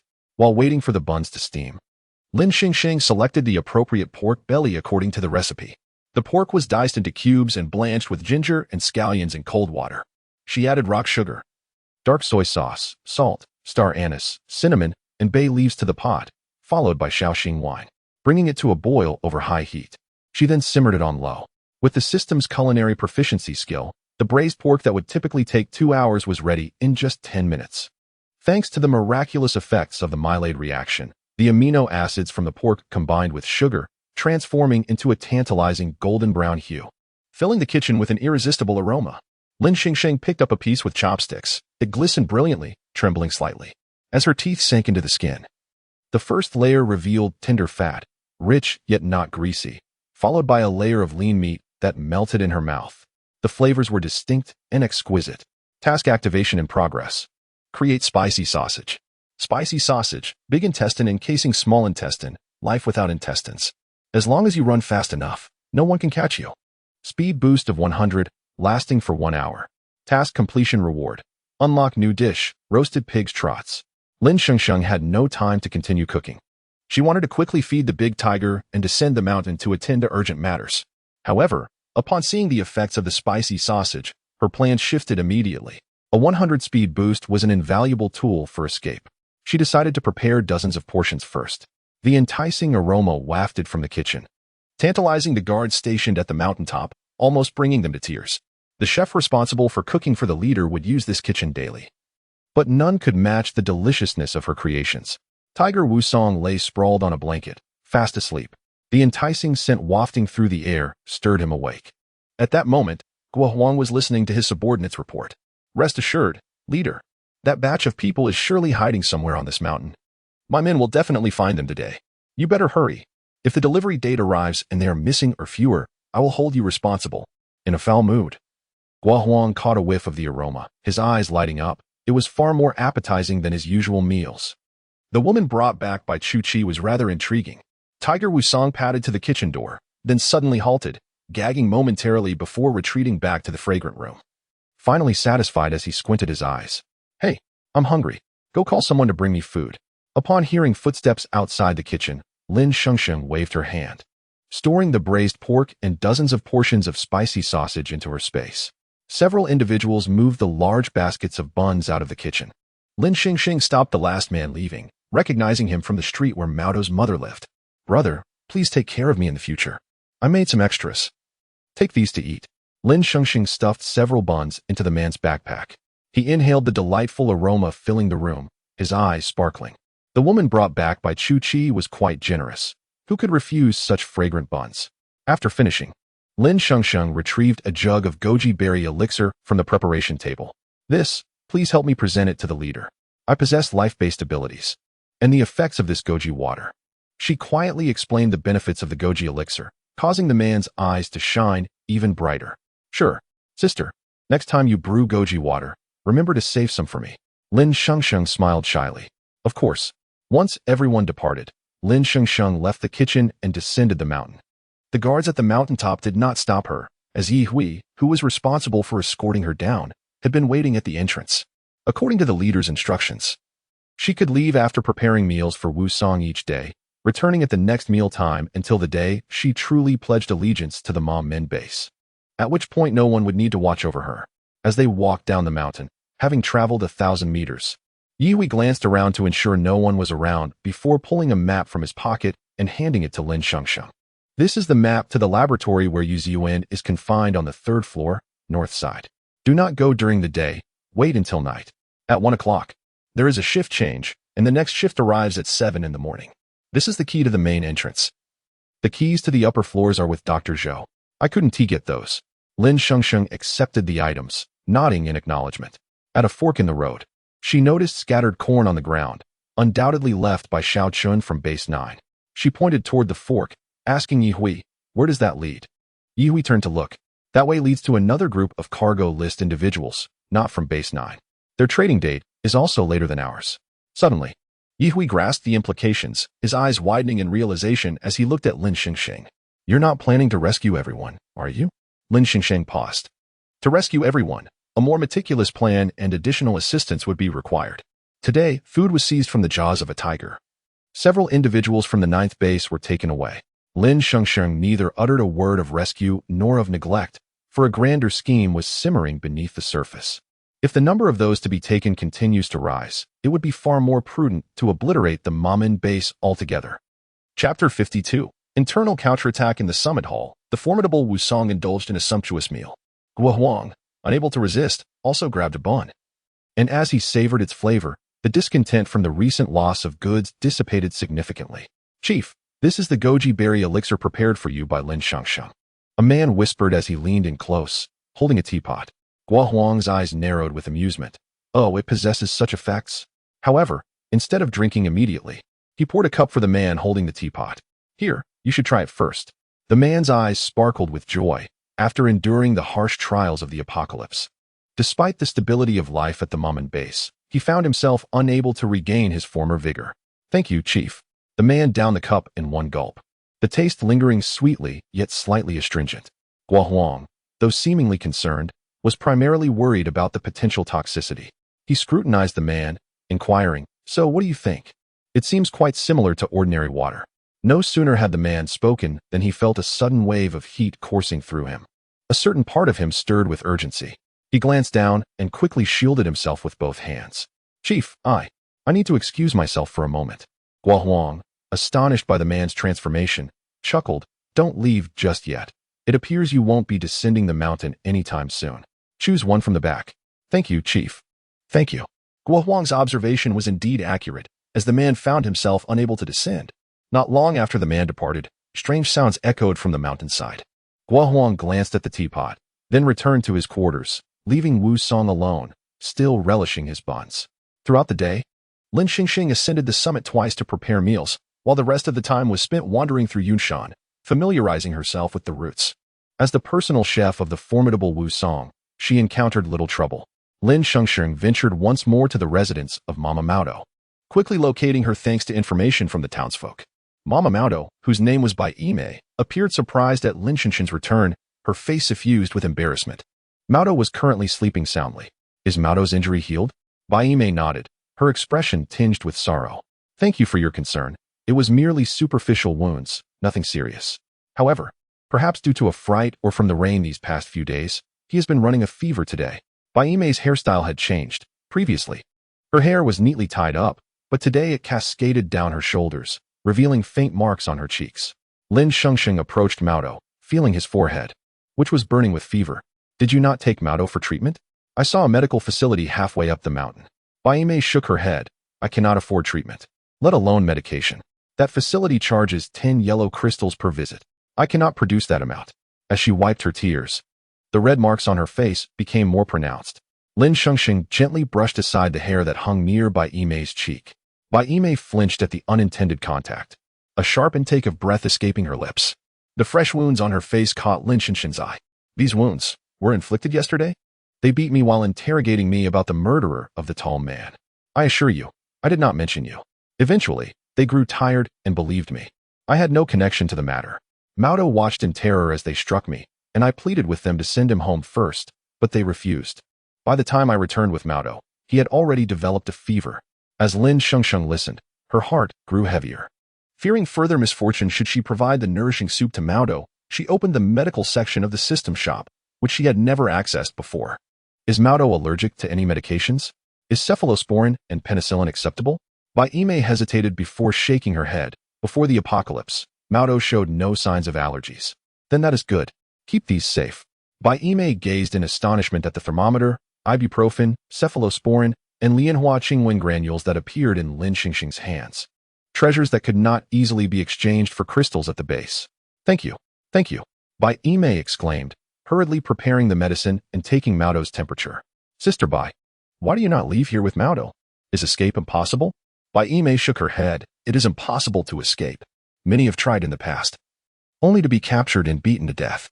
I never truly considered fleeing. Even if I did, I wouldn't know how to raise Maodo outside. I don't mind dying, but Maodo is still so young. If we cannot leave, then let us transform this place into a sanctuary. Lin Shengsheng gazed at Bai Yimei with unwavering determination. All right. For the first time, Bai Yimei felt a glimmer of hope for life with Lin Shengsheng and Maodo. For Maodo's future, she was willing to fight. As they departed, Bai Yimei left behind a few meat buns for Maodo, gaining a new ally in the process. Lin Shengsheng had not seen Tsuchi all day, and as night fell, he merely exchanged a brief word with her before retreating back into his quarters. Once the surroundings fell silent, Lin Shengsheng stealthily ventured out, the map given to her by Yi Hui firmly etched in her mind. She evaded several Mamen-based patrols along the way and successfully reached the mountain peak where the laboratory was located. Concealed on the hillside behind the small laboratory building, she peered towards the second floor, not spotting Yu Ziyuan, but catching a glimpse of Tsuchi, whom she had just bid farewell to. Chapter 53. The vengeful undead lion within the confines of the laboratory. Cookie gazed sorrowfully at the vacant hospital bed. Today marked Zhao Zhao's birthday, and it had been over 2 years since he had last seen her. In the pursuit of her ongoing treatment, he had committed numerous morally questionable acts for the Mamen base. All he hoped for was that one day she would recover, and they could reunite. Just as Cookie was about to switch off the light and depart, his heightened senses as an ability user alerted him to the presence of someone on the back mountain. In a swift motion, a stream of sand surged towards the rear. Lin Shengsheng observed as Cookie turned off the lights and soon exited the laboratory. The thicket obscured her view, and she assumed he had left. She was about to descend the slope and sneak into the laboratory through the first-floor window when she suddenly sensed an attack coming from behind. Instinctively, she brandished a kitchen knife to defend herself against the incoming threat. Clang! A stream of sand crashed to the ground, creating a dent in the earth beside her. Her heart raced. Thankfully, it hadn't struck her head. To her astonishment, there was another ability user at the Mamen base who matched Cookie's strength. Lin Shengsheng. The voice startled her, causing her muscles to tense. Was that Cookie? Hadn't he just walked down the main path? Gradually, she lowered the knife shielding her head, revealing an innocent expression as she blinked at Cookie, who was approaching her. In the dim light of night, Cookie's eyes glinted ominously, prompting Lin Shengsheng to suspect he was not entirely human. Upon confirming that the figure before him was indeed Lin Shengsheng, Cookie scanned the surroundings in disbelief. What are you doing here again? Lin Shengsheng rapidly concocted a response. Claiming she was merely looking for a restroom would be implausible, as this was not her first visit. I couldn't sleep, so I came out for a stroll and ended up here. This laboratory belonged to Company X, situated on a relatively secluded peak of Yanshan. Generally, aside from a few individuals who worked with Dr. Zhou, no one else was permitted to visit. Cookie found it hard to believe that she had simply wandered here. Lin Shengsheng maintained a nonchalant demeanor, having anticipated encountering someone from the Mamen base that night. She had even prepared to confront them. But she hadn't expected to run into Cookie. Should I knock you out? She contemplated, recalling how Cookie had single-handedly battled the mutated Spider-Woman. However, she realized that if she attempted that, it would likely alert the entire Mamen base before she could even incapacitate him. Cookie sighed, a hint of helplessness flickering across his otherwise stoic face. Things have been chaotic around the base lately. People from the first base have infiltrated, and several have died in the mountains. It's unsafe. You should refrain from wandering about. Huh, the first base? Who told you to capture Sister Yuan? You deserve it. She mused, considering that she might soon encounter members of Xia Tingchuan's team, especially since Gu Qinghui would undoubtedly respond to Yu Ziyuan's capture. Just as Lin Shengsheng hesitated, a roar erupted from the depths of the mountain, growing closer. Aru! Aru! Cookie turned his gaze towards the sound, but the darkness obscured everything. This is bad. Wusong is descending the mountain. The base is bound to be in disarray. You need to leave quickly. He urged Lin Shengsheng to retreat. To his surprise, she remained still, attentively listening to the echoes of the roars. Wait, that's not a tiger's voice. Tigers have a higher pitch. This is deeper, resembling a lion's roar, and there is more than one. Cookie stared in shock at Lin Shengsheng, who remained composed. She was no longer the frail girl he had once perceived. How do you know? I just know. Lin Shengsheng recalled her days with the Foreign Legion, the grueling training in the African jungles, where a pride of lions was their neighbor. She was all too familiar with the sound of a lion's roar. As the roars drew nearer, Cookie's expression changed. Could it be that the vanished pride of lions had returned? Geographically, lions should not inhabit Yunshan prior to the apocalypse. 2 years ago, a rogue pride had appeared. And in the interest of safety, the base had conducted a thorough hunt, resulting in the Lion King's defeat at the claws of the tiger Wusong. Without a leader, the pride had fled in chaos, some perishing while others escaped. Though the remaining lions had roamed near Yushan, they had not dared to set foot there since. That year, Zhao Zhao had fallen gravely ill, and the doctors at the base had diagnosed her with cancer. Watch out. Lin Shengsheng suddenly tackled Cookie to the ground. Realizing that Lin Shengsheng possessed significantly more strength than he had previously assumed, Cookie was taken aback. Aru, a powerful gust of wind swept past them, carrying the foul stench of decay, a scent of death. Cookie's eyes widened as he beheld a colossal undead lion towering beside him. Its mane billowed in the wind, but the rest of its body was in a state of decay, revealing patches of white bone. Its eyes glowed red, reminiscent of a ghoul. This was no ordinary lion. It was an undead beast. Crap. They returned for vengeance.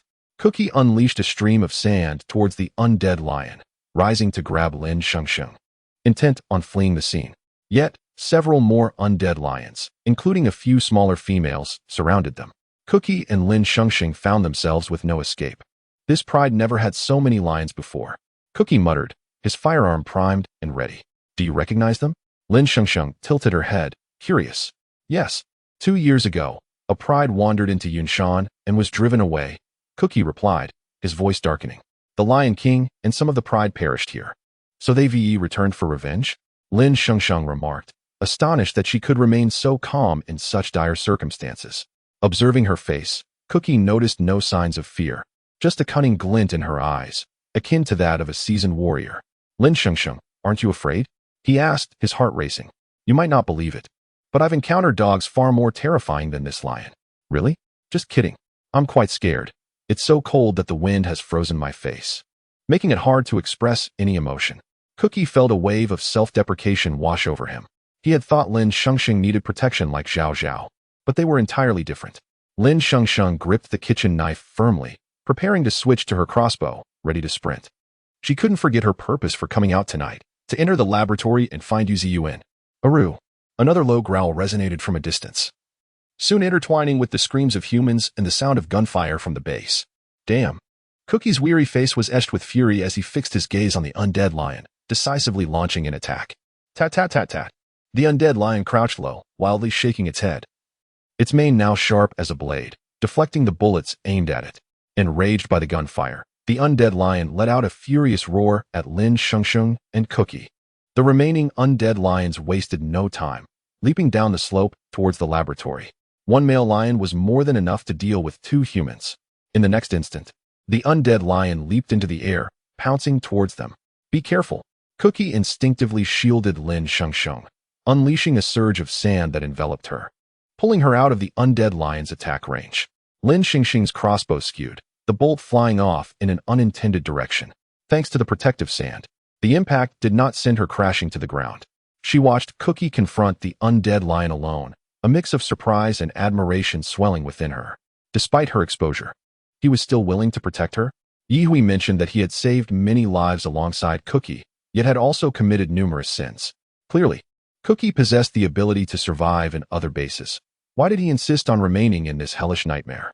A series of anguished roars echoed from the laboratory, as several ferocious lions, having torn apart the guards, invaded the premises. At this moment, Cookie had activated his powers to 50%, with sand swirling chaotically around them. Lin Shengsheng could no longer focus on the battle at Cookie's side. Yuan was still inside the laboratory, and there might be other captives within. Lin Shengsheng rose swiftly, intent on leaping down the slope. Cookie, embroiled in a fierce struggle with the lions, had to divert his attention to safeguard Lin Shengsheng. A tendril of quicksand ensnared her foot as she attempted to jump, prompting Cookie to shout at her in anger, "Stay put. The base is fraught with danger everywhere. Can't you see?" His message was unmistakable. Apart from his immediate vicinity, nowhere else was safe. "Stay here. I can protect you." Lin Shengsheng, however, was fixated on the lions already prowling the second floor of the laboratory, desperate to escape. Chapter 54. The onset of the blade-wielding maniac. A multitude of flowing sands entwined around the body of the mourning lion, forming chains of restraint. Cookie activated 80% of his supernatural ability, and the yellow sands surged skyward, gradually coalescing into a colossal sword that cleaved directly toward the lion's head. The mourning lion seemed to be provoked, letting out a pained roar. With that cry, the chains of flowing sand that bound it shattered instantly, and the great sword disintegrated into grains of sand upon colliding with its windswept mane. It charged fiercely at Cookie. Caught off guard, Cookie was knocked to the ground. The mourning lion appeared uninterested in simply ending Cookie's life. It sought to torment him instead. Upon witnessing Cookie's injury, it swiftly redirected its assault, turning to pounce on Lin Shengsheng. The lion must be dealt with first. Lin Shengsheng leapt backward, raising her crossbow and unleashing a flurry of bolts at the mourning lion. Whoosh, whoosh, whoosh. Enhanced by her marksmanship skills, the arrows rained down upon the lion. However, the lion seemed invincible, fearlessly swatting away each bolt with a flick of its mane. A howl erupted. Lin Shengsheng locked eyes with the lion, and her crossbow transformed into a pair of kitchen knives. Close combat was imminent. Lin Shengsheng prepared to leverage her agility to leap onto the lion's neck for a decisive strike. Yet, Cookie, heedless of the danger, charged forward. His supernatural power surged to 80%. His bright eyes began to take on a crimson hue. The flowing sands formed a massive fist with a swing of his right hand, striking down the roaring lion. The two, man and beast, became entangled in a fierce battle. Lin Shengsheng noticed several lionesses prowling on the third floor of the laboratory and decisively withdrew from the fray. Cookie should be capable of handling the male lion. Her expression was as cold as ice as she brandished her cleaver and descended the slope. On the ground floor of the laboratory, the bodies of the mom and base guards lay scattered, all marred by the claw marks of the mourning lion. Those not yet dead began to lose consciousness. Some had already risen, their eyes glowing crimson, transformed into mindless zombies, rushing towards Lin Shengsheng, drawn by the scent of blood and flesh.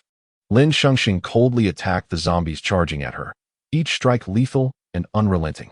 As she traversed the corridor on the first floor, she surveyed the rooms, all devoid of life, save for some unfamiliar equipment. Suddenly, a scream echoed from above. Switching her weapon from crossbow to knives, Lin Shengsheng swiftly ascended the stairs. At the end of the second floor, two female lions were ferociously battering a door, unaware of Lin Shengsheng approaching from the opposite end of the corridor. Lin Shengsheng had no intention of lingering. She crouched low and made her way to the third floor to find Yu Ziyuan. As she set foot on the third floor, she nearly collided with the rear of a female lion. In front of the lioness, Yu Ziyuan and several others were cornered against the wall. "Open the door, please. Let us in." A girl behind Yu Ziyuan cried, banging on the door in desperation. All the rooms on the third floor were inexplicably locked, but it was evident that someone was inside the door the girl pounded upon. Whether due to fear or some other reason, they refused to open it, leaving Yu Ziyuan and her companions trapped in the corridor with nowhere to hide. When Yu Ziyuan caught sight of Lin Shengsheng behind the female lion, she was rendered speechless in shock. Lin Shengsheng gestured for silence. However, the lion was not easily deterred. It sensed the threat behind it and swiftly turned its head, only to be met with a barrage of arrows. Lin Shengsheng switched from crossbow to knives in an instant, gripping her cleaver tightly. She leapt onto the wall of the corridor and vaulted onto the lioness's back. Her hair was lifted by the breeze as her eyes gleamed with lethal intent. The cleaver stabbed relentlessly into the lion's eye, penetrating the only soft and vulnerable spot on its head. The lion writhed in agony, instinctively lowering its head in a frantic bid to dislodge the blade embedded in its face. Seizing the opportunity, Lin Shengsheng slid off and performed a forward roll, landing before Yu Ziyuan. "Sister, I'm here to take you home." "Shengsheng." Yu Ziyuan's eyes brimmed with tears. She had anticipated Gu Chenghui would come to rescue her, and she thought the first base would dispatch a rescue team. Yet the first face she saw in her despair was Lin Shengsheng. A mournful howl erupted from the injured lion, which, after thrashing about, could not rid itself of the knife lodged in its eye. Blinded and enraged, it charged towards the corridor. Lin Shengsheng hurled her cleaver like a rain of blades. The lion was relentlessly struck, suffering grievous wounds. With a powerful leap, Lin Shengsheng executed a perfect split beneath the lion. The cleaver delivered a devastating blow, dismembering the lion with brutal efficiency. Having vanquished the lion, Lin Shengsheng sheathed her knife, her expression cold and fierce. The girls beside Yuzi Yuan stared at Lin Shengsheng, momentarily stunned. The excitement of their rescue was overshadowed by sheer shock. Lin Shengsheng turned to Yuzi Yuan, her fierce demeanor softening gradually. In a nearby room, a pair of eyes observed everything, retreating in fear at the sight of the slain lion. Footsteps echoed, just as Lin Shengsheng prepared to lead the group downstairs. She heard footsteps approaching from above. She quickly retrieved several firearms from her spatial pouch and handed them to the girls. "I've never used a gun," one girl murmured. "It's all right, I'll teach you." The girl proficient with firearms quickly began instructing those less experienced.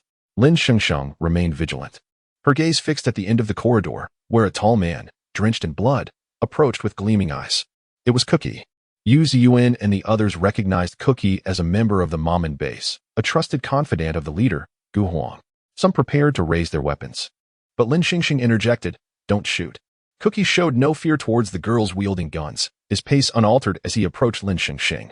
He scanned her from head to toe, relieved to see she was unharmed, yet his words were laced with fury. "I told you not to run around. Did you not hear me? Who among you is your sister?" Lin Shengsheng pointed to Yuzi Yuan. Cookie glanced at Yuzi Yuan, finally noticing the dismembered lion at their feet. He had barely escaped the male lion before reaching the laboratory, having fought through 2 lions on the 2nd floor.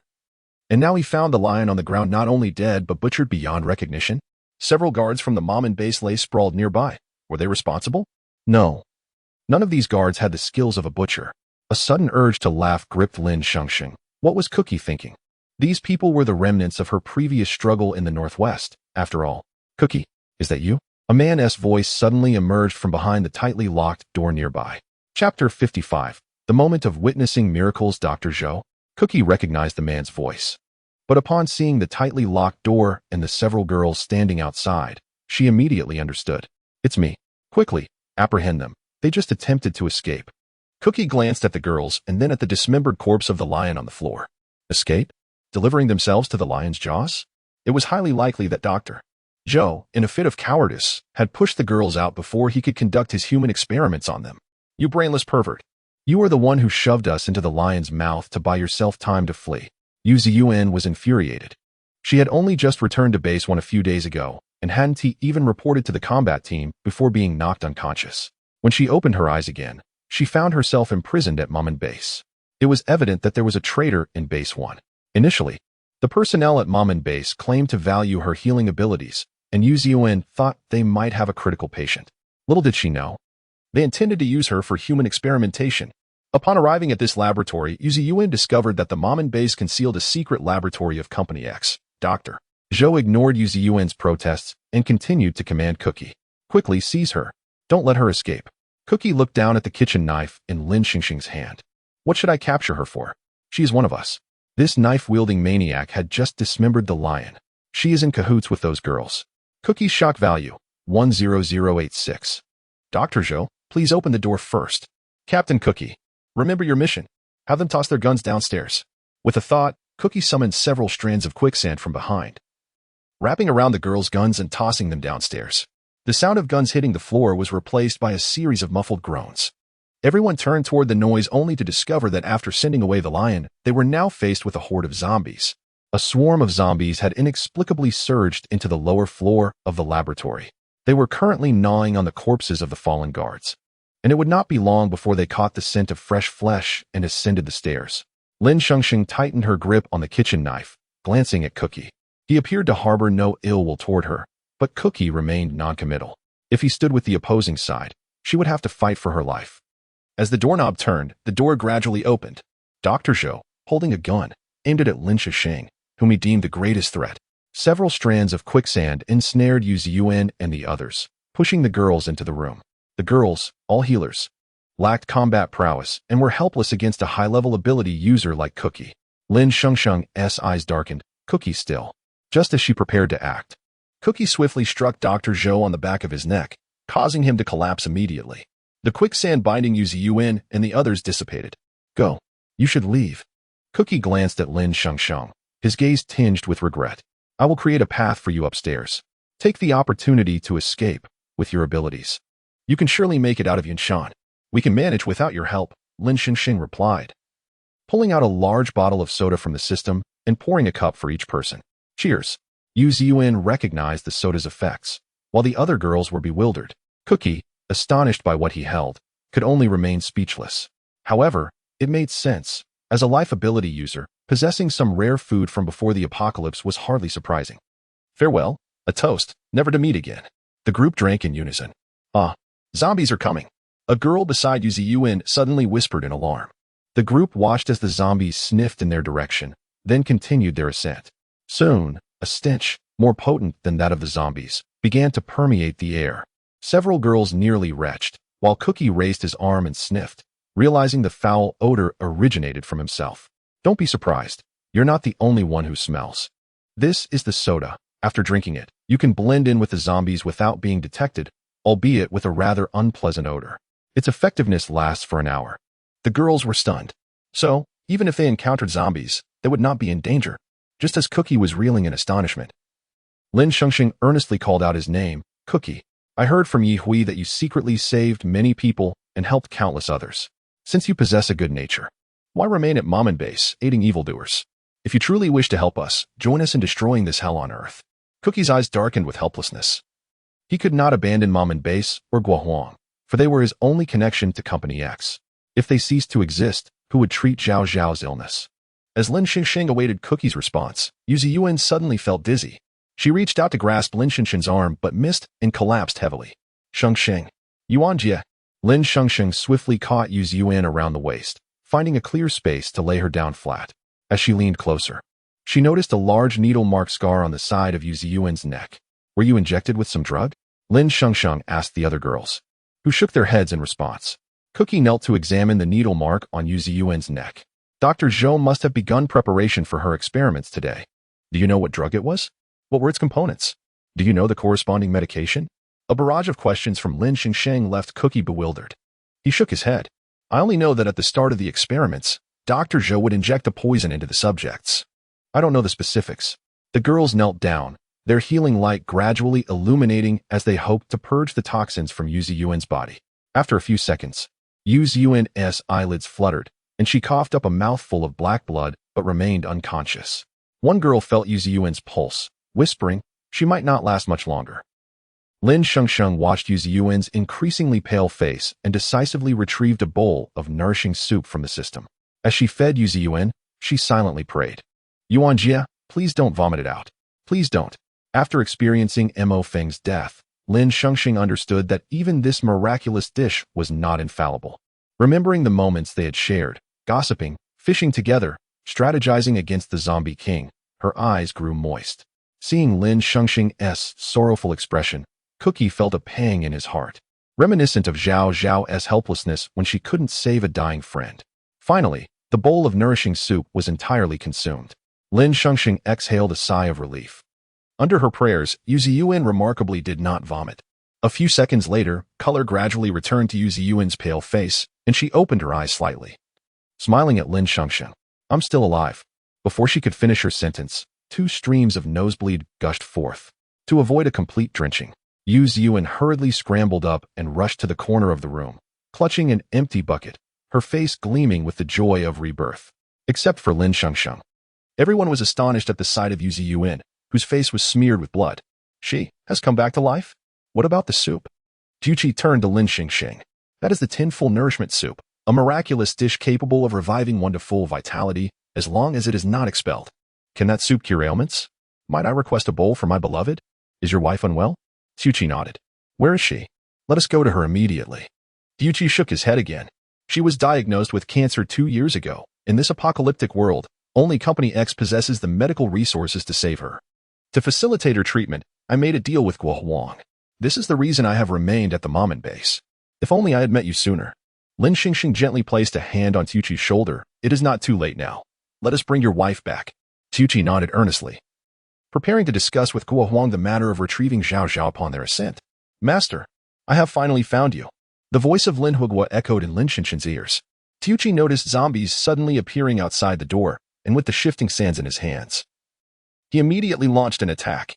Chapter 56. The radiant, pure moon. As the girls heard the commotion outside, they turned to gaze out the door, only to be met with the sight of a zombie. Could it be that Yu Ziyuan's nasal blood masked the stench of decay, attracting the creature? Lin Huogua tilted his head, swiftly shattering the swirling sand blade that lunged towards him.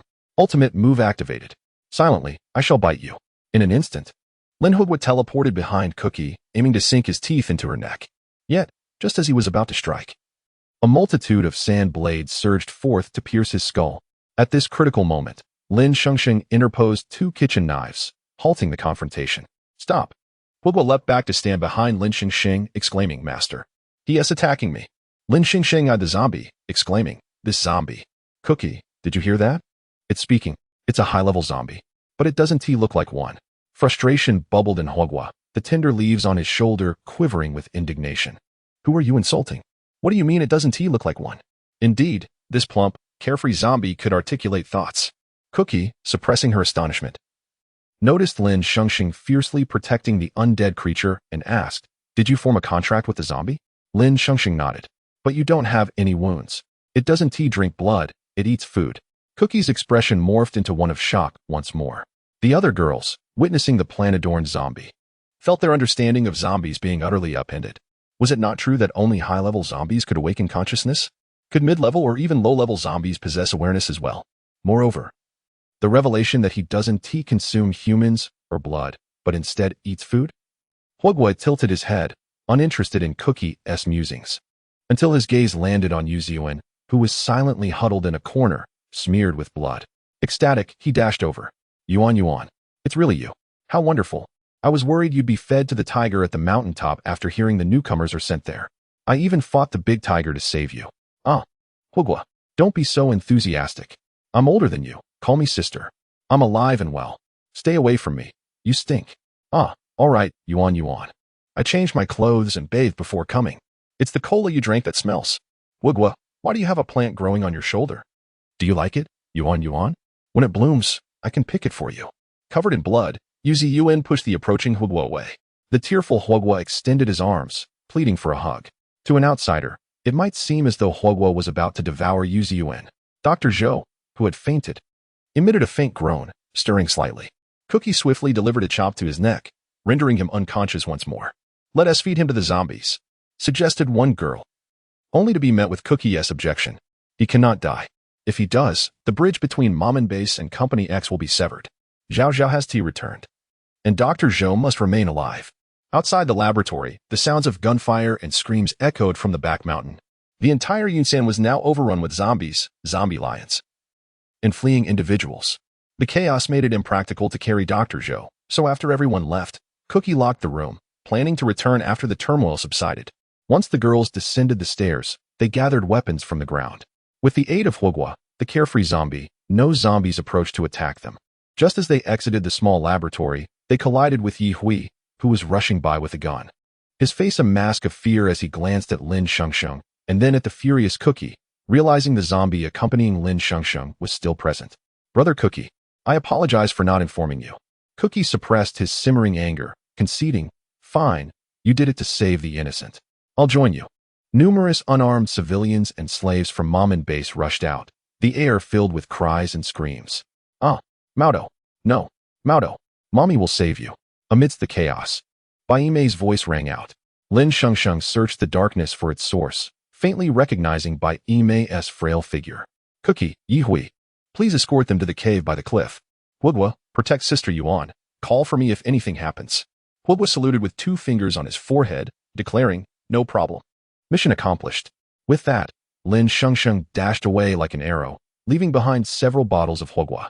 Wait, Yi Hui, take them to the cave. I'll go help. Lin Shengsheng pursued Baime's figure. Just the day before, it had rained on the mountain, leaving the ground muddy. As Baime ran, she tripped over a corpse, crashing heavily into a pool of blood. She gazed helplessly at the zombie lion that had taken Maudo, her heart-wrenching sobs echoing. The wandering zombies quickly caught the scent of fresh blood and lunged toward her. In despair, Baime ceased her struggles. Lin Shengsheng hurled his kitchen knife, cleaving the zombie's head. The anticipated pain did not come. Baime turned to see Lin Shengsheng rushing towards her, her eyes filled with despair and terror. only to stumble once more. Lin Shengsheng hurried to support her. Lin Shengsheng, Lin Shengsheng, please save Maodo. I beg you. Tears streamed down her face as she trembled. Where has Maodo been taken? Bai Yimei pointed in the direction the zombie lion had fled, yet the woods held no trace of it. Over there. No. It's that way. Lin Shengsheng left a bottle of huoguo with her. Sister Bai, drink this quickly. The zombies want to attack you. I'll go rescue Maodo. Find a safe place to hide. Without further explanation, Lin Shengsheng accelerated towards the direction where Maodo had vanished. Cookie followed closely behind. The moonlight danced atop the towering trees, casting fragmented shadows upon the ground. The mountain wind howled, intermingling the low moans of zombies, the terrified screams of humans, and the low growls of zombie lions, creating a cacophony that frayed the nerves.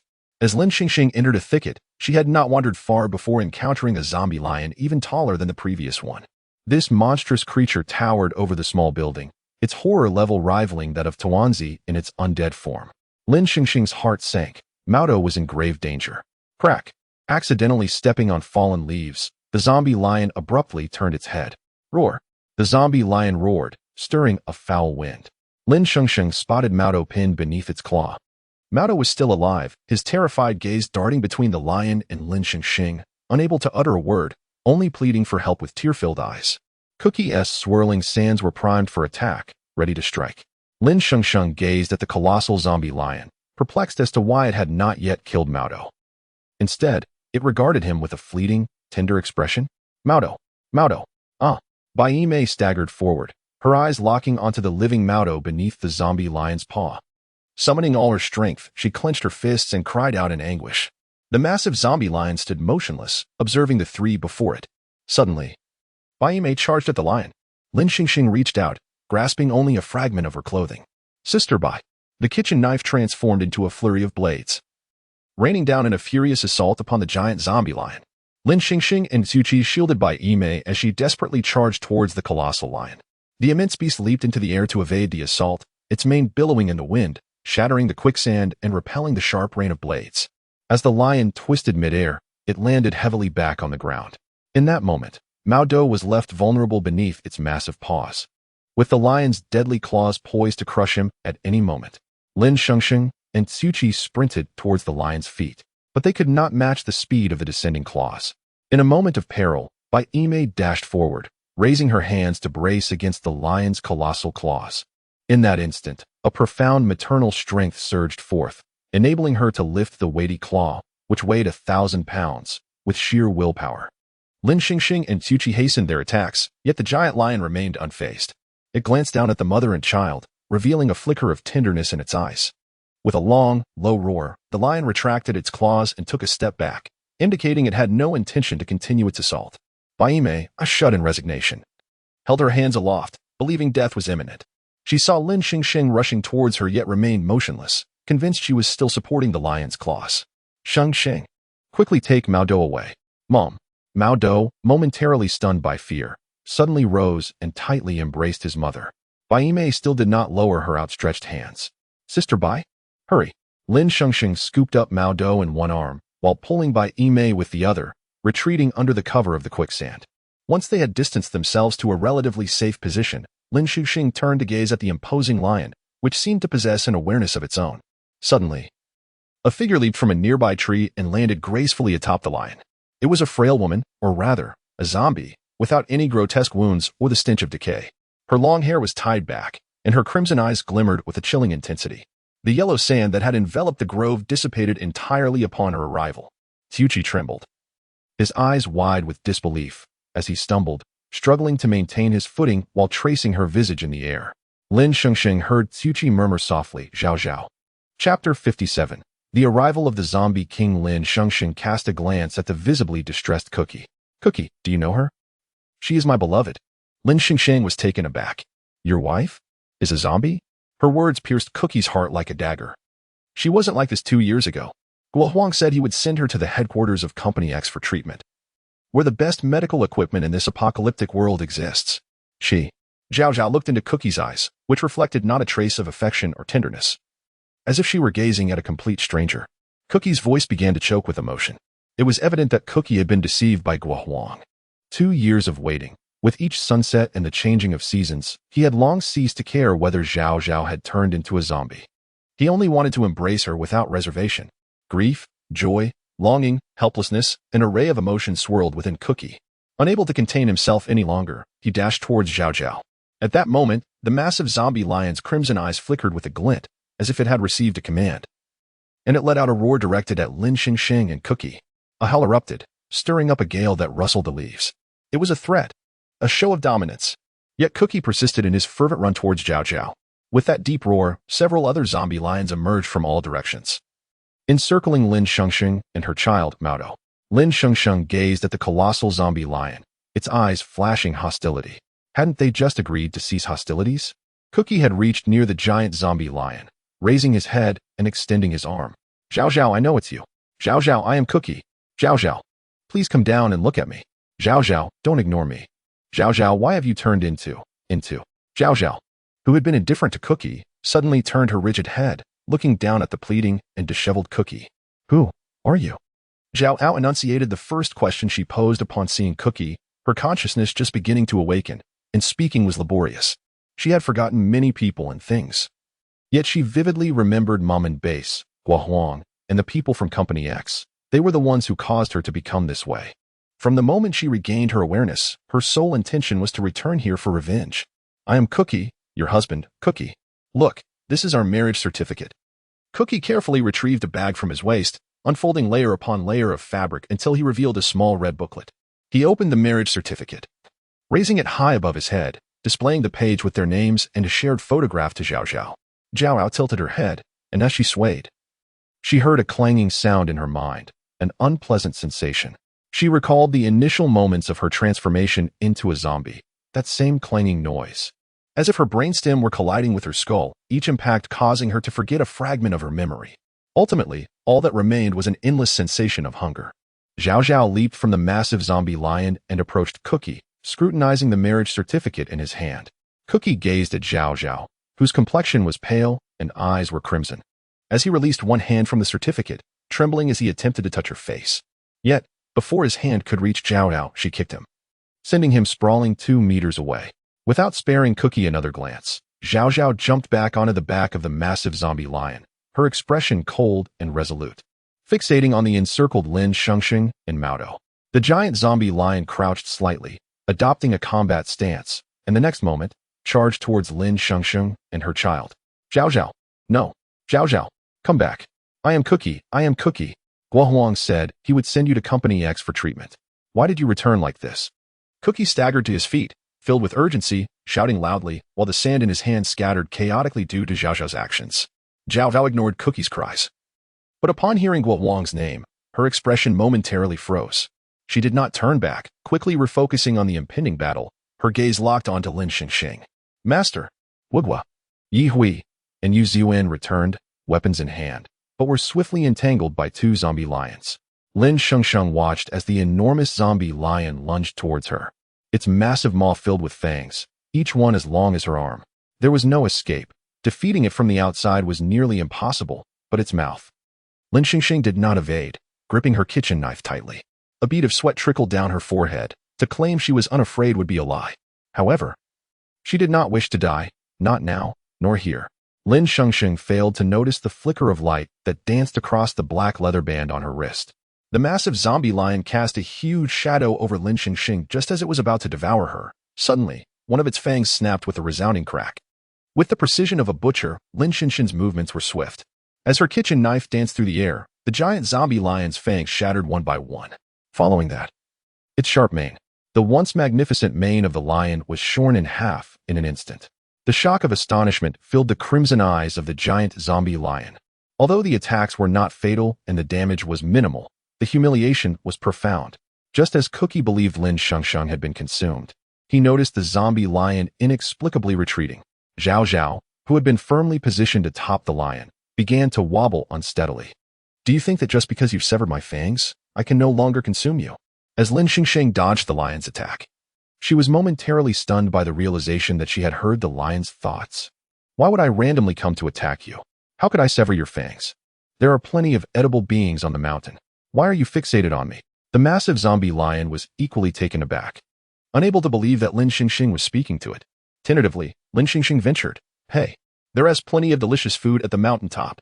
Why don't you go up and have some? The base leader is plump and round, far tastier than I am." Zhao Zhao's gaze remained fixed on Lin Shengsheng. Crouching low as she caressed the giant zombie lion's back, her hands enveloped in a mist of crimson vapor that surged into the lion's body. The giant zombie lion seemed to regain some semblance of power, letting out a long howl to the heavens, a whoa, ignoring Lin Shengsheng's words. It charged at her with renewed ferocity. Once again, the colossal zombie lion opened its maw, lunging towards Lin Shengsheng. This time, it was a determined assault. In the nick of time, a figure swooped down from above, delivering a powerful kick to the giant zombie lion's head. The tremendous force sent the massive creature sprawling to the ground. Boom! The earth trembled. The figure landed steadily, positioning itself protectively before Lin Shengsheng. Lin Shengsheng glanced at the silhouette shielding her from the giant zombie lion, recognizing the wig and form. The zombie king had arrived. Chapter 58. The task of introducing the boyfriend completed. A resounding roar echoed from behind Lin Shengsheng, shaking the ground beneath her feet. Turning around, she beheld the formidable figure of the zombie-like Tuanzi. Glimmering under the night sky, Tuanzi's bald head caught the light, while she stepped aside, waving at Lin Shengsheng with a polite smile. Under Tuanzi's imposing presence, several zombie lions that had encircled Lin Shengsheng and her companions lay prostrate on the ground, surrendering. At the moment the enormous lion collapsed, Zhao Zhao tumbled off its back. Scrambling to her feet, she looked at her hands in bewilderment. How could she, a zombie, feel pain? Suddenly, a man's voice resonated in her mind. "Heh, where did this high-level zombie come from? She is mine. If she is harmed, you will pay dearly." Zhao Zhao's gaze met Sun Nan's eyes. Having faced death countless times, she was unafraid, yet this man, no, this male zombie, seemed to exude something far more terrifying than death itself. Zhao Zhao's expression became vacant as she felt her consciousness dissipating. No, you cannot control me. I seek vengeance." The inner self of Zhao Zhao fought against Sun Nan's influence. With a ferocious roar, she issued a pained howl towards the heavens. The giant lion's eyes flickered, and it turned to sprint towards Zhao Zhao. She leaped onto its massive back, and together, they raced towards the summit of Yunshan Mountain. "Zhao Zhao! Zhao Zhao!" Suchi called out, recklessly pursuing her departing figure. Chu Gu, come back!" Yi Hui shouted after him, watching as he vanished along the mountain path. Realizing the monstrous zombie nearby, perhaps a wolf, Yi Hui trembled in fear, suddenly finding the zombie Lin Huogua beside Yu Ziyuan rather endearing. Lin Shengsheng's gaze remained fixed on Tuchi as he chased after Zhao Zhao. He had once helped her, and watching him rush headlong into danger tugged at her heartstrings. Indeed, in matters of love, even the mightiest may become fools, a sentiment that rang true. Sun Nan turned, following Lin Shengsheng's line of sight, his eyes darkening. "Do you wish to date me, or him?" His tone carried a hint of mockery. Lin Shengsheng's eyes widened in disbelief. Had the zombie king truly taken her as his girlfriend? Contemplating her unfinished task and the necessity of relying on the zombie king for survival, she awkwardly replied, "I have no interest in that man." Glancing past Sun Nan, she noticed Bai Yimei cradling Mao Dou. "Is Mao Dou injured?" Bai Yimei shook her head. "Mao Dou is fine. I had organized everyone willing to resist in the streets, but before I could reach you, the base was reduced to this state. Bai Jia, let Yi Hui take you to the cave to hide for a while. When you come out, everything will be over. Trust me." Bai Yimei nodded earnestly. "I believe you." As Yi Hui led Bai Yimei away, he still marveled at the formidable Tuanzi, thinking Lin Shengsheng was truly impressive, beyond merely a contracted zombie. She had even tamed such a powerful zombie beast. Yu Ziyuan stood at a distance, unable to hear the exchange between Lin Shengsheng and the zombie king. But the peculiar atmosphere between the two was unmistakably unsettling. She nudged Huogua, whispering, "Huogua, does Shengsheng know the zombie king?" Delighted that Yu Ziyuan had initiated conversation, Lin Huogua replied, Yuan, how do you know that's the zombie king? That guy had a bounty of 100 black crystals on the mission board at base 1. That zombie beast is his pet? It was also on the board." Lin Huogua glanced at the zombie Tuanzi. Yuan, that's Tuanzi." Yu Ziyuan gasped. "What? Tuanzi?" Just as Lin Shengsheng resolved to ascend the mountain to eliminate the remnants of the Mammon base amid the chaos, a series of gunshots erupted behind her. Suddenly, a barrage of bullets surged towards Tuanzi, followed by a sphere of lightning that exploded the moment Tuanzi turned. "Ow!" Tuanzi released a plume of black smoke, glaring at the audacious humans. "Shengsheng, run!"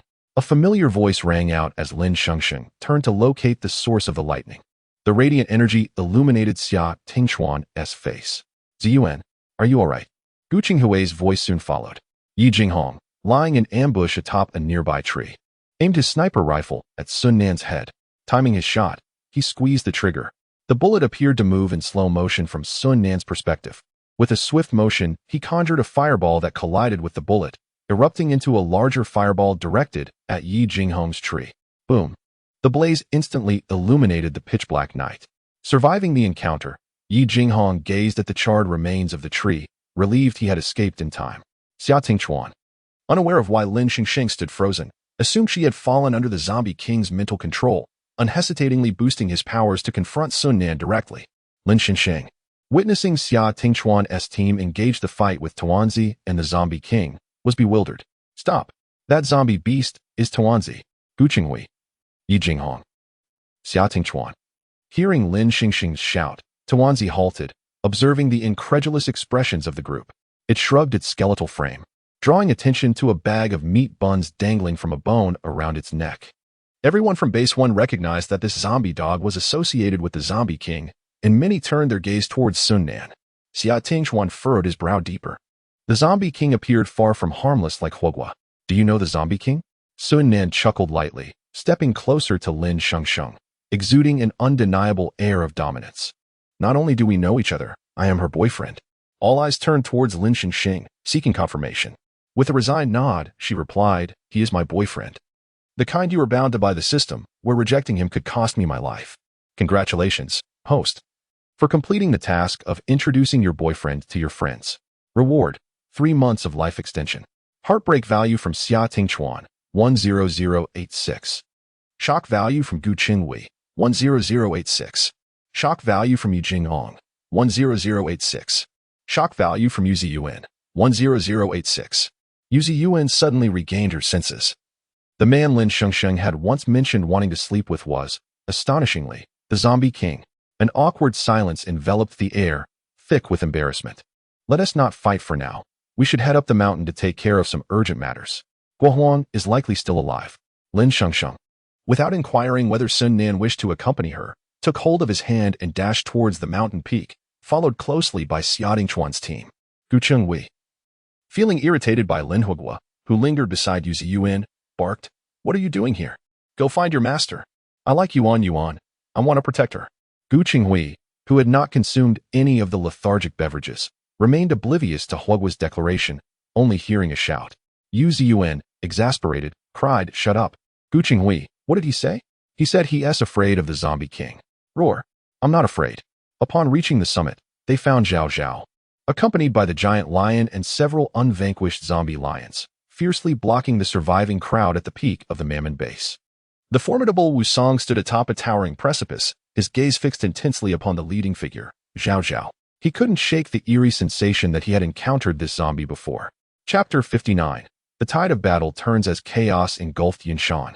Emperor Guo was consumed by his own inability to act compassionately, unleashing his wrath upon the women of the harem, slaughtering them one after another. When he began to suspect Lin Shengsheng's elixir of goji berries, Zhao Zhao, accompanied by a horde of ferocious lions, had already ascended to the summit. Amidst the onslaught of zombies and the lion pack, the Mammon base suffered countless casualties, yet those who survived were the strongest of the rogues. And their numbers were not insignificant. Qiuqi gazed at Zhao Zhao, his heart heavy with indignation as he looked at Emperor Guo, surrounded by onlookers. Ironically, beside him stood the woman he had recently favored, Molly. Yet Zhao Zhao seemed not to recognize him at all. Just as Lin Shengsheng prepared to approach, she was halted by Sun Nan's grasp. Now was indeed not an opportune moment. The team from Base 1 was gradually regrouping with Xia Tingchuan and the others, all hidden within the treetops, observing the unfolding battle. Qiuqi could be considered one of the elite fighters of the Mammon base, and his sudden appearance quickly drew the attention of the base personnel. To their astonishment, he stood alongside the lion pack. Emperor Guo, already incensed by his impotence, glanced at the lions and then at the approaching Qiuqi, his expression darkening further. What do you intend to do, Qiuqi? Rebel? Have you forgotten your promise to me? Guo fumed. I want to know what you have truly done. Qiuqi retorted, pointing at Zhao Zhao, struggling to contain his tears. You said you would send Zhao Zhao to Company X for the best treatment, but you intended to turn her into a zombie instead. Just days ago, you assured me that Zhao Zhao's condition was stable. Or did you never send her to Company X at all? Startled, Gua turned to look at the girl perched upon the massive lion's back. Zhao Zhao had changed significantly due to her transformation, and for a moment, Gua struggled to recognize her. Yet, upon closer inspection, her features bore an uncanny resemblance. No, she had been transported thousands of kilometers away after the failed experiment. Qiuqi, cancer was untreatable even before the apocalypse. I have done all I could to assist her, Gua replied. Qiuqi let out a bitter laugh. If you knew all along that Zhao Zhao was doomed, why deceive me? Why make me commit such heinous acts? In the face of Qiuqi's accusations, Gua exhibited no remorse. Rather, his gaze grew increasingly malevolent. Humph, do you think your hands are clean? You killed in the former base. Had it not been for Mamon's protection, you and Zhao Zhao would have perished long ago. Gua cast a glance at Zhao Zhao, unsure whether she was of intermediate or advanced level. After all these years in the apocalypse, he had witnessed his fair share of calamities, and moreover, their reinforcements were on the way. They just needed to hold on a little longer. Zhao Zhao regarded Gua with an expressionless visage, disinterested in the petty squabbles of humanity. She leaped down from the massive lion. Roar! The lion pack, as if receiving a command, began to charge towards the Mamon base with low growls. The leading lion surged directly towards Gua. In an instant, the air filled with the staccato of machine gun fire, the blasts of bombs, and the unleashing of various supernatural abilities. Yet all attacks seemed trivial against the colossal lion. The giant lion barreled forward, breaking through the throngs attempting to thwart it, leaping a second time to land squarely before Gua. The crowd, not targeted by the lion, erupted into a panic. Fleeing in terror, Molly too wished to escape, yet Gua's grip on her shoulder was ironclad. Before she could break free, the massive lion lunged forward. Roar! The tiger, Wusong, engaged in a fierce battle with a lion, clamped onto its neck and, after breaking free, darted towards Gua. As the giant lion opened its gaping maw, Gua activated his powers, unleashing a formidable force. However, instead of confronting the beast directly, he hoisted Molly high, using her as a human shield against the lion's razor-sharp fangs. The lion's fangs pierced through Molly's body, her eyes filled with despair and resentment. She had yet to exact her vengeance. Lin Shengsheng was still alive. Why? Molly's anguished screams gradually faded, and she perished, her eyes remaining wide open in disbelief. Seizing the moment, Gua forcefully pushed back the giant lion, causing it to stumble back a step or two. In that fleeting moment of respite, he turned and sprinted towards the tiger, Wusong. A distant hum resonated from the sky, accompanied by the sound of machine gun fire, growing ever closer. Thud, thud, thud. Lin Shengsheng looked up to see numerous aircraft approaching from the heavens. Among them were fighter jets and a transport plane, which, under the cover of the fighters, hovered at the summit, swiftly releasing several parachutes carrying hundreds of armed men who landed swiftly. In this apocalypse, such a grand display could only belong to Company X. The insidious Company X truly infiltrates everywhere. We must join the fray at once. Xia Tingchuan, observing the descending personnel from Company X, immediately relayed combat directives to the teams at Base 1. Qiuqi also looked up to see a figure in a white lab coat emerging from the transport plane, Dr. Zhou. Zhao Zhao stared at the fleet of aircraft, and upon noticing a large X emblazoned on the fuselage, her expression shifted for the first time, memories flashing vividly in her mind. She recalled being strapped to a hospital bed, injected with unknown substances by people clad in protective gear, watching in agony as her body transformed. She was still alive yet seized by an insatiable hunger for human flesh, feeling as though another soul had taken residence within her.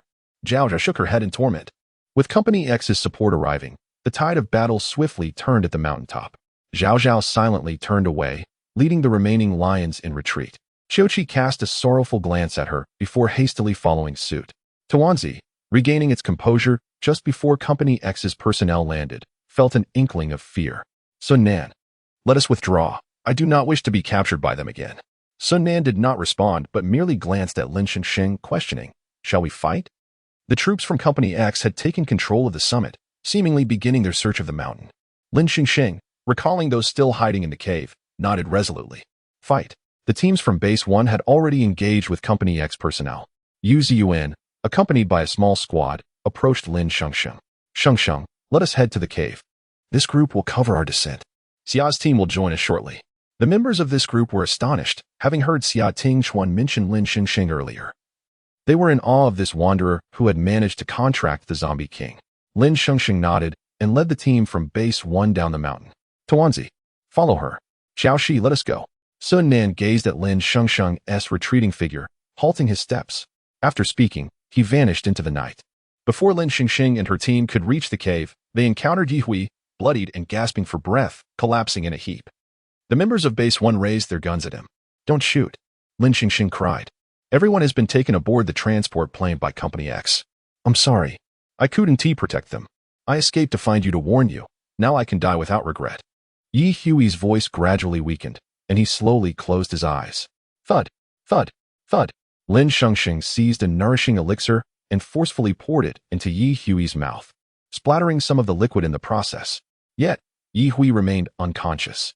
Moments later, Lin Shengsheng stepped back, as did Yu Ziyuan. While Taozi had long retreated to a safe distance, the team from Base 1 assumed they were about to retreat up the mountain. With 2 sprays of nosebleed. Yi Hui's eyes flew open. The group recoiled in shock, exclaiming, "He is back from the dead." Chapter 60. Subject 0. At the summit, as Sun Nan's thoughts shifted, her amber eyes gradually took on a crimson hue, and those on the mountaintop fell into a stupor under her mental suppression. The warriors of Company X and the teams from Base 1, previously engaged in fierce combat, were frozen in place, unable to move. A bead of sweat trickled down Xia Tingchuan's forehead as he helplessly watched the zombie king pass by, thwarted by the layer of mental obstruction. Gu Qingwei and Yi Jingong stared blankly, entirely oblivious to the unfolding events. Sun Nan, accompanied by Xiaoxi, pressed on into the lair of Guohuang.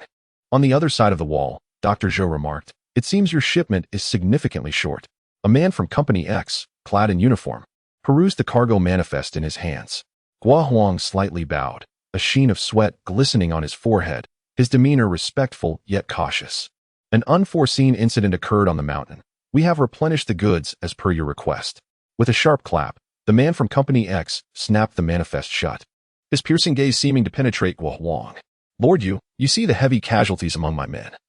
The lion zombies and those from Base 1 have yet to be eradicated. Since you are here, might you lend a hand?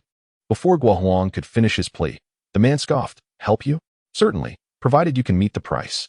Guohuang pondered his meager resources. If he depleted them now, there might not be a future transaction.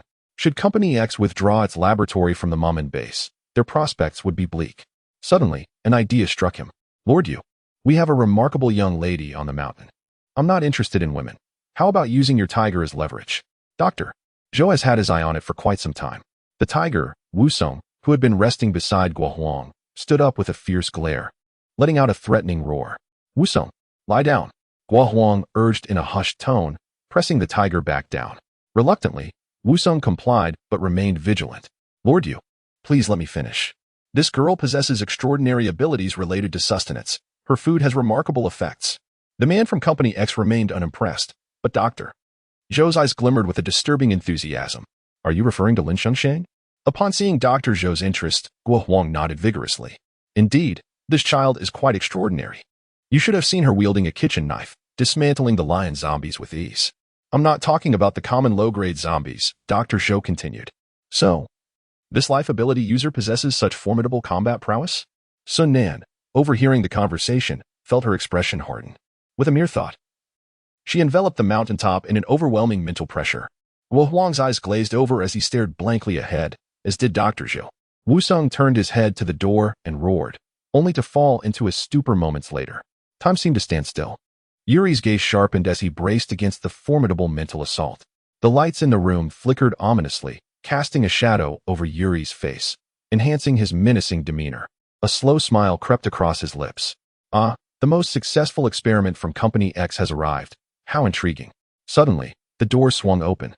Sun Nan's figure appeared before Yuri, and an onslaught of silent artillery and explosions surged into his senses. The sounds of explosions reverberated, and Yuri felt his blood rush back to his heart. A potent surge of exhilaration coursed through him. Taking a deep breath to steady his emotions, he remarked, "Long time no see, Subject 0. Sun Nan smirked disdainfully, nodding slightly, as if issuing a warning to Yuri. A chilling intent froze Yuri's blood, making him acutely aware of his vulnerability. Sun Nan's smiling lips resembled a taut string, constraining every nerve within him. Yuri felt increasingly exhilarated. It had been ages since he encountered such a formidable opponent. With a loud clap, Yuri slammed his hands on the armrest, springing up. In his hand appeared Company X's latest high-tech weapon, A blue energy projectile surged forth with the force to shatter mountains, aimed directly at Sun Nan. Her pupils trembled as she fixated on Yuri's eyes. Tremble. Bang. Another deafening explosion resonated within Yuri's mind. Sun Nan leaned back as the energy projectile grazed her forehead, soaring past her. Without pausing, she swiftly lunged forward, pinning Yuri's weapon down. Under the immense mental pressure, Yuri plummeted back into his chair, the back of his head colliding with the ostentatious decor of Guo Huang's chair. Had he not hastily redirected his powers for defense, he might have suffered a grievous injury. Sun Nan seized Yuri by the throat. Yuri, I will say this once more. My name is Sun Nan. She yanked the weapon from Yuri's grasp and tossed it to Qiao Shi. Yuri's eyes widened in terror. For the first time, he felt death was within arm's reach. Subject Zero had grown even stronger. He must not let her meet that woman. The woman must be dealt with swiftly. Sun Nan's crimson eyes burned with a desire to annihilate everything in her path. Unbeknownst to Yuri, the very thing he feared had already transpired. They had crossed paths long ago. Meanwhile, Lin Shengsheng picked up the remnants of Bai Yime's discarded clothing in the cave, presenting it before Tuanzi's nose. Tuanzi, lead us to them. Reluctantly, Tuanzi sniffed, lamenting the indignity of a king-level zombie mutant engaging in such tasks. This was worth 10 meat buns. With a low whine, Tuanzi gazed into the distance, then back at Lin Shengsheng. Let's go, Tuanzi. They had barely begun their escape when they were spotted by Company X personnel. Over there. Lin Shengsheng swiftly swung her knife, severing the throat of an approaching shadow, sending it crashing to the ground. However, more Company X members armed with firearms charged forward. Don't move. Gunfire erupted. A flare shot into the sky. Soon, the roar of fighter jets thundered overhead. Explosions illuminated the dark night as aerial and ground assaults converged, forcing Lin Shengsheng and her group into retreat. Chapter 61. The demise of the Mamen-based Lin Shengsheng swiftly darted behind a large tree to evade the onslaught of bullets raining down upon her. She gasped for breath. If it were merely ground attacks, it could be manageable, but the aircraft hovering above posed a significant threat. Following the sound of the buzzing helicopters, she discerned several hovering above, their pilots barely visible amidst the fiery chaos. Lin Shengsheng quickly reached for a sniper rifle she had previously acquired. Current firearm proficiency, LV1. Would you like to upgrade? Absolutely. In the darkness, Lin Shengsheng choked back a mouthful of fried rice to steady her nerves. The cacophony of gunfire, the howling wind, the explosive detonations, and the shouts of the first base combat team all bombarded her senses. The surrounding trees ignited from the bombardment, the flames illuminating the night sky. Within the blaze, the cold, ruthless faces of X-Company's ground assault team could be faintly seen. Calming her breath, Lin Shengsheng slowly closed her eyes, attuning herself to the movement patterns of the helicopters above. In her mind, she meticulously mapped out the sizes and distances of the aircraft, factoring in wind speed, humidity, and the velocity of the bullets relative to the distance to the helicopters. All the data churned within her mind, guiding her focus. She locked onto one. A countdown began in her thoughts. 10, 9, 8, 7, 3, 2, 1. Now, amidst the gunfire, she raised the sniper rifle, aiming at a passing helicopter. Whoosh. At the moment the pilot was struck, his eyes widened in shock as breath escaped him. The out-of-control helicopter collided with another nearby. Several aircraft became entangled, plummeting towards the ground. Boom, boom, boom. The crashing aircraft erupted in a series of deafening explosions. The fiery debris mercilessly rained down upon the crowd below, blood splattering everywhere. Members of X-Company's ground assault team fled in panic, yet countless lives were still lost. The small creature that had been following Lin Shengsheng marveled at her fierce demeanor, noting her ferocity rivaled that of Sun Nan. This woman should not be trifled with lightly. Sensing Lin Shengsheng might be in peril, Sun Nan quickly teleported nearby. Amidst the flames, he anxiously searched for her silhouette. Lin Shengsheng sensed someone approaching from behind. She turned, hefting the sniper rifle, and smiled at Sun Nan. The firelight illuminated her eyes, while Sun Nan approached her, brushing ash from her face. He glanced down at the small creature beside her, questioning its silence. The creature shivered and retreated, realizing it had no time to warn him.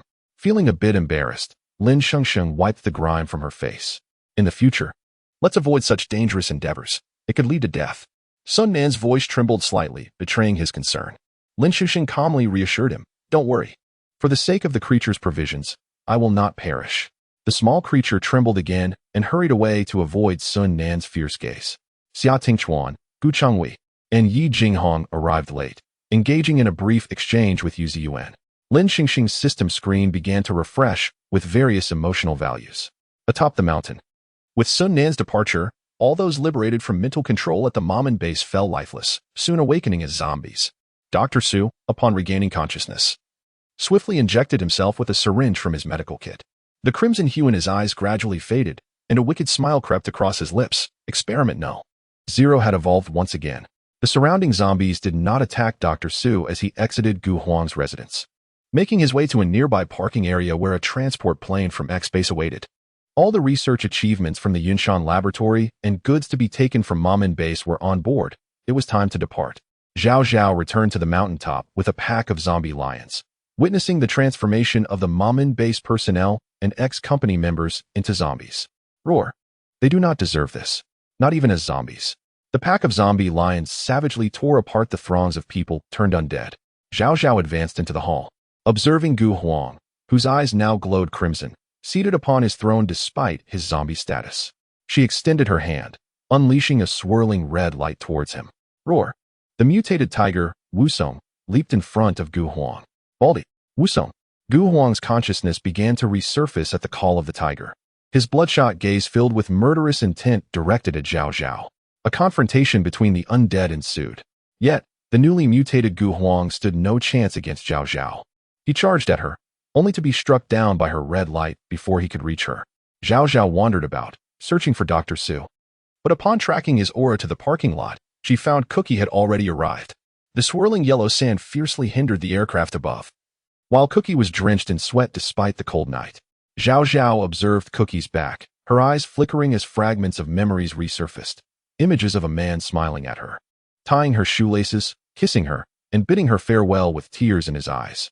She vaguely sensed that in her lost memories, this man was her beloved.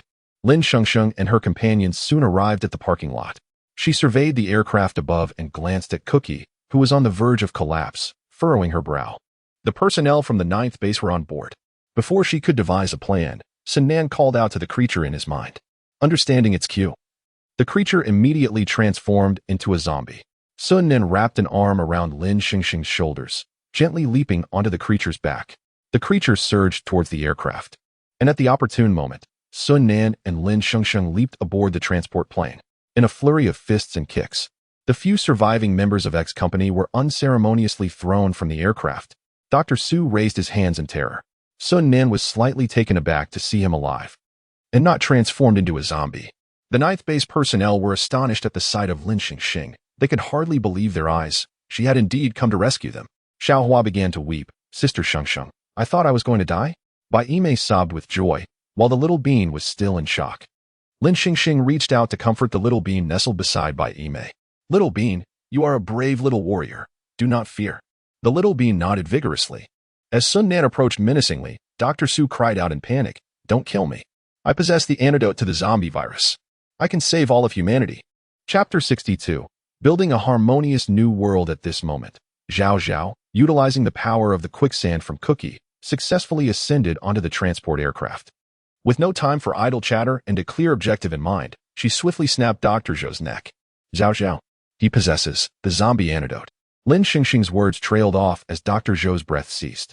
She had no intention of completing her thought. If Dr. Zhou truly held the antidote, why did the world remain in its current state? Was it due to pressure from Company X, or were his words merely a desperate attempt to save himself? Regardless, his hands were stained with blood, and he was now irrevocably dead. Suddenly, the transport aircraft jolted violently. The pilot, upon noticing the chaos in the cabin, leaped from the plane. Oh no, who will pilot the aircraft? With so many people aboard, even if there were a safe landing below, Lin Shengsheng could not possibly evacuate everyone in such a short time. Help! Wah! I'm so sorry, Shengsheng Jia, for dragging you into this. Amidst the turbulence, Lin Shengsheng dashed into the cockpit, determined to take a gamble. Sun Nan followed her into the co-pilot's seat, deeming the passengers in the rear cabin unimportant.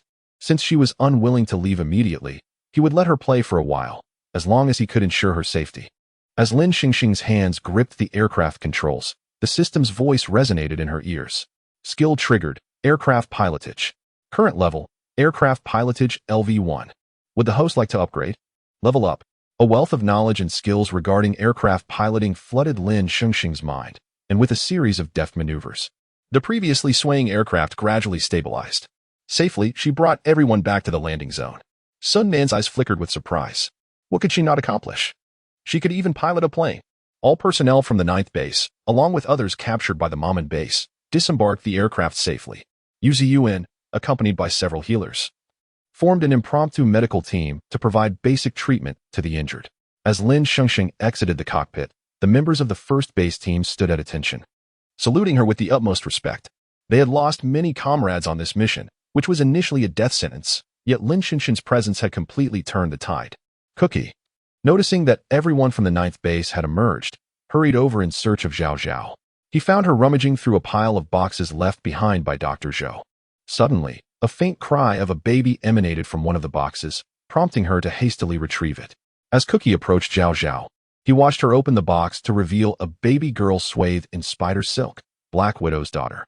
Zhao Zhao cradled the infant in her arms, turning to collide in an embrace with Cookie, their eyes locking, though this time, her gaze was no longer so frigid. Zhao Zhao, do you remember me? Zhao Zhao nodded, her voice faltering. I love you. Her speech had yet to fully recover, but she clumsily expressed her deepest feelings.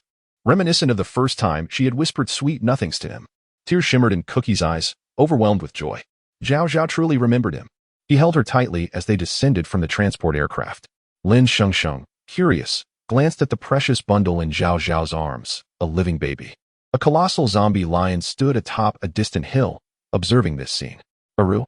Zhao Zhao heard the lion's call and responded in kind. Roar. The members of the 1st base team exchanged puzzled glances, tightening their grips on their weapons. When they looked back, the giant lion had already let its pride away. Lin Huogua, witnessing the touching reunion between Cookie and Zhao Zhao, began to sob, so heartwarming, so touching. The effect of the indulgent fat water had long since worn off, and Lin Shengsheng, uncertain of what Zhao Zhao had said, tilted her head and asked, Huogua, why are you crying? The lion was bidding farewell to Zhao Zhao. She said she has regained her memories, found her beloved, and Cookie has been waiting for her. She intends to stay by his side.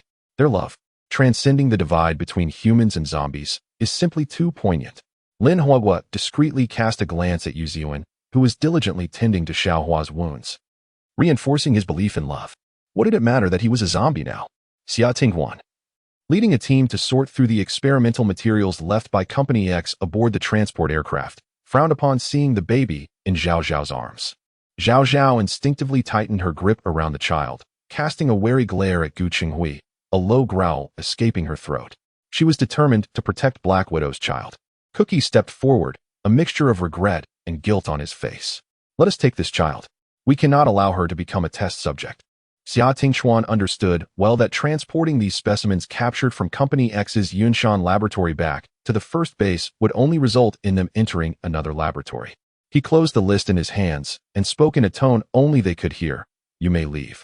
All the rescued individuals gathered before Lin Shengsheng, still somewhat fearful in the presence of the contracted zombie by her side. Thank you, Lin Shengsheng. You saved us. Lin Shengsheng shook her head. Thank you for your kindness during our time at the 9th base. Upon hearing the mention of the 9th base, sorrow clouded the faces of the crowd. The 9th base is no more. We have no home to return to. Can we follow you? Yes, Lin Jia, let us accompany you. Their eyes brimmed with hope for a new life. But I currently reside in the center of White City. Upon hearing White City, astonishment washed over their faces. That place was a city of death, filled with zombies. Their expressions dimmed as they pondered their next steps. Cookie, accompanied by Zhao Zhao, approached Lin Shengsheng to bid farewell. Where will you go? Cookie shook his head. There are likely no human bases that will accept us. We cannot remain in Yunshan. I fear Company X will return. We will take it one step at a time. Perhaps you could follow me to White City? There are still plenty of vacant houses, and generally, people tend to avoid that area. Cookie pondered for a moment, deeming it a sound suggestion. The outside world was rife with zombies and uncertainty, and he turned to seek Zhao Zhao's opinion. Zhao Zhao's crimson eyes betrayed little emotion. Struggling to articulate, she looked at Lin Shengsheng and managed to say, Thank you. I am willing. When her gaze fell on Sun Nan, she instinctively recoiled, bowing her head in submission. She was acutely aware of the man's formidable strength, the Zombie King. The memory of nearly clashing with him when she was consumed by rage sent a shiver down her spine. Cookie beamed at Zhao Zhao, joy radiating from him. Cookie, why don't you take me along as well? Standing amongst the crowd, Yi Hui had experienced a transformation in his perception of zombies after encountering Lin Huoguo. Was a world filled with zombies inherently dangerous? No. Perhaps the greater threat lay with the humans in this world. Not only Yi Hui underwent a change in perspective. Others who had come to understand zombies through Lin Huoguo's influence began to vocalize their newfound beliefs. Lin Jia, I am unafraid. I will follow you. Shengsheng Jia, I am also unafraid. I will accompany you. An increasing number of survivors, after contemplation, resolved to settle in the center of White City, expressing their willingness to coexist peacefully with sentient zombies who pose no harm to humanity. Chapter 63. Hotpot charges forward for love. Sun Nan furrowed his brow with a hint of impatience. He was displeased by the prospect of so many people settling in White City. A crow swooped down from the sky, its gaze sweeping over the crowd at Yinshan before it flapped its wings and alighted on Xiaoxi's shoulder. Xiaoxi reached up to stroke the crow's head, and a vivid scene of battle flashed through his mind like a film. In his consciousness, he called out to Sun Nan, Sir, there has been an incident at the North City base. Sun Nan turned his head to glance at Lin Shengsheng, who was not far off, mingling with the survivors from Base 9, and swiftly turned to disappear into the woods with Xiaoxi. A voice echoed in Donzi's mind. Keep an eye on your meal ticket. I have matters to attend to. Lin Shengsheng reiterated to the group the alarming number of zombies in the center of White City, emphasizing that it was a perilous place to survive. Since Base 1 had dispatched a rescue mission, those willing could consider relocating there. Xia Tingchuan hesitated to mention that Base 1 had assigned them this task due to the discovery of an ex-company laboratory in Yinshan. Their mission was indeed to investigate this matter.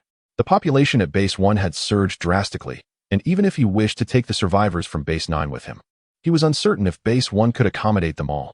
While Xia Tingchuan contemplated how to explain this, the survivors from Base 9 ignored him entirely, resolutely choosing to follow Lin Shengsheng. Lin Jia, if you continue to wander, we shall wander with you. If you establish a base, we will join you in your efforts. Indeed, we may lack special abilities, but we can wield weapons, cultivate the land, dig wells for water, set traps, and repair walls. Lin Jia, please let us accompany you. Lin Shengsheng was momentarily taken aback, unsure of how to respond. She had merely intended to focus on her survival. She had not anticipated earning the trust of so many. Suddenly, a voice resonated in her mind. Master, let's take them back with us. We can designate a living area together. It will be lively with more people. Shengsheng, I'd like to stay with you for a while, Yu Ziyuan chimed in. Lin Huoguo's crimson eyes sparkled with bubbling pink hearts. Yu Ziyuan had been struck from behind at Base 1 and planned to postpone her return to rest and strategize before seeking her mentor, Su Lao. Following Dr. Zhou's final words, she had reviewed all experimental records from X-Company's laboratory in Yinshan, which primarily detailed a myriad of deranged viral experiments, all centered around the zombie virus. Was he attempting to combat poison with poison? Yet, the records lacked the antidote for humans that Dr. Zhou had mentioned. The only resistance to the zombie virus appeared to be a creature referred to as the Black Widow. Wait, it was a woman, pregnant. Yu Ziyuan recalled the infant swathed in spider silk that Zhao Zhao held, deep in thought. As dawn broke, the once thriving Mamen base lay in ruins. The transport aircraft, which Xia Tingchuan and the others opted against, was swept into the space by Lin Shengsheng with a flick of her hand. Xia Tingchuan and Yi Jinghong, along with the first squad, worked through the night to gather the experimental items and data required for their mission, packing everything into boxes and loading them into vehicles. They bid farewell to Lin Shengsheng and returned to complete their assignment. Lin Huoguo had barely relished her time beside Yu Ziyuan when she noticed Gu Chenghui had not left with Xia Tingchuan. Instead, he remained behind. A growl erupted within her. In the presence of a rival, her crimson eyes flared with even greater intensity. Ziyuan, what is Huoguo saying? The effect of the fat and happy drink had worn off, and Lin Huoguo's roar was incomprehensible to Yu Ziyuan. I don't know, perhaps it's a welcome? Isn't that right, Huoguo? Lin Huoguo nodded, then shook her head at the sight of Gu Chenghui laughing with Yu Ziyuan. For the first time, Lin Huoguo felt an earnest desire to grow stronger, wishing she could speak once more. The small green plant on her shoulder swayed gently in the breeze, seemingly growing taller. Lin Shengsheng drove out a Porsche from her space, and Huoguo leaped into the driver's seat, calling out to Yu Ziyuan, let us go. Huoguo says to get in. Yu Ziyuan opened the door and took a seat in the back with Gu Chenghui. Lin Huoguo looked despondently. I was calling you to sit in the passenger seat, Wu. You chose to sit next to another man. Her voice echoed to Yu Ziyuan, who looked puzzled at Lin Huoguo's anxious demeanor, suddenly experiencing an epiphany. Oh, Huoguo wants us to fasten our seatbelts, right? Lin Huoguo was exasperated roar. Lin Shengsheng nearly burst into laughter, replying to Huoguo in her mind. All right. You naive soul in the realm of emotions, I shall take the passenger seat instead. Tuanzi jumped into the car as Lin Shengsheng opened the door. Suddenly, Lin Shengsheng realized. Hey, where's Sun Nan? The remaining survivors from Base 9 had taken all the weapons and supplies they could carry from Mom and Base, driving away in several intact vehicles. Embarking on the journey to White City alongside Lin Shengsheng. She left the windows open, and the chilly wind struck her sleepless nerves. She felt invigorated, as if she could smell the scent of snow in the breeze. Indeed, as the vehicle descended the mountain and merged onto the main road, delicate snowflakes began to fall, drifting gently, intertwining, and colliding beautifully. Lin Shengsheng quickly retrieved a down jacket from her space and tossed 2 more to Yu Ziyuan and Gu Qinghui in the back seat. Gazing out at the snow, she felt a surge of excitement. Sun Nan, look, it's snowing outside. Lin Shengsheng was startled by a fleeting thought. This was the first snow she had witnessed in this apocalyptic world. How could it remind her of the Zombie King? Sun Nan's handsome face lingered in her mind, and she recalled how he looked biting on a cigarette, exuding an irresistible villainous charm. She shook her head vigorously, attempting to dispel these thoughts, attributing it to her overexertion and survival.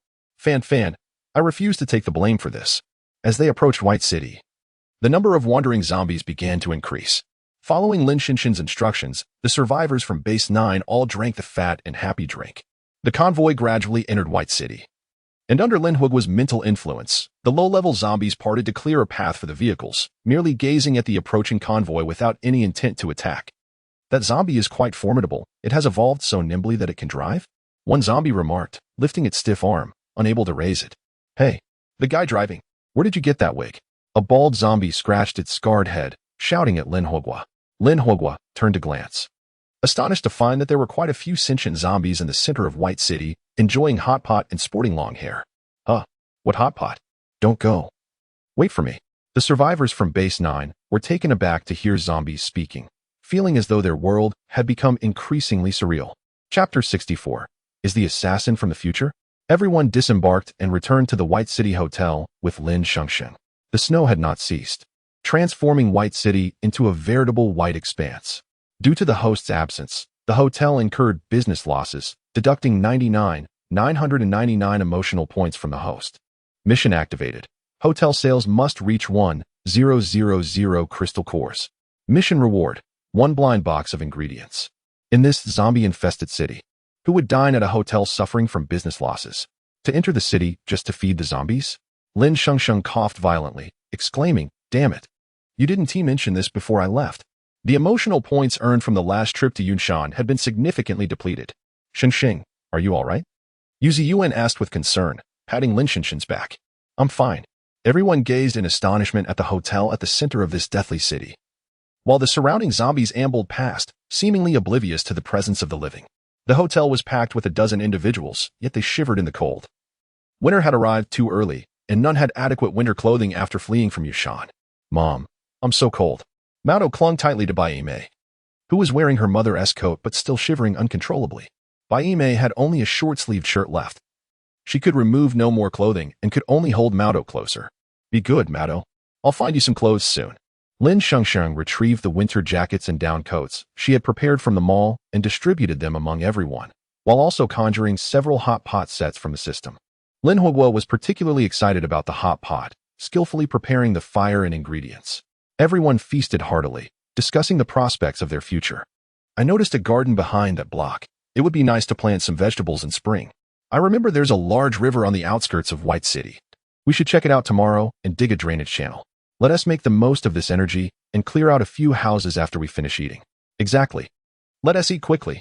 In a high-rise building outside the White City Hotel, a man observed the vehicles parked at the entrance, pondering the group that had just entered the hotel with a perplexed expression.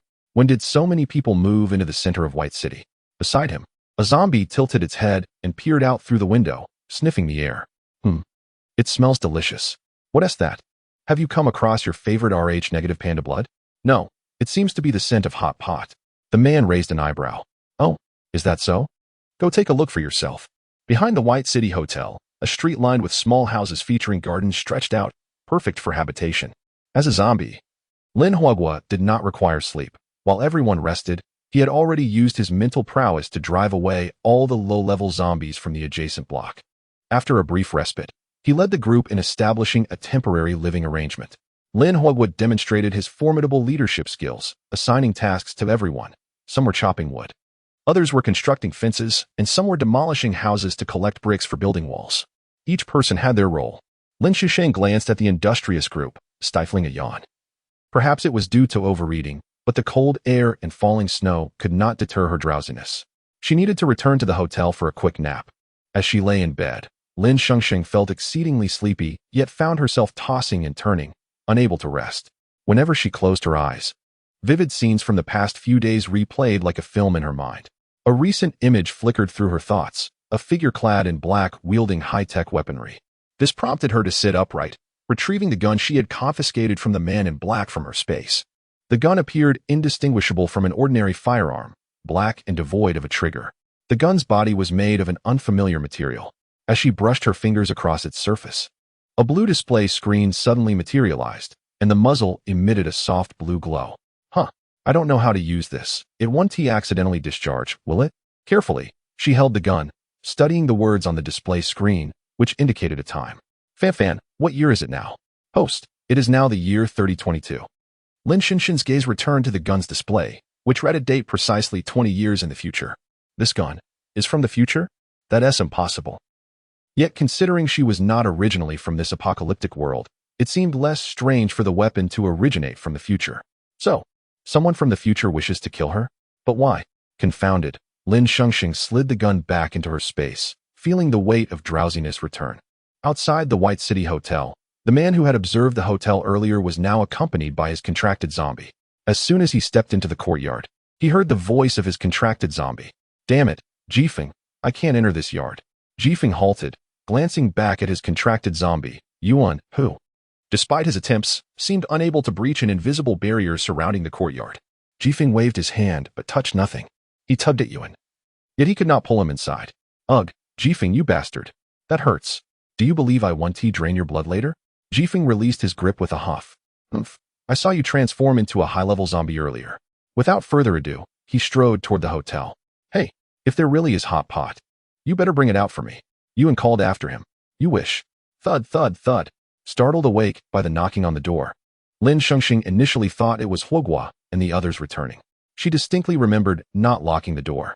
In fact, it was her pet, Tawanzi, who had locked it. As Jifeng and Yuan approached the courtyard of the White City Hotel, Tawanzi, lounging on a small sofa on the first floor, sensed their arrival. The scent indicated that a high-level zombie, possibly more formidable than Lin Huogua, had arrived. Thud, thud, thud. They're here. They're here. Lin Shengsheng rubbed her eyes, poured a glass of Nongfu Spring, and drank it in one go. The icy water invigorated her, and she hurried downstairs to open the door. Upon reaching the entrance, she was met by a stranger, an unfamiliar man with short gray hair, fair skin, and a healthy complexion. His chin was devoid of stubble, and his coat appeared impeccably clean, free of mud or blood. Snowflakes settled on his shoulders, melting away. He was undeniably a living person, someone with body warmth. In a city teeming with zombies, maintaining such pristine attire indicated either a long-term resident of White City or an exceptionally skilled individual. My mother always said not to open the door for strangers. Lin Shengsheng thought warily, refraining from opening the door as Tawanzi also leaped into action. May I inquire about your business? Chapter 65. Monsoon's Tears of Hunger. Excuse me. Is this a restaurant? Monsoon inquired, noticing that the supplies had been depleted, and he wished to purchase some food. Lin Shengsheng glanced at the system panel's sales task for the restaurant before opening the door. Please, take a seat. Woof. The little round creature barked at Monsoon, issuing an initial threat. In contrast to the creature's hostility, Monsoon maintained an elegant smile, exuding an aura of innocence. He chose a seat near the entrance, taking a moment to observe the establishment's interior. The first floor housed the kitchen and dining area, with a lounge on the right featuring gray sofas adorned with pristine cream cushions and pillows. Opposite the lounge, a staircase led to the upper floors. The illuminated lights overhead indicated that the restaurant had its own power supply, suggesting a reliable source of water and food, essential for living and operating a business. Where was this? This was the zombie city, White City. Monsoon sensed that the proprietor was no ordinary individual. What do you have to eat? He asked. Before Lin Shengsheng could respond, The system promptly displayed a menu, indicating for her to take the customer's order. Braised meat buns, 100 yellow crystals for a minimum of 10. Braised pork, 1,000 yellow crystals per serving. Spicy fat intestines, 1,000 yellow crystals per serving, with options for trade with equivalent crystals. Hearing these prices, Monsoon scoffed, realizing he had stumbled upon a black market establishment. However, given the location in the heart of the zombie city, he decided to overlook the exorbitant prices, as long as he could enjoy a hearty meal. Is there anything else? Lin Shengsheng hesitated, taken aback. She glanced at the water jug beside the man, likely empty. We have Nongfu spring water, 1,000 yellow crystals per barrel. Monsoon raised an eyebrow. I have Waha in my jug. Do you have hot pot? Hot pot. We do. But it's not on the menu. Lin Shengsheng replied, uncertain if the system would recognize it as fulfilling her task. She considered her dwindling 6-month lifespan. If she failed to complete her task, she would need to exchange for more time. After much contemplation, she confirmed, yes, we have it. Set meal for 3,000 yellow crystals. With a grand flourish, Monsoon produced a small box from his spatial inventory, and with a series of resounding thuds, he revealed 7 bags, slamming them onto the table. One of each, please. A spatial box? Was this man a spatial mage? Could he consume all that food alone? Oh well, she thought, focusing on the profits. All right, would you like the hot pot spicy or mild? Spicy. Before the apocalypse, Monsoon could hardly tolerate spicy food. But he had not seen chili peppers in ages, whether due to mutation or extinction. He suspected the spices here might be derived from some mildly stimulating mutated plant. Most likely. The hot pot would contain meat from mutated beasts. Please wait a moment. Lin Shengsheng collected the crystals and headed to the kitchen. After retrieving the hot pot set from the system, she brought out plates of ingredients, prioritizing the hot pot while attending to the others later. Shock value for Monsoon, 10086. Monsoon gazed at the table laden with fish balls, crab roe buns, beef rolls, basa fish, potatoes, baby bok choy, enoki mushrooms, and broccoli, utterly astonished. He felt as if he had been transported back to the days before the apocalypse, enjoying hot pot with friends after work. The broth in the small golden pot was vibrantly red, with several bright red dried chilies floating atop, emanating an intense aroma. Although he was not accustomed to spicy food, he eagerly began to cook the ingredients. Lin Shengsheng opened the freezer beneath the kitchen counter, retrieving the leftover meat from a mutated wild boar. She struck it with a knife, but it remained frozen. Frustrated, she placed the frozen boar meat on the counter, contemplating that it might have to be returned for a refund. Suddenly, the previously solid meat thawed instantly, creating a puddle of water on the table. No need for further thought. This must be the restaurant's effect. Opening the system's recipe, Lin Shengsheng executed her commands with remarkable efficiency. Culinary Mastery Level 1. Culinary Mastery Level 1. Culinary Mastery Level 1. Congratulations, host. Culinary Mastery upgraded. Current level, Culinary Expert. With her culinary skills elevated from novice to expert, Lin Shengsheng felt a newfound confidence in her cooking. Soon, the enticing aroma wafted throughout the establishment. Next dish, spicy fat intestines. Oh no, the restaurant's pork intestines have been discarded. Lin Shengsheng recalled the spicy intestines she had prepared back in Yusan, initially intended for the survivors escaping Base 9. Due to unforeseen events, she had not used them, and now she wondered if they had spoiled. From her spatial inventory, she retrieved several portions of spicy fat intestines, opening the lid to reveal steaming, fragrant morsels that filled the dining hall of White City with their irresistible scent. On the streets outside, numerous conscious zombies perked up their heads, drawn to the delicious aroma. One particularly perceptive zombie feasted on a male corpse. But the scent of the spicy intestines struck a chord deep within its soul, awakening a primal desire, causing it to abandon its meal. Lin Shengsheng gazed at the steaming spicy intestines on the table, their rich color reminiscent of a freshly cooked dish. She picked up a pair of chopsticks to taste, finding them tender and rich without being greasy, absolutely delectable. The buns were still steaming, and the braised pork was still simmering. So Lin Shengsheng decided to prepare roasted pig's trotters as well. With her culinary expertise and the restaurant's enhancements, all her dishes were completed in a third of the usual time. Roasted pig's trotter task completed. Obtained, 8 roasted pig's trotters. Roasted pig's trotter, not a lackey, just selling trotters. Strengthens limbs and provides a 100 defense boost for 1 hour. New dish unlocked. Cumin lamb chops. Task activated. Hunt high-level mutated goats. Prepare cumin lamb chops. Task reward, 10 carrots, 10 onions, 10 tomatoes, 1 bag of northeast rice. Lin Shengsheng examined the rewards, pondering the effects of the lamb chops. However, The carrots, tomatoes, onions, and rice reminded her of Xinjiang-style pilaf. Imagining the sumptuous lamb pilaf, her mouth watered. She was weary of fried rice and craved a bag of rice for a change. Though the system could be unreliable at times, it had never failed her when it came to food. 10 braised meat buns, grandma's braised pork, spicy fat intestines. Lin Shengsheng arranged the dishes on the table and placed a barrel of Nongfu spring water alongside them. With the table set, she encouraged Monsoon to savor his meal. Monsoon, his mouth red from the spicy hot pot, reflected on his time in White City. He had yet to locate the underground laboratory, and all his provisions had been consumed. He had survived on mere compressed biscuits these past few days. He had not tasted such exquisite food since the apocalypse began. Grabbing a large meat bun to quell the spice, he reveled in the salty, sweet flavor and the substantial texture of the meat. Its astonishing taste nearly brought him to tears. Not only that, but as he consumed a bun, Monsoon felt the wounds on his abdomen itching. He lifted his shirt to discover that the wounds were visibly healing at an incredible rate. He had feared they might fester due to a lack of medicine. Shock value for Monsoon, 10086. Monsoon stared in astonishment at Lin Shengsheng. The food here. Lin Shengsheng glanced at his well-defined abs, speaking nonchalantly, indeed. The buns provide a 20 healing boost, the braised pork offers a 20 attack bonus, and the spicy fat intestines grant a 100 movement enhancement. Please help promote my restaurant when you go outside.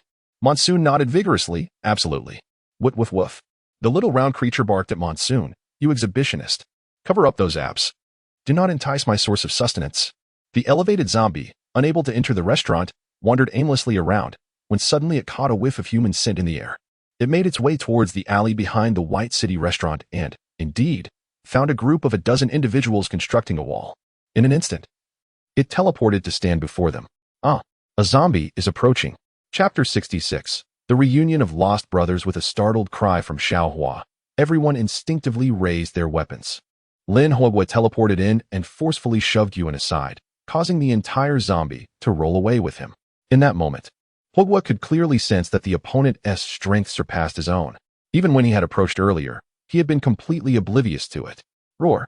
Huogua bared his teeth in a show of defiance. The entire zombie was furious and terrifying.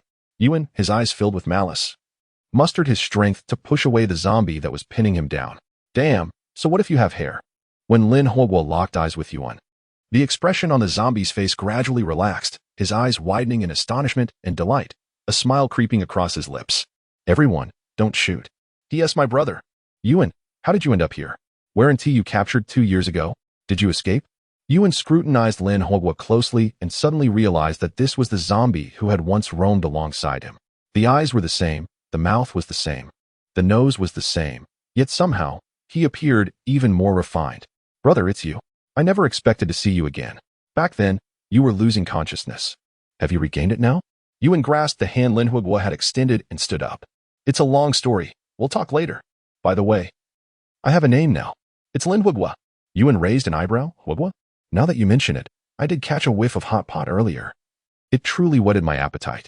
Seeing that the approaching zombie posed no threat, the others resumed their efforts to build the wall. Yuan turned, puzzled. Huogua, how did you end up with these people? Are they feeding you with their blood? Lin Huogua shook his head. No, they are my friends. Ever since I regained my consciousness, I've been hungry for a long time. I don't want to drink blood or eat people. Whenever I feel that urge, I lock myself away. I want to truly live. I've been relying on mutated animals to stave off hunger. I tried cooking them as I used to when I was human, but it made me violently ill. I can only eat them raw. Until I met Lin Shengsheng. Lin Shengsheng is my master. To call her a master is more of a friendship. She has plenty of delicious food. I can eat those meals without feeling sick. Especially the hot pot. Look at my luscious hair. It grew back after eating hot pot. Lin Huogua leaned his head towards the bald Yuan, showing off. Envy, jealousy, and resentment were all etched on Yuan's face. The others, while building the wall, felt a pang of sympathy for this zombie who, despite being ravenous, refused to consume humans or drink blood, instead choosing to confine himself. Yuan swallowed hard and asked earnestly, Huogua, is the hot pot you eat from that restaurant in Baicheng? I could smell it from afar, but I can't get in. Lin Huogua nodded, somewhat puzzled. I can get in. Do you want to eat? Come, follow me. Yihui, if there's a problem, come find me. Lin Huogua greeted Yihui before leading Yuan toward the restaurant. The aroma from the restaurant wafted through the streets, making Yuan hungrier with each step. Yuan, how have you fared over the past 2 years? Did you escape from your captors? Yuan remained silent for a few seconds before nodding. I was captured by a company called X for experiments, but an old man saved me. He treated me well, but he was harmed recently. Lin Hugua, noticing the sorrowful expression on Yuan's face, patted his shoulder. Let us stay together from now on. I'll talk to my master. She has plenty of provisions and should be able to take care of one more zombie.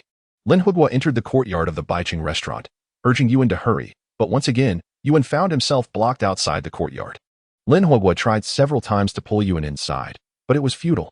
He even attempted to carry him over his shoulder, yet it still didn't work. Wait here. I'll go inside and ask. Lin Hugua pushed the door open and stepped into the restaurant. Just as he was about to call for Lin Shengsheng, he noticed someone seated in the hall.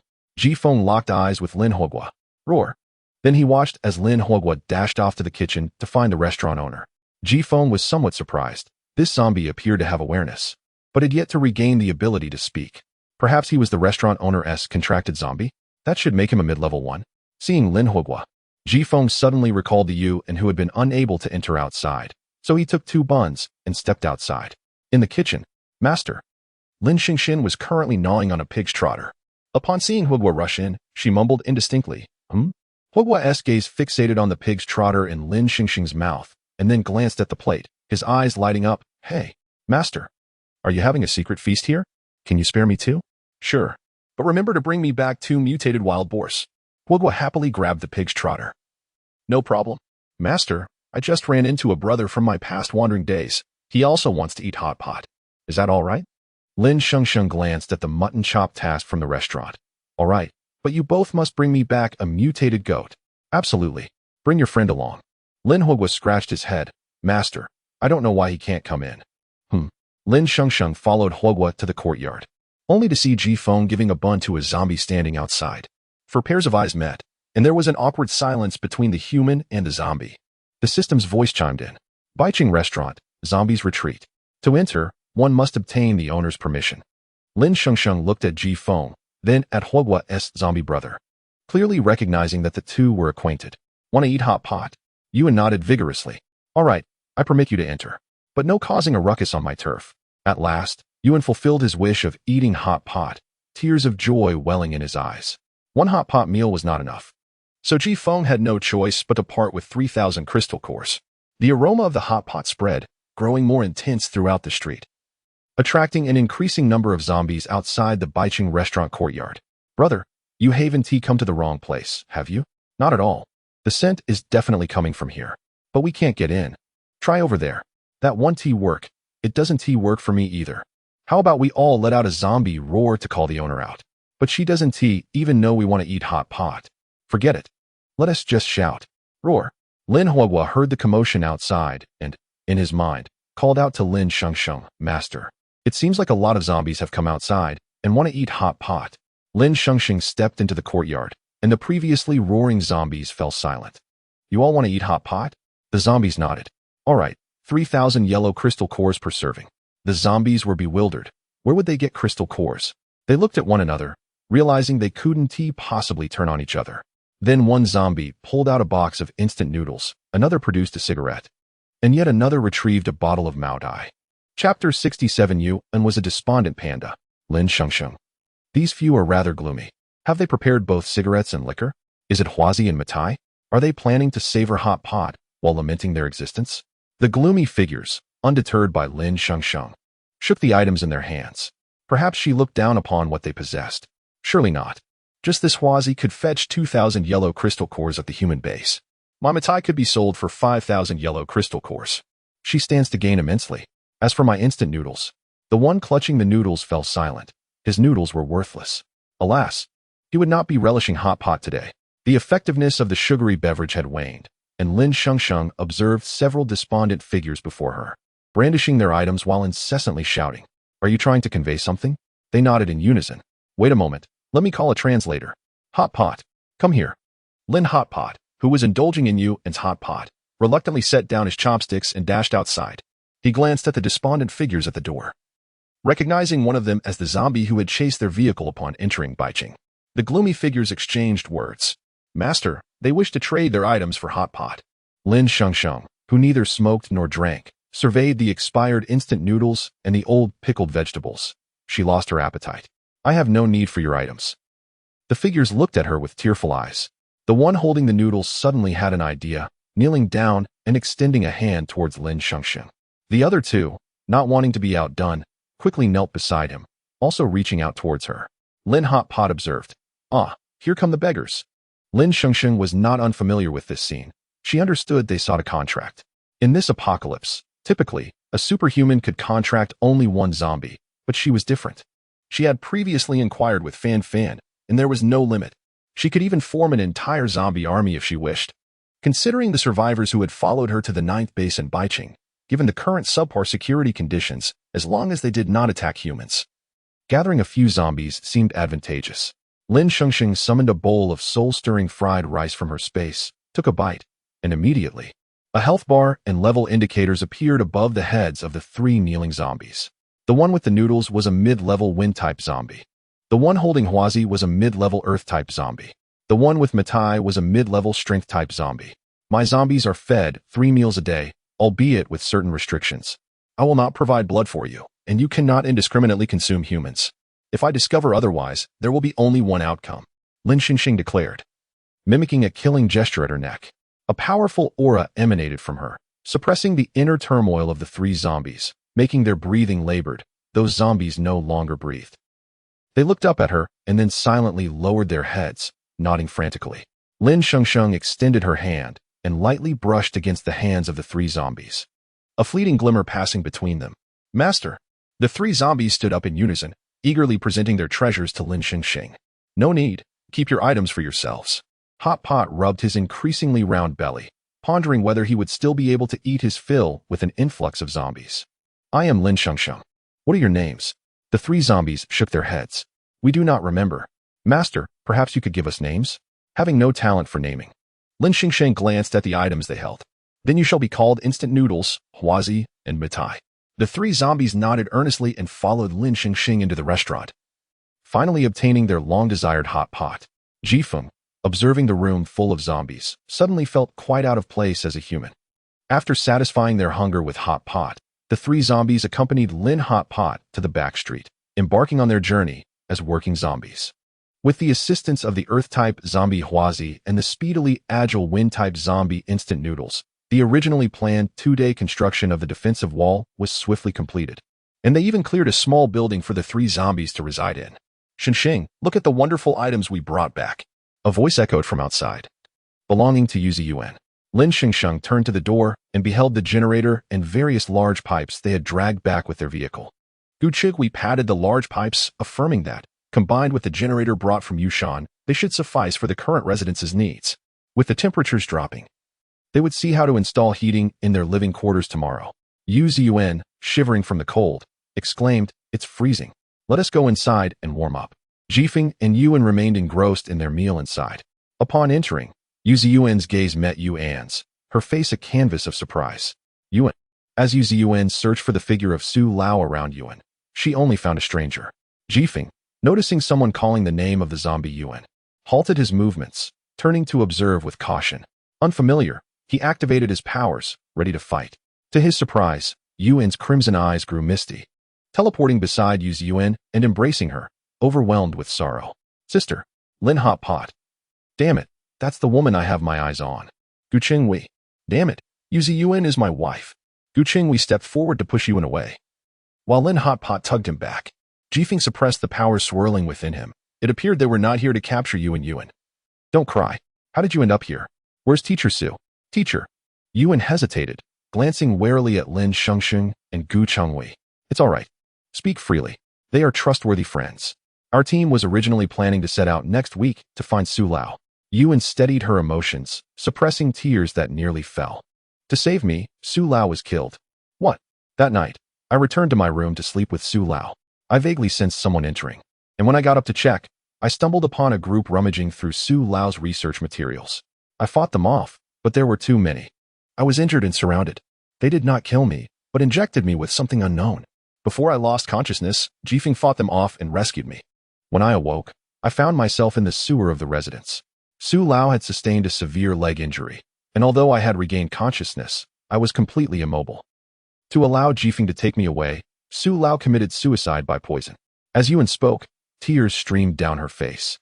her voice choked with emotion. The entire room fell into a somber atmosphere. Yuan understood why the teacher had sacrificed himself to save Yuan. Yuan carried all of the teacher's research. She embodied humanity's hope. If a potion capable of reverting zombies to humans were ever created, the world might just be reborn. Jifeng glanced at Yuan, retrieving a photograph that Su Lao had given him from his space. After comparing it for a while, he inquired, "You are Yuan?" Yuan nodded. Having confirmed her identity, Jifeng revealed, "Su Lao entrusted me with finding you before he passed, hoping you would continue research on the zombie virus antidote. We came to Baiqing to locate an underground laboratory from before the apocalypse."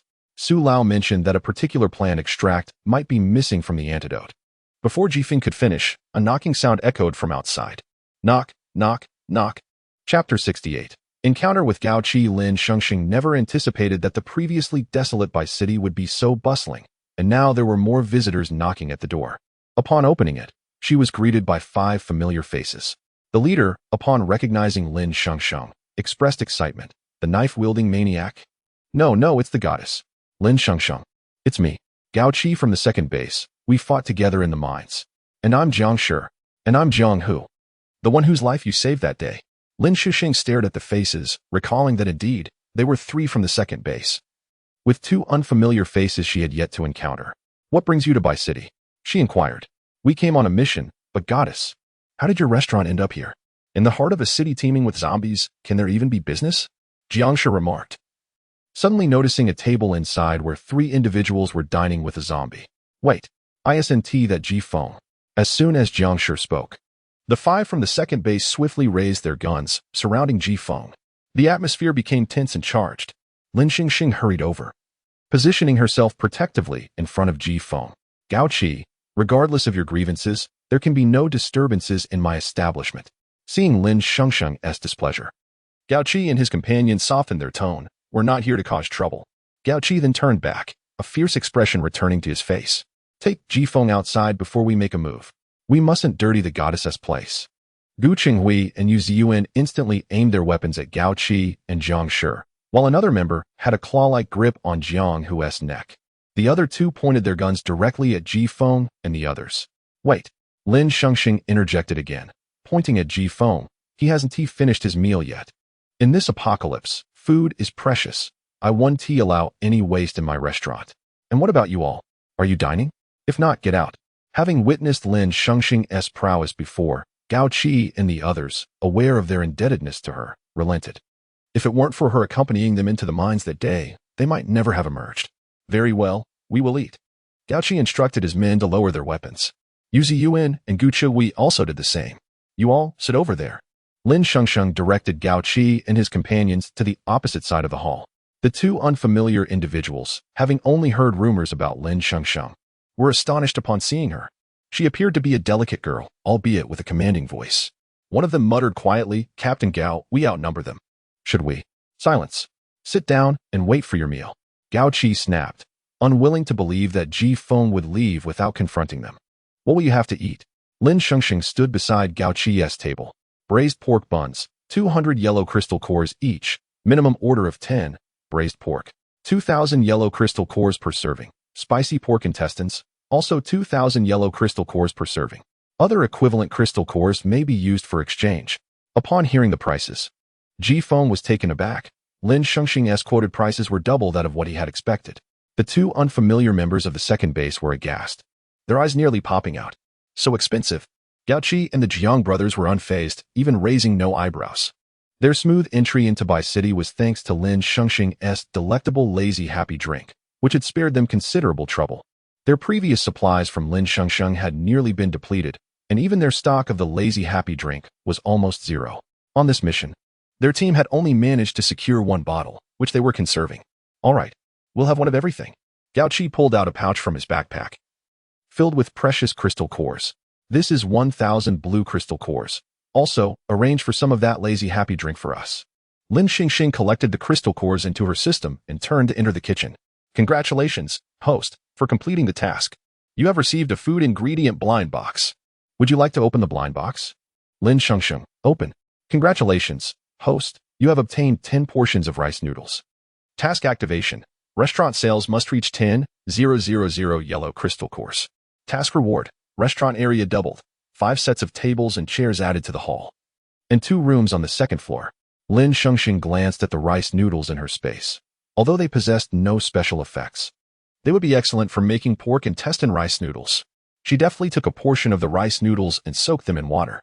With the dishes ready, Lin Shengsheng quickly served the previously prepared braised pork and buns. With a flick of her wrist, she placed 3 bottles of lazy happy drink on the table. Gao-chi looked at the 3 bottles and exclaimed, "Why only 3? Didn't we order 6 before?" Lin Shengsheng shook her head. "I'm afraid that's all I can offer. The demand is too great, and prices have risen. Would you like me to take them back?" No. 3 bottles are fine. We'll take them." Gao-chi hurriedly packed the drinks into his bag. "Oh, by the way, the buns enhance wound healing speed by 20. The braised pork provides a 20 attack boost, and the spicy pork intestines increase action speed by 100. Enjoy your meal." Gao-chi and his team gazed at the aromatic dishes on the table, saliva pooling in their mouths. The 2 newcomers, experiencing Lin Shengsheng's culinary prowess for the first time, were utterly astounded that such exquisite dishes existed in the world. Eagerly, they dug into the buns, visibly watching their wounds heal before their very eyes. Delicious. Exquisite. Gao-chi's team had been on the move for many days, surviving on meager rations, and this was the first proper meal they had enjoyed in days. Not only was it beneficial, but it was also incredibly delicious. As they savored their meal, they kept a wary eye on Ji-feng and his group. Ji-feng had finished his meal early, and the table was nearly cleared. "Captain Gao, Ji-feng seems ready to leave. Look, he has finished his food. We should hurry up."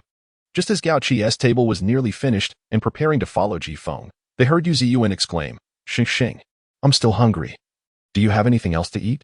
Thus, Lin Shengsheng served another round of dishes, glancing back at Gao-chi and his team, whose table was now empty. "Gao-chi, have you finished? Then hurry and go.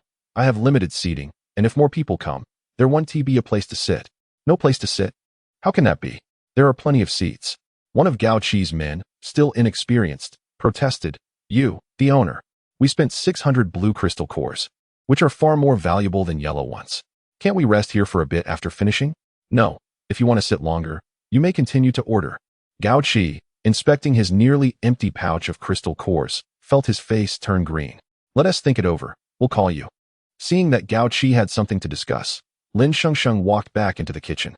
Gao-chi pulled out the pouch, revealing only a handful of crystal cores left. "Captain, should we just take action? Why not deal with Ji-feng right here?" Chapter 69, The Past of the Monsoon. "No. We cannot act unless we are willing to forego purchasing hacks from her in the future." Gao-chi gestured towards the forlorn-looking soda and various hacked dishes spread across the table, forcefully restraining his eager subordinate. The subordinate, a Navi youth named Ba-dun, was a novice ability user who had recently acquired a beast-like mutation, a rare variation among humans. In combat, he was quite reckless, swiftly ascending to the top 10 of the second base's combat rankings. This newfound status had made Ba-dun a bit cocky. He attempted to continue speaking but was halted by Jiang Shi. Ba-dun simply could not comprehend what was so terrifying about the female proprietor of this establishment. Gao-chi's other subordinate, Shi Lu, was also a novice ability user who had debuted alongside Ba-dun, yet he appeared significantly more composed. Seeking affirmation, Ba-dun turned to Shi Lu for support, only to find him licking the plate of braised pork. Infuriated, Ba-dun smacked Shi Lu on the head, exclaiming, "Look at your pathetic state." Jiang Hu glanced at the time and quietly suggested, "While the effects of these dishes are still active, we should not delay. Let us act swiftly and deal with that monsoon later." Jiang Shi nodded in agreement and proposed, "Shall we bring Lin Shengsheng along on this mission?" Gao-chi shook his head. "No, we cannot risk exposing what we are searching for, regardless of whether they're aware." After a brief discussion, the group decided to depart. Before leaving, Ba-dun menacingly flexed his bicep at Monsoon, declaring, "Today, you are fortunate. I will spare you for the sake of the proprietor. But should I encounter you again?" With a forceful grip, Ba-dun crushed the cup in his hand. "This cup is your fate." Monsoon shrugged nonchalantly, replying, "Ba-dun, have you ingested a laxative? Why are you spewing nonsense? You, do not be so arrogant."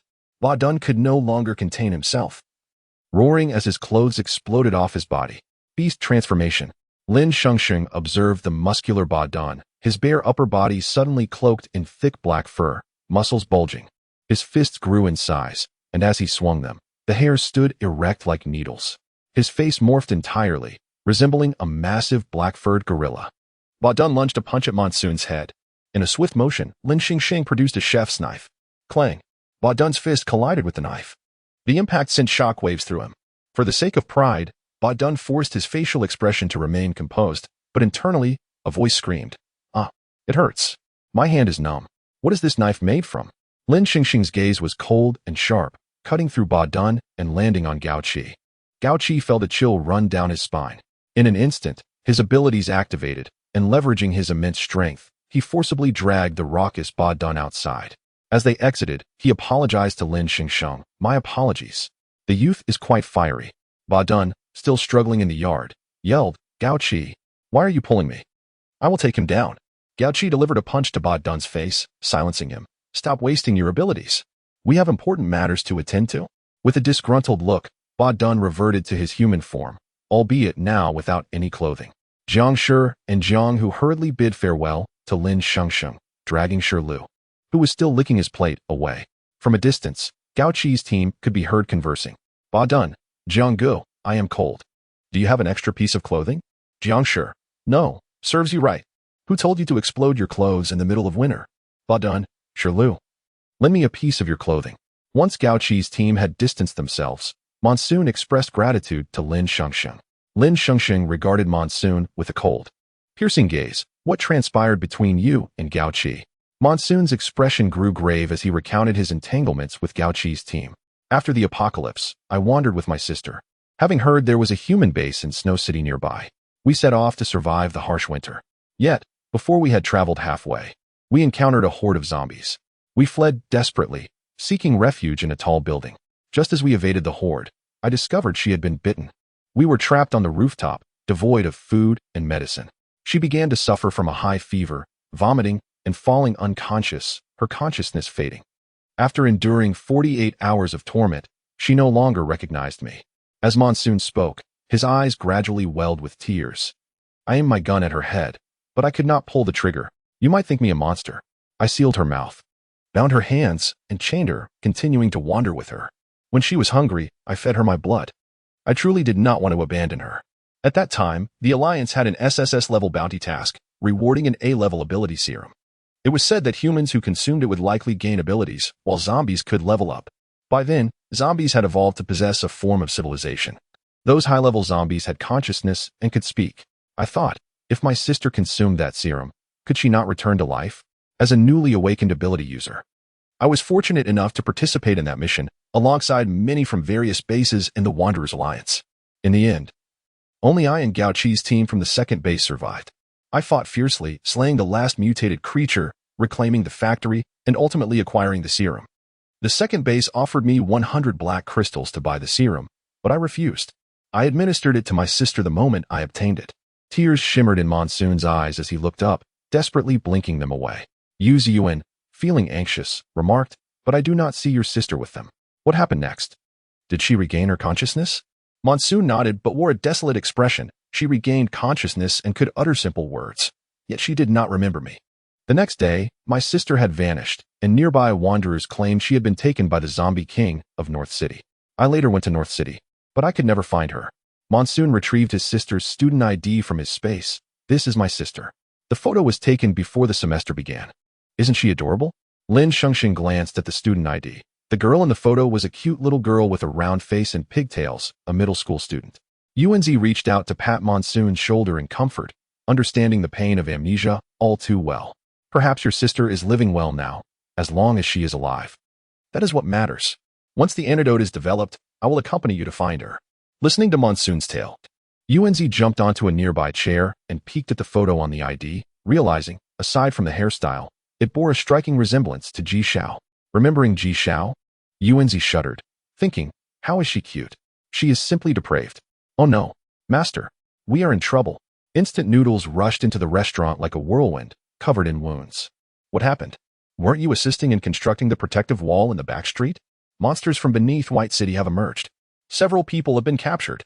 We couldn't catch up, so we returned to find you. Lin Shengsheng attempted to probe further. What kind of monsters? I detected nothing. Why did you not call for me sooner? Instant noodles hung limply, opening up in a disheveled manner. We called out several times in our consciousness, but received no response, master.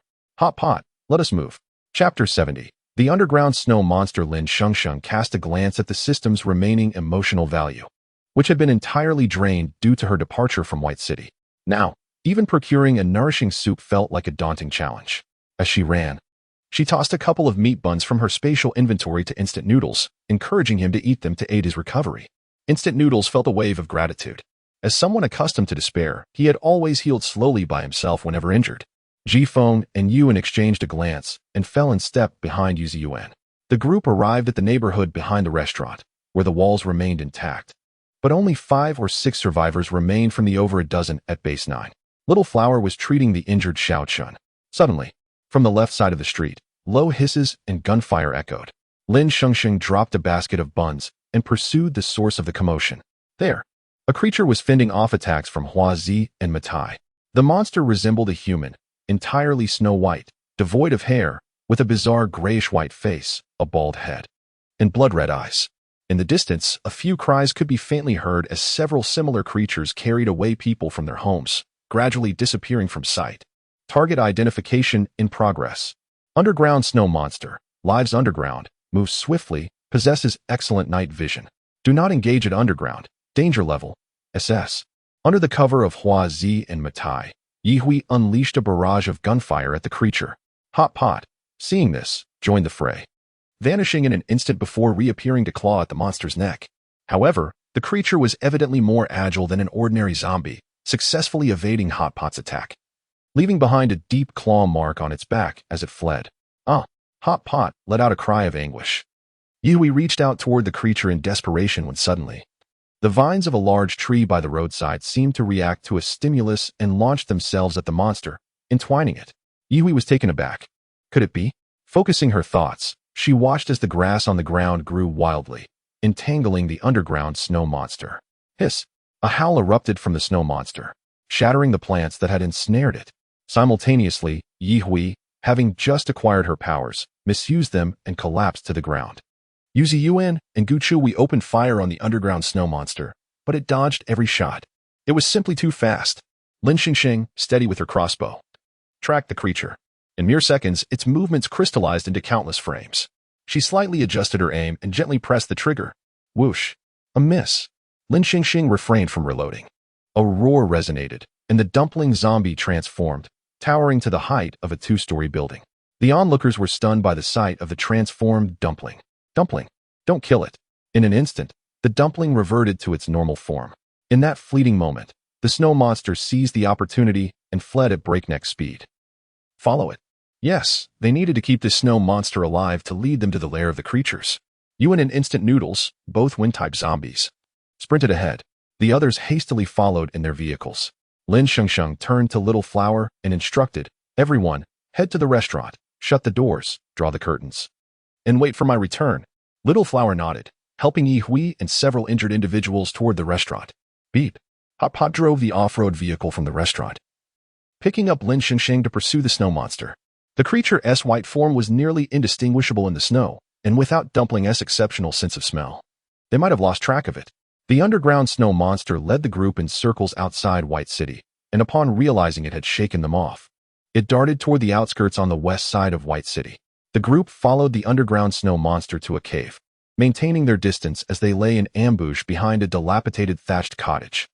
Lin Shengsheng used her dwindling emotional value to buy a bowl of soul-soothing fried rice for a few of them, devouring it ravenously.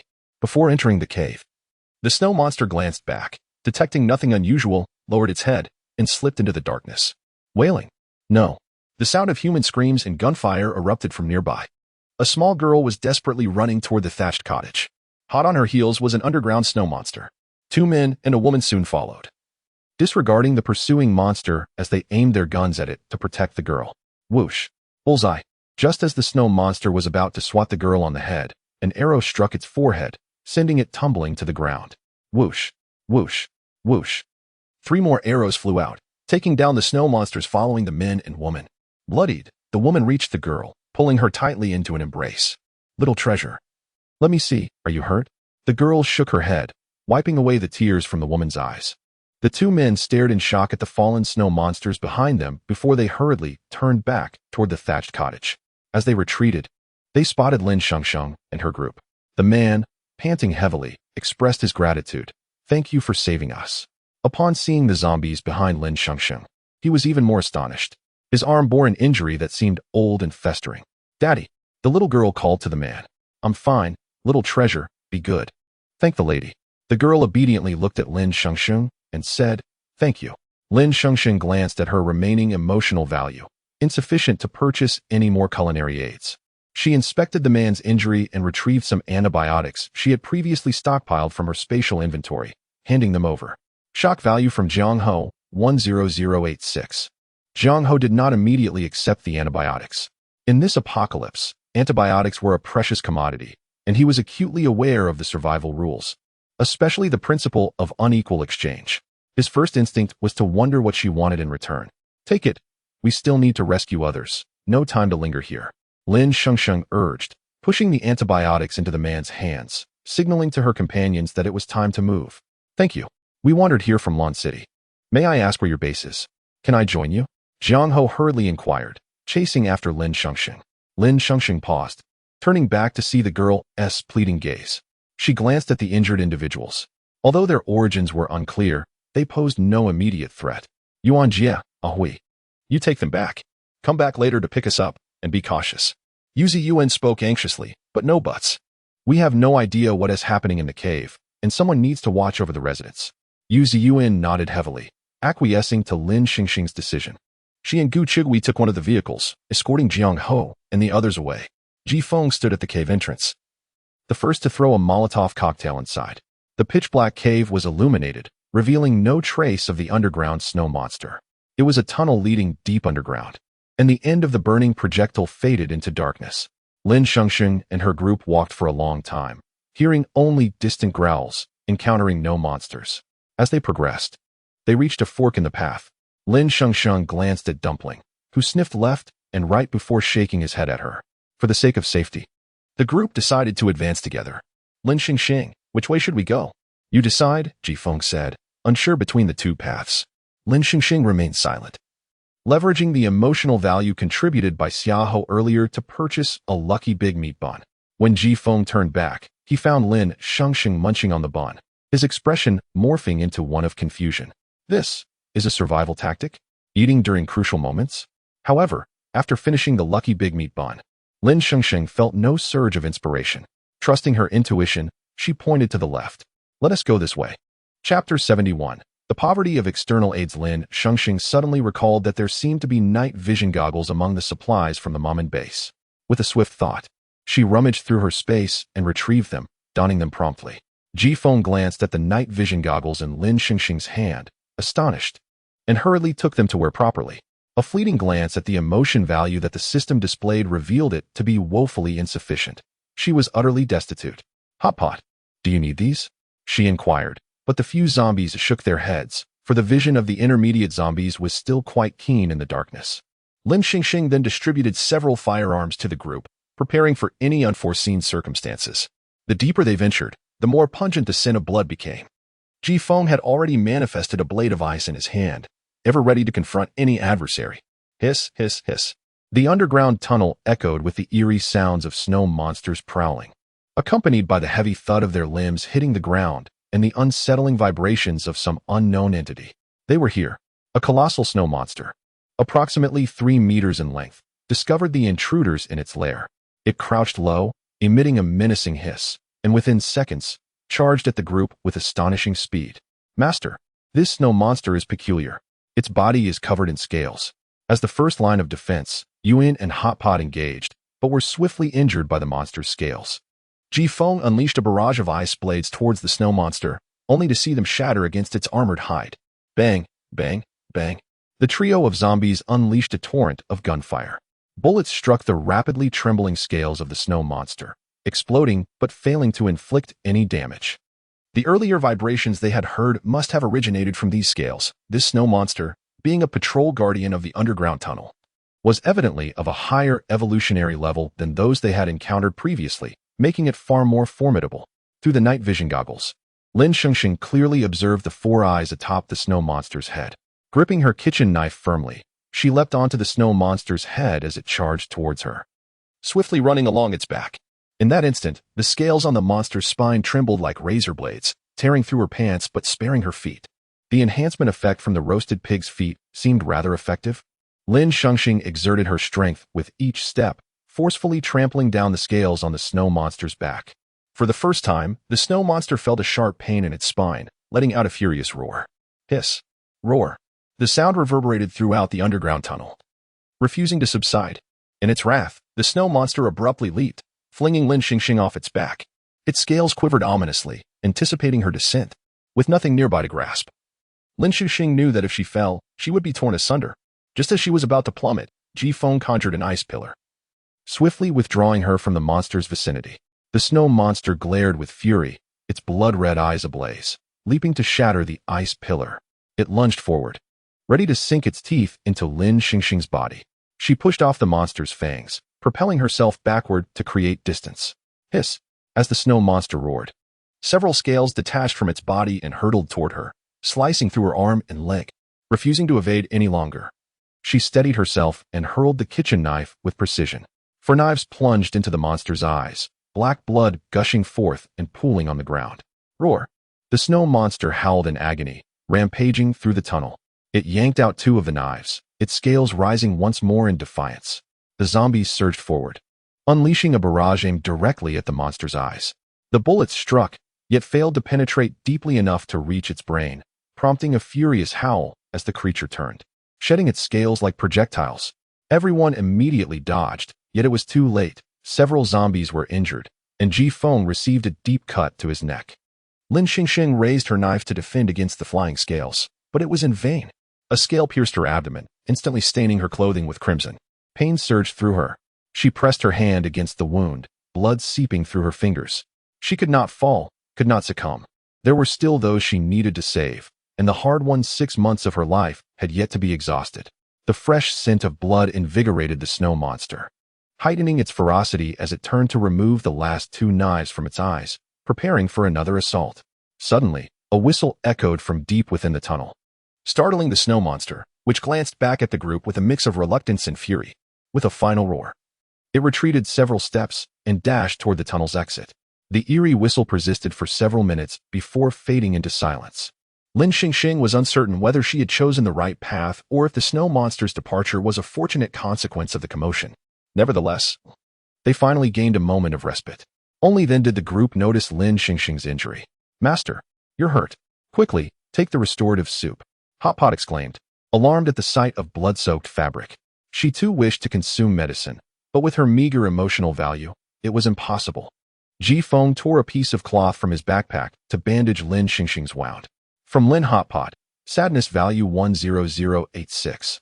From Instant Noodles, sadness value 999. From Maotai, sadness value 999. From Huazi, sadness value 999. Indeed, relying on their own zombies proved more dependable. She immediately selected a bowl of restorative soup and gulped it down. "Ji-Feng, thank you, but please step back. I feel nauseous," Lin Shengsheng began. But before she could finish, blood gushed from her nose. Ji-Feng was momentarily stunned, while Yuan and the remaining zombies stared wide-eyed, bewildered. Wasn't her injury on her abdomen? Could the snow monster's scales be toxic? Lin Shengsheng, should we retreat for now? You can't push further like this, Ji-Feng urged. But before he could finish, Lin Shengsheng waved her hand in denial. Once her nosebleed subsided, she unwrapped the cloth binding her wound and examined the injury. "It's manageable. Let us make this quick." The group pressed onward, encountering no further snow monsters, yet finding no signs of life either. The sound of footsteps echoed from afar. Through the night vision goggles, they spotted a child glancing at them before darting away. Ji-Feng furrowed his brow. Was it a monster or merely a human? "Let us go. This is the only path." The whistle sounded again, only to fade into silence moments later. The once echoing roars of the snow monster vanished entirely, leaving only the sound of their footsteps. Around the corner, another tunnel awaited, where the child stood at a distance, smiling at them. The walls of the tunnel began to glimmer with peculiar lights, resembling some form of mutated flora clinging tightly to the walls. Lin Shengsheng scrutinized the child, noting his normal appearance, devoid of any mutations or scars, standing at about 7 or 8 years old. A whistle hung around his neck. It was likely the source of the earlier sounds. "It's been a long time since anyone has come here. Would you like to be my friends? Welcome to my home." The boy's voice was innocent and naive, yet carried an inexplicable power that sent chills down their spines. Home. This child lives in the snow monster's underground lair. Are you looking for someone? I can take you there, the boy said, dashing off once more. Lin Shengsheng and her companions followed, the tunnel gradually widening. Illuminated by the unknown glowing plants that shimmered faintly. A towering plant has taken root deep in the earth, piercing through the rocky surface above, its ultimate destination unknown. The young boy leaps with extraordinary agility, firmly perching himself upon the tendrils of the mutated flora. Are you searching for them?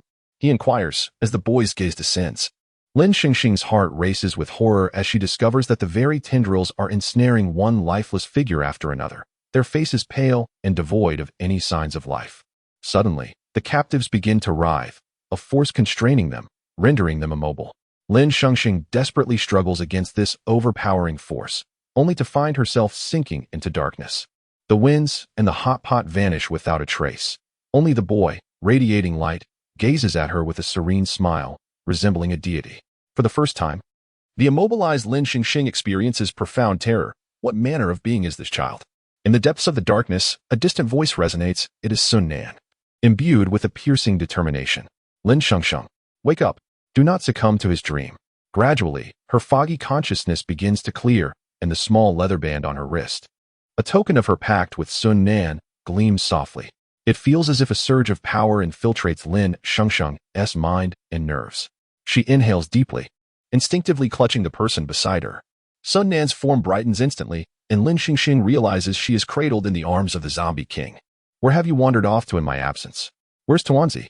In a sudden flash, Lin Shengsheng realizes that Tuanzi seems to have gone missing. Though it is merely a dream, Sun Nan can still sense the warmth emanating from Lin Shengsheng, a warmth unique to humanity. It is a snow monster. In this subterranean cavern, there are no other living souls apart from you. He extends his hand towards the boy as a massive fireball hurtles toward him. Boom. In the astonished gaze of the boy, the entire space shatters into fragments. Chapter 72.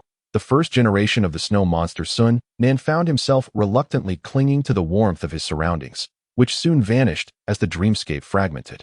When Lin Shengsheng opened her eyes once more, she discovered Jifeng and the other zombies had returned to her side. Jifeng, regaining his senses, felt as though time had momentarily frozen.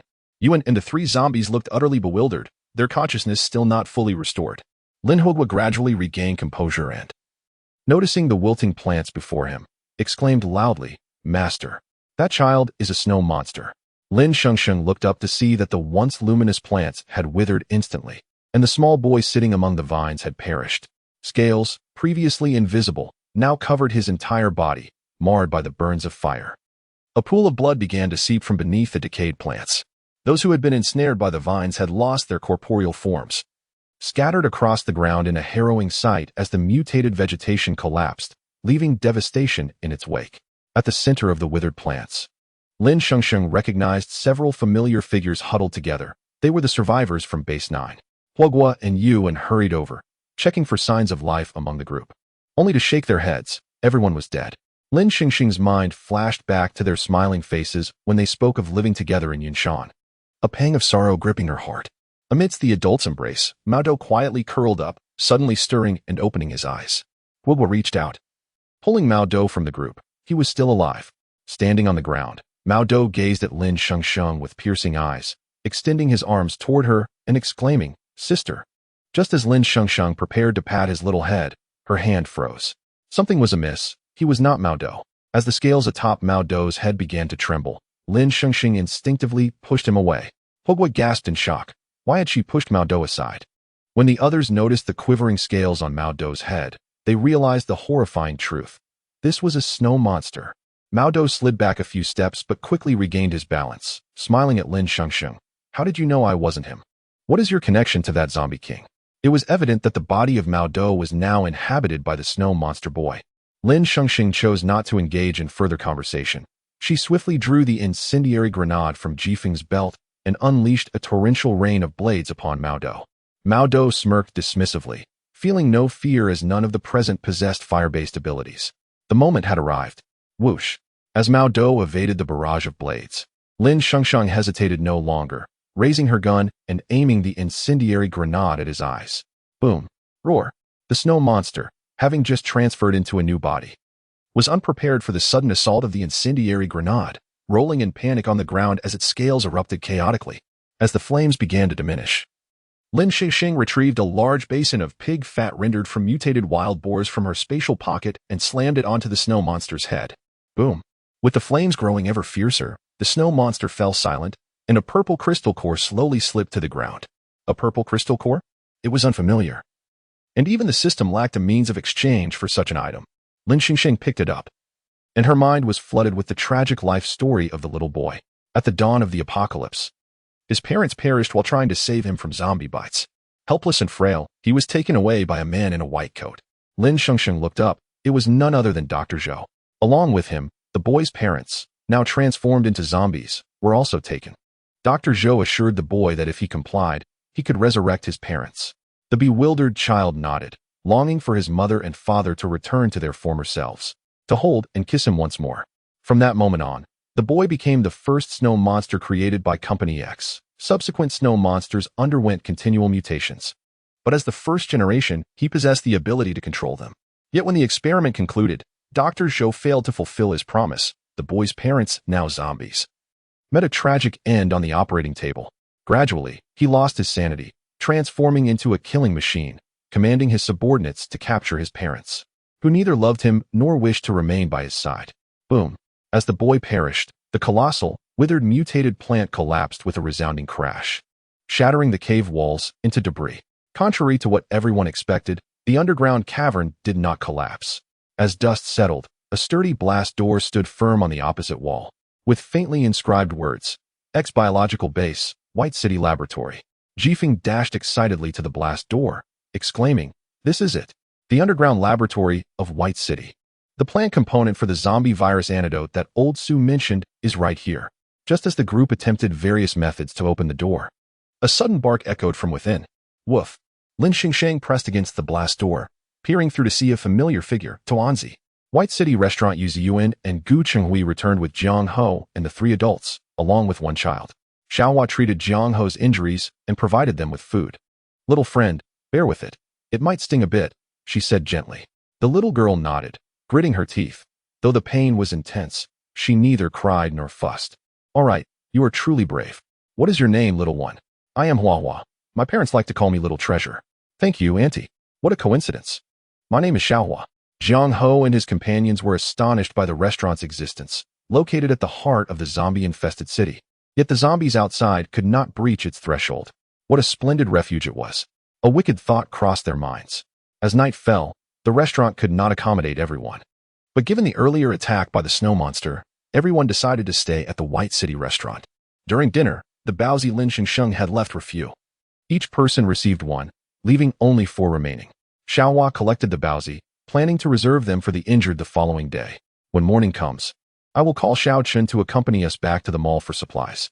After dinner, the survivors from Base 9 laid out their bedding in the hall. Yu Ziyuan noticed that Jiang Ho and his group had lost their backpacks while fleeing, so she offered them several sleeping bags from their residence. "Hey, where's Jiang Ho? It's late. He shouldn't wander off. It's dangerous."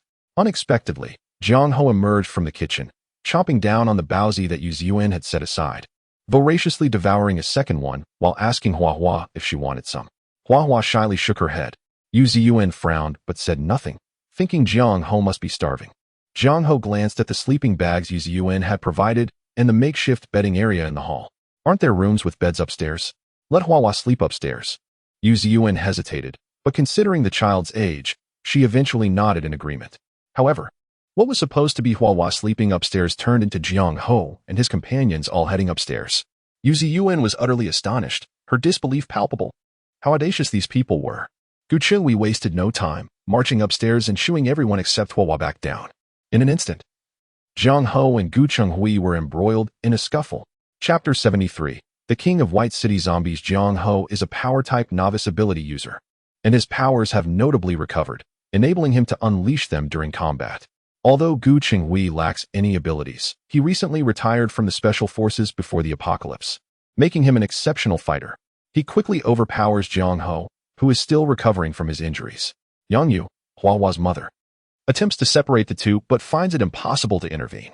Observing the situation, Yu Ziyuan stands silently by, knowing Jiang Ho is asking for a lesson. Yang Yu glances at the often overlooked Kuan in their group, who shakes his head gravely at her. Ultimately, Gu Chenghui pins Jiang Ho to the ground. This is the master bedroom of the homeowner who rescued you. You cannot sleep here. Go downstairs. Kuan tugs at the still indignant Jiang Ho, signaling him to remain silent, and pulls him downstairs. Gu Chenghui locks the door to Lin Shengsheng's room and also leads Yu Ziyuan downstairs. Before bed, Hua guides Gu Chenghui and Yu Ziyuan to their residence in the back streets. To guard against the snow monsters, we've set up some traps and concealed mechanisms here. There, this doorknob, that wooden barrel. Gu Chenghui praises Hua. You are truly becoming more impressive. Hua shyly smiles. I don't have any remarkable skills. I just fear holding everyone back. I wonder how Shengsheng is doing now. When the three return to the White City Hotel, everyone else has already fallen asleep. Hua yawns and looks worriedly at Gu Chenghui and Yu Ziyuan. When you go to meet Shengsheng, please be careful. She sighs. What is wrong with me? I'm so tired. You should sleep now. We are also preparing to set off. Hua quickly falls asleep in her sleeping bag, just as Yu Ziyuan and Gu Chenghui are about to leave. Their eyes suddenly glaze over, and they collapse. Moments later, amidst the heavy breathing in the room, a man opens his awakened eyes. With the help of Tuanzi, Lin Shengsheng successfully enters the X-Base White City laboratory. Jifeng retrieves a somewhat tattered map of the laboratory from his space and glances at the signs in the corridor.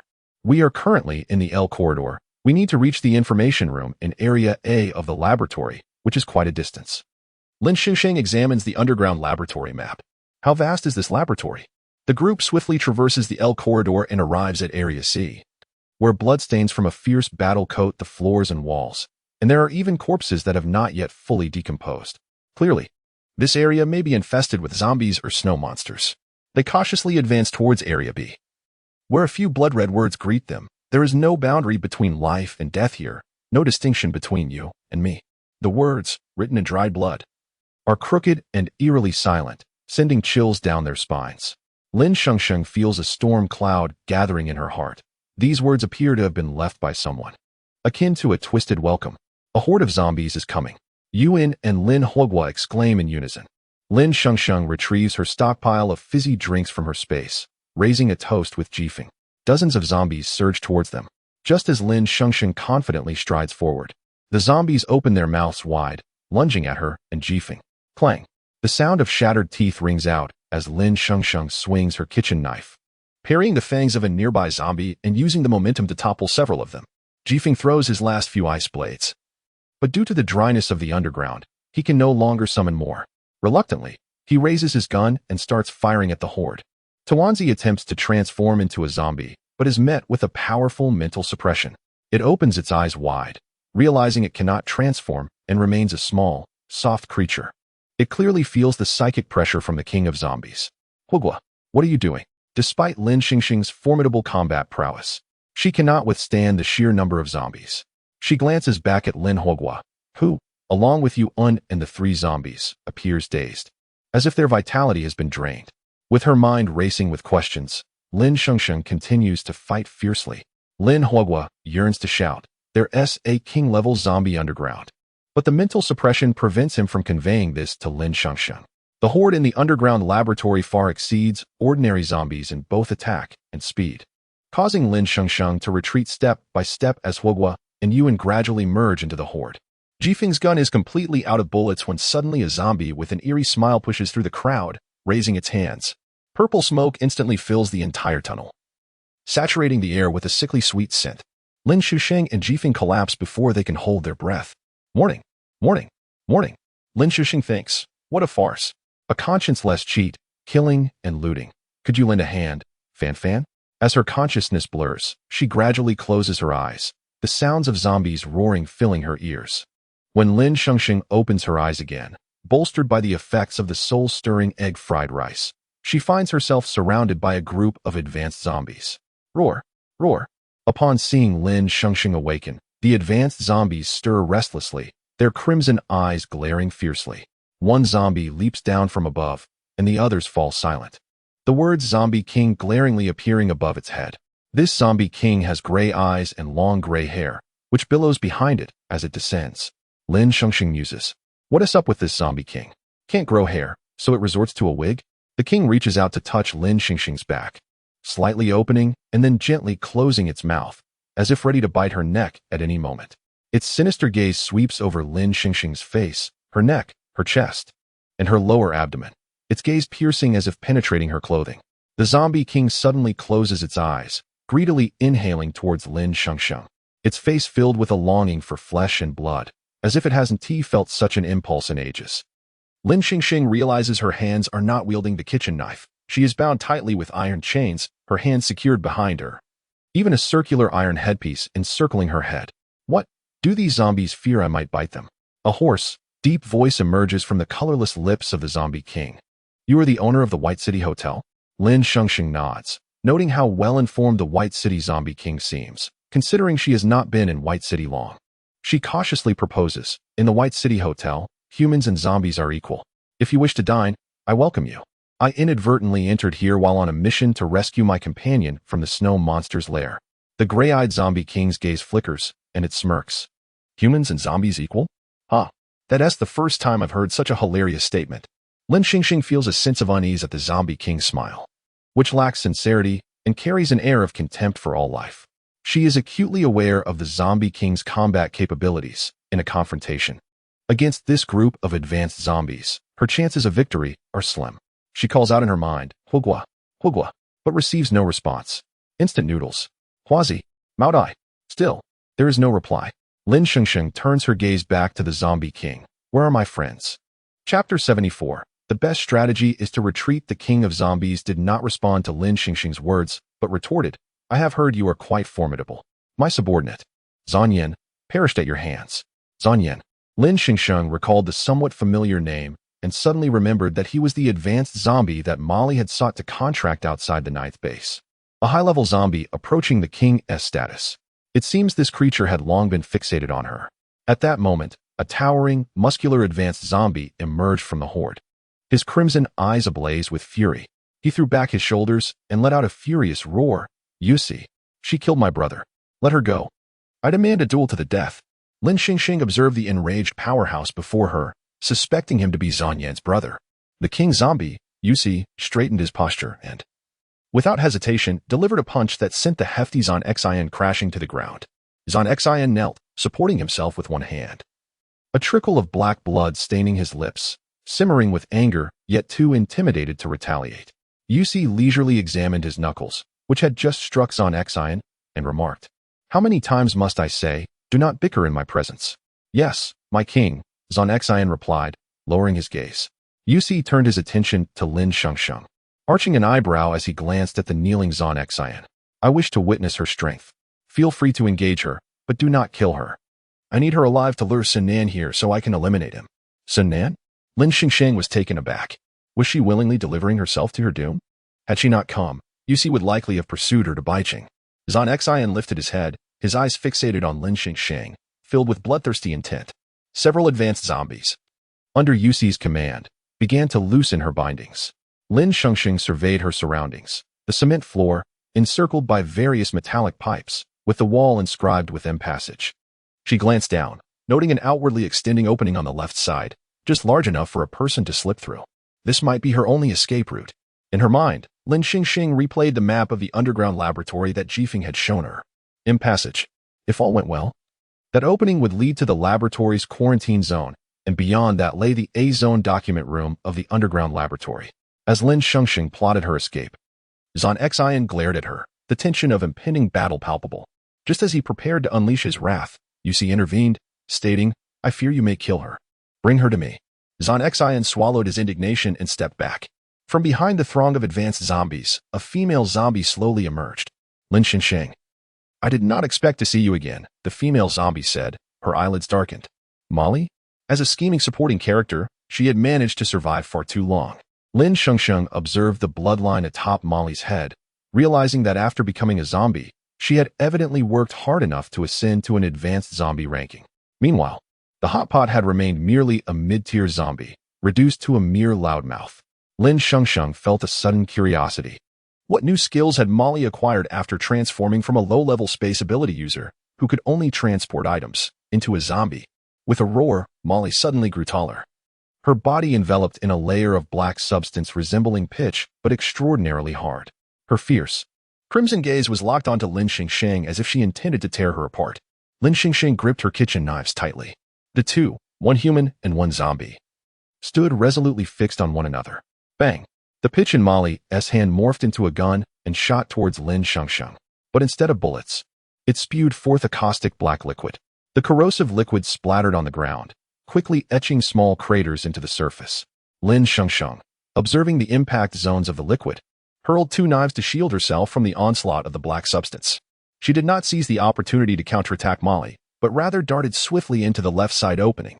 Yusi raised his hand, yet was a moment too late, his gaze widening in surprise as Lin Shengsheng vanished from sight. How could she run so fast?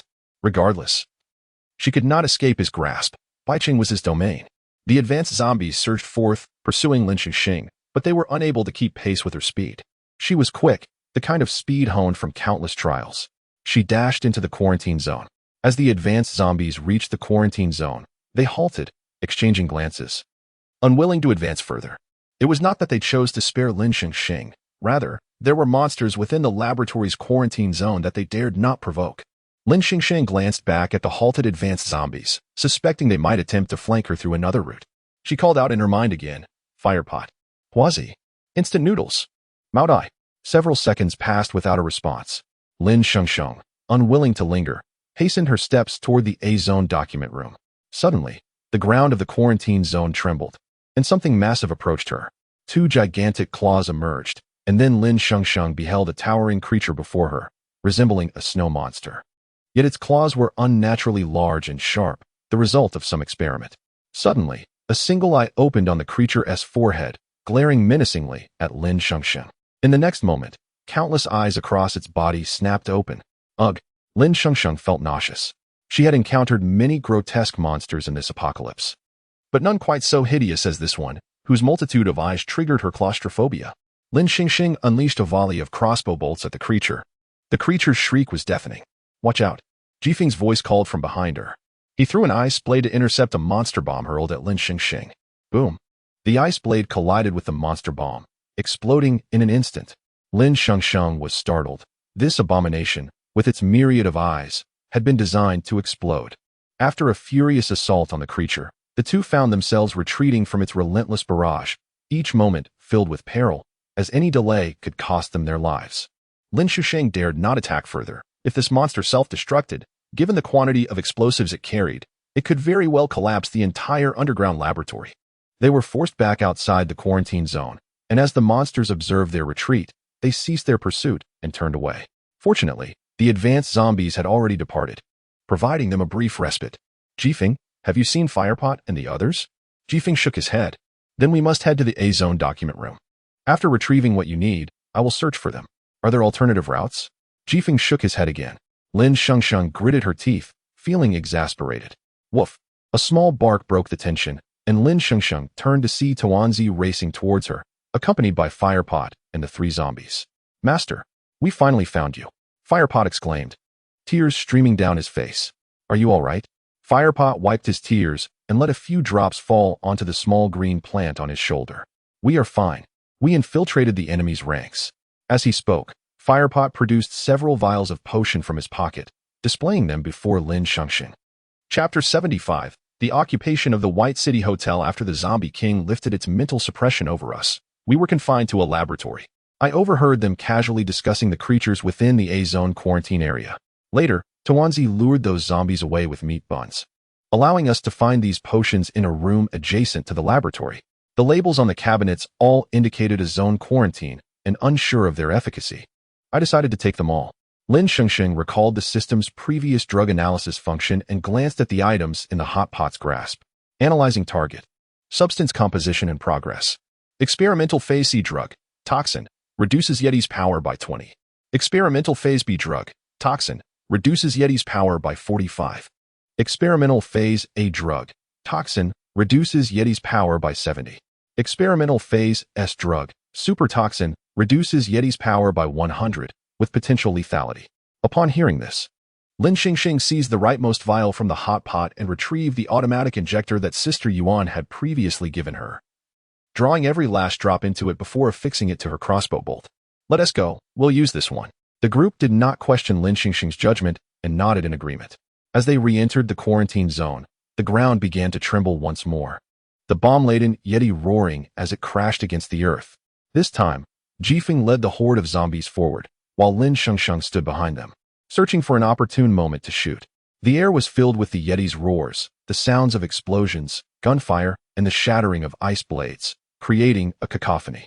Unfazed, Lin Shengsheng held her breath, her blood flowing to the tips of her fingers poised over the blade, calculations racing through her mind. Her focus sharpened. This was the moment. With a delicate angle, she released the arrow, which sliced through the darkness like a cold beam of light, spiraling through the air toward the Yeti's eye. The drug was injected. The toxin spread rapidly through the Yeti's body. Roaring in agony, the Yeti trembled and began to swell. Jifeng and the horde retreated, realizing the impending explosion.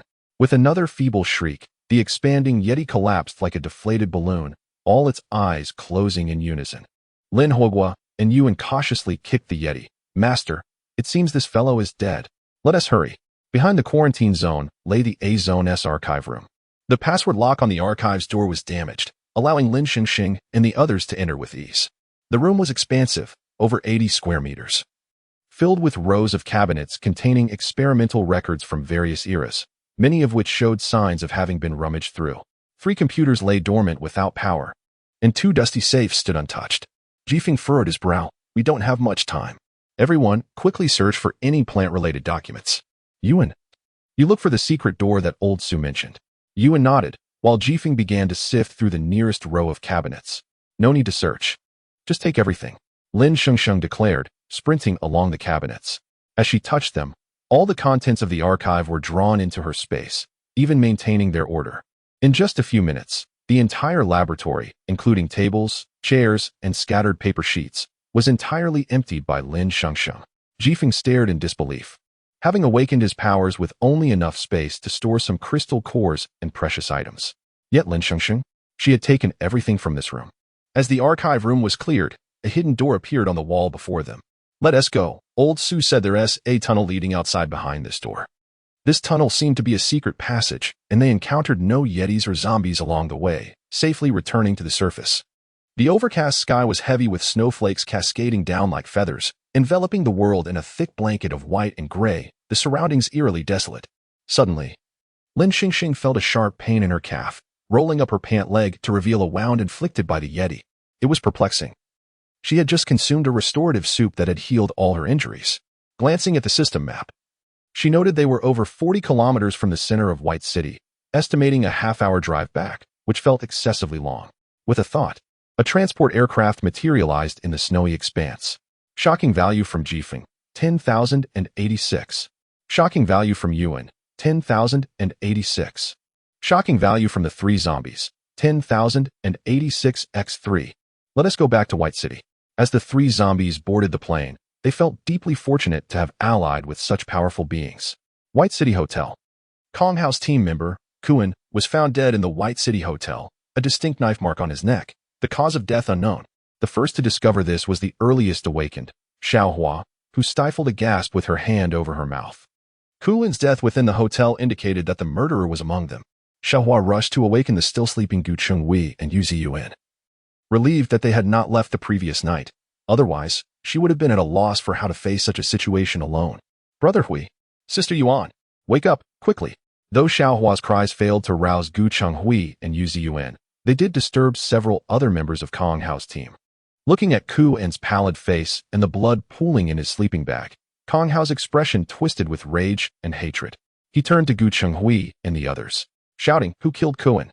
Gu Chenghui, Yu Ziyuan, and the others awakened in shock at his furious outburst.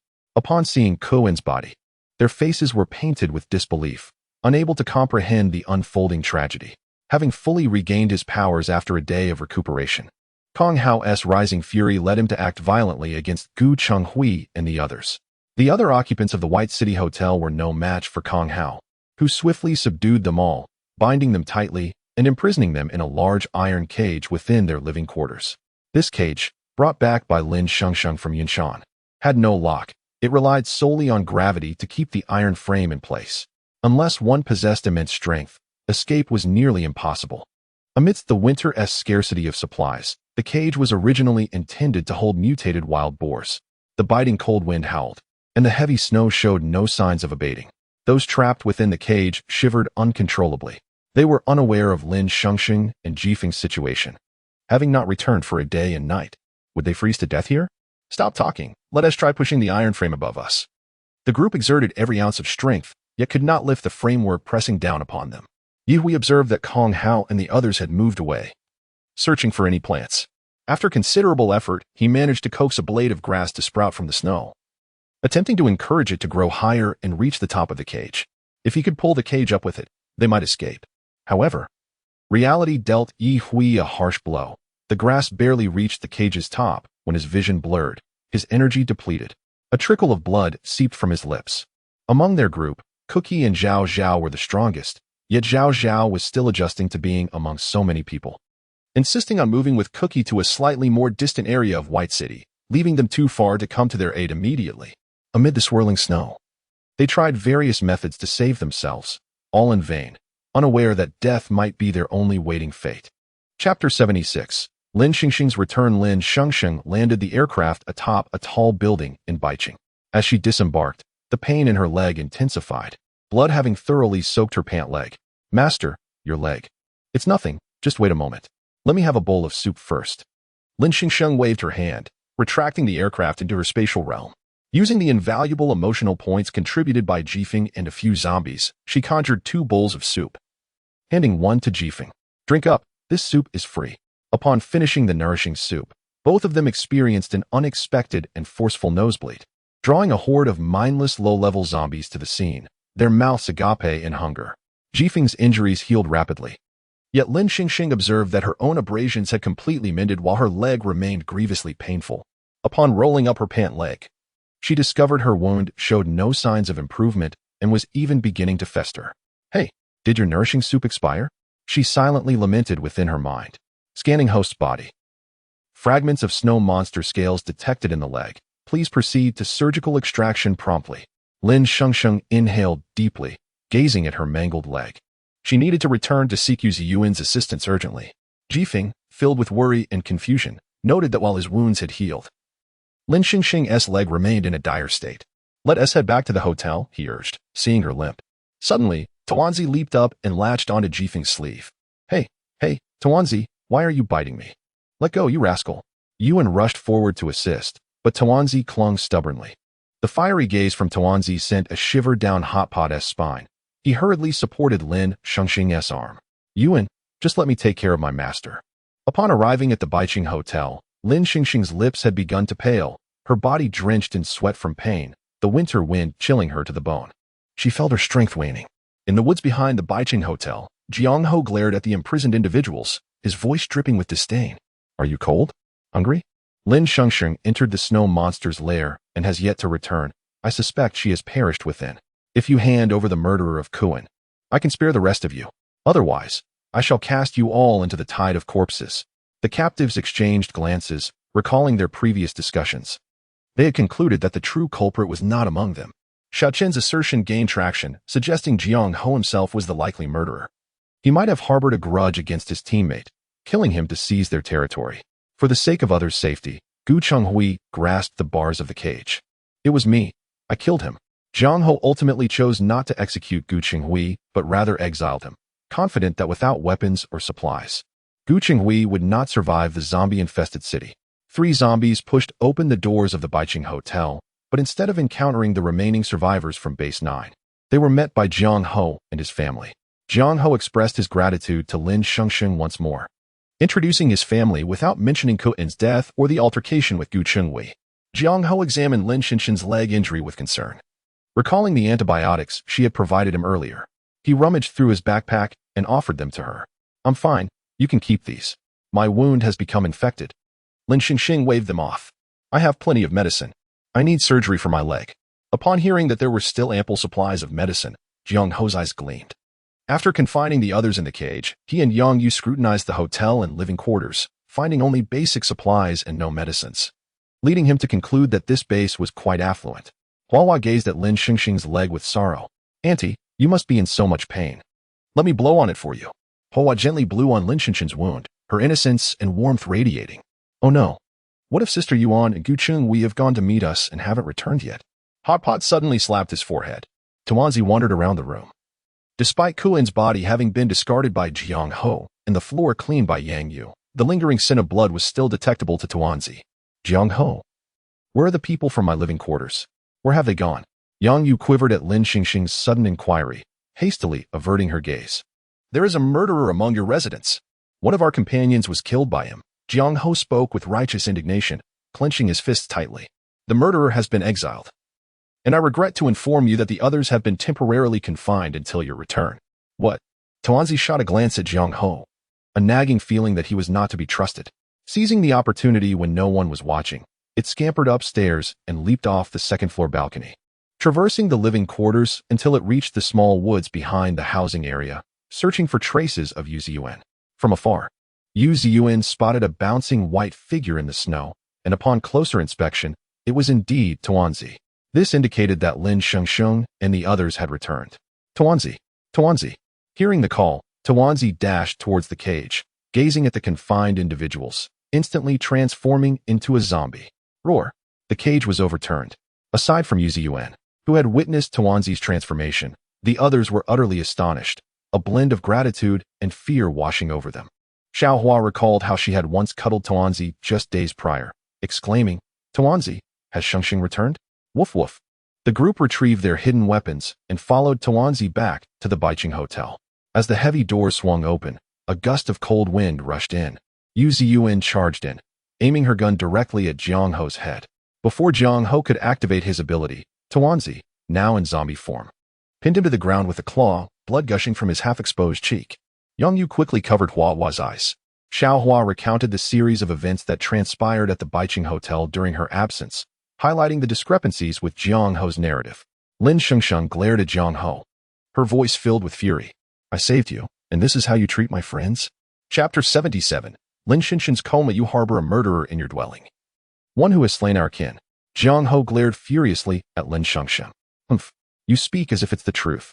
I distinctly discovered a sedative in your backpack. You incapacitated us at night, murdered your comrade, and grotesquely severed his pinky. How could I harm Kuin? He is my brother. What sedative? There is no such thing in my backpack. Emotions swirling, Jiang Ho attempted to resist, only to be met with a swift kick from Lin Hogua, forcing him down once more.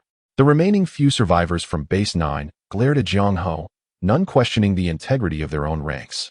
Standing among the crowd, Xiaochen observed that everyone had wholly accepted Jiang Ho's culpability in Kuin's demise, a sly smile creeping onto his lips. It was he who had murdered Kuin. A small pouch, crafted from tattered clothing and animal hides, nestled within Xiaochen's backpack, contained 2 severed pinkies of Kuin, a secret known only to him. Brother Hui was exiled by him. When he left, he took nothing, and now his fate is unknown. A wave of sorrow washed over Xiaohua as she thought of Gucheng Wei, fearing the worst. Lin Shengsheng's leg throbbed with pain, her lips paling, drenched in cold sweat, her entire being frail and weak. Wherever you exiled Gucheng Wei from, you must leave from there. Yang Yu, upon hearing of their impending exile, collapsed in fear, pleading, please don't cast us out. There must be some misunderstanding. Kuin and Jiang Ho are as close as brothers. He would never harm him. As she spoke, Yang Yu crawled to her knees before Lin Shengsheng, beseeching, please, Hua is still so young. Let us remain. It is winter, and even if we survive the undead tide of White City, we will perish outside. I implore you. Yang Yu pressed her forehead against the ground, fervently bowing. Hua, bewildered by the unfolding events, understood only that Jiang Ho's exile had led to their own banishment. She bit her lip, remaining silent.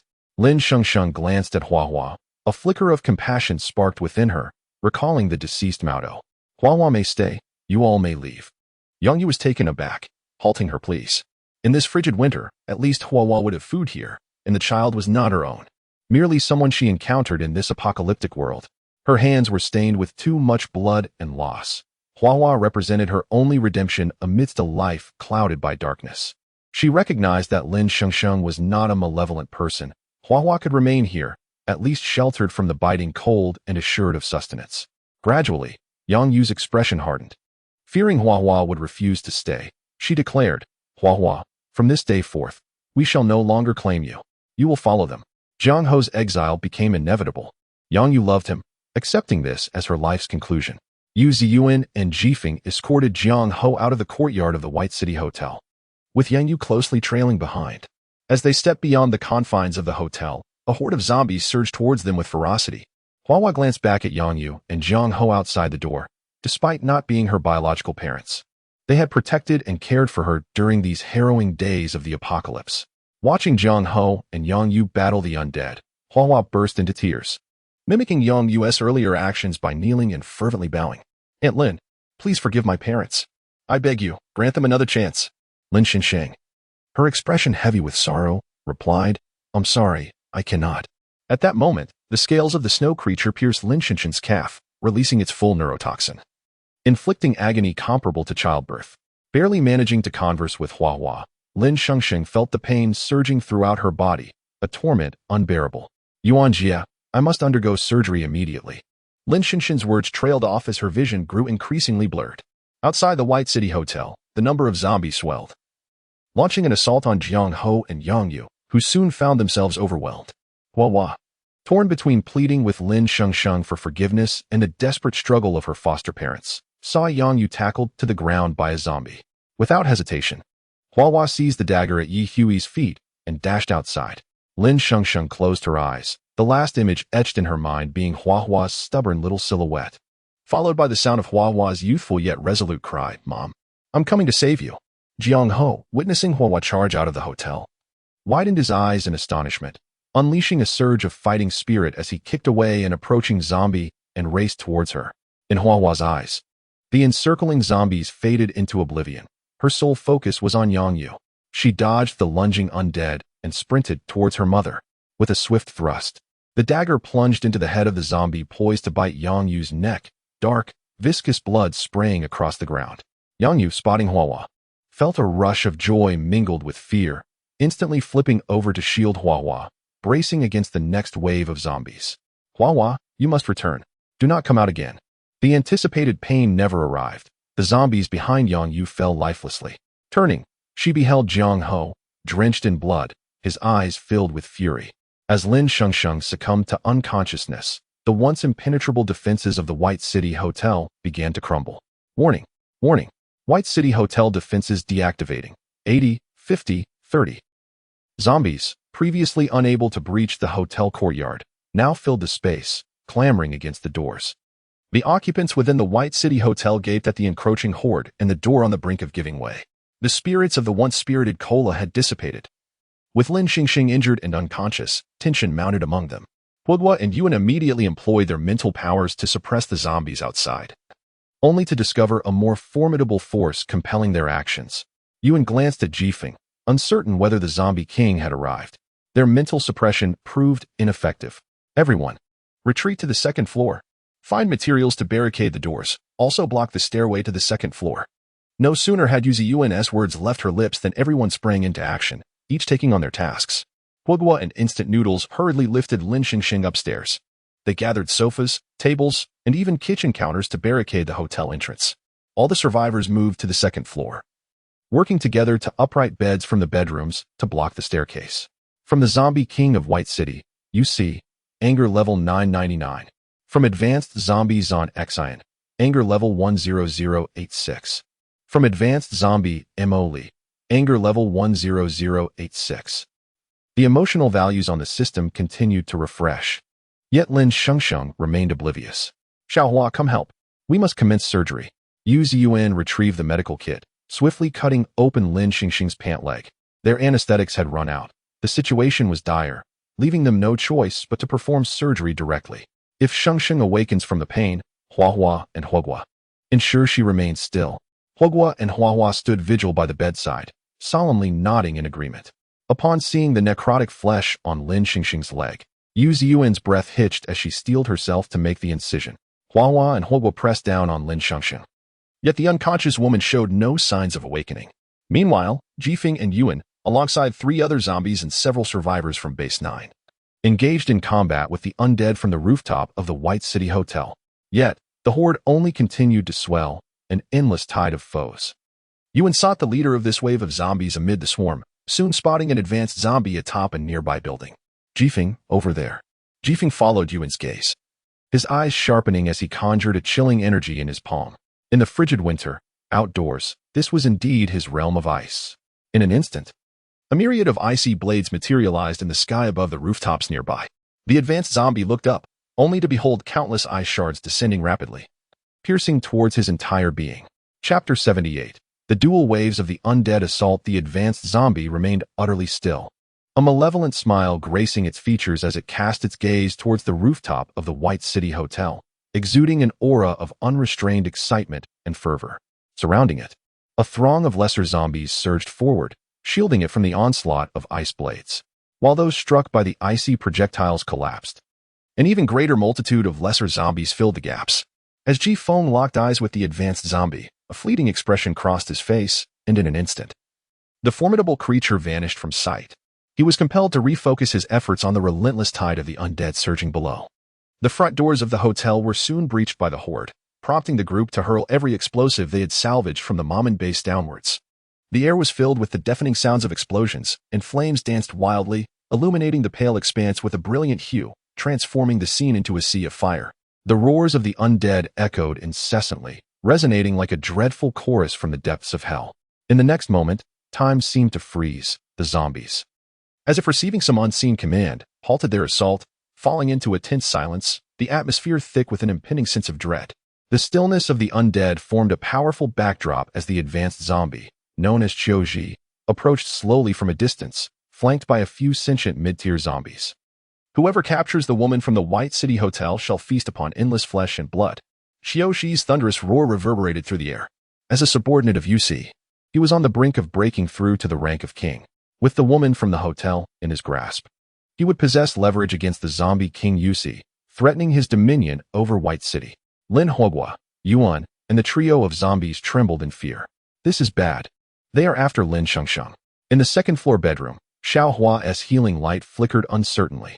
In a desperate attempt to staunch Lin Shengsheng's bleeding, she continuously channeled her powers, beads of sweat dotting her pale complexion.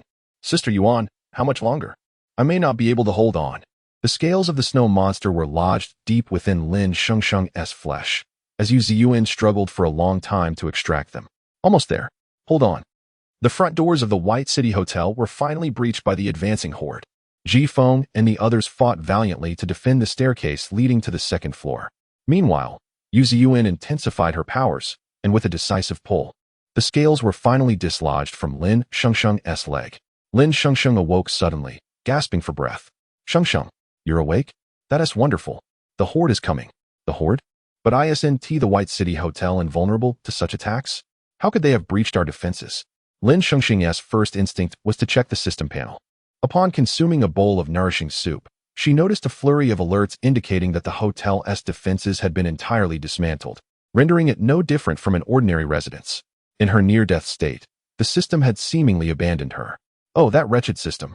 With the nourishment from the soup, Lin Shengsheng's leg injury healed rapidly, and the scent of her blood, mingled with that of the bedroom, became a potent lure for the advancing zombies. The undead, driven by primal hunger, surged forward, their insatiable desire compelling them to tear at anything in their path. Simultaneously, Lin Shengsheng amassed a significant amount of resentment points from the zombies. At last, Jifeng found it increasingly difficult to withstand the relentless assault of the undead. The zombies clamored and broke through the second-floor defenses. Exiled from the encroaching horde, Gu Changhui successfully escaped and made his way to the residence of Cookie and Zhao Zhao, only to find no sign of them after waiting for an eternity. He left a note for Cookie detailing the events at the White City Hotel. Unaware that Lin Shengsheng had returned, he rummaged through Cookie's arsenal for a firearm, took a military dagger, and slipped a signal flare into his pocket before setting off towards the lair of the snow monster. In the stark, white expanse of snow, the wandering zombies were strikingly conspicuous. Gu Qinghui attempted to find a functioning vehicle along the desolate road, when distant cries of terror from humans and the roars of zombies reached his ears. Judging by the sound, a horde must have appeared nearby. He swiftly climbed a nearby tree to conceal his presence, holding his breath as he observed the source of the noise, only to be taken aback to spot a familiar figure among the horde. Molly? Had she become a zombie? And she appeared to be leading this pack of undead. Beside her stood the formidable advanced zombie, Zon Xian, featured on the bounty list for the first base S missions. This group of zombies was clearly not composed of mindless, low-intelligence creatures. They had objectives and were organized in their pursuit of two individuals, one male and one female. Gu Qingwei squinted, shocked to recognize yet another familiar face. Xiaohou and Yang Yu? Had Cookie returned to rescue the imprisoned individuals? Or had Lin Shengsheng come back? Though his mind swirled with questions, Gu Qingwei hesitated to leap from the tree and return to the White City Hotel, for the horde was too close. And as a lone individual, he dared not act recklessly. Molly and Zan Xin's minions savagely tore at Jiang Ho's neck, while Yang Yu gradually succumbed, bloodied and collapsing into the snow, which quickly became stained crimson. The horde showed no inclination to linger over their gruesome feast. Instead, they seemed driven by urgency towards the center of White City. Nearby wandering zombies appeared to receive some directive and followed in the wake of the advancing horde, which grew increasingly vast. Watching as Molly and Zan Xin led their throng further away, Gu Qingwei descended the tree with purpose. He discovered that Yang Yu was still alive. Gazing painfully at the snowflakes cascading from the sky, Yang Yu. Hearing her name, Yang Yu stirred, and with her last ounce of strength, she managed to utter, "Lin Shengsheng has returned. Safe wa." Before she could finish her sentence, she drew her final breath.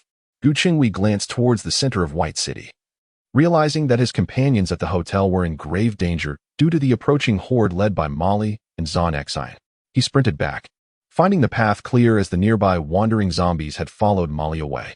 As night descended, the sky inexplicably darkened, ominous clouds threatening to crush down, and the snow showed no signs of abating.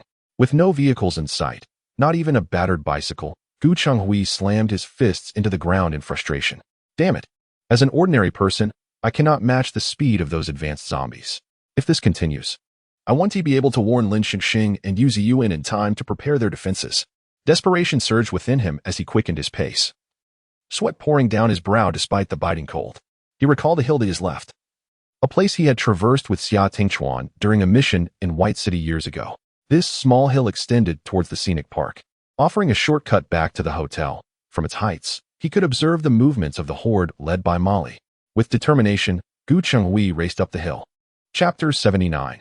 The mental control of UC within the confines of the White City Hotel. Lin Shengsheng and her companions found themselves driven to the rooftop by an overwhelming tide of corpses. The entity known as Tuanzi, under the psychic oppression of the White City Zombie King, struggled to maintain its zombie form, and even this seemed a Herculean task. The reinforced rooftop door resounded with the relentless pounding of the undead. Despite their valiant efforts to fend off the onslaught, the sheer number of zombies was insurmountable. Even in the frigid winter, beads of sweat formed at Lin Shengsheng's fingertips, causing the handle of her kitchen knife to slip. She cast a glance at her meager emotional value in the system. The extravagant super egg fried rice was beyond her means. But the more modest dark and soulful egg fried rice was within reach. The relentless horde bore down upon them, and with a few ordinary people, non-ability users, at her back, she was uncertain whether she could lead them all to safety. Ever since the survivors from Base 9 had returned with her from Yunshan, she felt an added weight of responsibility. She had failed to rescue anyone taken by the snow monsters. As for the remaining individuals, she was determined not to abandon a single one. Yu Ziyuan glanced at the dwelling behind the hotel. Shengsheng, we must retreat. Xiao Hua and the others have set traps at the residence, and there are plenty of explosives. If we can lure the horde there, we might have a chance to escape unscathed. Lin Shengsheng nodded and retrieved a gliding rope from her spatial storage, tossing it over. As the rope barely touched the courtyard wall of the residence, several zombie claws began to tear apart the rooftop door. With a resounding crack, the door was shattered to pieces. Hurry! The group managed to enter the residence without incident, yet the horde followed relentlessly behind them. Lin Shengsheng prioritized getting Xiao Hua and the others to a temporary safe building. Meanwhile, Yu Ziyuan and Ji Feng, alongside Yuan and San Sang, fought fiercely against the relentless tide. They watched as the horde approached the traps set outside the residence. She turned to Ji Feng and shouted, "Retreat." Grasping a lever beside her, she dashed away. In an instant, artillery fire erupted. Boom, boom, boom. The horde near the courtyard was either obliterated by the explosions or crushed by the mechanisms, suffering devastating losses. With his abilities significantly restored, Yui attempted to manipulate plants once more. Following a barrage of explosions from the residence's traps, he finally found time to experiment and successfully coaxed a mutated tree to sprout beside the courtyard wall. The once hug-sized tree transformed into a towering giant, and tilted precariously before collapsing. As the enormous trunk crashed down, it crushed numerous still-living zombies. The colossal tree, as if meticulously designed, blocked the entrance to the residence, rendering several surviving low-level zombies unable to enter, leaving them to stand in place, emitting muffled growls. Among the remnants of Qiuji's forces, several mid-level zombies bore grim expressions, their bodies smeared with darkened blood and marked by various injuries. They stumbled away from the entrance of the residence, returning to Qiuji's side. Qiuji, witnessing the catastrophic losses inflicted on his horde due to his expenditure of energy and focus, felt an overwhelming resentment towards these cunning humans. A mid-level zombie, its left eye socket obliterated, spoke up, "Boss, what should we do now?"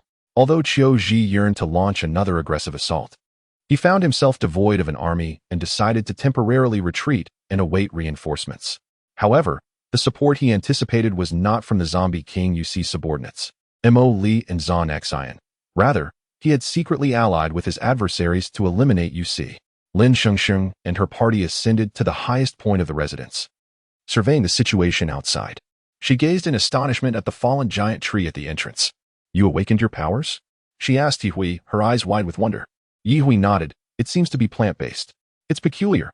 I heard that those who gain abilities often suffer greatly, and many perish from the pain. Yet, I felt nothing. It was just suddenly like this." Ji Feng silently scoffed, thinking how casually Yihui spoke. He himself had nearly perished. Had it not been for his overwhelming desire to find his sister, he believed he might not have survived. The tide of zombies surrounding the residence had been largely decimated. Now, not a single wandering corpse could be seen. Yet, under the darkened sky, distant gunfire echoed. The previously somber city brightened slightly from the intensity of the conflict. In this desolate white city, where could such warfare arise? Lin Shengsheng promptly accessed her system to procure the dark and soulful egg-fried rice, then retrieved the scant remaining spicy intestines from her spatial storage. "Everyone, eat quickly. We must be ready to evacuate White City at a moment's notice. Our best chance lies in reaching the top of the mall, where the transport aircraft can land." Gu Qinghui had stealthily made his way from the White City Scenic Park into the city center, but found himself trapped on the rooftop of a tall building near the hotel. Unable to reach the residence, he watched as Mo Li and Zhan Xian led a vast horde of zombies towards the residence. Time was slipping away. Disregarding the risk of exposure, Gu Qinghui retrieved a flare gun, loading it and firing it towards the ground in front of Mo Li. Whoosh! Boom! The flare ignited the night, illuminating the scene, and at that moment, Lin Shengsheng and her group, who had been dining on the rooftop of the residence, finally spotted the approaching horde. This wave of zombies was nearly the entirety of the White City undead, encircling the residence in a dark mass. Lin Huguo and Yuan exchanged glances, realizing they had failed to notice the encroaching horde. Clearly, the work of the White City Zombie King, you see. All the zombies were eerily silent, devoid of their usual moans and growls, resembling a meticulously trained army, solemn and disciplined. They swiftly advanced towards the building's base. From his hidden vantage point, Qiuji's expression darkened, his fist clenched in anger. He had not yet received the reinforcements he awaited. And UC had arrived ahead of schedule. Recognizing that he could not contend with UC, Qiuji quietly retreated with his remaining troops. UC's gray eyes glimmered with cold malice as he lifted the hood of his hat, gazing upward to feel the snowflakes descending from the sky. This year's harsh winter has arrived earlier than usual. Moments later, he turned his attention to the rooftop of the residence. Time and space seemed draped in a veil. The surroundings fading under the dim sky, everything stretching infinitely, like a fleeting moment. Suddenly, a voice resonated within the consciousness of everyone on the rooftop. UC's deep tone echoing. "Hand over Lin Shengsheng to me, and I will allow the others to leave. Otherwise, you shall all perish." His low voice penetrated their very nerves, sowing seeds of temptation. Lin Shengsheng sensed something amiss and abruptly turned to examine her companions. All appeared dazed, as if entrapped in a dream.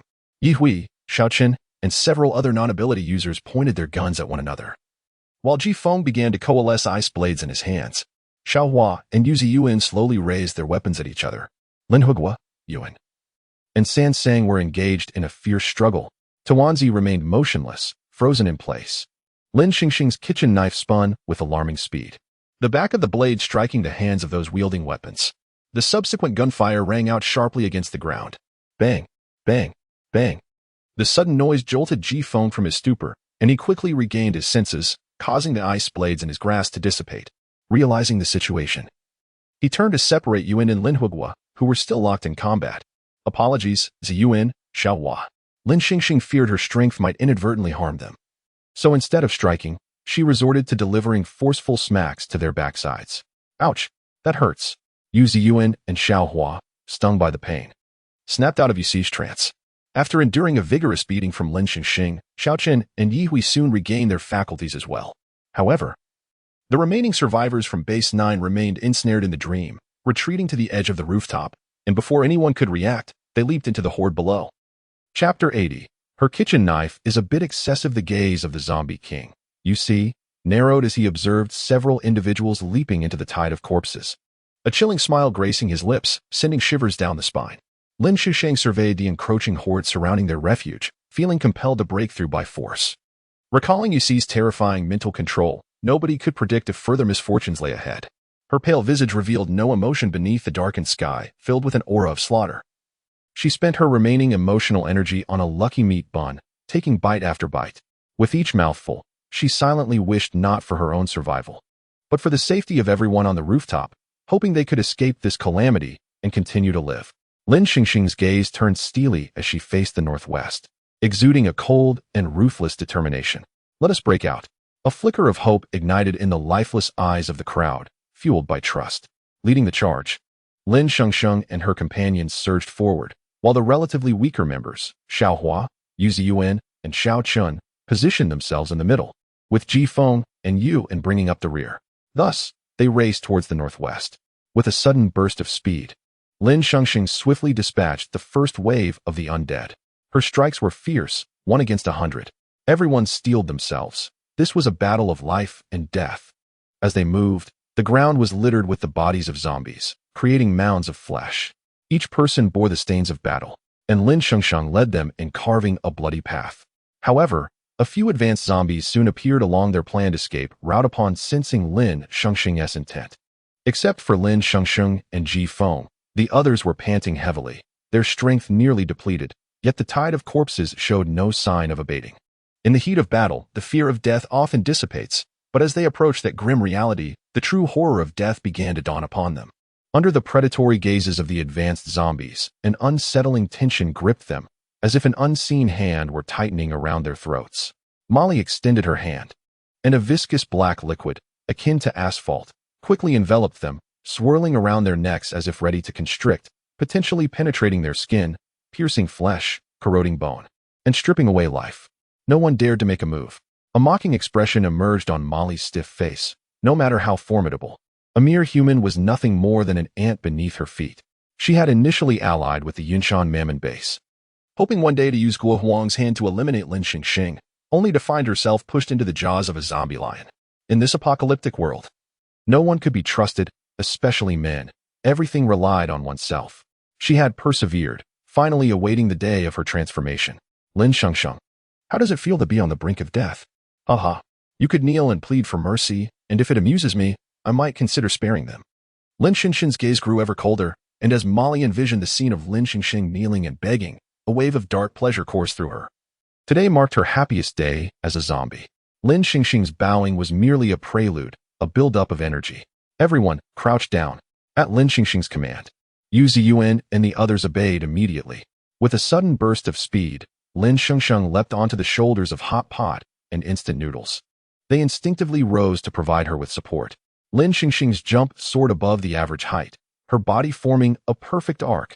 Butcheress knife, 1,000 blades unleashed. The advanced zombies were taken aback. Legend spoke of her as a knife-wielding maniac, striking down zombies without a blink. Yet no one had informed them she possessed so many knives.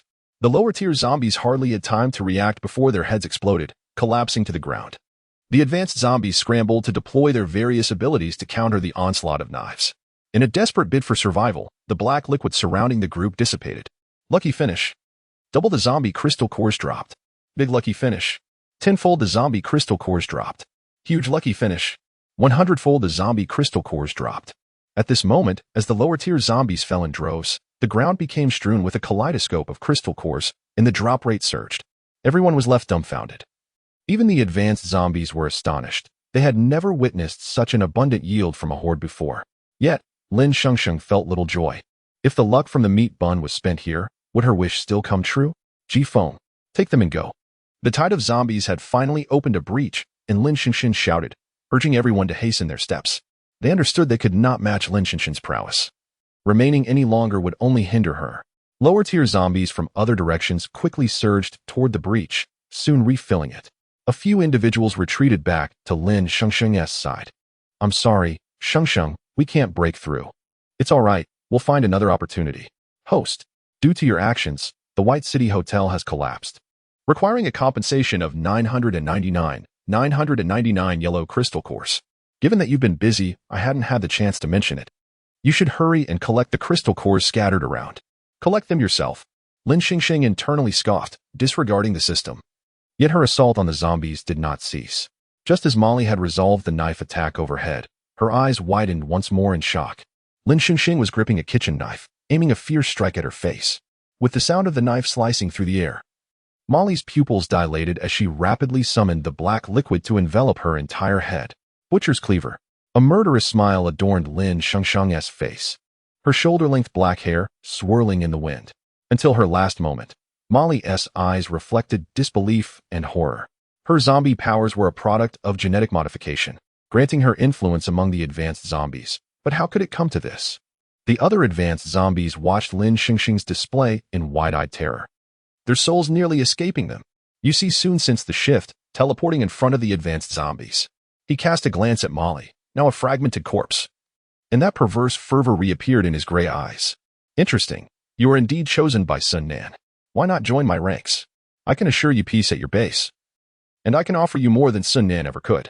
Lin Shengsheng frowned. What was this long-haired zombie scheming? Was he not going to kill her? Seeking an alliance? You see patiently awaited Lin Shengsheng's response, contemplating the grand plans of his master if Lin Shengsheng joined. Can you bear children? Lin Shengsheng quipped earnestly. Zombies propagate through infection. How could one bear children? As you see pondered how to respond, he took several steps closer to Lin Shengsheng, reaching out in an attempt to touch her. Don't come near me. Step closer and I'll cut you down. Before Lin Shengsheng could showcase her exceptional butchering skills, a figure teleported from afar, positioning itself protectively in front of her. The man did not need to look back. Lin Shengsheng recognized him immediately as the zombie king. Sun Nan. It was only recently that she realized he was not the sole king of the undead in this apocalyptic realm. The once weak and helpless Taonzi was finally liberated from UC's mental oppression upon Sun Nan's arrival, transforming into a colossal wolf that towered over a two-story building.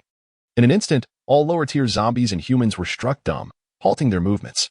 As you see beheld the unique psychic prowess of Sun Nan, a force that undeniably asserted dominance, he retreated a few steps.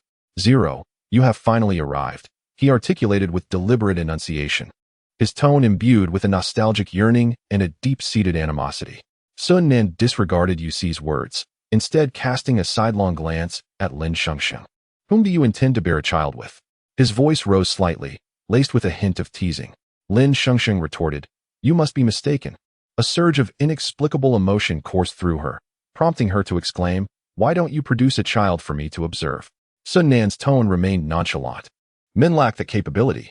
UC narrowed his gray eyes, observing the intimate exchange between Sun Nan and Lin Shengsheng.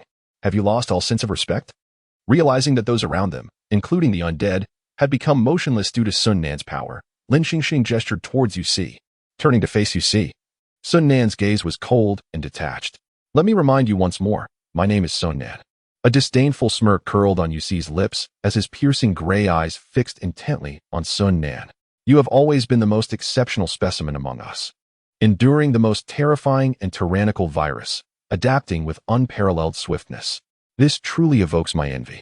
Even if you are unaffected by the virus's ravages, even if you still draw breath, what does it matter? We are, after all, of the same monstrous ilk. Do you still dare to fantasize about escaping all of this? Huh? Are you so intent on pretending to be alive? Those who speak too much often meet their demise, and so do the malevolent. No, you see, I have never considered myself human. More dreadful than death is eternity. Sun Nan's voice echoed, ethereal and distant, as if it emanated from the very edge of darkness. You have always yearned for annihilation. Today, I shall grant you that wish. With a merciless grip, Sun Nan seized UC by the neck. UC's gray eyes widened in alarm. Unlike you, I do not breathe. If you dare to harm me, the boss will not spare you. With a swift motion, Sun Nan snapped UC's neck, forcefully slamming his head against the ground. Chapter 81. The rest flower Yusi's body exhibited a morbid distortion. Yet despite this, he remained alive. With a creak, his neck straightened, limbs realigned, and fine gray threads began to emerge from his body, resembling silk. These filaments not only emanated from him, but also surged from the lowly zombies surrounding him, enveloping Yusi like a tidal wave, which he absorbed instantaneously. Lin Shengsheng felt a heavy blow to her mind.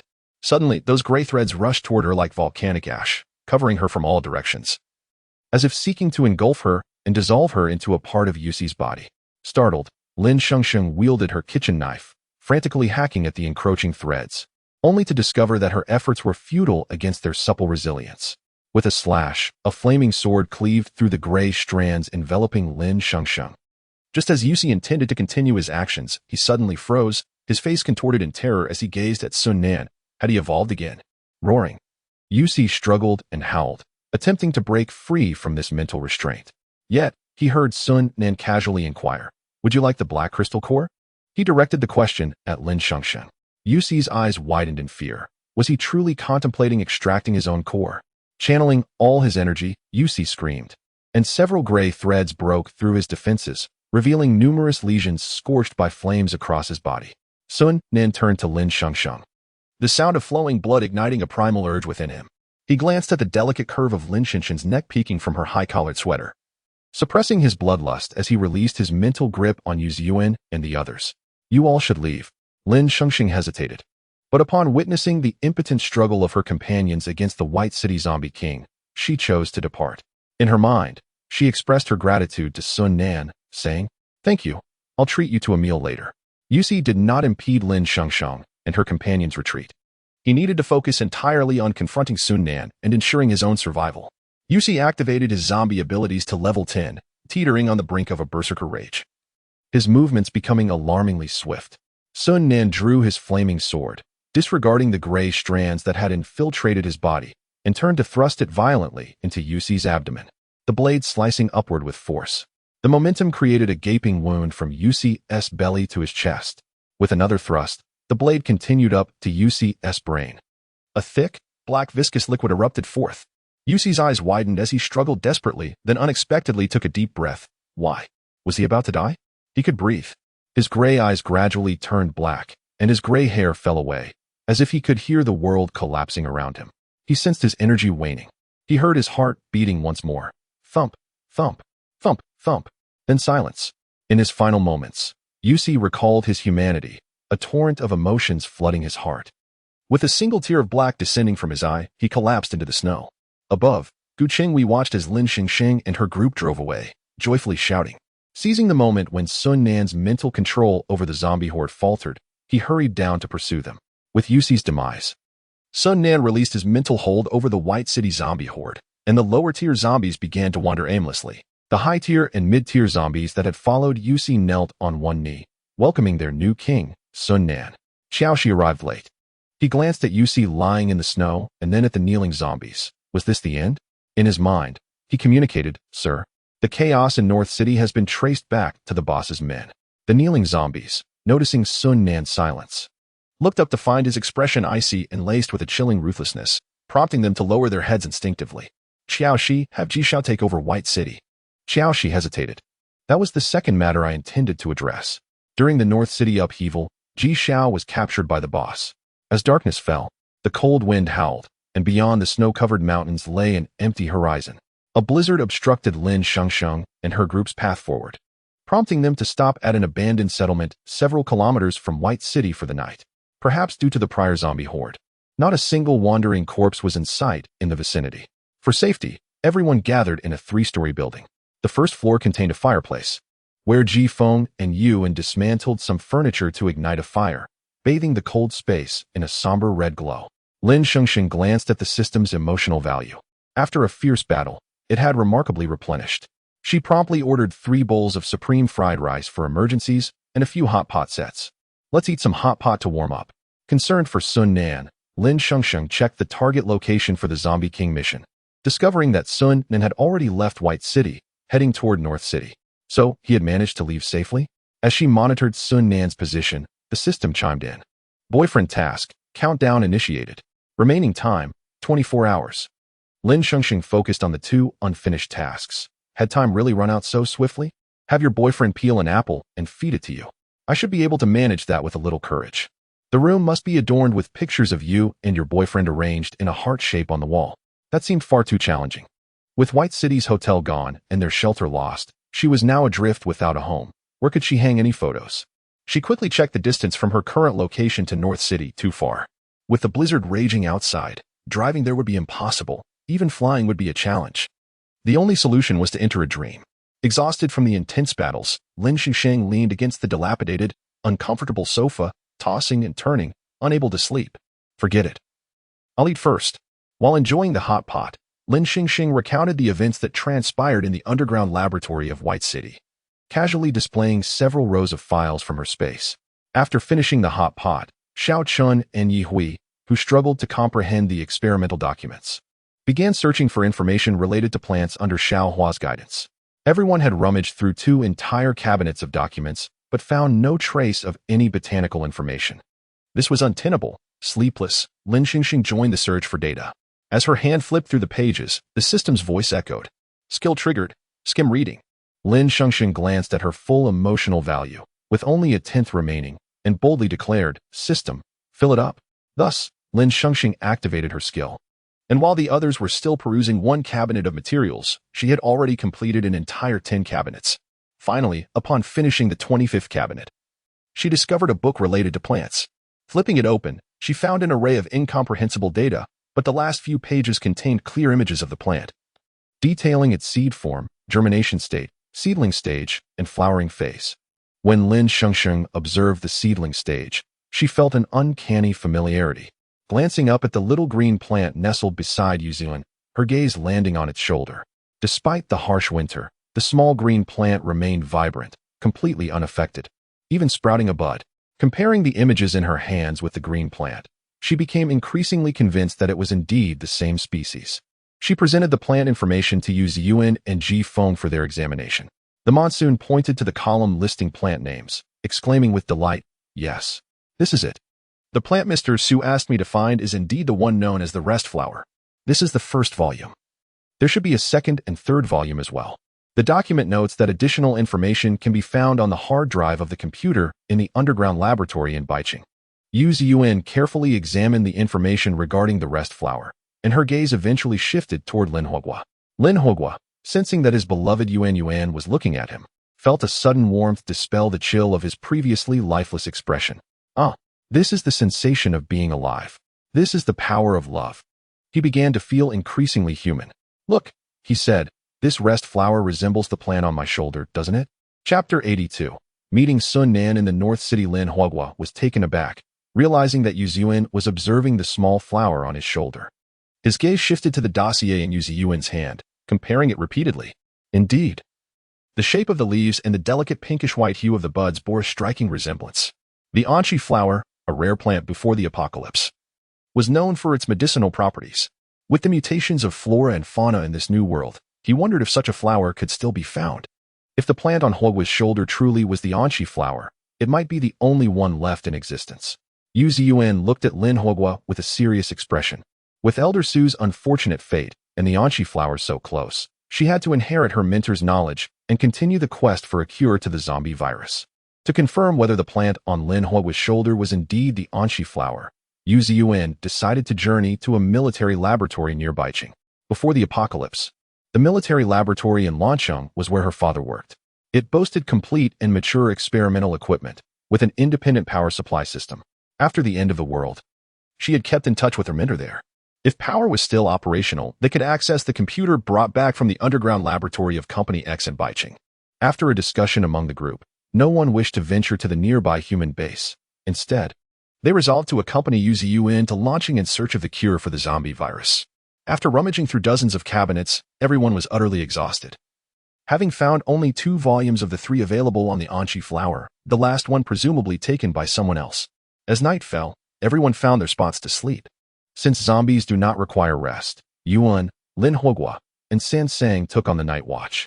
Lin Shengsheng tossed and turned on a rickety sofa, unable to even dream of Sun Nan. She wrapped herself in her thick coat and walked to the door, where Toanzi, hearing the commotion, stretched, and shook its fur before following her.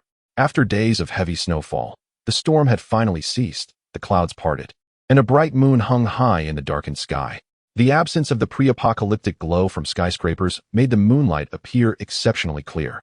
Noticing that Lin Shengsheng was awake and staring into the distance, Lin Huogua asked with concern, "Master, why aren't you sleeping? I have some matters to attend to. I need to find Sun Nan. If I return late, you all wait for me. If I'm not back within a day." Lin Shengsheng paused, realizing she could not allow herself to perish over these two trivial tasks. "If I'm not back in a day, you should head to launching first. We'll regroup there." As she spoke, she prepared supplies and packaged food and water she had scavenged from Baiqing's market, leaving them in the living room. To strengthen her bond with Lin Huogua and San Sang, she maximized the trust levels of her contract zombies before departing. "Congratulations, host. The trust level with the contract zombie Instant Noodles has reached 100. Instant Noodles gains the ultimate skill, Shake and Bounce. LV100. Congratulations, host. The trust level with the contract zombie Huazi has reached 100. Huazi gains the ultimate skill, Smoke Lingers, Nightmares Follow. Congratulations, host. The trust level with the contract zombie Mao Tai has reached 100. Mao Tai gains the ultimate skill, Drunken Strength of 1,000 pounds. Lin Shengsheng observed that her trust level with Lin Huogua had reached 200, expanding her sensing range. With everything arranged, she departed with satisfaction. Lin Huogua glanced at the small flower bud on his shoulder, then at Lin Shengsheng walking into the snow, deciding to refrain from following her. In the vast expanse of snow, Lin Shengsheng summoned a transport aircraft from her space, seated Tuanzi in the cockpit, and skillfully piloted it towards the direction of Sun Nan. Though the aircraft flew swiftly, they reached the North City by dawn. Lin Shengsheng guided the plane over the designated location. Noting that the rooftop of the building below was spacious enough for a landing, she landed directly on the rooftop, disembarked with Tuanzi, and surveyed the entire North City, breathing in the crisp winter morning air that mingled into a swirling white mist. This city resembled Baiqing, yet appeared even larger. With zombies stretching as far as the eye could see, Lin Shengsheng rubbed her cold hands together, glancing at the countdown timer for her task, which read 18 hours remaining. She retrieved a beverage from her space, took a sip, and felt invigorated in the icy surroundings. Though she was certain Sun Nan was located in this building, it was at least 50 stories tall. Searching each floor and room would be a daunting task. "Tuanzi, can you lead me to your master?" Woof. Tuanzi immediately transformed into its zombie form, crashing through the locked rooftop door and guiding Lin Shengsheng downward. The advanced zombie responsible for the top floor's security quickly heard the commotion from above and made its way up. Lin Shengsheng's keen senses detected the impending danger below. Observing the fearless Tuanzi, she whispered, "Tuanzi, be cautious. Someone is coming up. It could also be a zombie." Just as she tightened her grip on the kitchen knife, a bald head emerged around the corner. "Who goes there?" The atmosphere turned tense. The once fierce advanced zombie softened its expression upon seeing Tuanzi, its demeanor shifting entirely. "Lord Tuanzi, you have returned." Tuanzi held its head high, exuding an air of superiority. The advanced zombie then turned its gaze to the woman behind Tuanzi, and upon seeing the kitchen knife in her hand, its eyes lit up. "You must be the lady. The sir will surely be delighted to see you." Lin Shengsheng was left utterly perplexed. What? Meanwhile, Yu Ziyuan and Jifeng, awakened at the abandoned dwelling, discovered that Lin Shengsheng was missing. After Lin Huogua's repeated calls, Yuan explained, "Lin Shengsheng has gone mad with longing. She's gone to find her boyfriend, Sun Nan." Lin Huogua's head was filled with black lines. "Yuan, you really know how to embellish. If Lin Shengsheng comes back and decides to take it out on you, I'm not getting involved." Chapter 83, Lin Shengsheng. Whose face resembles a pig's head. Madam, greetings. I am Luo Xingchen. We encountered each other previously at Jingxing prison. Allow me to escort you to the gentleman's quarters. Please, follow me. Lin Shengsheng nodded. You may simply call me Lin Shengsheng. Very well, madam. Luo Xingchen was characterized by his distinctive bald head reminiscent of a zombie, adorned with a thick beard and sharp, hawk-like eyes.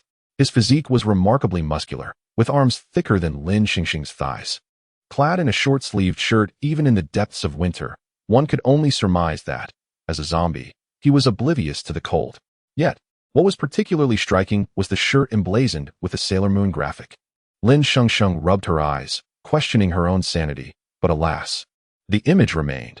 Was this a stout man with a fondness for youthful fantasies? Noticing that her companion, Tuanzi, seemed unperturbed, She temporarily set aside her wariness and followed the peculiar Lin Shengsheng downstairs. Surprisingly, the building was much warmer than the frigid air outside, and Lin Shengsheng was astonished to discover that the elevator within the structure was operational. Evidently, the building possessed a self-sustaining power system. On the 22nd floor, they reached a spacious flat. Lin Shengsheng lightly rapped on the door. "Sir, Madam has arrived." Sun Nen had just finished his shower. Upon hearing the voice outside, he concentrated, and the door creaked open.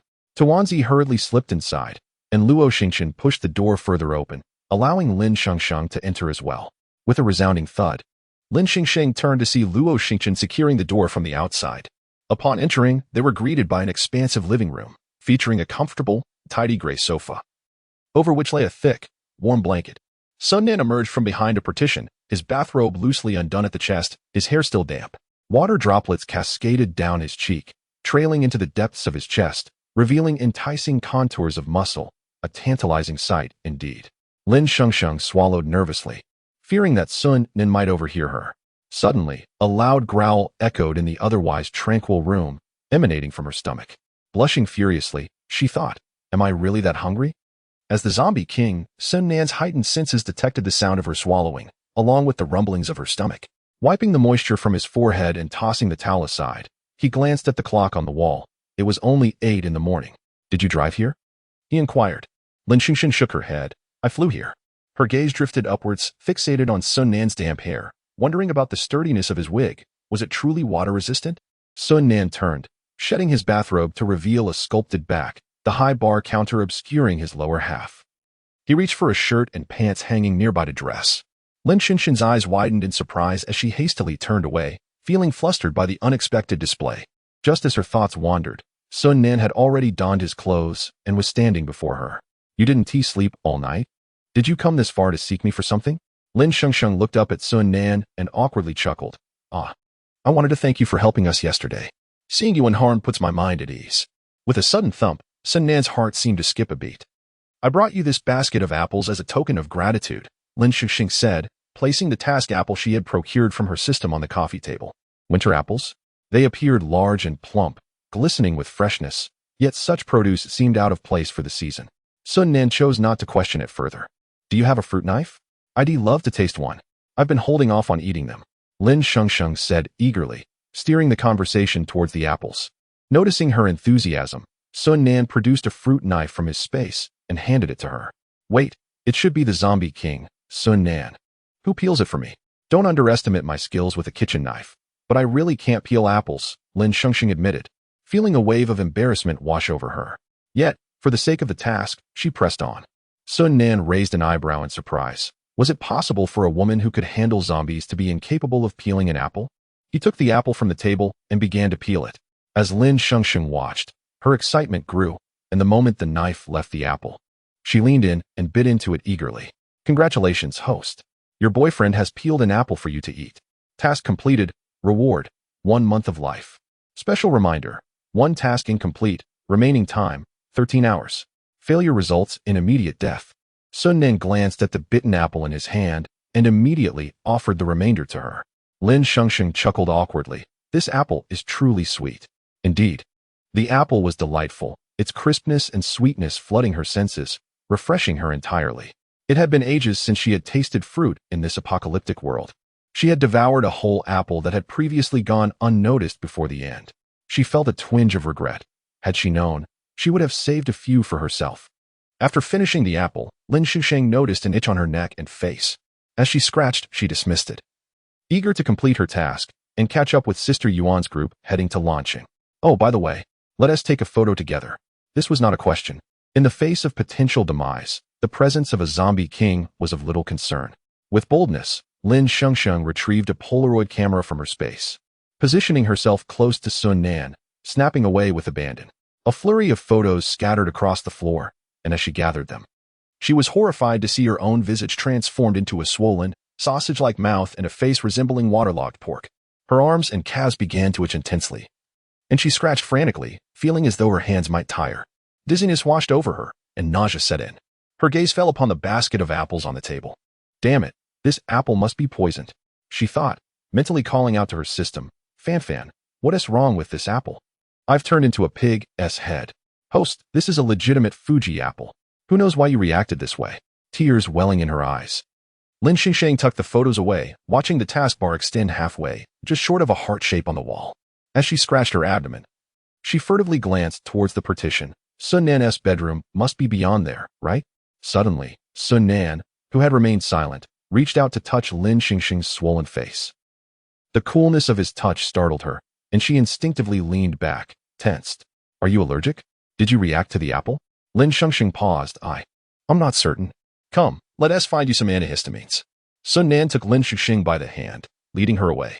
Reluctantly, she glanced back at the bedroom she had yet to explore, yearning to fill the walls with their photos, arranged in a heart shape, though she had lost her home. Sun Nan had one. Yet now, she was being whisked away. Descending in the elevator to the first floor, the zombies outside turned to bow humbly before Sun Nan. Lin Shengsheng couldn't help but wonder if it was the peculiar cola she had consumed before arriving that rendered her invisible to the zombies. However, the truth struck swiftly. As Sun Nan and Lin Shengsheng stepped out of the building, she overheard voices behind her. Is that the fabled madam, standing beside the king? But why does she look so hideous? Like a pig's head. Don't be foolish. That's the legendary kitchen knife maniac. She slays zombies without a blink. Look at the little leather strap on her wrist, a contract with the king. Oh heavens, look. That woman has a massive red mark on her neck, like a strawberry. Oh my, our king certainly has a unique taste. How could one possibly indulge in such a grotesque sight as a pig's head? Lin Shengsheng, swollen to the size of a pig's head, never imagined that the first grand social embarrassment in this apocalyptic world would unfold before a horde of zombies. Chapter 84. Embarking on a new journey. Lin Shengsheng, with her face swollen to the size of a pig's head, followed Sun Nan through 2 streets, where the occasional high-ranking zombie greeted the zombie king. This zombie city was far more lively than the desolate atmosphere of White City. To her astonishment, Lin Shengsheng even witnessed a few zombies playing mahjong, wagering with blood bags of various blood types. Along the street, there were shops run by zombies, supermarkets, gaming halls, weapon stores, and even a school. The North City profoundly enhanced Lin Shengsheng's understanding of zombie civilization. If the zombies represented a calamity for humanity, it now appeared that those who had adapted to the virus and evolved had seemingly formed a new civilization, becoming an integral part of this world. Noticing Lin Shengsheng's keen interest in the shops, Sun Nan remarked that there were no restaurants here. If she wished, she could open one, as he believed her culinary creations would surely be popular. No, I cannot stay here for long. I have matters to attend to in Lan City, Lin Shengsheng replied, her voice sounding oddly strange to her ears. She touched her swollen lips, feeling a sense of despair. Sun Nan, do you wish to become human again? She inquired. Sun Nan paused for a moment, but did not answer her question. After a few seconds, he resumed walking. Lin Shengsheng pondered Sun Nan's figure, contemplating the various perspectives individuals or zombies held towards this world. What was Sun Nan's stance? He seemed not to have completely forsaken his humanity, as he continually emphasized his human name. Yet, what had transpired to leave him profoundly disillusioned with humankind? Unable to decipher this mystery, Lin Shengsheng followed Sun Nan around the corner of the 2nd street, arriving at a large medical warehouse. A zombie in a white coat, upon seeing Sun Nan, first saluted and greeted him, then quickly noticed Lin Shengsheng beside him. The zombie, recognizing the identity of the woman whose face resembled a swollen pig, struggled to suppress a grin. Your Majesty, have you come to retrieve some antibiotics? He asked, his eyes flickering back to Lin Shengsheng's grotesque visage, barely containing his laughter. Sun Nan shook his head. No, she is allergic. Please find me some antihistamines. The zombie in the white coat entered the warehouse and soon emerged with several types of allergy medications. After a quick glance, Sun Nan picked 2 boxes. 2 pills at a time, 3 times a day. Remember, do not indulge in apples again. Lin Shengsheng accepted the antihistamines, mumbling a thank you through her swollen lips, before hastily taking 2 pills with a gulp of water and following Sun Nan as he departed. The system promptly updated its medical store upon her encounter with the medications. Lin Shengsheng was somewhat surprised by the presence of such a vast pharmacy in Zombie City.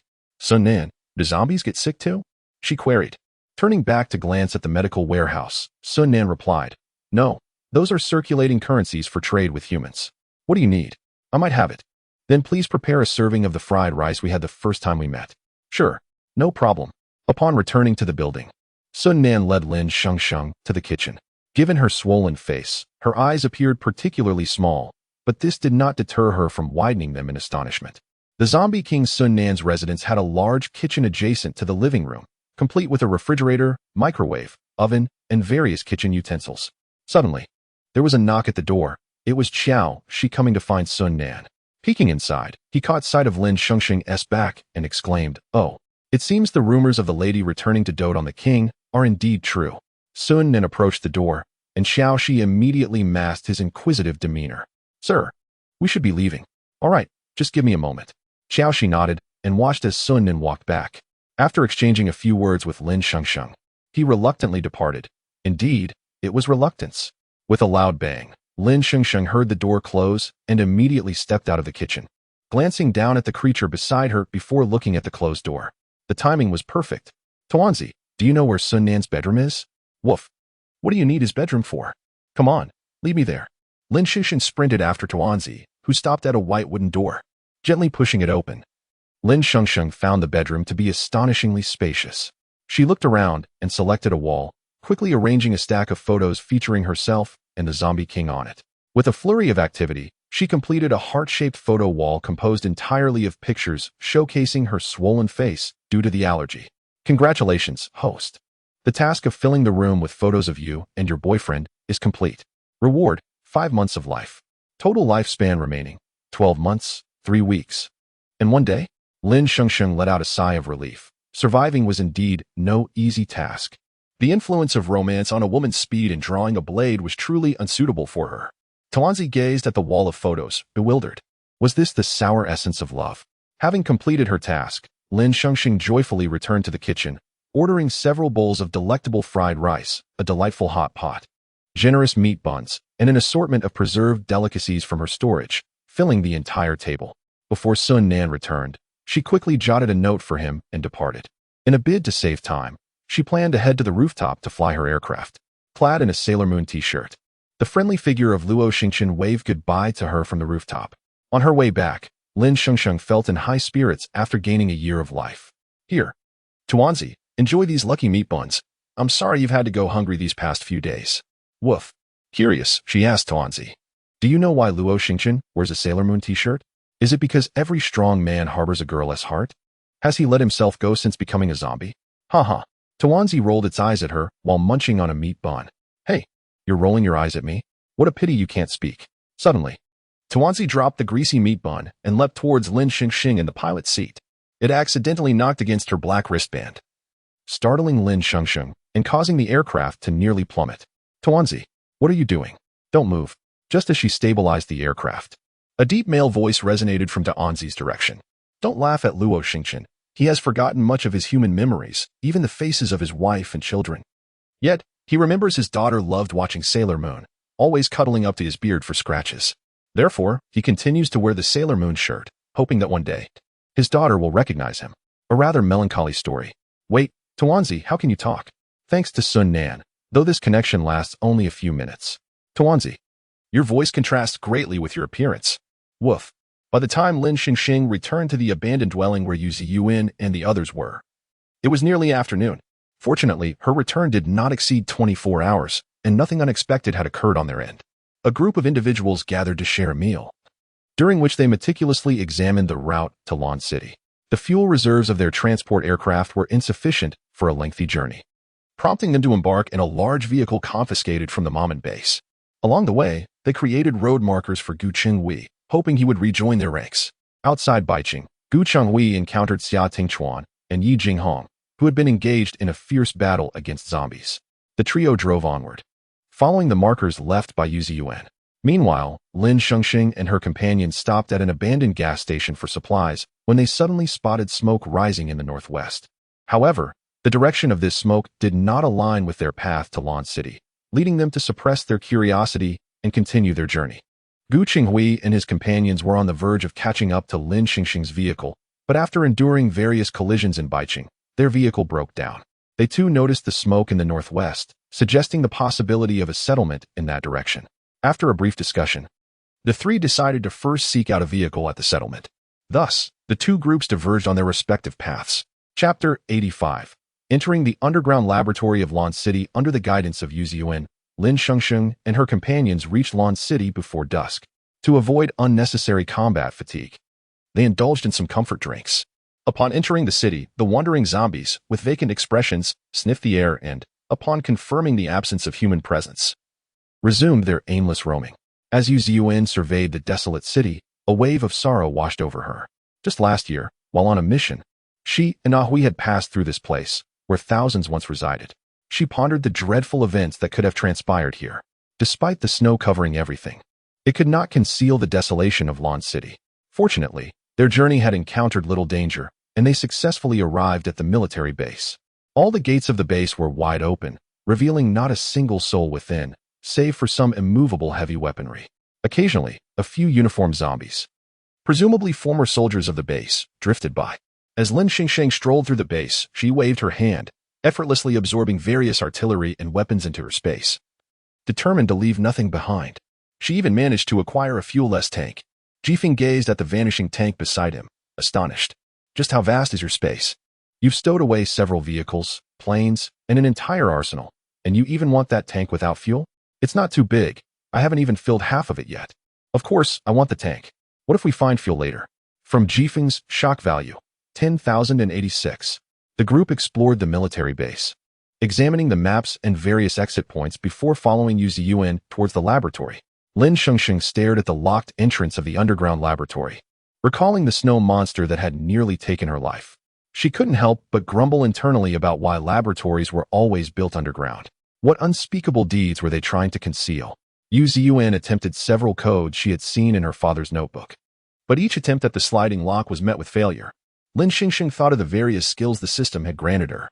Sister Yuan, let me give it a try. As her fingertips grazed the keypad, the system's familiar notification chimed. Skill triggered, locksmith. Current level, rank 5. Would the host like to upgrade? Lin Shengsheng glanced at the emotion points required for a full upgrade, suppressing her urge to yell a resounding yes. She quickly withdrew her hand from the lock. To fully upgrade her locksmith skill, she would need to expend nearly all her emotional energy. Deciding against it, she proposed. Does anyone have a grenade? Let's just blow the lock open. Meanwhile, Jifeng had already retrieved a grenade from his backpack.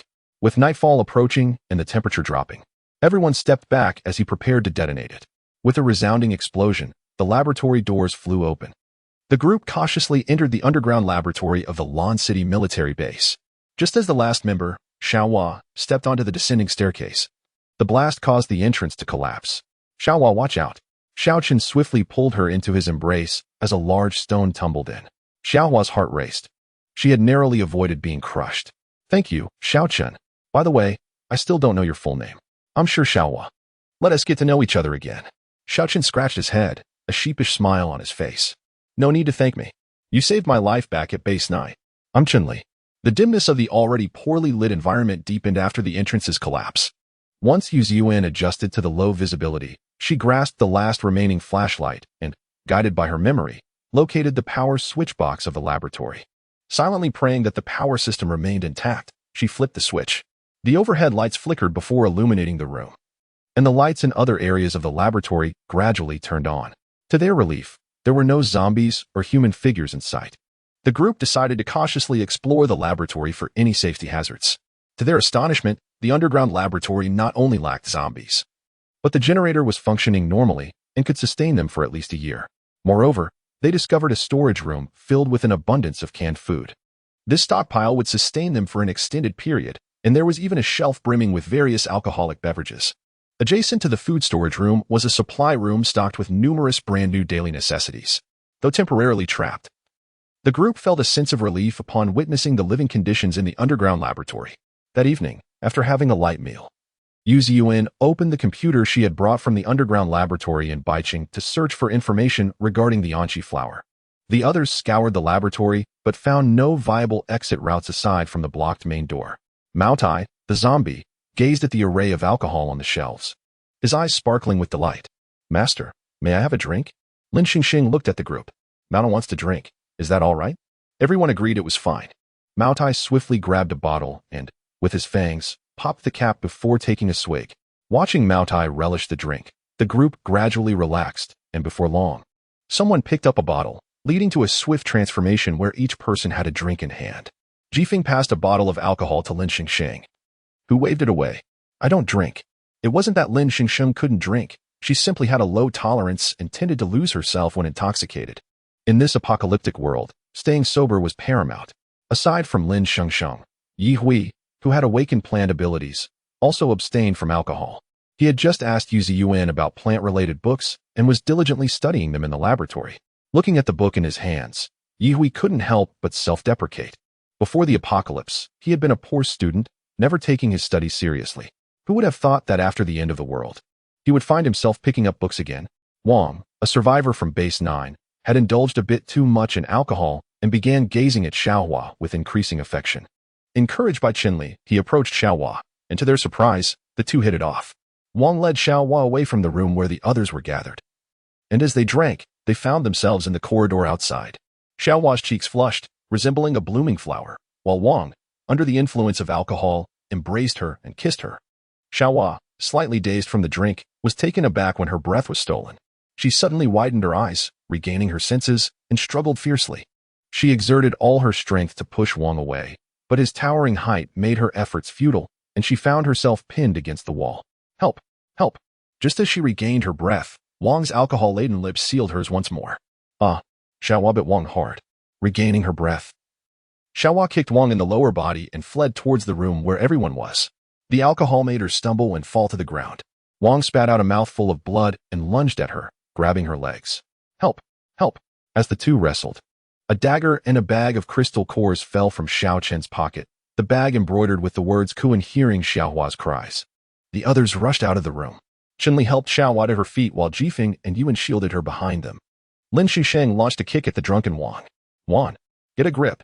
Wang, irate, prepared to retaliate, but he was no match for Lin Shengsheng, who sent him crashing to the ground once more. The three of them restrained Wang, preventing him from getting back up, while Lin Huogua fetched a thick rope and bound him tightly. Hearing the commotion, Yu Ziyuan and Yi Hui hurried over. Upon seeing the weeping Xiaohua and listening to the accounts of the others, Yu Ziyuan cast an indignant glance at Xiao Wang. He had never caused any trouble at Base 9. How could this be? As Yu Ziyuan's gaze returned, it caught sight of the dagger and the bag filled with crystal cores on the ground, the name Kuan emblazoned upon it, in striking relief. Kuan, the man who perished in the White City Hotel, a teammate of Jiang Ho. Following Kuan's death, Jiang Ho had exiled Gu Qingwei, nearly leading to the demise of them all. Whose possession had this bag of crystal cores fallen from? Xiaohua glanced at the dagger and the bag of crystal cores before pointing at Xiao Wang, asserting that it had dropped from him. This revelation implied that during their time at the White City Hotel, Kuan had indeed not been killed by Jiang Ho. The true murderer lurked among them. Upon witnessing the fury of the crowd, Xiao Wang quickly regained his senses, exclaiming, No, that does not belong to me.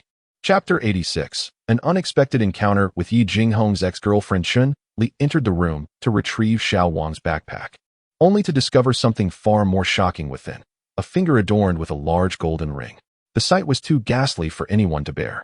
Xiaohua had treated Kuan's arm injury and recognized the ring. It belonged to Ku.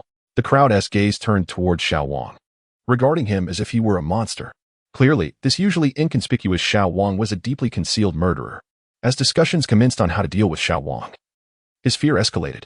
He insisted he was innocent, that he had no idea how Kuan's bag of crystal cores ended up with him, or from where that golden ring finger had come. The realization darkened his expression. He understood that no one would believe him, and he could not await his demise passively. The instinct for survival surged within him, granting him extraordinary strength. He held his breath and exerted force, breaking the bonds that restrained his hands behind his back. Drawing a dagger from the inner side of his boot, he severed the ropes binding his legs and lunged towards Xiaohua with the weapon in hand. Xiao Wang swiftly ensnared Xiaohua by the neck, pulling her away from the others while the dagger's sharp edge pressed against her throat, drawing forth a crimson droplet of blood. Terror filled Xiaohua's expression. She wanted to cry but refrained, her eyes filled with desperation and pleading. She feared that this cold-blooded killer might take her life in a fit of rage. The others held their breath, paralyzed with dread. Xiao Wang gasped for air, sweat beading on his forehead. He was completely sober now. Let me go, or I will kill. The entrance had collapsed, and despite previous inspections, no alternate exits could be found. Xiao Wang glanced at the storeroom area, contemplating locking himself and Xiaohua inside. In his panic, he inadvertently tightened his grip, deepening the wound on her neck, blood trickling down. All of you, retreat to the end of the corridor. This area is now mine. Before he could finish his sentence, a kitchen knife flew through the air, striking him down instantly. It was evident that Lin Shengsheng was responsible. Lin's brow furrowed with determination. Yu Ziyuan rushed to Xiaohua's side, comforting her while applying pressure to her neck wound to staunch the bleeding. Chun-Li expressed his outrage, astonished that Xiao Wang was such a terrifying murderer. His words were laced with anger and regret, yet a subtle smile escaped his lips, unnoticed by the others. With no exit found in the underground laboratory and the body too difficult to dispose of, Zhifeng and Yuan dragged Xiao Wang's lifeless form towards the large freezer in the lab for temporary storage. However, upon opening the freezer door, they were met with the sight of two decomposed corpses, their features unrecognizable, seemingly victims of a zombie infection, exuding a nauseating stench. Although the laboratory's power supply was intact, it was clear that the freezer was malfunctioning. They unceremoniously tossed Xiao Wang's body inside. To prevent bacterial contamination from the corpses, they sealed off the room housing the freezer completely and retrieved a portable protective door from the supply room, establishing a quarantine area. The remaining individuals sought out their respective living quarters to rest. Meanwhile, Lin Shengsheng collaborated with Yu Ziyuan to examine the peace flower blooming on Lin Hugua's shoulder. "Hugua, may I have a leaf from the plant on your shoulder?" Yu Ziyuan had already activated the necessary equipment for the experiment.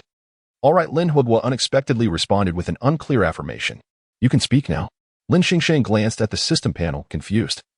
As Lin Hugua was still classified as a mid-level zombie, a soft voice emerged from Hugua's throat, "Though I have yet to evolve to a higher form. Perhaps this is the power of love." Suddenly, the bud on Lin Hugua's shoulder blossomed, displaying a delicate pink tinged with white. "Hugua, you have blossomed." Both Lin Shengsheng and Yu Ziyuan were astonished and elated by the sight of the flower blooming in the heart of winter. Lin Hugua glanced at the flower on his shoulder, yet a more significant shock widened his eyes. Thump, thump. He heard his own heartbeat once more. Lin Hugua struggled to articulate his emotions, excitedly grasping Yu Ziyuan's hand, pressing it against his chest. Yu Ziyuan, taken aback, exclaimed, "Hugua, what are you doing?" Lin Shengsheng shouted within his mind, "Hugua, not now.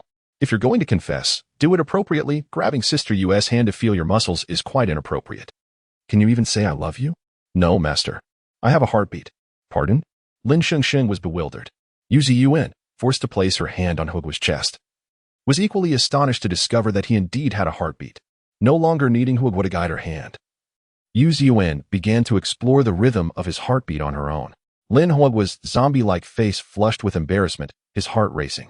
"Hugua, you actually have a heartbeat." Yu Ziyuan no longer required experimental verification. She was certain that the plant on Lin Hugua's shoulder was indeed the peace flower. Upon realizing Lin Hugua had a heartbeat, Yu Ziyuan promptly arranged for a series of examinations. During a blood draw, she was once again astonished to find that Hugua's blood, which should have been black as a zombie, had transformed into a deep crimson hue. "Hugua, besides these changes, do you feel anything else?" Lin Hugua shook his head, struggling to find the words, his voice hoarse. No, the blood sample analysis would be ready the following morning, but Lin Shengsheng sensed that Hugua might be undergoing self-healing. Self-healing? Returning to humanity? Lin Shengsheng's pupils dilated as he turned to the peace flower on Hugua's shoulder. The system's voice interrupted with an untimely announcement. "Task activation in progress. Due to the collapse of the Baicheng Hotel, the host has incurred a substantial debt. Please choose a repayment method. 1. Deduct 12 months of life. 2. Downgrade the hotel. The host must activate the food cart for sale within 3 days." 12 months of hard-earned life was not something she could afford to relinquish. Activating a food cart within 3 days? She was currently trapped underground with no means of escape. Lin Shengsheng was resolute in her refusal to respond. "Please make a choice within 1 minute. If the host fails to decide, option 1 will be chosen by default. Countdown begins. 59, 58, 57, 56. Lin Shengsheng declared, "I choose option 2. Congratulations, the host has acquired a mobile food cart, now parked in the host's space. Please activate sales within 3 days." Congratulations, indeed. Xia Tingchuan, Gu Chengwei, and Yi Jinghong trudged through the snow, encountering only a few wandering corpses along the way. They gazed towards the direction of rising smoke. Night had fallen, and despite having traveled a considerable distance, they had yet to locate a safe haven. Suddenly, a woman burst from the tree line, charging directly at Yi Jinghong. Leaping into his arms, Xia Tingchuan's electrical powers flickered to life, while Gu Chenghui aimed his gun at the woman's head. "Stop. She poses no threat. She is an old friend of mine." Before Yi Jinghong could finish speaking, the woman silenced him with fervent kisses. Chapter 87. The Jiyu Xian Camp Mei Mei. Do not be so excited. There are others. Yi Jinghong gasped for breath once more. Xia Tingchuan and Gu Chenghui turned their heads to remain vigilant. After a moment, the girl who had been hugging Yi Jinghong finally released him. I came to your house after the apocalypse, but your street had fallen. I never imagined I would see you again. It is truly wonderful that you are alive. Yi Jinghong was taken aback. He never expected that Simeng would risk her safety to find him after the outbreak. I also came to look for you when the zombies first appeared. Simeng suddenly realized they might have missed each other on their respective journeys. Strictly speaking, Simeng was Yi Jinghong's ex-girlfriend. They had been in love for 7 years. From school uniforms to wedding dresses, just one step away from obtaining their marriage certificate, yet they had parted ways over trivial matters, mere days after their breakup. The world changed forever, and they never imagined that their farewell would become a permanent separation. Overcome with joy, Simeng wiped away the tears at the corners of her eyes, only then remembering the other two people beside her. Hello, I am Simeng. Hello, I am Xia Tingchuan. Hello, I am Gu Chenghui. The three introduced themselves briefly. When Simeng heard Xia Tingchuan's name, a hint of surprise crossed her face. You are Xia Tingchuan, one of the top 10 ability users from the first base? Xia Tingchuan nodded. Simeng turned to Yi Jinghong. So? You have been at the first base all these years? I should have gone to Rongqing instead of staying in Lanqing. Xia Tingchuan as an ability user. Since the approach of high-level zombies nearby, we need to leave quickly. This place is not safe. Yi Jinghong looked at Simeng. Meng, where are you living now? The camp I reside in is nearby. As soon as Simeng finished speaking, 2 high-level zombies appeared in their line of sight. Xia Tingchuan summoned crackling lightning in his hands, while Yi Jinghong and Gu Chenghui readied their weapons for battle. Simeng glanced back at the 2 high-level zombies, showing no signs of fear. Oh no, I almost forgot. Today is trading day. Do not engage with them. They are here for trading with our camp. Quickly, follow me back to the camp. It is safe. Trading? Although Xia Tingchuan and the others were filled with questions, they followed Simeng's lead. The camp where Simeng resided was not large. It was located on the outskirts of Lanqing and had been transformed from a farmhouse named Jiyu Xian before the apocalypse. This farmhouse had its own farmland, raised poultry, and a well, situated in a relatively elevated area that had yet to be attacked by hordes of zombies. The residents of the camp patrolled daily to clear out roaming zombies. Additionally, their leader, Shao Tsong, had established a blood trade with the nearby high-level zombies, providing protection and making Jiyu Xian a veritable haven amidst the apocalypse. Since it was trading day, most residents remained indoors. Shao Tsong and a few others had already gathered in the courtyard of Jiyu Xian. Who goes there? The patrolman shone a flashlight toward Simeng. Zhang Heng. It's me Simeng. Oh, Sister Meng. It's trading day, why are you out here? Hurry back, they will arrive soon. Shao Tsong noticed Simeng and the 3 men beside her. Leader, these are my old friends. They passed by from the first base on a mission. Their vehicle broke down, and it's dark outside with heavy snow, so I brought them back. Shao Tsong glanced into the distance, aware that the high-level zombies for trading would soon arrive, and waved his hand. Take them to the quarantine area first. Understood. Thank you, leader. Xia Tingchuan and the others followed Simeng to a small bungalow on the west side of Jiyu Xian. The room contained only a table and a few chairs, with a pile of firewood and a cabinet in the corner. In the center stood a large, cold fire pit filled with black ashes. Do you have sleeping bags in your bags? All newcomers to the camp must undergo a zombie virus test. It's too late today, and the situation is somewhat special, so we will make do here for one night. Simeng said as she skillfully began to light the fire pit. Yi Jinghong watched Simeng, who had once been delicate and unable to bear any dust, now transformed into a capable figure. He felt both pained and relieved, rushing forward to assist with the firewood. As the flames blazed higher, the once dark and cold room brightened. Xia Tingchuan and Gu Chenghui stood by the window, observing the camp leader pushing a large box of blood bags toward the 2 high-level zombies. The high-level zombies sniffed the blood bags, their eyes gleaming with greedy satisfaction. They exchanged words with Shao Tsong, and one of the high-level zombies hoisted a large box of blood bags and departed, while the other bid farewell to Shao Tsong with a smile. It was only after the high-level zombies had left that Simeng voiced her concern. The 9 major bases do not allow for contracted zombies, do they? What we have here is not a contract, but a trade. You may find this scene disgraceful, but it is our camp's means of survival. With the protection of high-level zombies, we have indeed not encountered any hordes since. Yi Jinghong took Simeng's hand, gently pulling up her sleeve, revealing the bruises and injection marks on her arm, causing him to feel a pang of heartache. and Simming hurriedly pulled down her sleeve. Everyone who chooses to stay here must contribute blood for trading. It's nothing to worry about, Jinghong. The atmosphere in the room grew somber. Xia Tingchuan thought of Lin Shengsheng and smiled at Simming. Although the base does not permit contracted zombies, we have friends who do have them. Everyone has their own way of surviving. I still have a thick quilt in my space. You all can squeeze into sleeping bags. And when it gets cold, cover yourselves with the quilt. As Simming spoke, a thick quilt appeared before them. Yi Jinghong was utterly astonished. You have awakened your abilities? In the underground laboratory of the launching military base, everyone was asleep except for Yu Ziyuan. Unable to find rest, Yu Ziyuan stood guard by the experimental equipment, awaiting the analysis of the hotpot leaf samples. Feeling a bit drowsy, she brushed her hair back, only to be startled as a large handful came loose. Am I ill? At that moment, Lin Huoguo, who did not need to sleep, was busy with various experimental instruments. Suddenly, an alarm blared. Yu Ziyuan turned to see Lin Huoguo holding a radiation detector, which was sounding an alert. She grabbed the detector and was horrified to discover that the entire underground laboratory was filled with radiation. If they stayed any longer, they would all perish here.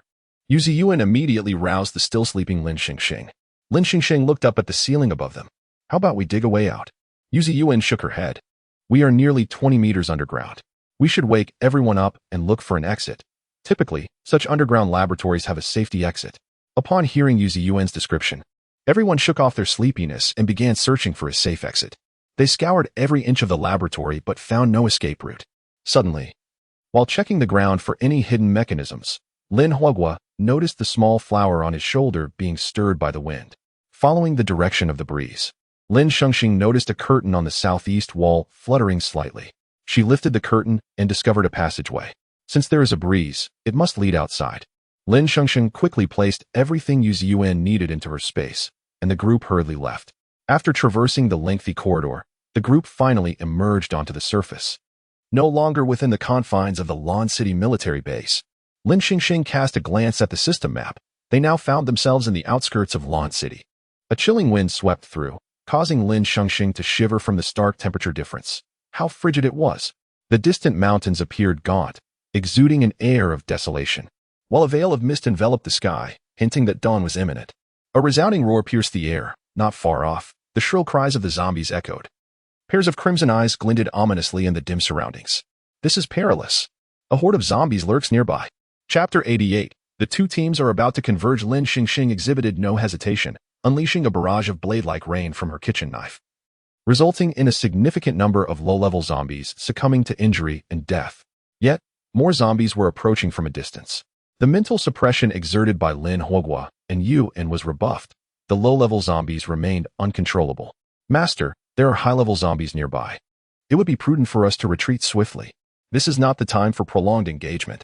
At this moment, Lin Shengsheng hastily summoned a large truck from her spatial storage, urging everyone to board, leaving behind the moaning low-level zombies. In a distant cave, the local zombie leader had just faced defeat, vanquished by the high-level zombie Zon Xian, who had been pursuing them from Lan City. Zon Xian ascended as the new leader of this horde, relishing the fresh blood recently delivered by his subordinates from Zhiyuxian. He raised a hand in a gesture of command, and the nearby zombies immediately ceased their mental control over the wandering undead. He caught a whiff of the wind, confirming that Lin Shengsheng and her group were still eluding capture. Su Wu, follow them and ascertain their destination. Understood. Su Wu departed at Zon Xian's command, while Zon Xian indulged in another drink from the blood pouch at his side.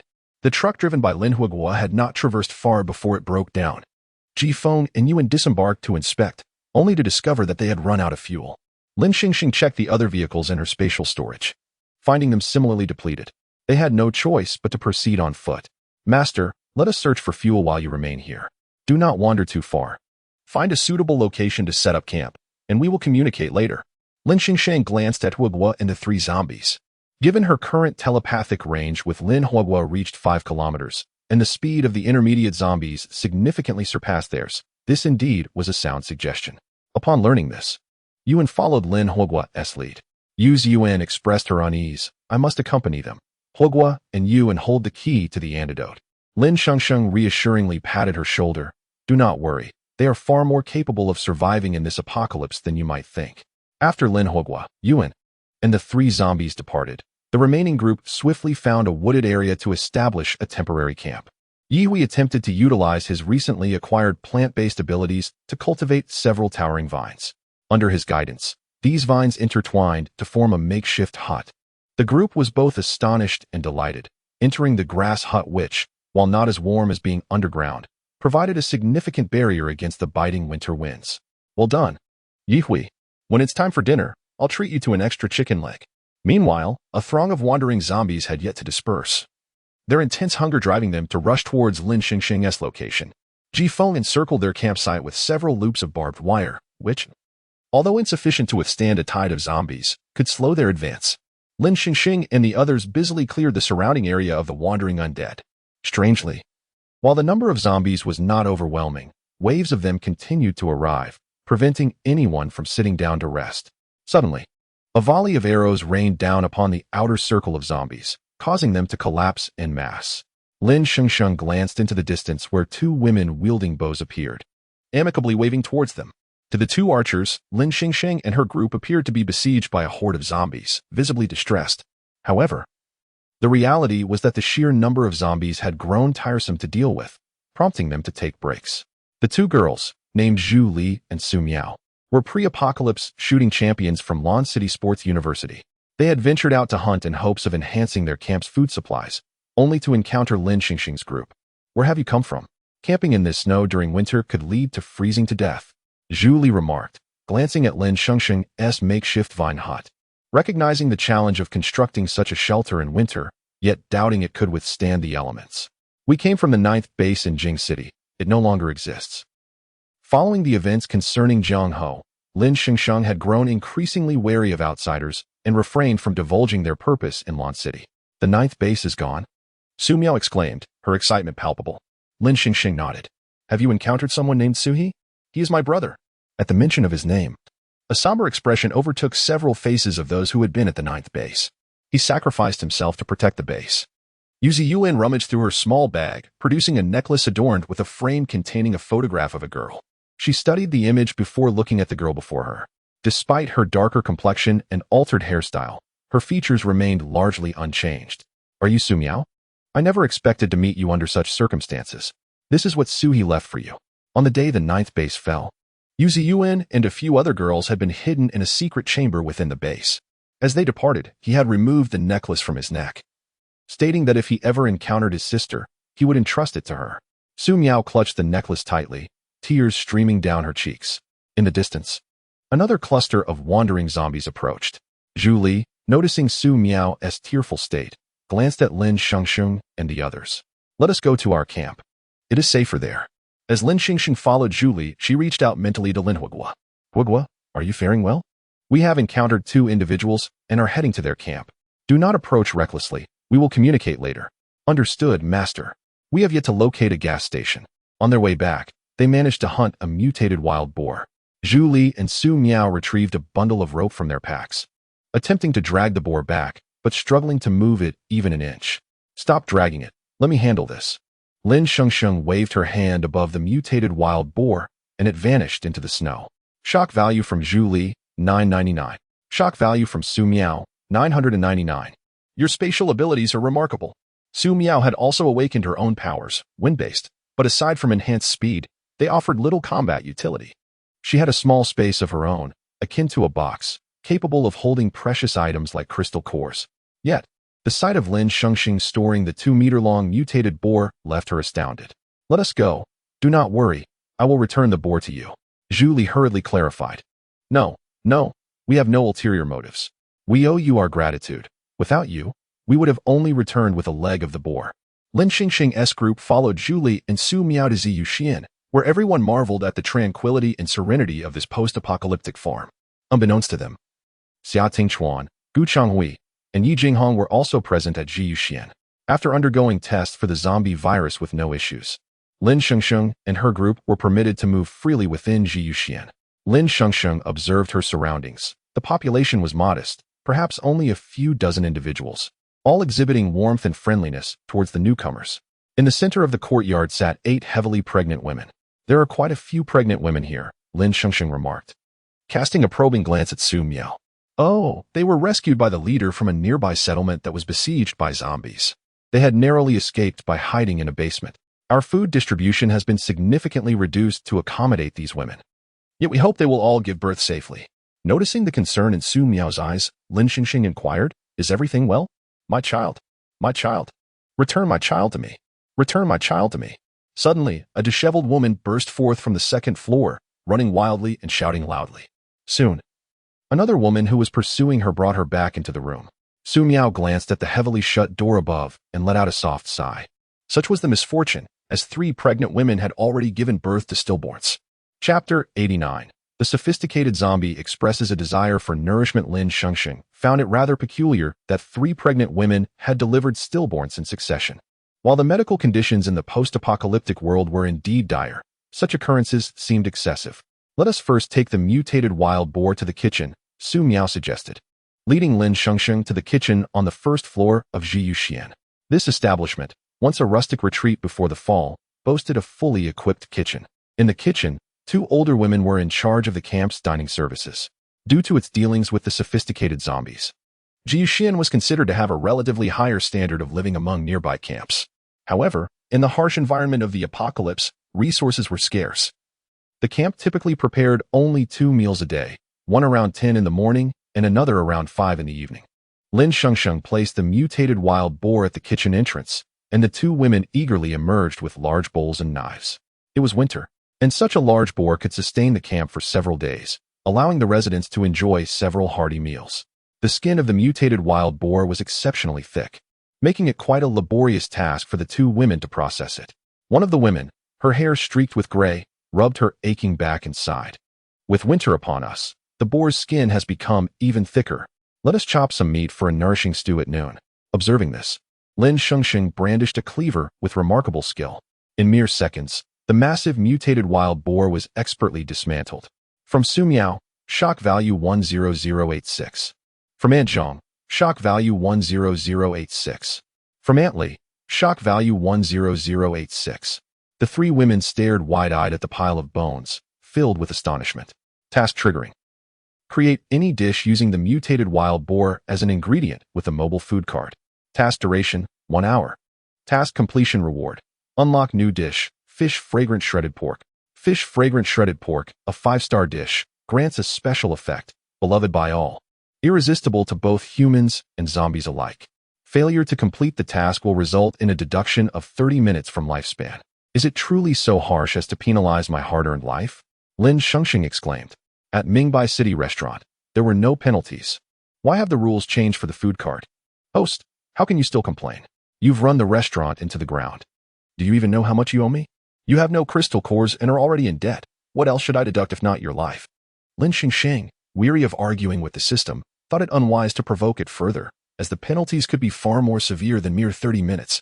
Aunt Zhang, I am grateful that we encountered Su Miao on the way back, providing us a temporary refuge this harsh winter.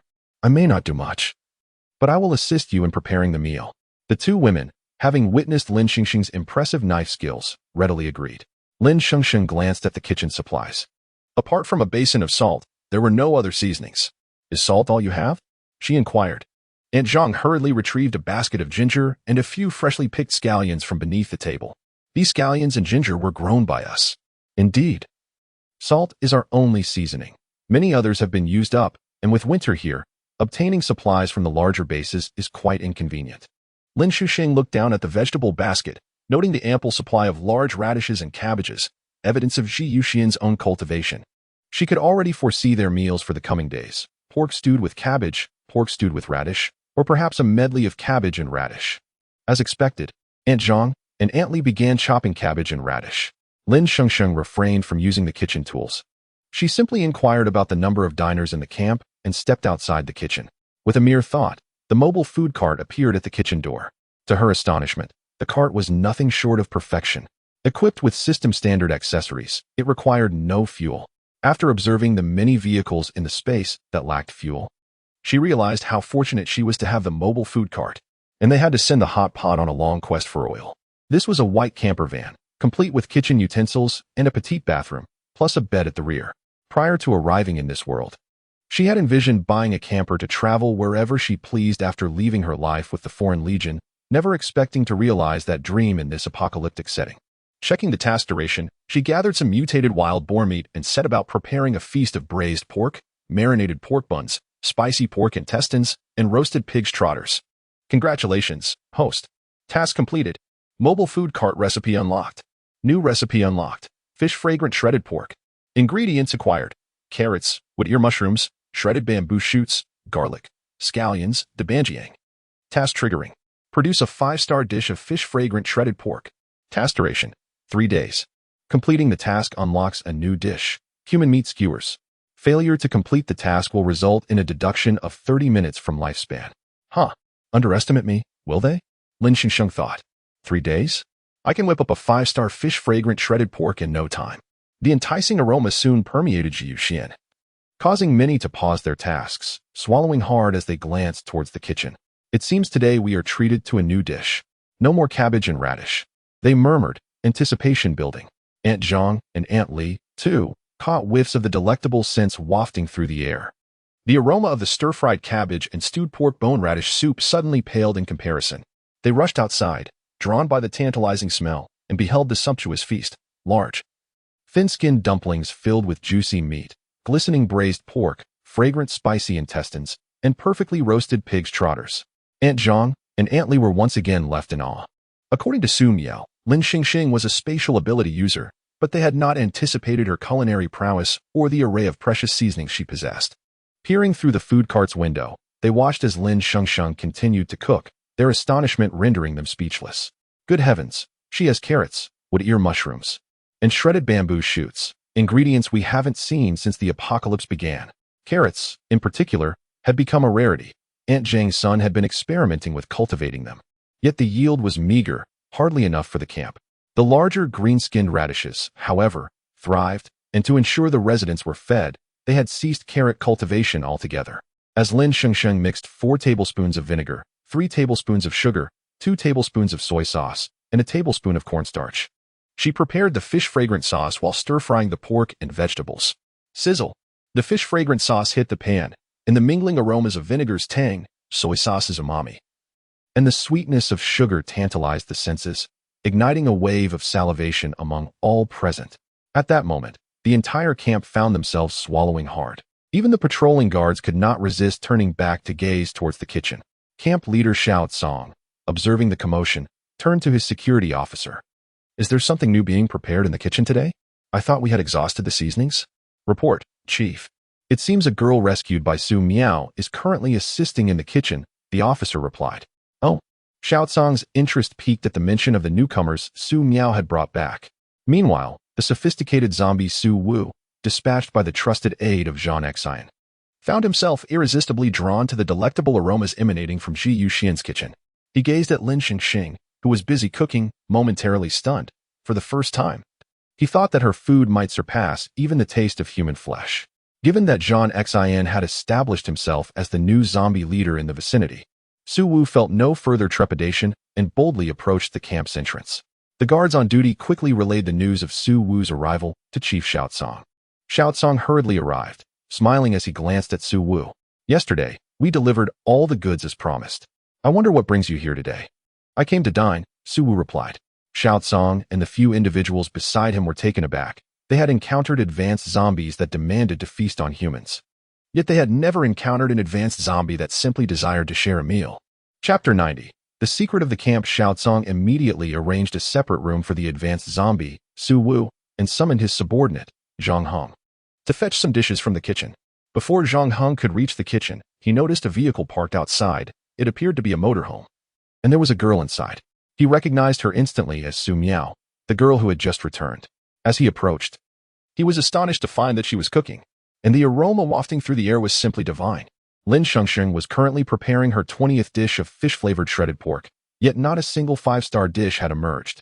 She tasted her latest 4-star creation, and the flavor was undeniably exquisite. System fan, you wretched creature. She finally understood why this task was allotted 3 days. Upon hearing Zhang Heng's intent, Aunt Zhang and Aunt Li initially thought they had misheard. What? You say a zombie wants to eat? Zhang Heng refrained from responding. As his attention was captivated by the lavish spread on the preparation table, large meat buns and braised pork were beckoning him. He could already envision the delectable feast awaiting them at the camp. After rummaging for a long-forgotten large tray, Aunt Zhang and Aunt Li loaded it with several meat buns, a platter of braised pork, and a dish of spicy intestines, along with their homemade cabbage and radish soup. Zhang Heng, Aunt Li called out to him, pulling him from his reverie. Can you manage all this? Should I accompany you? No worries, Aunt Li, I can handle it, Zhang Heng replied. Gazing at the tantalizing food that seemed to taunt him, he could see but not taste, which was sheer torment. Having savored Aunt Zhang and Aunt Li's dishes for many years, he was certain that aside from the cabbage and radish soup, none of the other dishes bore their signature touch. He glanced over at Lin Shengsheng, who was still engrossed in her cooking, curiosity flickering in his eyes. He wanted to speak but could not linger. Aunt Li, I must be off. The chief is still waiting for me. If I miss mealtime today, save a meat bun for me. Thank you, Aunt Li. Not a problem. There is plenty of food today. Everyone will have some. As soon as Zhang Heng departed, Lin Shengsheng continued her relentless efforts at making fish-flavored shredded pork.